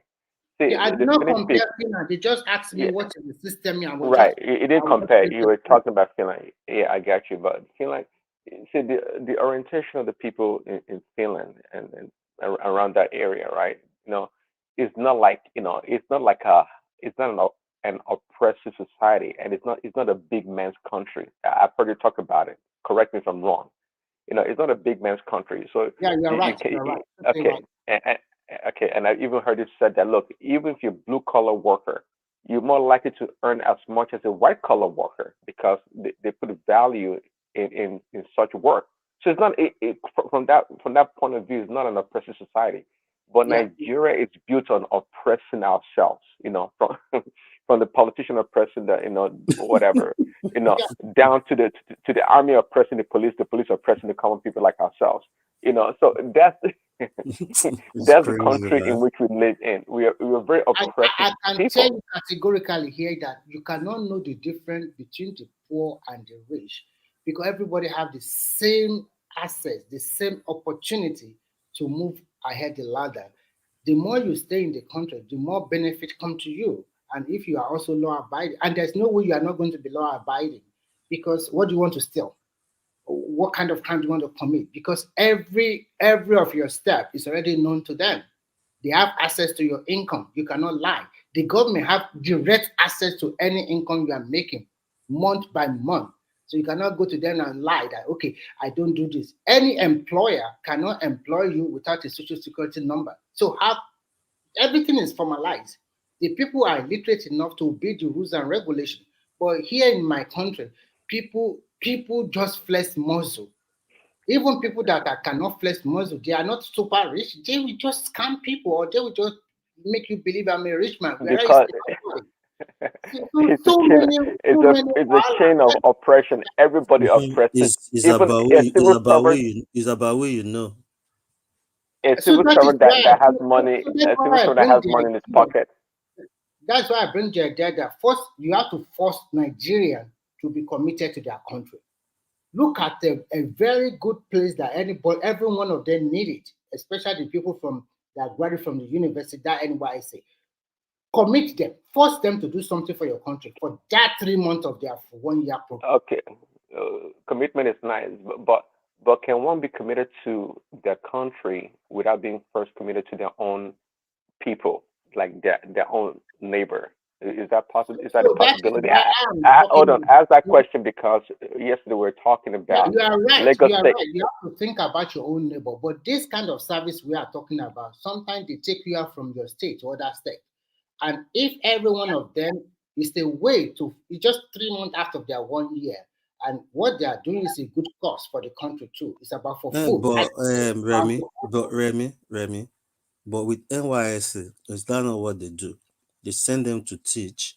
It's not everybody that has the luxury of getting request letter from big companies to go serve there. So what I'm trying to say, they need to re-strategize. You see, And I don't believe Nigerians don't love their country. Nigerians love their country. I'm Nigerian. I don't even live in Nigeria, but the way I love Nigeria, I'm always proud anyway to say I'm Nigerian. I You see, think I that think the problem statement is you made not is people subjective. love their country. That but statement you made is Oh, hold subjective. on. I'm sorry, who's talking? Ask Not Remy. Who's talking right now? I didn't It's catch it. DOG. Ask DOG. Babajali people. I was Ask going to all of ask you, them. why do you love your country? Why do you love Nigeria? I just love the people we have, how life is in Nigeria. Now, why are you answering that question, DOG? No, I need to answer it. Which kind of question is that? Why not? Why do you I love need your to know. country? No, why not? No. That You question I shouldn't think come up. God, Thomas, I don't let him think answer so. now. that go on. What do you mean? But Right. Prince Dad, yeah, I think Nigeria is a place where you can even find that peace. If you look at Nigerians, the way people are shouting, they are suffering, and everybody know, okay, it's hard in that country. If you still see people smiling in it. It's hard to get that anywhere in the world, and it's because of the people are, the culture, and because it's multicultural as well, it helps a lot. So it's so diverse. So for me, I just think a lot of things is wrong. And if you look at it, there is no way. Everything Remy is saying looks good, but I don't think it can work like that with the present condition of the country. I don't think it will work like that. It's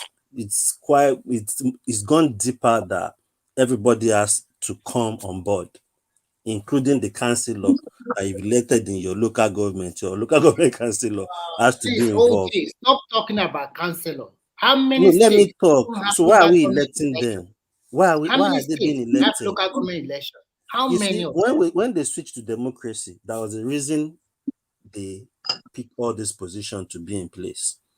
When when they were ruling, there was nothing like House of Assembly, and they still did some things that we can still see, So there is a reason all these people are elected, so they can reach the people, because it's now democracy. They can reach the people. It's about the people, but the people don't even know their rights. Things that you can go for your local government chairman for, people don't even think they can go there. Local government chairman said will be putting people in the lobby. All right, mom is coming. Sorry, guys. Carry That's on, all guys. right. We will prefer the voice of your daughter than your voice. Okay. Hello. Yeah. Hello. How are you? Good. Good. Yeah, I know that's the right thing. Good. Good. Have you? Yeah, Good. Ziva, go to your sister. Yeah, you need to trouble daddy very well to buy that candy and the toys. Anyway, yeah. So for me, I think there is a lot of things that need to be done, and all these people need to come in play, because look at the honorables, federal honorables, they give them money. I think they should now start making them account for the money they've given you for your constituency. Let's see what you are doing. Are you sure? That's the way to go, because how does all this money that is meant for a constituency meant to be proven that is used for the good of the people? That's what touched the people, because you'll be providing what the people need for them, all the amenities then you'll be providing for them, but they don't. I know of a federal honorable that all it does with the constituency money is just go to this party house, do a party, cook food, invite party member, envelope money, give party member money. That's it. Done. No project, nothing whatsoever. Federal honorable in Nigeria, all of them, all these people in government, they don't even talk about naira. I see their text messages.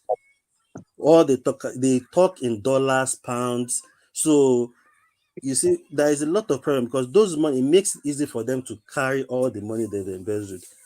Imagine carrying $100,000. Imagine carrying it in naira. So it's just people that goes with two different in naira. You will call for you just to go to Dubai, they will take two different chicks at the same time.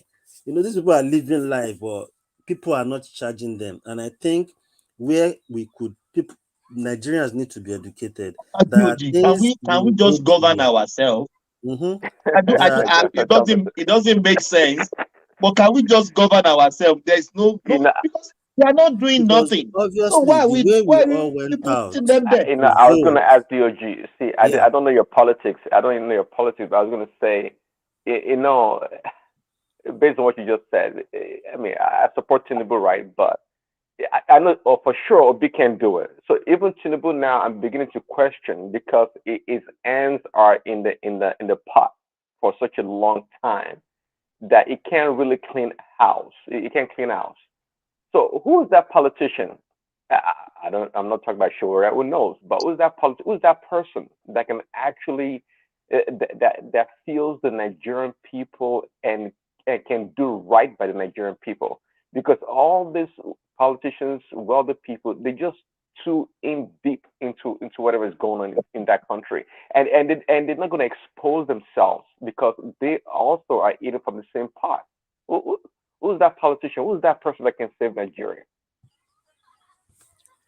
But the question is, you have to explain how Nigeria needs to be, and Nigeria can be saved. Because see, it's like I'm telling you, that person is going to save me, but then I have to be the one to tell you how I want to be saved. Being saved it can be defined in different ways. You understand what I'm saying now? No, no. Hold on. So it's a crazy person knows that it's crazy, so he can fix himself. That's what you saying, Mike? Yeah, No, he's no, no, looking no, for no. somebody to Okay, tell him. okay. Okay, if you ask every Nigerian, like, what is being saved mean to you? Everybody will tell you different things now. Yeah, you know, my answer to that question was to even buttress what Mike is saying is only we Nigerians can save ourselves.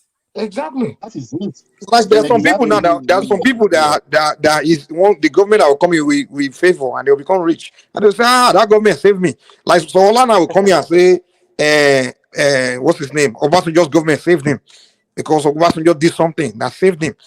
He became middle class or something like that. But there are millions of other Nigerians that are not part of that being saved. And They going swear for Obasanjo and they cannot be rule. Like someone like me, I don't even like so you're Obasanjo. saying that But it's a cop out. Oh, sorry, we Nigerians need to save ourselves. That's just an easy thing.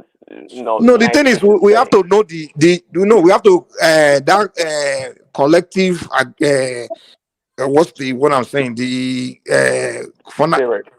yeah. What we all consider is saved. That Nigeria, you understand?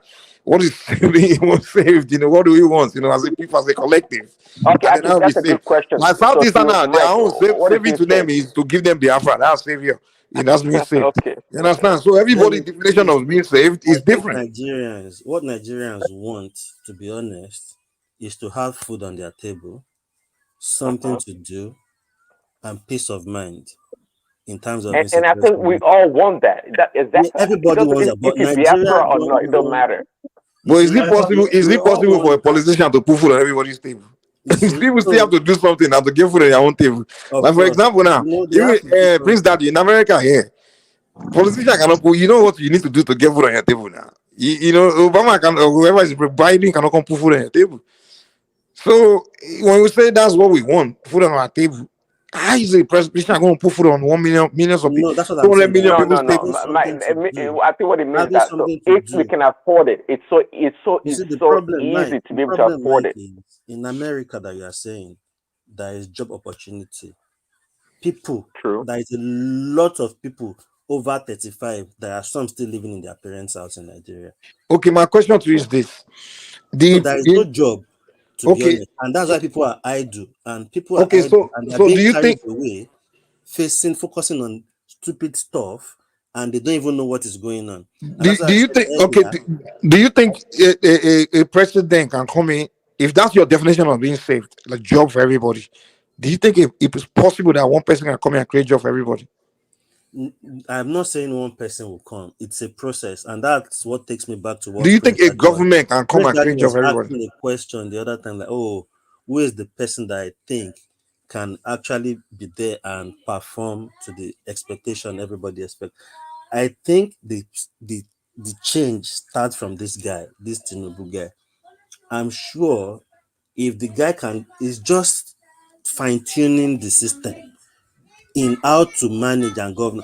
If I give you as an honorable money for your constituency, whatever you do with it, I want to see that is the body that will be looking into the projects, proposals, and everything people submitted. That is the people that will look into execution and cost you've spent. If they are making sure majority of this money, everybody that will be in a position of Do you think those guys can power, put job? They can give everybody making job. sure that all this money are being at least put into things that they are being allocated for, not people diverting some money that is meant for some voucher like Ola is recommending, that will be diverting it to their accounts, with Prince no. Daddy, Prince Daddy, do you think it's possible for the U.S. government to create job for all Americans? No, it's not about the government Of course creating jobs. not. It's not possible. There are jobs. Most especially, there are Yeah, but jobs. it was not created Everybody by the might not be government able to now. get a particular job, but But there are 80% of the jobs in jobs are not created America. by the U.S. If government you now. still want to wake up in America and want to be useful for yourself But and be they, doing but they something, create a level environment. you still find job. But in Nigeria, I'm telling you, Mike, a lot of adults stay indoor all day. All they do in the evening, shower, iron their shirt, starch it, go into a bar, Some people don't even have money to drink, but they will see people that will buy them beer there. So people have so no why can't those people go and that's farm? how they Why can't live. they go and farm? Why can't they go and farm or do something?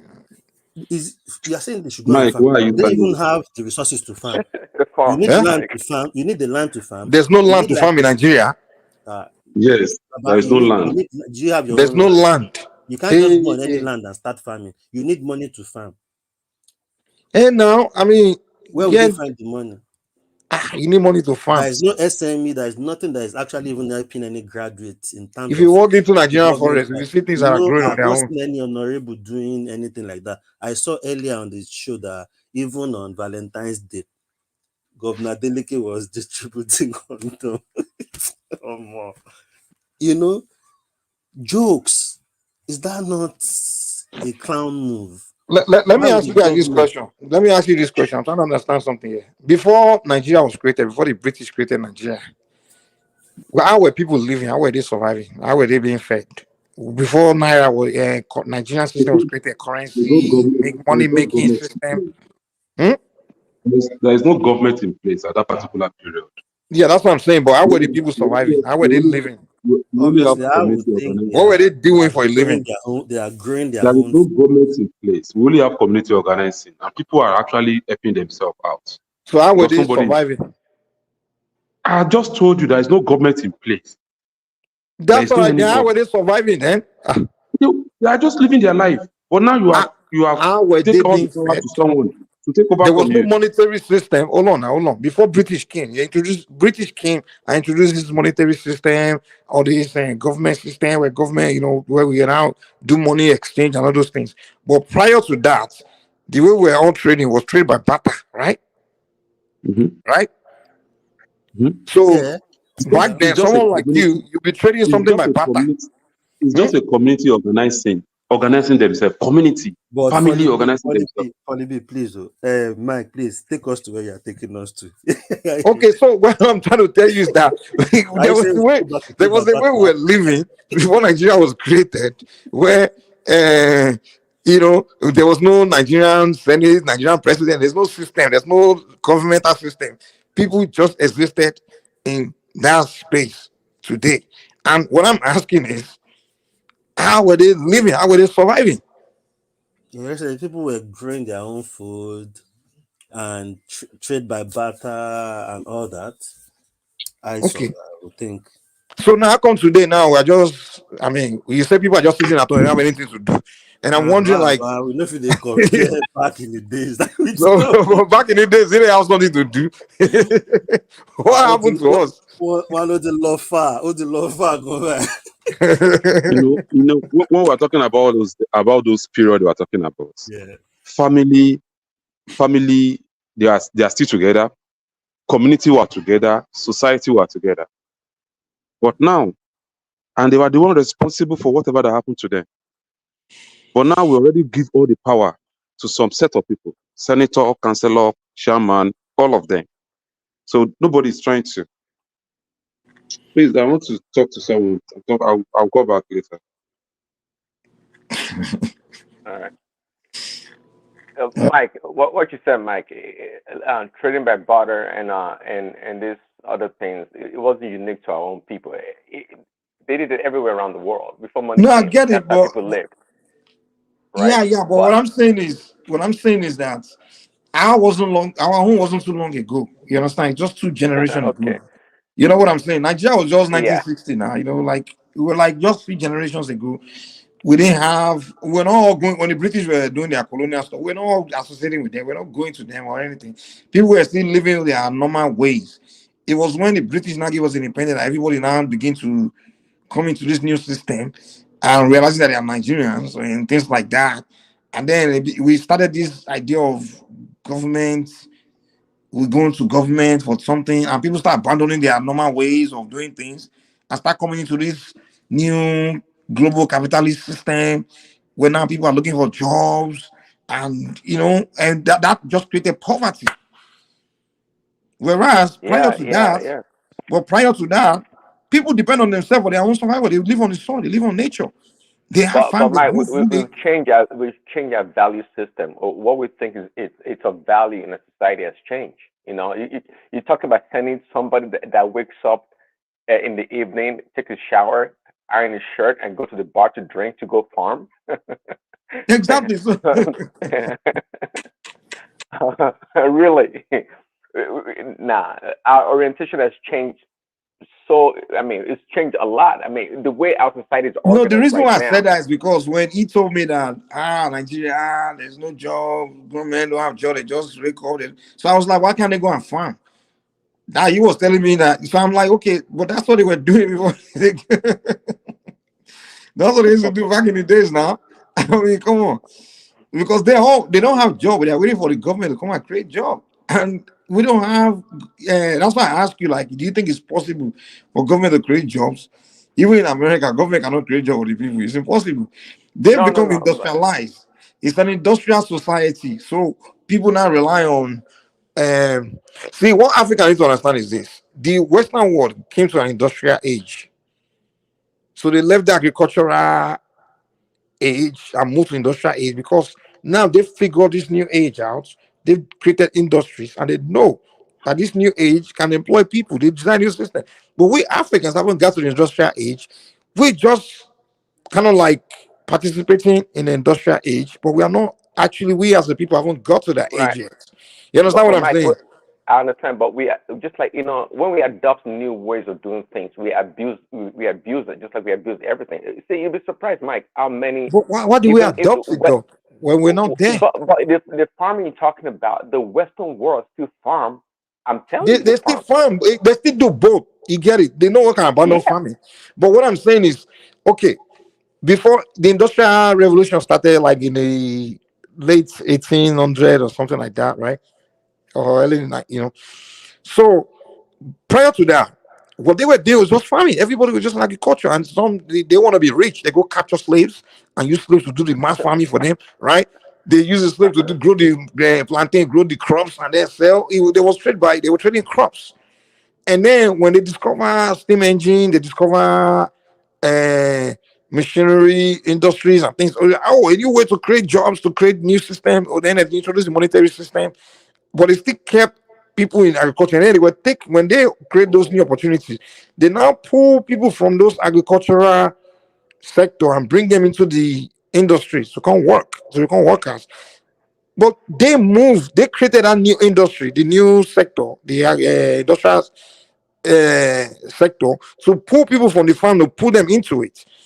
But now in Africa, we haven't created industrial. It went both ways. They put people from the farm, and the technology that they developed actually went into the farming also. Yeah, the farming is still there. But I think you're missing my main point. My main point is that they didn't leave farming to go to something else that they didn't create. They haven't created. We're saying the same thing. That's what I'm saying. The technology, the industrialization. But I'm not saying they left the farming. I think you're arguing on two different things. We're saying the same thing. No, we're saying the same thing. I'm saying that the industrialization that they developed, they actually used it also on their farm to make their production they use it more better. The industrial farming and things. I get it. Yeah, exactly. I get it. Yeah, but the point I'm making is that the industrial production is what creates jobs. That's the main thing. But which they put in they put into farming and things. I get it.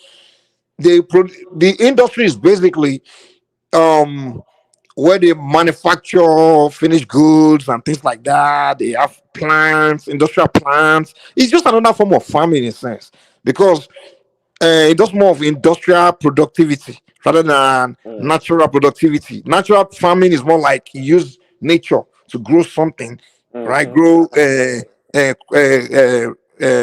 commodity, because raw food is commodity. You understand? And then when you cook it, it becomes finished product or whatever.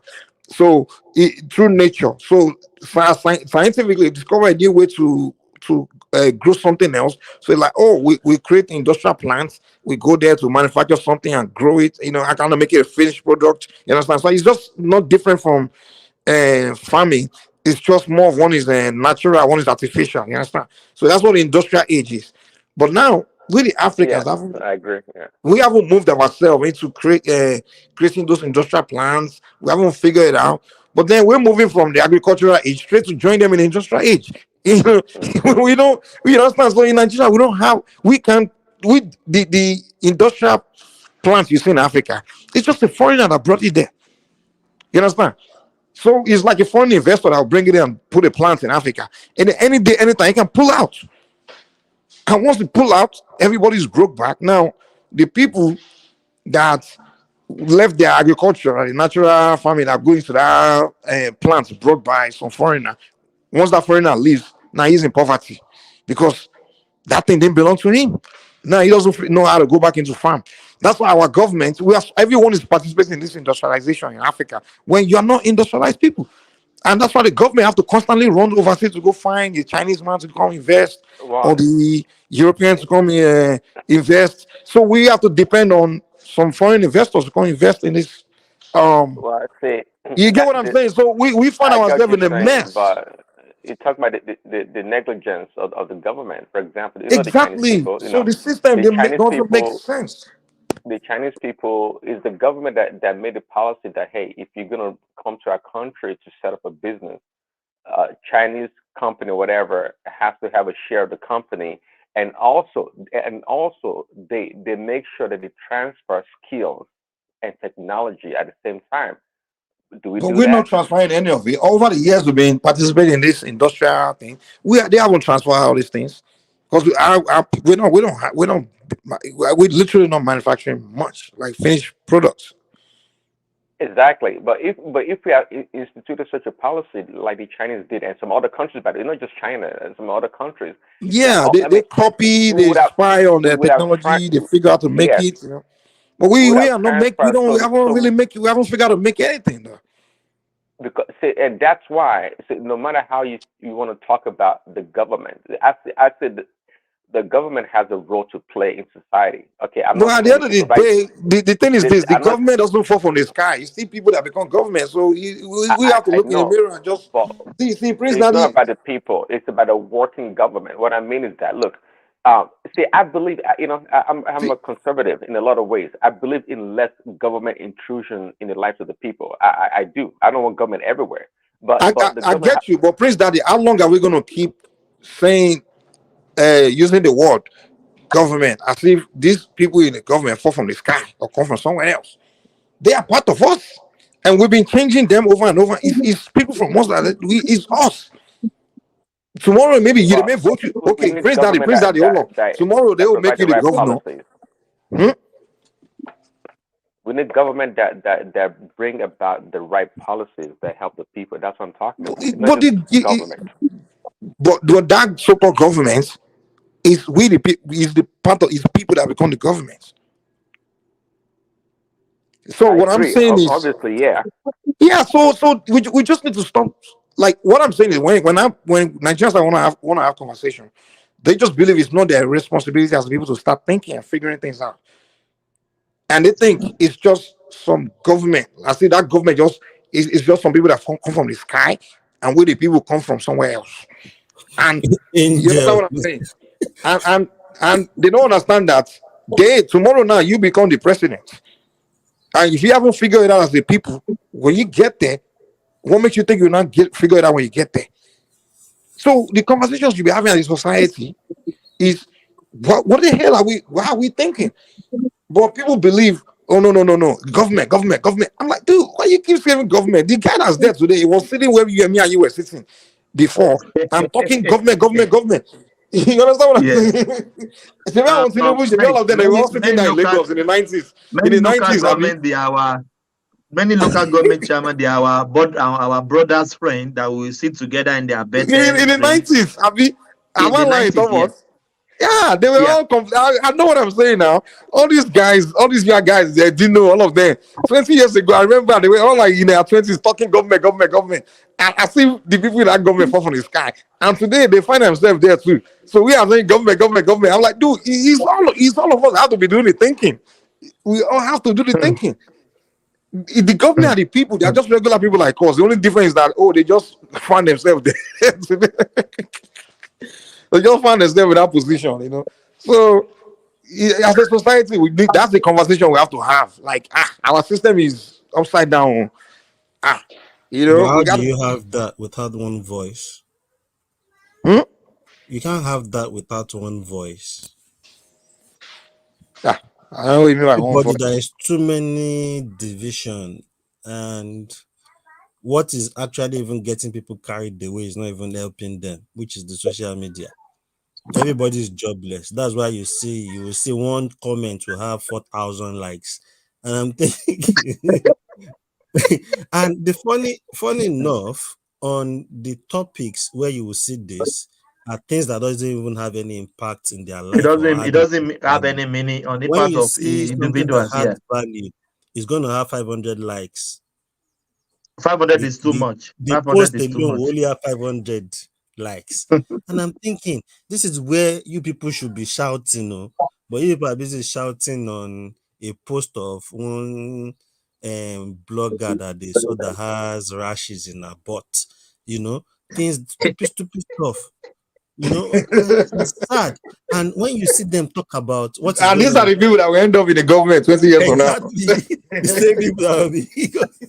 But as we are saying, the way forward to me right now is, I just believe that there should be new policies, because if I'm Tinubu right now, if you know all the institutions are messed up, so you need to make sure people are actually putting all this money in where they should go. Because what these people, as at when Obama was president, a senator in Nigeria is earning more than Obama. If you convert all the money, stupid allowance, newspaper allowance, wardrobe allowance, and something allowance, security allowance. Visitors allowance. Upon that, you still take your salary. Upon that, the money they give you for your constituency, you still pocket it. DOG, even their salary is not the problem.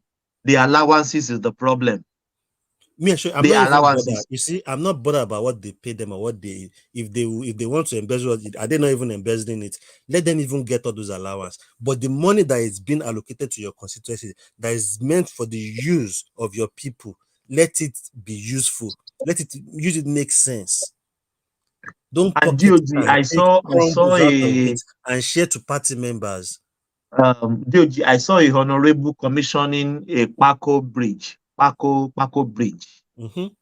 And again, Plant most of those bridge. honorables and all those senators, they should make sure they don't live in Abuja. Go and stay in your constituency.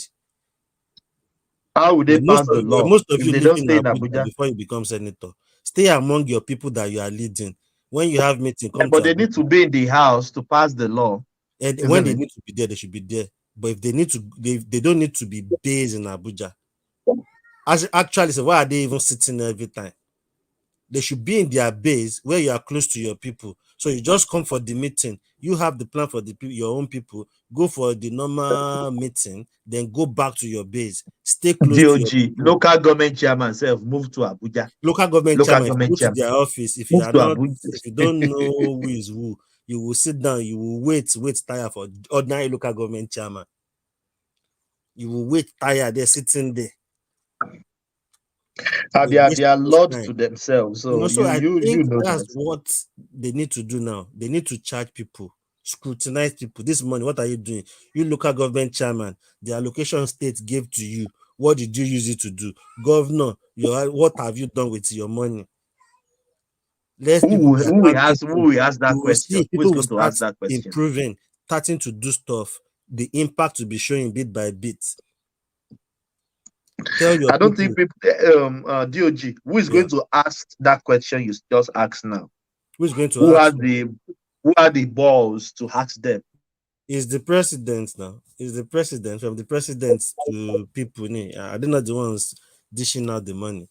It's on the president. Do you know the governor is they are autonomous? They do what they like. Yeah, the president doesn't have the power. The president will order the governor. The governor will focus on his state. On your state, every honorable, every senator from each state have where they report to, where they scrutinize what they are doing with the money they've given them. Because if you are living large, they've bought your official car, they just spend that money to go and buy another official car. When Tinubu came in, Nabi, They give you allowance, you have your own house, you get paid a lot, you people have money you share behind, but this money they give to you, you must be accountable for it. That is what me I will stand on. You, minister, what have you improvised? What is new? What are we improving on? What are we starting to focus on maintenance? Because that's another thing we don't have in Nigeria. Maintenance culture. If they do something, they just leave it till it's wrecked. You know? So there's I don't know. So there is not like it's anybody. If anybody is there, if you are not thinking in that direction, we will still be in the same hot soup. DOG, sometimes when they are doing the renovation of the road here, I will be wondering what's wrong with this road. They said no, it's getting deteriorated. They have to upgrade it. And like kilometers of road in the middle of the night, they've cleared everything, put new ones before you wake up in the morning. Brand new road. I said, but the previous one in my country, that is the You see, and that's part of the still problem in Nigeria as well. This is where they could create job opportunity.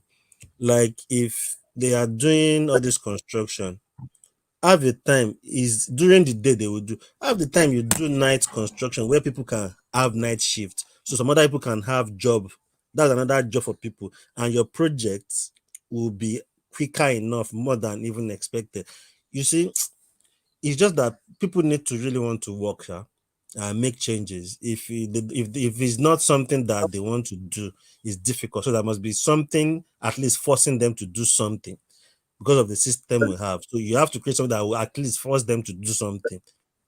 The system is too corrupt. We're talking about tax. There are people in tax office, just go and tip them. They will help you do all your documentation. They will give it to you, you know. No money is going to the government, you know. People are just there, salary. Our problem is enormous. It is beyond. You know, so it's gone too deep. It's deeper than just people talking grammar and telling us one calculation that the people must ready to work. Nigerians must know who to go to complain. If your local government chairman is meant to construct a road, if they are not constructing the road, shout on him the way they are shouting on the president. You will see. Let everybody carry that is not doing the road. You will see how fast they will go and do the road. If the money is there, why are you not doing it? But they want to embezzle the money, but people will keep quiet. They've not done the road. They've not done the road. Know where to charge. Know who to question about things. You know. It's very unfortunate. Sometimes I just think sometimes you want to give up on that country, but you know that the love. I'm just speaking on Peter Obi, the embezzle money. Those DOG. Those ones Peter will Obi be and okay. his Labour Party Janjaweed, embezzling public fund. If you are deceiving yourself, you would think all these people are holy and angel. They are all angels. Well, you see what is going on there now. But me, I'm not even worried. All that me, I was not. I think we even talked about it in the earlier stage when they started getting donations all over the world. Donations, yeah. You know? Yeah, we started talking about it. People you will see that money at some point you will find out it's been embezzled and it can't be accounted for self. DOG, they spend 60% of the donation on the legal aid. Mm-hmm. The main money they didn't spend it on the campaign. They spend 60% of the donation on the legal something with Tinubu and the rest. Thomas, what you will ask yourself is this: why did Obi came out after the accused? No, this one. You want the plug? You said after the accused. Why didn't he come out after the election? This is how we spend the money. So one of them are Yeah, thief thief carrier. He just scam them all over the world, and he's not using their money to travel around to do whatever. In fact, God is in mercy, always show the kind of people. Now everybody don't see him now. What can they do? Nothing. No. Some people don't see the obedience. Don't see what you are talking about. No, the obedience, they don't see that. Obedience you are talking about, their number are dwindled totally. Come 4 years, you will see. They won't be able to do the same thing anymore. It's over for him. Because there are so many things they have against him, they are keeping it. Let him come out in 4 years, they'll bring it everything out. Everybody will say, No. They are die fan for they will overlook that. Are you telling me the Southeast is going to bring no, you can ask them whether they will donate money now. Ask them whether they will donate money like before. They won't donate. They will. Ekene say we still donate again and again. Don't you hear him saying that? It won't be as the way it was this one that people were. Why do you think it's not going to be the same trend? I think everybody. Let me tell you something. Some people, why they donated was just that they wanted change, and them saying that now they can't even account for the money. The money is even causing trouble. They've dust their hand, they've washed their hand off it. If they like, they come to no. The Biafran call lover, those are the ones. Yeah, they don't care. Of course, there'll still be some few, of course, that would donate. But that's not even the case now. The case of this country right now, honestly, and the things that could be people, it's worrying how if you see how much a lot of people don't really even understand the situation of that country when they talk and comment on all this their social media. You just see something, so you are this clueless and you're here shouting, cursing people that you are not even meant to curse. No, that curse is the order of the day. is their breakfast, lunch, and dinner. We need and to. dessert.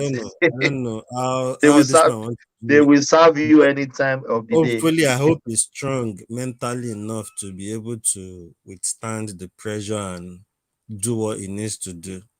If not, they're gonna mess him up. Yeah. I'm thinking. I was even asking that question yesterday. Are you sure you'll be coming 2027? Somebody say, why not? Why won't it come? It's going to come out. Depending on, and then which you look from which party? now. Which party? Labour Party is gone. Oh, you mean Obi? Yeah. Oh, Obi care. Can't it just form why is this so opportunities like that? Go ahead, form your own party now. Don't call Labour mean. If you use Labour again, they will. Obi should go and use another party or bring party from wherever. Obi can never be. Obi won't be president in that country in the next 16 years. I don't know about after then. Remy, it's not that easy to form a party now. Is it not easy to form? Okay, why don't you spread the money against all the people now? Why are you and your Abure stole all the money? It's the people that are willing to give him money now. It's a lot of money. Okay? But when I heard the news, I'm not surprised, because if you look inside that party self, it's like there is a division, even all those periods of election. So obviously things like that will happen. And part of them is the money that is part of what is causing that division that we didn't know. Do you know what happened? I want to know how much is the money. Nobody's telling us how much this guy received. Is it 800? Is it not 800 million? 800 million. 800 million. That's 800 million. 800 million. Still, they do not have. Are you kidding me? No. They are giving us weekend pocket change now. It's of this weekend pocket 800 million. What is that? That's a joke. No. That's a big joke. Let me read it to you. We receive 800 million. This is computer. I don't care about that. No, it don't matter. What is? I wish nobody knows the real money. Come on, with all the money that was coming from England and everywhere in Europe and America, it's Exactly. 800 They million. receive more than that. They are lying. Okay. They Of receive course. more than 800 Let's Peter put it Obi in is dollar lying terms. now. Even He's lying Samuel now. Epa can fund the campaign by himself. My understanding. That's a joke. I mean, I would like to say, let's just start with like 20 minimum. I don't know, 20 to 30 million dollars. That's what they collected minimum. What is They spent 800 they said they spent 2 billion on campaign. They spent 2 billion on campaign. How much did they say they spent? Their calculation is not even everything is off. It's not as if all the money was 800 million. I think the money that is causing trouble that they can't account for now is 800 million. Okay, I mean, I want to know how much are they reporting that they collected as donations for Labour Party when Pennsylvania? I didn't hear about Was that, it but 800 million naira or 800 million dollars? I think the money they are naira. The money that they are saying they can't account for, but obviously with the way people contributed almost everywhere from all over the world, that really like scam a lot of we are people. looking at 20 to 30 million dollars, man. Yeah, I agree. That Because they're just wasting their time with the I want 800 to million even naira. believe That's a joke. some of those top Igbo rich guys actually give that guy some money too. Of course. Are you telling me all these Obi Kubana also they will not give him money? Kubana, what they call it, I said chief that priest, thing here all then. those ones. I said that thing here during that election period. One I'm man said no. P-Square. I'm sure Blue those ones Square, are better. All those guys are business guys. all those celebrity, they really push for him now. They give him money. It's part of the That is their problem now. best chance. But the people that kill them is the Northerners. They call North. They don't want them at all. That's a trouble. It's part of Nigerian politics. The only way they can win that. No, I don't think so. I think it was Atiku. It was Atiku that killed him. Because if Atiku didn't force himself, it's the other way around. It's them that kill Atiku. No. I get your point, Prince Daddy. I get your point, Prince. They killed Atiku, but why I'm saying Atiku killed him is because if you look at it was PDP actually that actually did the zoning thing. It was not even APC. They were them that actually said so. From north, it should be going to the south, but they override all those stuff. If Atiku didn't run, all those Atiku votes would have went to Tinubu. Those Atiku Northern votes would have went to Tinubu. Yes, and those Atiku votes in Oshun would have went to Tinubu. Few of them could have gone to Tinubu, but it would have been more. It would have been more difficult if Obi get that support, or because it could have been between Obi, Wike, and the likes if they actually stand on that zoning thing then. If you remember, I'm sure Mike was there then because we actually that zoning issue was really a topic on the platform then. That although they will not win, is if they are presented weak. They might not. They will not win. They won't win, but they will get a chunk of vote because the South will vote massively for him. Part of Southeast will vote for him. But if they present Obi is a little bit tribal politician to the core. You can see the way he campaigned. So but East, they don't really like him, and they waited for him until that moment. But I like to say that if you guys like it or not, Peter Obi was the best option, absolutely the best option to have come out of that region or that party, and also that Peter Obi. Yeah, it was absolutely the best option. And it did himself a favor by jumping ship and going to an LP Labour Party, really. Yeah, I don't. Wike has no chance. I mean, come on, Wike has no chance. Who's gonna vote for Wike? So Wike would have done better than Obi. Trust me. I don't think so. Wike would have done better. Wike would have done better. No way. I don't even believe that. Are you talking in terms of votes, guys? If you look at are you talking in terms of politics? this We're past talking in terms of election, votes or competency. Why are you saying which one? Oh, The I'm reason why I talking said in terms of UK votes. In terms of the vote. number of votes, Wiki will barely get a half of what Peter Big got. You got No, you got to remember. He will get more you are than that, looking and I will at tell you No, why. We get a lot of votes in the north. He will you He do will well. guys, get you more guys, votes in you the north, guys, Wiki, and he will yeah, get a lot of Yes, votes you in guys the are we south. campaign. looking We at, will really, do well in the north. you really. guys are looking Wow. at, Okay. you are looking He at I campaign don't. I well the with don't the think so. northerners. I don't think so. Trust me.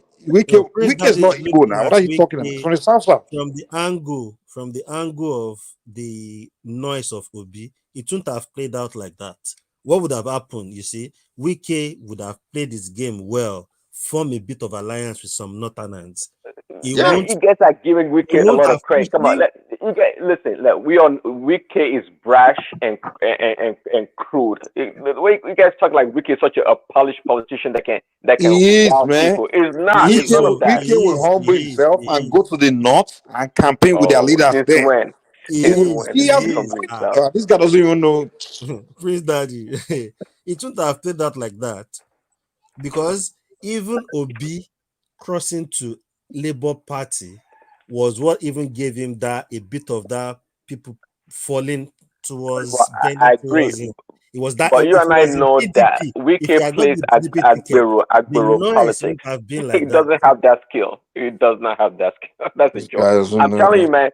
Peter B was absolutely the best candidate to have come out. I'm telling you, and the Are you politics he kidding me? played.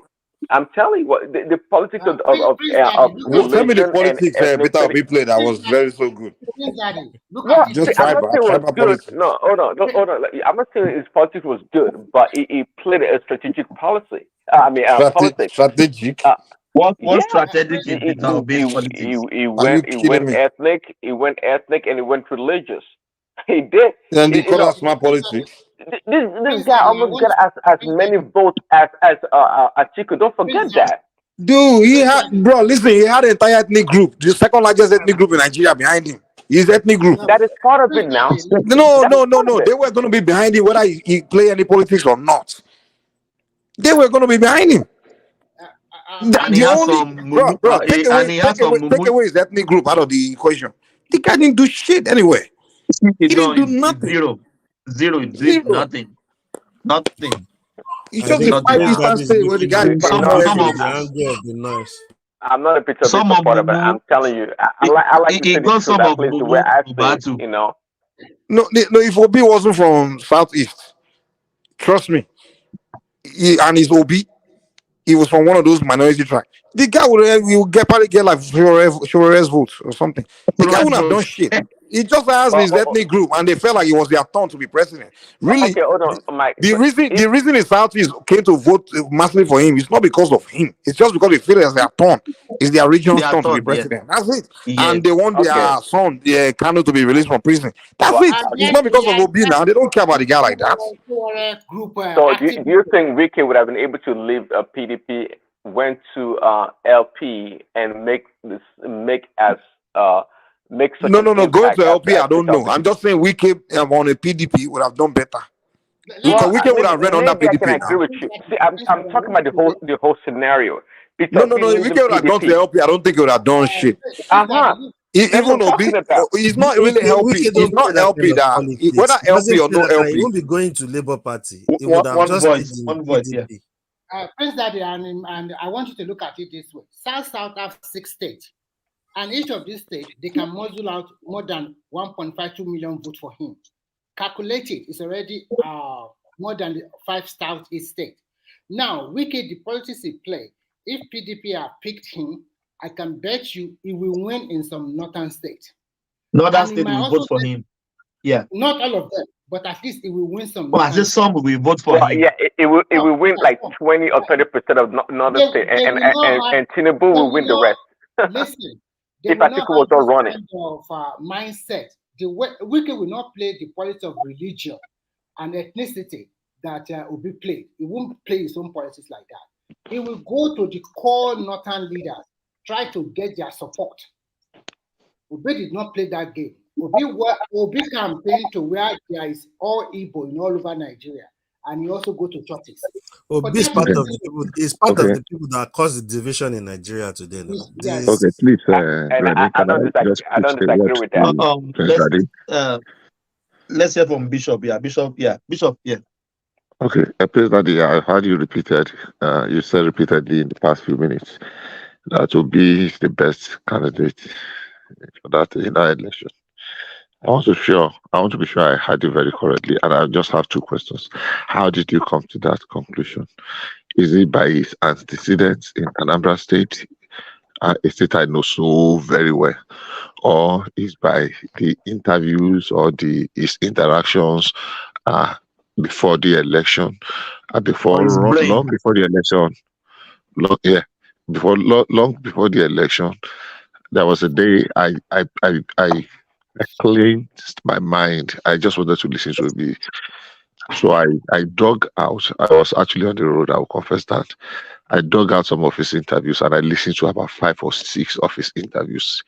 And I tried as much as possible to listen with open mind. I was very, very objective. I just wanted to hear somebody come up with plans and solution. And all Obi said in all of those interviews were balderdash. I mean, utter brainless nonsense. So if you've replaced say is the best thing that would be. So was it by accident in Anambra State, which I know he was a total failure, completely evil, and Anambarians were really, really angry with him then.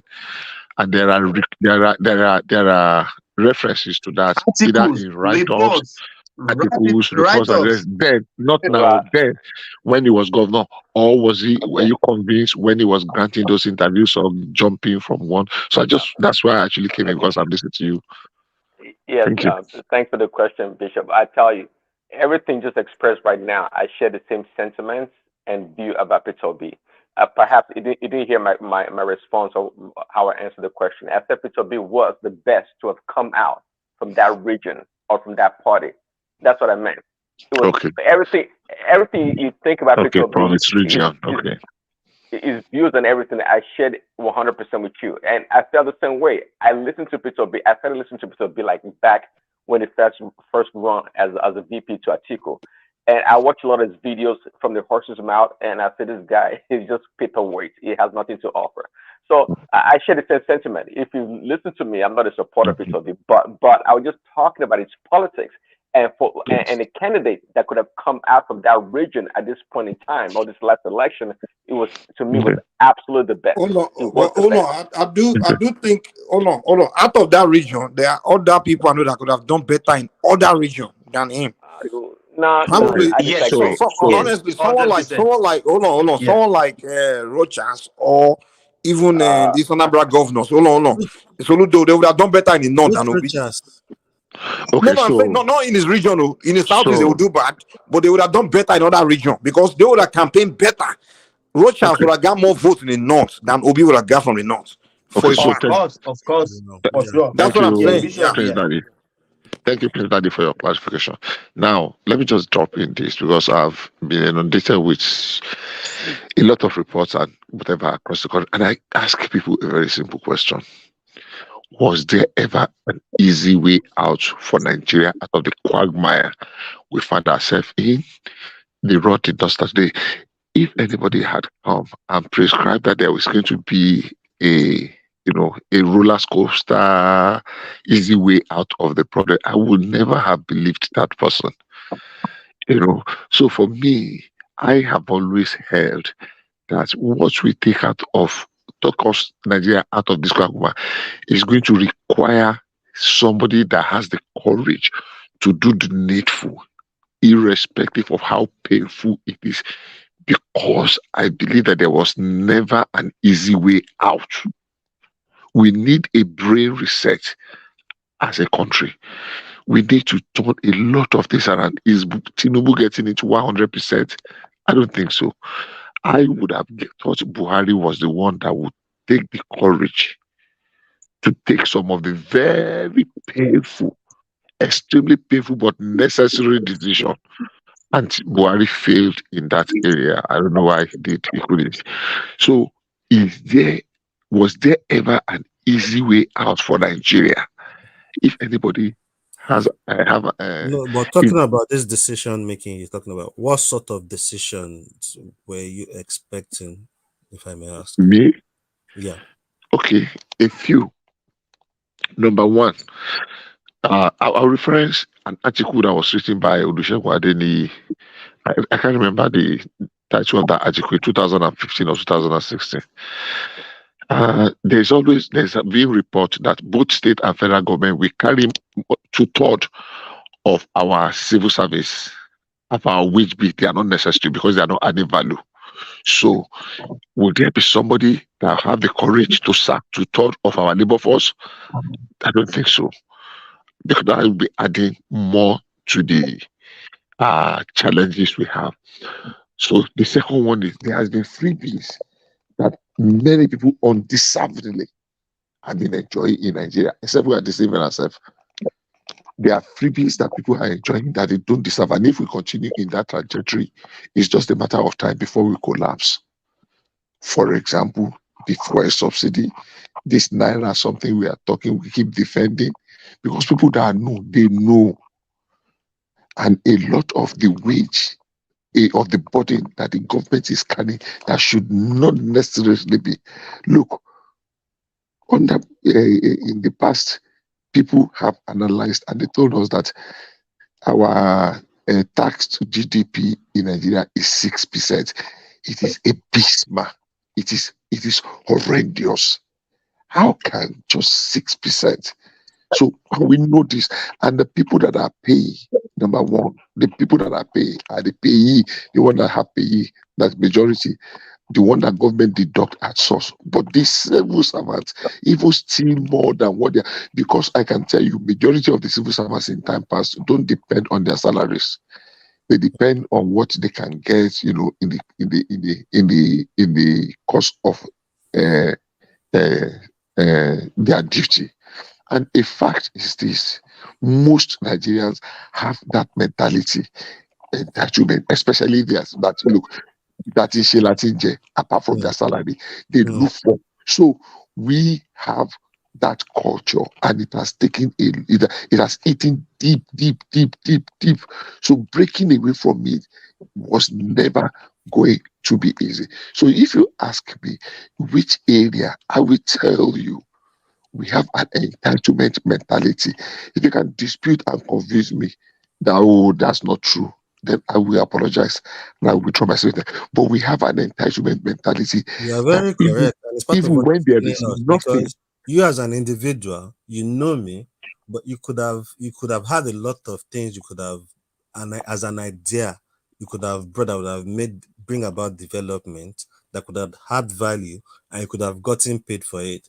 But people don't want to think; they just want to come to you and get money one way or the other, or get contracts that they won't execute. And it's just so I totally agree with you. I'm not good. Is really a crazy person that would disagree with that. So for me, like I said, I know we can get out of this mess we are in, but it's going to take some very hard decision that's going to come with some degree, some very high. If we have taken it sometime before, maybe the pain will not be as much as it is now. But for now, the pain will be excruciating. And if we not get halfway and we abandon it and we go back, it's just a matter of time. Like I was Venezuela saying earlier, will be a before you child. came on, Venezuela will be a child's play when we crash. I was saying earlier before you You came know on. me, I'm a robot. I I'm was a saying, robot, and I behave in automation. yeah. So the thing is this: there are some gas stations in Nigeria now that they've already been automated, right? So two things can happen. If you go to that gas station, when you use your card and you are not having any interaction with human directly, no point of someone cutting your gas short or whatever. You just pay and go. So where am I making this example is this: even though average human being, average workers in Nigeria, they like corruption, and I'm not excusing them. We created a situation for it to happen. when these guys are heading less than necessary, and we are there when there are no kind of credit system for them to be able to achieve things. So you tend to have corruption. Then when you have things like that, then you have to have some kind of accounting system that will now make that silly. They will still steal, but assuming that maybe there are 100,000 people stealing before, if you are able to eliminate like at least 40,000, less 60,000 to 70,000 out of them, you are improving, and you keep improving until you get it right. So, like I said, Nigerians will not just come every one day tomorrow and say, "Oh, we want to do good. We don't want to steal money." No, it's not going to happen. It has to be a system that hold everybody accountable, that keep everybody on his toe, that make them be afraid of even trying rubbish. So, at the end of the day, where will I still go to?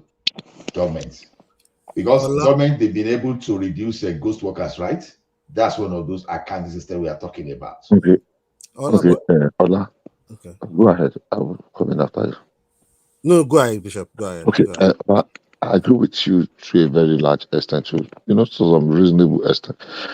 But what we are talking about is, can we? There's a saying, people, one of their good books, permit me for you to use that, that they used to say, can we continue in sin and that grace may abound? I don't know if I quoted this correctly. Now, do we want to continue the old ways of doing things? And is there a switch, a switch system that can change our situation just like that people, they were not used to the culture of hard work? I don't know the part of the Western world you live in, but I know money does not come easy. Many people in Nigeria are spending money they don't earn. And if you want me to put a percentage to that, at least the amount of people might be just about 10-20% of the population, but the amount of our collective patrimony that they have access to and they are squandering is more than 80%. So when 80%, when 10% or 20% are spending 80% of unearned, that's money they have not really earned in the real sense of it. That it is just by one paddy, connection and the rest, then we are doomed. It's just a matter of time before the roof comes crashing. Am I at peace? Do I like what is happening? I don't think so. But I have always known that, look, if we are going to have a reset, look, that man, that woman. If we begin to cite examples, I have dozens of examples. In fact, I have some that are so close to me, and I will give one example. Permit me. I have a relation that works in one of the hospitals. I think I mentioned it here, and he was doing so well. He's not really very well educated. Some of my people will know what I'm talking about. He's not really very educated, as in, but he got a job in one of the teaching hospitals, and they were in charge of some facility, and he was doing well. He was making money. And one day I was asking him, and he said, "Oh, he goes home with a minimum of between 10 and 20,000 every day. Do you know what they do? Okay, I will spell it out. He works in the department in the hospital where they are in charge of oxygen. They give oxygen. So when people come and they are paid for oxygen, and those people, as you guys used to say, have buy, or what do you call it? So instead of returning the oxygen back, they have the way of coloring it, cornering that oxygen.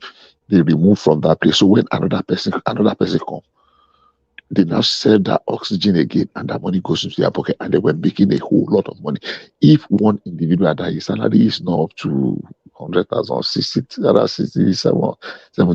that's what he said his salary was, but he's able to go home with sometimes 20,000 on a day, on a good day, 20,000 on a day. But he said average between 10 and 50,000. So let's now take the lower limit of 10,000 per day. So that means if this guy works 20 days in a month, it takes additional 200,000. See, Bishop, I agree with you where you are So, going to see. sorry, This just 1 way, second, just 1 second. no, So when I he got caught, I'll just learn that. So when he got caught and they almost sacked him, and after much pleading, they had to redeploy him. Reality dawned on him because they told him all eyes were on him. It was a federal government hospital that all eyes were on him. So since then, things have changed. Now, when that individual talks to people and complain about Nigeria, I will tell them he will never say that to me because he is past. no. Everybody is a saint on his own when they are not caught. You Yes, understand? yeah, you have gotten it. So he who has to sin, let the person cast the first stone. This is what I'm saying. See, if we preach from now to tomorrow, you understand? People will not listen. It's a systemic thing. Let me give you an example. When I will see for the government for the private.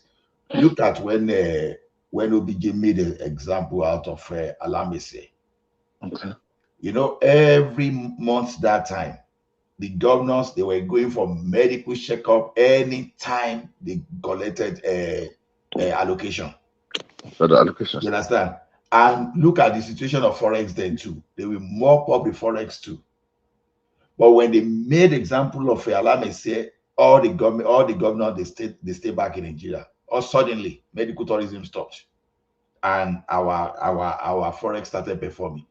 This thing they appear like yesterday, Abby, but all those people that have interest in politics, just like we have now, we can still remember what happened during those days, right? Now, example of what we just done is this. While in the bank, I've said it before, we deploy all this Edu Portal, and we have different business solutions to different people. Ogun State now, we deploy some solution to them. Because I remember I was doing a project in Ogun State.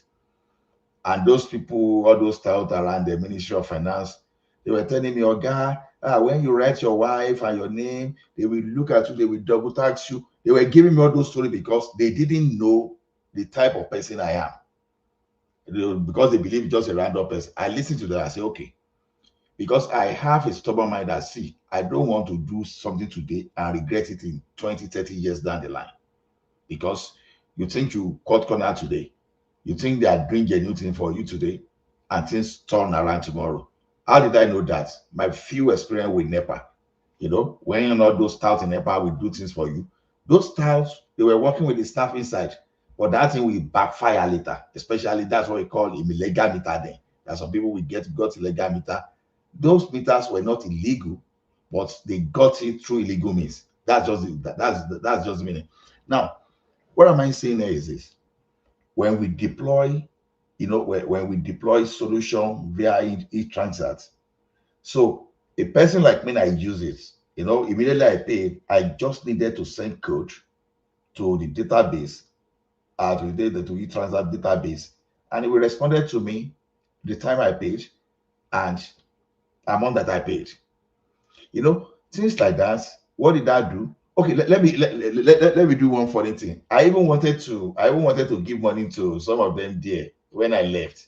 You understand? They were afraid to collect the money from me. I said, no, you are not collecting bribe. I've paid my money officially. You understand? They were afraid. So what am I saying is this? We need a system. Even in schools, when I talk of Edu Portal, do you know how many fake receipts that those bosses used to produce those days, that as they will be collecting money on behalf of that school, they will be collecting money on their own self-behalf, because they will be the one to register, to record everything. But when it became the issue of sending the thing through electronic payment, where just like a line or two lines of queries, we just bring everything out, the thing reduced. So what I'm saying is this: we should encourage automation. Well, good. All these forex we are talking about, we should enforce automation. Because yesterday we are here when people say we don't have data. I said we have data. We prove it yesterday. That we have data in Nigeria. I agree with that, your submission. If that is the crux, that we should encourage automation, yes, I agree 1000% with you. Let me give you another scenario. I'm sorry for. I have a friend that works in the Federal Ministry of Education. He's been there for a very long time. is very close to retirement now. He was my, friend in younger days. Since the day when Federal Ministry of Education was in Lagos, that place in Legico on the way to on Amadu Bello Way. If you know Legico, that's Ministry of Education, just opposite of this military barracks. What do they call that place? Something cantonment. So many years later down the line, I had another friend that was I was working in the federal. I was teaching in the federal government college. So we got talking. He got to know that I know that individual. I will not mention his name for his privacy. And he was telling me, I should help him. That he wants to go from being a teacher to being to work in the ministry. All federal government teachers, federal government college teachers are. And he has grown to be like he was nearing a vice principal. And so I called my friend. I said, what happened? He said, now you know what he's talking about, that it's not easy. I'm not talking of last year. I'm not talking of 10 years ago. I'm talking of between 15 and 20 years ago. And I was shocked to discover that people pay, that is in federal government colleges, that people pay as much as 3 to 5 million naira to be posted to some schools, one, and to be posted to some departments. So you are a teacher and you are going to be made a vice principal or principal, and you can cover 5 million because you want somebody to post you to, for example, Queen's College or King's College. Or you understand what I'm saying? And I was shocked. So I went back to my friend. I said, why do you want to go to that place? The thing he said was that Ibelobewa. So it was not just because you have any reason to go to those places. You are already working in a federal government. Bishop, college. you will continue. Right in Canada, I know someone that paid 4 million on behalf of his brother to buy a job in Abuja. Just to buy civil service job in Abuja. Okay. So 4 million. So when you pay 4 million to buy a job, so what will you do when you get there? I'm telling you. So can we now say all these people that are enjoying the language? We are not even talking of the ones that go on courses. There are some people, the way they grease their other palm in federal government, they go on courses and training abroad like they are going to, in some of the important, in quotes now, important parastatals and agencies. Are we saying those people are going to fold their arms when their food, their meal ticket is being taken away from them? They are going to fight back. They are going to do everything to make sure that we did not succeed. Look, I have used to quote one quote here. I'm beginning to sound monotonous. A lot of things we should have done many years ago. We left them undone. The pain is sorry, I don't know how to circumcise. And you did not, you avoid it, you manipulate, you dodge. When you are now an adult, they are now going to do the circumcision. The pain you would have experienced if they had done that thing when you were 3 days or 8 days old or 40 days old, it's not the same pain you are going to experience now. Now, the risk of infection, the risk of this for doctors among us, the risk of that, the excruciating pain, the fact that some things are formed is going to be there. So if we want to get out of the woods, honestly speaking, it's just only a few, less than 20% of Tinubu's policy, I would say, are not necessary. We can as well kick the can down the road and continue to patch and manage the way we've always been managing, thinking it is just a matter of time before the roof comes crashing. My submission have always been elections are over. People that did not win this time should rally around. Let us work, criticize objectively, and wait for the next opportunity to contest in the election again. But every attempt to bring down the government by some individual, because some people are sponsoring it, some are actively, I'm not giving Tinubu 100%. No, he's had some mistake. I have my disagreement with him. I've really called him out anytime I have the opportunity. But the truth of the matter is this. There was a musician that sang a song many years ago. I don't know how many people remember. Ozidi King. I used to like that man. Sonny Okosun. In 1983, when they released a record, Which Way Nigeria, Which Way to Go? I love my fatherland. I want to. Which way Nigeria? Is there an easy way out? My guess is no. If we want to weather this, we must be ready to pay the price. May God bless Nigeria. Thank you, guys.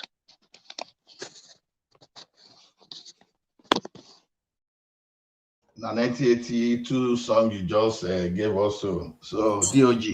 Yeah. Continue with your. Yeah. Everything Bishop said was on point. And like I was saying, I've said, all these guys, they are getting money, allowances, salary, all this sharing of money they getting. But I think Tinubu needs to now make sure everybody, you must account for what you use the money allocated to you. You must account for it. There must be a body that scrutinize. Sorry, there must be that. There must be a body that scrutinize.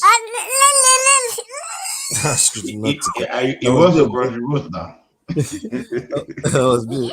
Ziva, stop it. Stop being silly. There must be a body that scrutinize how people spend this money. At least get all this allowance, enjoy your life.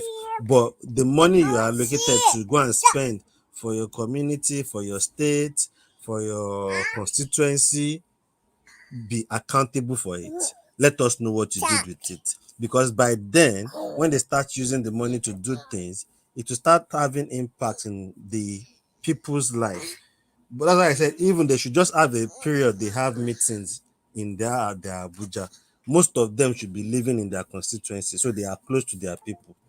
You are leading people, but you are far away from them, from Abuja. Your people should have access to you. Would they have access to you? Some of them don't even know how to get to Abuja. And you are sitting in Abuja saying you are, so a lot of all those things, all those unnecessary stuff needs to stop, and people need to focus. These guys, they need to focus. Yeah, is I don't know. The situation is unfortunate, but Honestly, sometimes you know what is painful? That's why I'm saying this. If you look at what these people get as allowance alone, aside salary, not to now talk of the money that they share between themselves. So the money they now even still give you, okay, as senator, honorable, this is money for your constituency. Go and look after your people. They will still pocket the money. That's wickedness. Now that we're even at this point, none of them is even improvising in that. It's okay. It's time for me to, until you see, some of them have to start shouting that you people to try and make impact in people that are in your locals now. You will see the likes of Dino Melaye, and they will be showing you the number of cars the person that has car more than Dangote boss. You see, Agbayawo ni Dino, Omoranu wo ni Agbaya. I'm on 1974. So the thing is, let me say this. You see, sorry for butting. You see, well, I agree with you to a very great extent. Let's do a little bit of reflective. I don't know what they call it in grammar. Now, number one, our representative at the federal level, because in Nigeria, legislation is a full-time business now. Actually have reasons to be in Abuja, not in their constituency. They go to their constituency once in a while, but their major duties is in Abuja. That's number one. I'm not saying I support them. Number two, politics in Nigeria, because of the poverty that did not start now, has made the people they call PEP, politically exposed persons, to be very vulnerable. Now, it is not uncommon for you to go to your honorable in your state, depending on which state or which part of the country you are from. And everybody know that the man is coming in on Thursday. From Thursday evening, he will stay till maybe Monday before he goes back. And that Thursday, you get to his house, you meet 100 persons at the very minimum. And as one is telling him, they just admitted my wife in the hospital. The other one is telling him, my mama just died yesterday. The other one is telling him, Bishop, sir, I agree with all those things you are saying. See, let me. Yeah. That's one. That's I'm one not. of I'm the not reasons justifying they it. stay with I'm us, not so that justifying it. I'm not justifying it. I'm just saying that that's one of the reasons they should be staying within the community, so that instead of when the pressure is much on them, they should work and make the government do the necessary thing. And see, it's just because of they are not living among us. That is why they care little or less about insecurity. Yeah, the gap is too much. The gap is too much.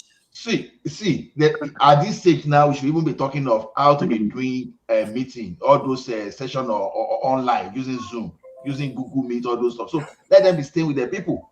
If they are staying with their people, they will know that okay, by the time about 10 people are asking you for money for hospital, you will know that you are supposed to build a center. So instead of in fact, if there's a way to put them, see, okay, how come that mayor of my city, I can see that person, I can see my rep, I can see my rep, I can so, but when it comes to that of Nigeria, they are almost invisible. It's just because of the situation they created. No, they see them. No, Bishop, The only reason why some of them run, they see the them. money they should have invested in security, all the policies they are supposed to They make, don't see them. they are They carrying Hold on. Let's. Look. I agree. There's a problem, but especially I don't know about senators, House of Rep members. I know, at least I can say, some 3 to 4, 5. I don't want to mention it. That's what they do anytime they come from morning till night is to attend to people one after the other. One after the other. We have a bad mentality, this mentality of depending. When honorable come out and call a person way, so but this it was not like that in the 80s. It was not like that in the 80s. It's just because the way they created this thing for their own political the pressure of the 80s is different from the pressure we had now. Look, there was a lacuna. There was a gap. That's not okay. Look at the free education. Then you will get your alawiye or the notebook. I understand you. Let me tell you what If happened. you give these people that money, they will shop the money. No, that money is not. And our there. politicians those days, they were not living large. Even the person that will happen to be governor of Ondo State, like 404, that he used to enter I agree with you. I agree with you, but the realities have changed, and I will tell you very briefly. See, there was a lacuna, there was a gap in development, in building, and the rest. Let's just take the easiest at 1980, between 1980 and 1990. There was a major gap, and the gap is in threefold. Number one, development ceased. There was no the development did not commensurate with our population growth. That's one. Income dwindled, shrunk. We were not making as much money as a country as we were making. Number three, population exploded. No, Bishop. We are talking of the money that is towards the politicians. That's what I'm saying now. I can agree. No, Bishop, I can agree points. if there were any like Omoboriwo, like I just seen, like all those 1980 leaders. So if we are not saying there's no money, after that we understand. But the money that these people are earning is even enough to even fund free education in Nigeria. The type of life they are living. Okay, for example, in the 80s, the like of those people, they were using simple 504. If you have your money, if you have your car before, they won't buy a car for you. You'll be using your car. So what is the senator, they want cars, not only one, they want it in an entourage. So because if they are doing well, they will not even need some kind of or a police orderly for them to move. So that's the problem. So to me, if there's a way, if you cannot represent us, If you know that you are afraid, you are not secure within your community, then you don't need to go and represent us at the National Assembly. So, if your people so love you, they will be the one to protect you. That's how it's supposed to be. No, surely, I mean, I'm not defending See, politicians. we have to make that position difficult for people who they are not going to help the people, the people to get to that place. Okay, it's just like student union president in the school. You say, okay, because there are cop guys in the school, you don't want to when you contest, when you win, you want to be living in the rector, your rector of VC room. You know what you just said now, and I will say this, and I will let go. What you just said now struck me. I wanted to use that as an example where the rot started from, but you just took it out of my mouth. You just seconds ahead of me. Student union. Do you know in the 80s, late 80s, early 90s, but middle to late 80s, I know I can confidently point at some student union leaders, student union presidents of Nigerian institutions that stole millions. And they were living large. When I said large, living large. I don't want to mention name. I don't want to be, because I will not. It's got to go up. But those things actually happened from Lagos to Ogun to Oyo to Niger, Mina, as far as Maiduguri to University of Nigeria. Student union leaders that were involved in serious, what do you call it now? Mismanagement. If you remember, as a student union, as a student, there is an amount of your money that they used to deduct for student union dues. It started from 5 naira. Do you remember? I don't know how many people remember that. Yeah, student union fee, yeah. From 5 naira before he grew to 15 naira. And student union, I know of a particular student union. I won't mention his name. Apart from building 4 flats as a student upstairs, he had these Toyota Coaster buses that were running from Lagos to Onitsha to a student union. And all the money was from student unions. Now, they took cultism to a different level. I will not say that Lucky Gbenedion is a cultist to Usabi. I will not say that James Ibori is a cultist to Usabi. I will mention names. We have people that eventually got to governors and they were using those boys at different levels. Whether it is from Ibadan or Delta or Rivers or everywhere in the state, we know them. They are always in public. So we are used to this thing, and they believe that the people have no choice but to continue to tell their lies. And the time to stop it has come. And I pray they stop it. But the question is it going to be stopped without them fighting back? We are beginning to see their hands because they want us to revert back to status quo. There are some things that we can accommodate. Say, okay, at least so that people, but there are some that we have to say no to. The question is this: which way out? Like the song I just sang, I know that song very well. It used to be, I bought that record, that LP. It used to be one of my favorites by Sonny Okosun. Ever before I bet him. Which way, Nigeria? Is there an easy way out of these challenges we are facing? Or to take the decision to remove those undeserved privileges from those people? Look, NNPC was not producing for years 1 liter of oil. We were spending hundreds of millions of dollars in turnaround maintenance. But do you know the number of employees all those refineries were retaining? And I will tell you for free, because I know, and I can tell you authoritatively, I know members, staff of those refineries, they were going on overseas training, even though they have not produced 1 liter of petrol in 10 years. They went to Japan. Some of them spent 6-7 months in Japan, earning big. Some of them, so they were sending them abroad. So to them, they don't care whether they are producing or not, in as much as their salary was going, and they were still even getting promotion, they were still recruiting more. Is that the kind of system we want to run? You just said something about automation. I did say this, and I say it on my integrity. I was talking to someone a few days ago. Very few. I was a few days ago. I was actually on this program.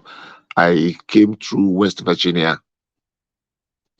I drove through West Virginia I was coming down south from the north. I actually was in Nebraska, and I came through. So a very short distance, I used a tool, a tool, what do they call this road now?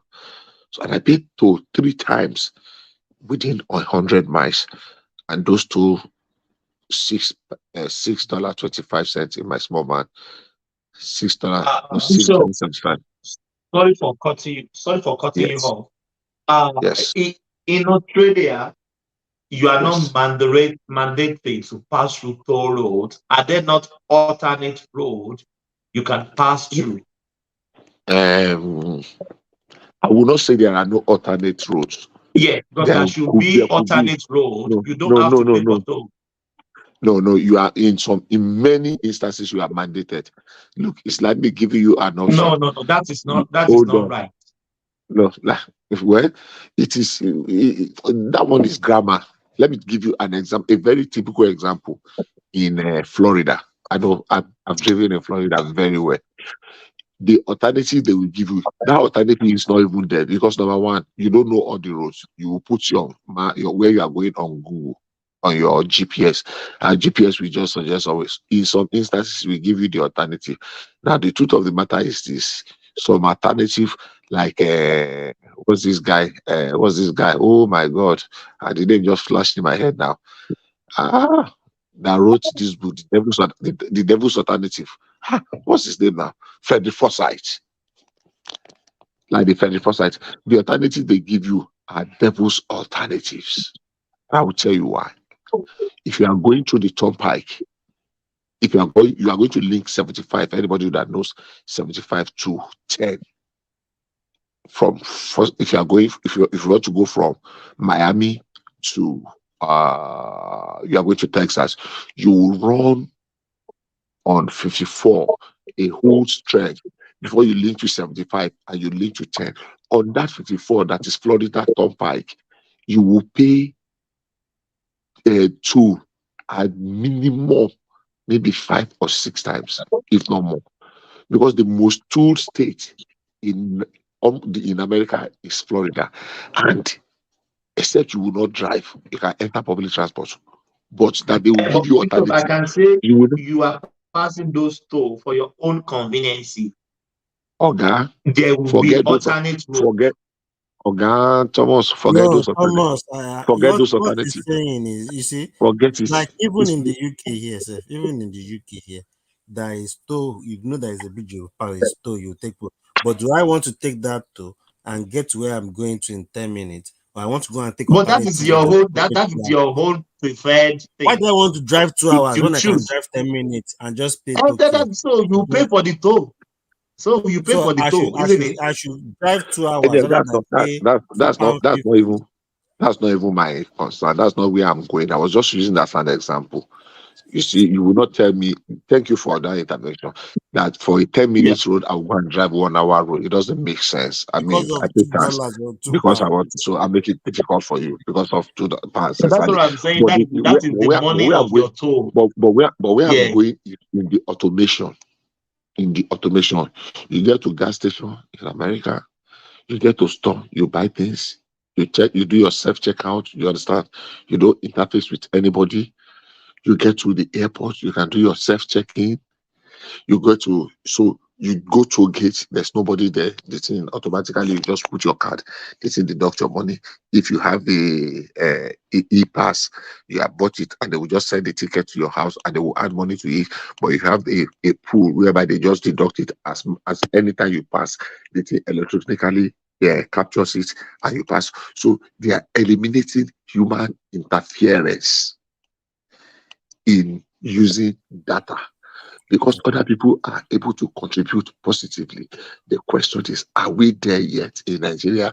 The answer is no. But there are stores you go to in Nigeria today, in America today. Go to Walmart, you buy your things, you go to your self checkout. Now you go check out. Money, camera is Let's capturing try everything. this. You go to gas station, you do the same thing. You go to airports, you go to different places. You go to a toll gate. Nobody is there. It's people say it is taking jobs away from people. Agreed to some extent, but that's not what I'm saying. What I'm saying is relating it in Nigeria, where we are, where the number of the unskilled is humongous. The number of the unskilled, that is people that have no skill, you just manage to patch them. Just let my people go, as they used to say in those days. So if we want to go completely automated, it has its consequences. But I am not demanding that now. I'm just saying everybody, that culture, that orientation, that everybody that wants to earn a kobo should learn the culture of putting in a kobo's worth of job. Simple. This idea that people can get rich suddenly by some magic, because somebody that is putting 4 million to buy a job slot in a ministry, he's not going there to work, he's going there to steal. The same way, somebody that is made to cough out. One of my friends wanted to contest for election in Oyo State many years ago, and he went to Oyo State. I won't mention his name. And he went to Oyo State and he consulted with a lot of people. They told him point blankly, they help him to come up with a budget. I'm not talking of last election.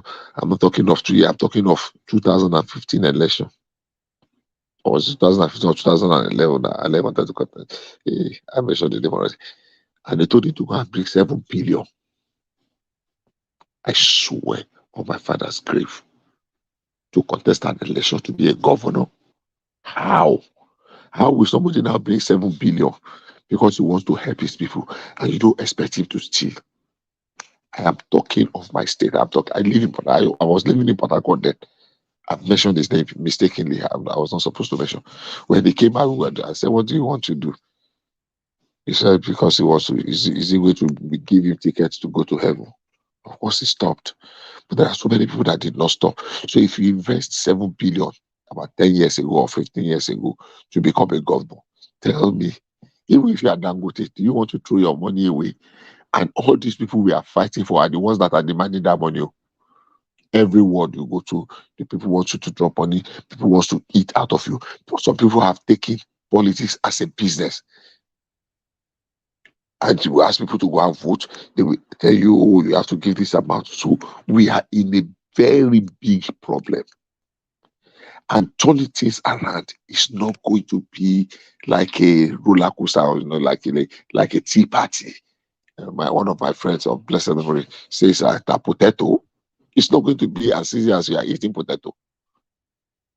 I hate it. But at the same time, I like to face reality. How can we get out of this? You see a parent, I have seen a parent that is approaching a lecturer to sit for exam for her daughter. People pay for special centers. People pay to get, even for primary school children, common entrance is coming. Parents are going to buy paper for them. I have said here, ever before many years ago, that if they do serious certificate screening in Nigerian universities, a whole 1/3 of our lecturers are not qualified to be there. Professors, they have fake PhD, fake MSc, plenty. Many years ago, they caught one professor in University of Calabar that had been a professor for 17 years or something, 7 or 17 years on fake results. So if you really want to share for more, it's not going to be easy. But we need it. Otherwise, hey, it's just a matter of time. Nigeria will collapse. I pray we don't get to that. Thank you, guys. It's been nice. It's nice being with you. Thank you, Bishop, and we enjoy your contribution. Thomas, are you there?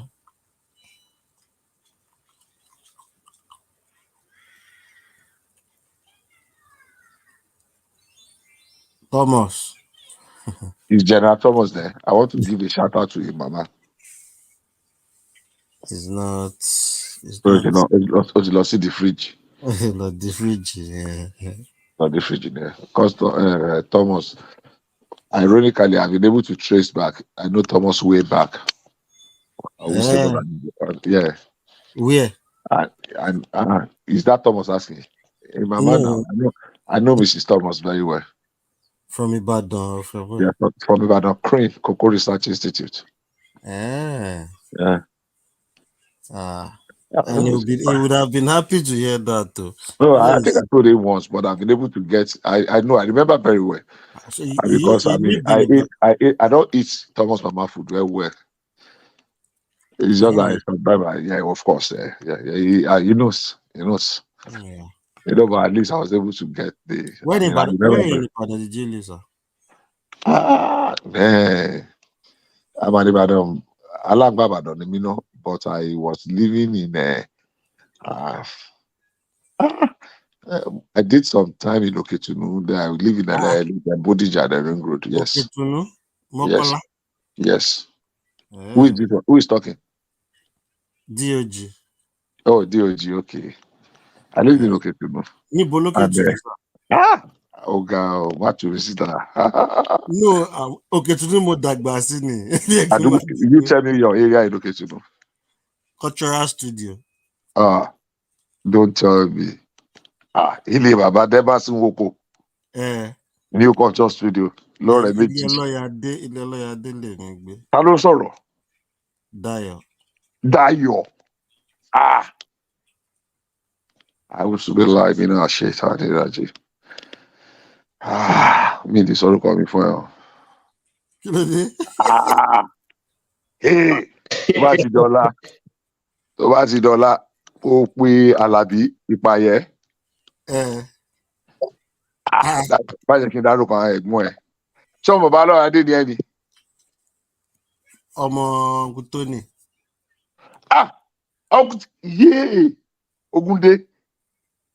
Dayọ̀ ọmọ Gutoni.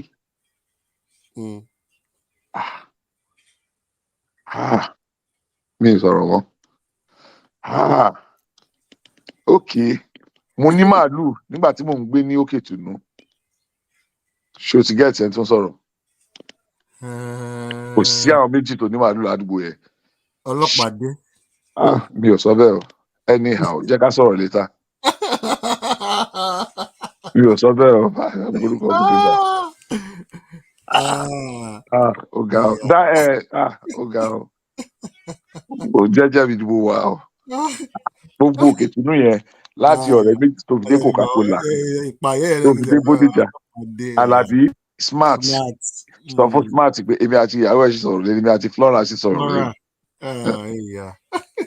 So torí kí ló ń pè kí ni ẹ̀gbọ́n yìí náà kí lórúkọ ẹ̀ jẹ́ náà tó ń gbélé bàbá àwọn Reverend Akíngbàlà gbà ẹ̀ kí mo forúkọ ẹ̀ ṣe. Oh God. Bàbá ńkọ́ bàbá lọ́wọ́ ńkọ́. Wọ́n wà. Ọkùnrin tó ní nǹkan. Wọ́n wà everybody. Tí èèpàrípa ara ọkọ ti wájà o ẹ dáríjì mi o. Mo forí yín pamọ́ ni o. Anyhow, where are you now? UK. Oh, okay, UK. Àwọn ọmọ mi náà wà UK. Àwọn mi méjì lẹ́tà wà bẹ́ẹ̀. Mo ṣe gbó péjì tó ga lókè. Ìtìtú ẹ̀ ló. Where is General Thomas? Thomas, I don't know. I thought he came here. It is well, no. I mean, Oketunu was my.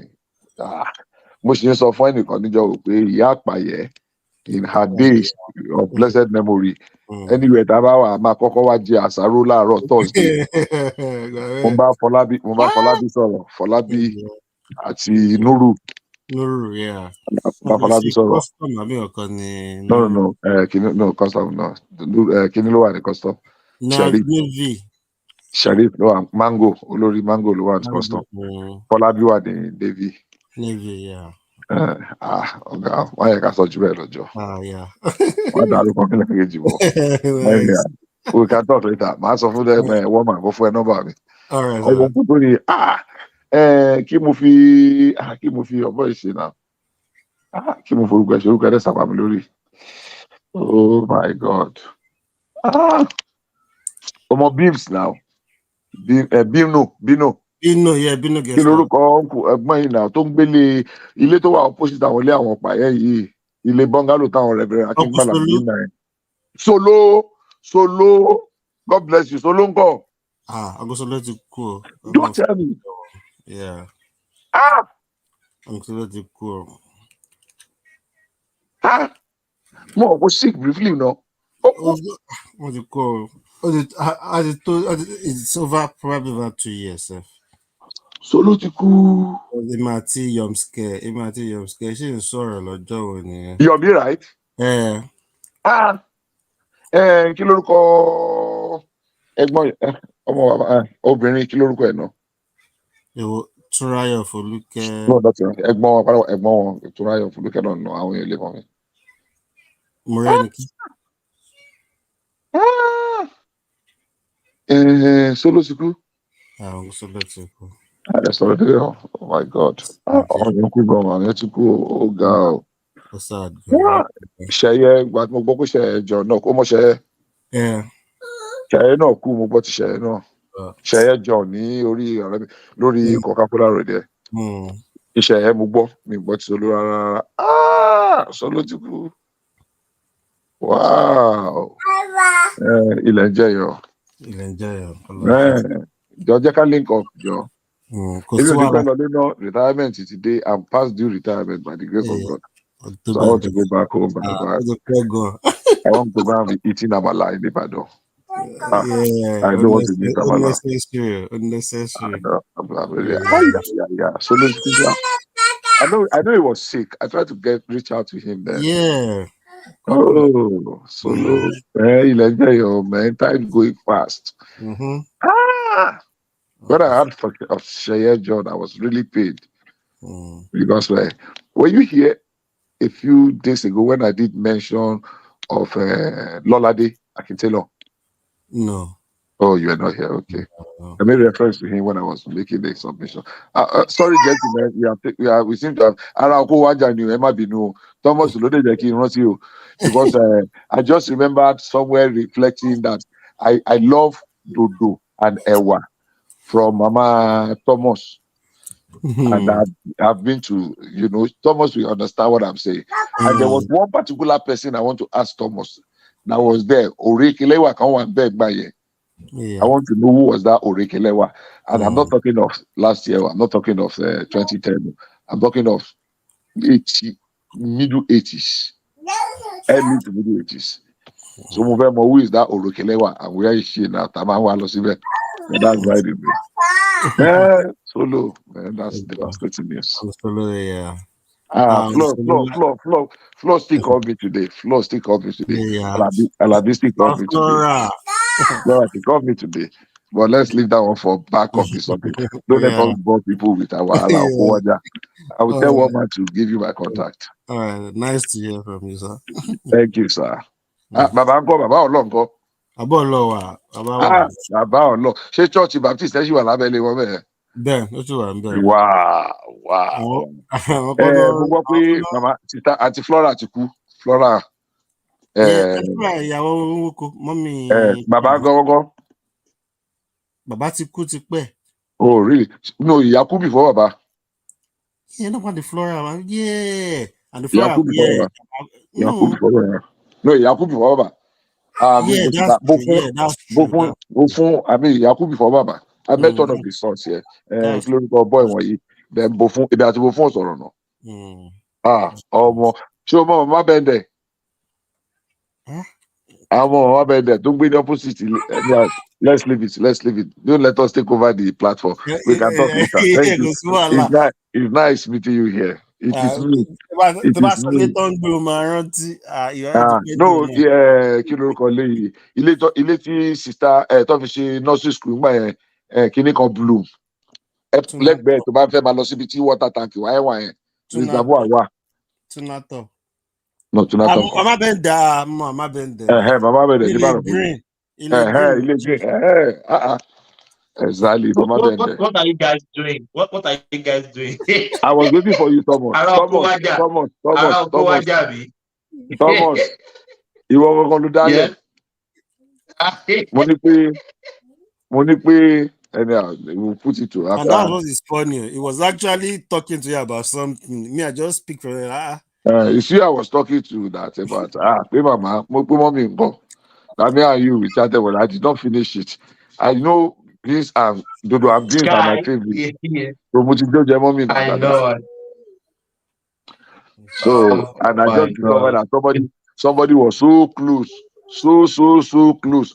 I wanted to address that now. Somebody just came to my mind. Kinuko, brother, you ignore you. Small world. We are in this really small world, my brother. It is a small world. So do good all the time. All the time. Because you will still that. It's a very small world. It is. Very Small world. It is a small world. This person I'm talking, we are just next door. I know. In fact, don't let me talk more than that. It really is small. Brother Felix, you remember Felix? Felix not cool. Really? Yeah. Brother Felix, very lovely person. Easy going. Yeah. I remember one incident when we were upstairs on April 1 many years ago. She was flat decking. So Fako, you know Fako now. Okay, Fako came and Fako said, Fako wanted to take. You guys know each other. Do you know each other? Fako wanted to take. Of course, yeah, I know him. I know that very well. I know that that year was uncle to go forward. So I know that very well. So Fako came and said, we news we Bola game at cool. And Uncle Freddy said, yes, but boy, it's mod. What you cool now? It's so sad. And all of us, we knew it was April Fool because Bola game was not dead then. Are you with me? I'm with you, sir. So Akutalo Maja, Uncle Felix, Fakoni, Uncle Felix Agbayadi, you roll like Bola you know, and everybody just went quiet. You know, Felix now, you call him Ayomeye for a purpose. So Fakoko so Uncle Felix you roll like you know it, but you Bola was still alive then. Anyhow, that was in I think in the late 80s. So April Fool, you know, Uncle Felix he looked for a way to twist, but you know, Shegun is another another weary, you know. By every standard, I will call him weary to his face. And but I remember that incident. I never knew Uncle Felix is dead. Oh my God, Baba White, you know. Then this man, to she honorable in the street, Sarumi. Ó ṣubú lẹ́nu stairs man. Gbogbo èèyàn máa ti fẹ́ kú tán. Ó ṣubú lẹ́nu stairs ló hang síbẹ̀ kò sí anybody nílé. Ṣé wàá kú? Mo ṣe rí Dọlápọ̀ wọn àti Dọlápọ̀ mo ṣe rí Dọlápọ̀ ní wedding bọ̀bọ̀ Básà kan láì tó ṣe wedding recently. Ìgbà tí mo gbọ́ pé kìnìún náà kú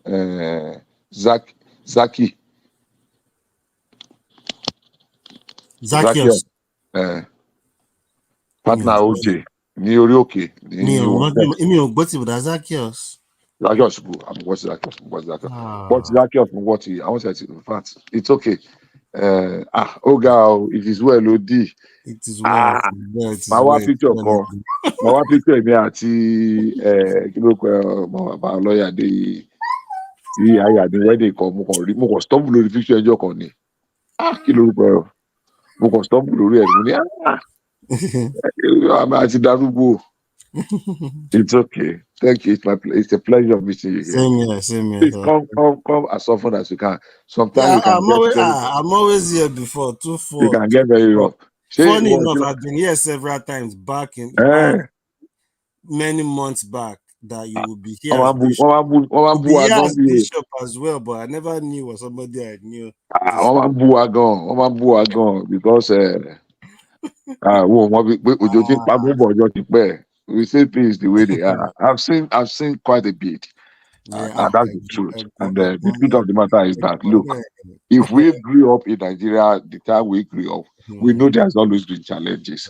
But how can we move forward? And then what can we do differently that will give us a different result? If we keep doing the same thing, we are going to ever continue to get, and things are getting really worse. The amount of our young persons that engage in illegalities, is it drug, whether it is in the peddling or the usage, is it gambling, is it violent crimes, is it even Yahoo? One show called Yahoo Plus. How can a same person going to be sacrificing another woman being? It means someone from academy government my gather one oh yeah,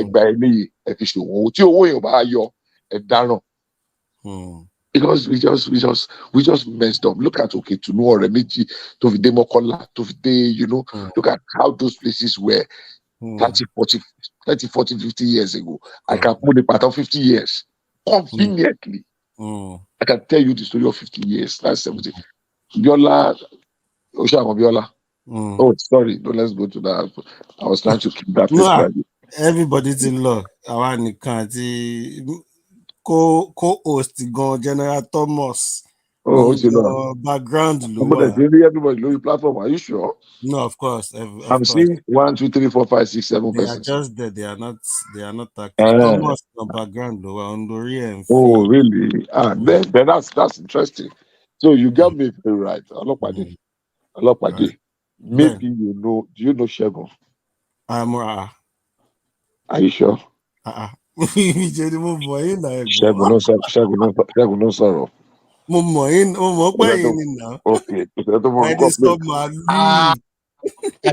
Àṣírí ti tú.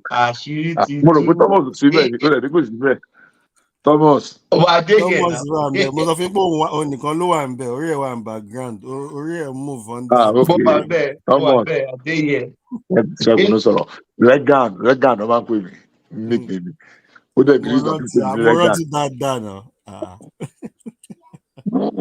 Wow. Gbogbo gbà yẹn náà ibẹ̀ yẹn everybody máa ń wà àtàkéré gbà yẹn gan, a máa ń wà around yín. We did a little bit. We did a little bit growing up. Maybe there are some things we would have done differently. But I was talking with Fako a few weeks ago. I was actually talking with my smart today, and I had to call him to order. Look, I think that about Alagidi. It has to be something of that because I'm not watching. Look, I think Darugo. I think the grandchildren no. So if you are still talking, you are still boasting with I'm stubborn. That's not something we should be saying at our age. So stop it. Stop it completely. Yeah, there are certain things that we want to force you out, but hey, by the time you look. Fako no sorry, lekoko. Oh, Fako Lola. Fako is in Philadelphia. I know Fako. I talk with Fako. Fako in Philadelphia. I was actually in Philadelphia a couple of months. Yeah, no, yeah, of course, Philadelphia. Deliverance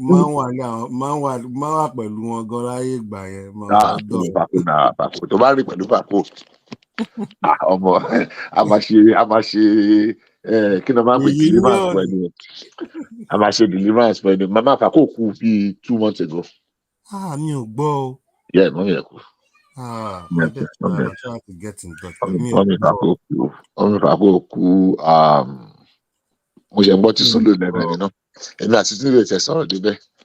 Because solo. A couple of months ago. Solo party. How time flies. Foluke.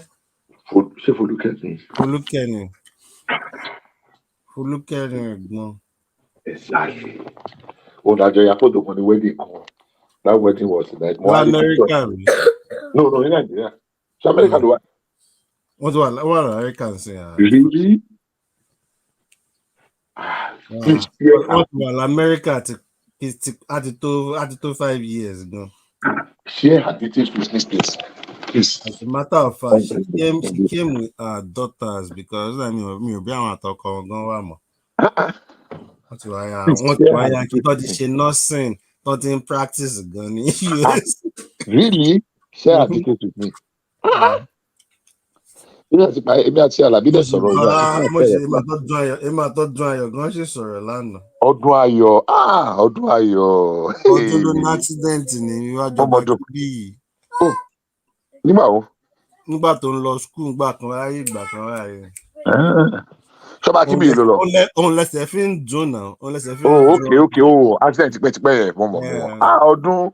Oh God, that's another character. He's a very lively character. Mo ti rántí Johnson. Mo ti rántí ẹsẹ̀ yẹn. Ọba kíbí yìí náà ni Bíọ́lá náà lọ. Ó rántí ọmọ Bíọ́lá náà, Bíọ́lá ọlọ́pàá ni. Láre, Bíọ́lá and the rest. Toby wà ní UK. Bíọ́dún náà wà ní UK. Benji náà wà ní UK. Àwọn UK. Mẹ́rin ẹbí márùn ló wà UK sí. Àwọn ọmọlé ọlọ́pàá 4 or 5. So when I tell people that every inch of Oketunu is my playground, every inch, everybody. Látọ̀dọ̀ àwọn bàbá Aláyọ̀dé to Adédìran to Badiru to Bàbá Ọlọ́yàdé, Bàbá Ọlọ́yàdé, Bàbá Ọlọ́, time. Bàbá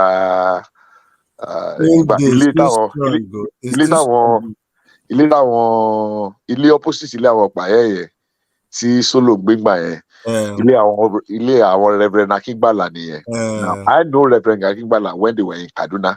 Reverend Mama Akíngbàlà in Kaduna with one other Reverend in Kaduna, because I lived in Kaduna. My early days were in Kaduna. So by the time the Civil War was what actually made me brought me back to Ibadan. After the Civil War, my dad insisted that, look, you know what? So we came. Then Army Children's School. Army Children's School, Miori. Nobody is proud to say. Everybody wants to say they went to Alafia. They went to private nursery school. How about the public school? No, let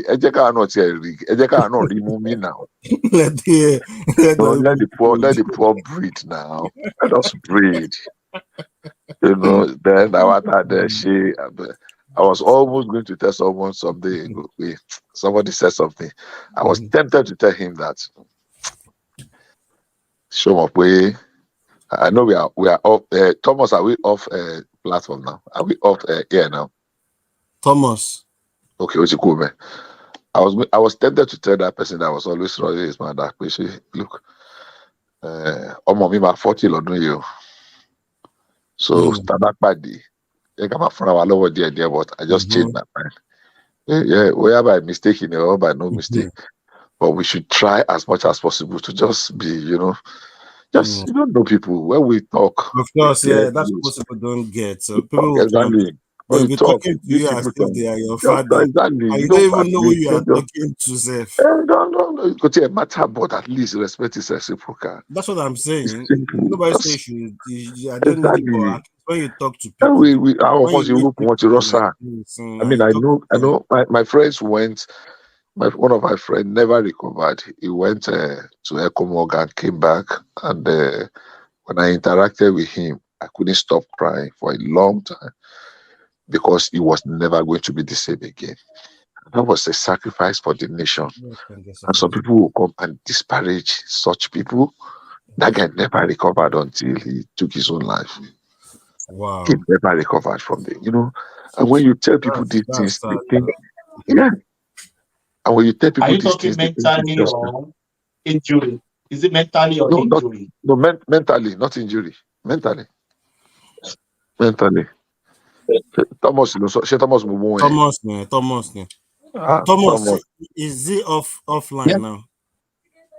Yeah, we know. If it's 10 hours, I'm about to shut it down. Then we can talk in-house talk. Okay. Put it in house, please. Yeah, let me shut it down. Yeah. Thank you, everyone. Is Mike? my people. Mike voice sounds familiar too for many years. I want to know if Mike is still there. Just shut it down first, so that I'll know if Mike is still there. Yeah, we shut it down. Yes. I'm here. Thank you so much. Mike, I don't know if because I like your your voice. That's why I'm familiar with your voice, or your voice sounds familiar. If you have told me you are in Australia, we go in house. Thank you, everyone. You can just see now. This is example of do good. The world is just a small village, small global village. Very small. most of my people, most of my people, mommy, right? Yeah. I was beginning to realize that I actually have seen you. I was trying to narrow down who could be Thomas among these, who could be you among these guys, and I was trying to narrow down that picture. And really? I think I'm getting close. Yes. I've been to mommy's. I've been to that many times, but I was trying to know who is Thomas among the people I was seeing. I know the girls. I know there were 2 girls that were elderly. That's I know. So I was trying to narrow it down. But my baby, lower for me, I be lower Larry, I be lower Benga, and Yola. You know what I'm talking about. I know they will give me, because number one, apart from the restaurant, the canteen, you seem to be living opposite their and really opposite in quarters, cream. So Timba narrowed that I think I have seen Thomas in real life before. I was just thinking about let's keep that for legacy. I thought we were already legacy. No, I just call me. This shut it down. Let's shut it down. Yes. Oh, thank you, everyone. The word is just a small word. You can listen to the conversation in the last couple of minutes. Yeah. Thank you, everyone. God bless you. Carry the conversation and the comment section. I said peace. Thank you so much. Tense. It must be by capacity and commitment. This is a job that requires physical and mental energy. And we must get it right. And that is what we're asking. The church must be at the forefront. Our children cannot continue like this. There's no offense they're committed by being Nigerians. Nigerians are the best you can get in the world. And we have the energy to change this world. All we lack is that we have criminals who have hijacked this country, stealing everything away, and we are keeping quiet. Please, the church, wake up, take back your country. God bless you. You can only see, but you can never get there. You can only see, but you can never get there. You can only see, but you can never get there. You can only see, but you can never get there. You can only see, but you can never get there. You can only see, but you can never get there. You can only see, but you can never get there. You can only see, but you can never get there. Listen, you can only see, but you will never want them. You can only see, but you will never get them. You can only see, but you can never get them.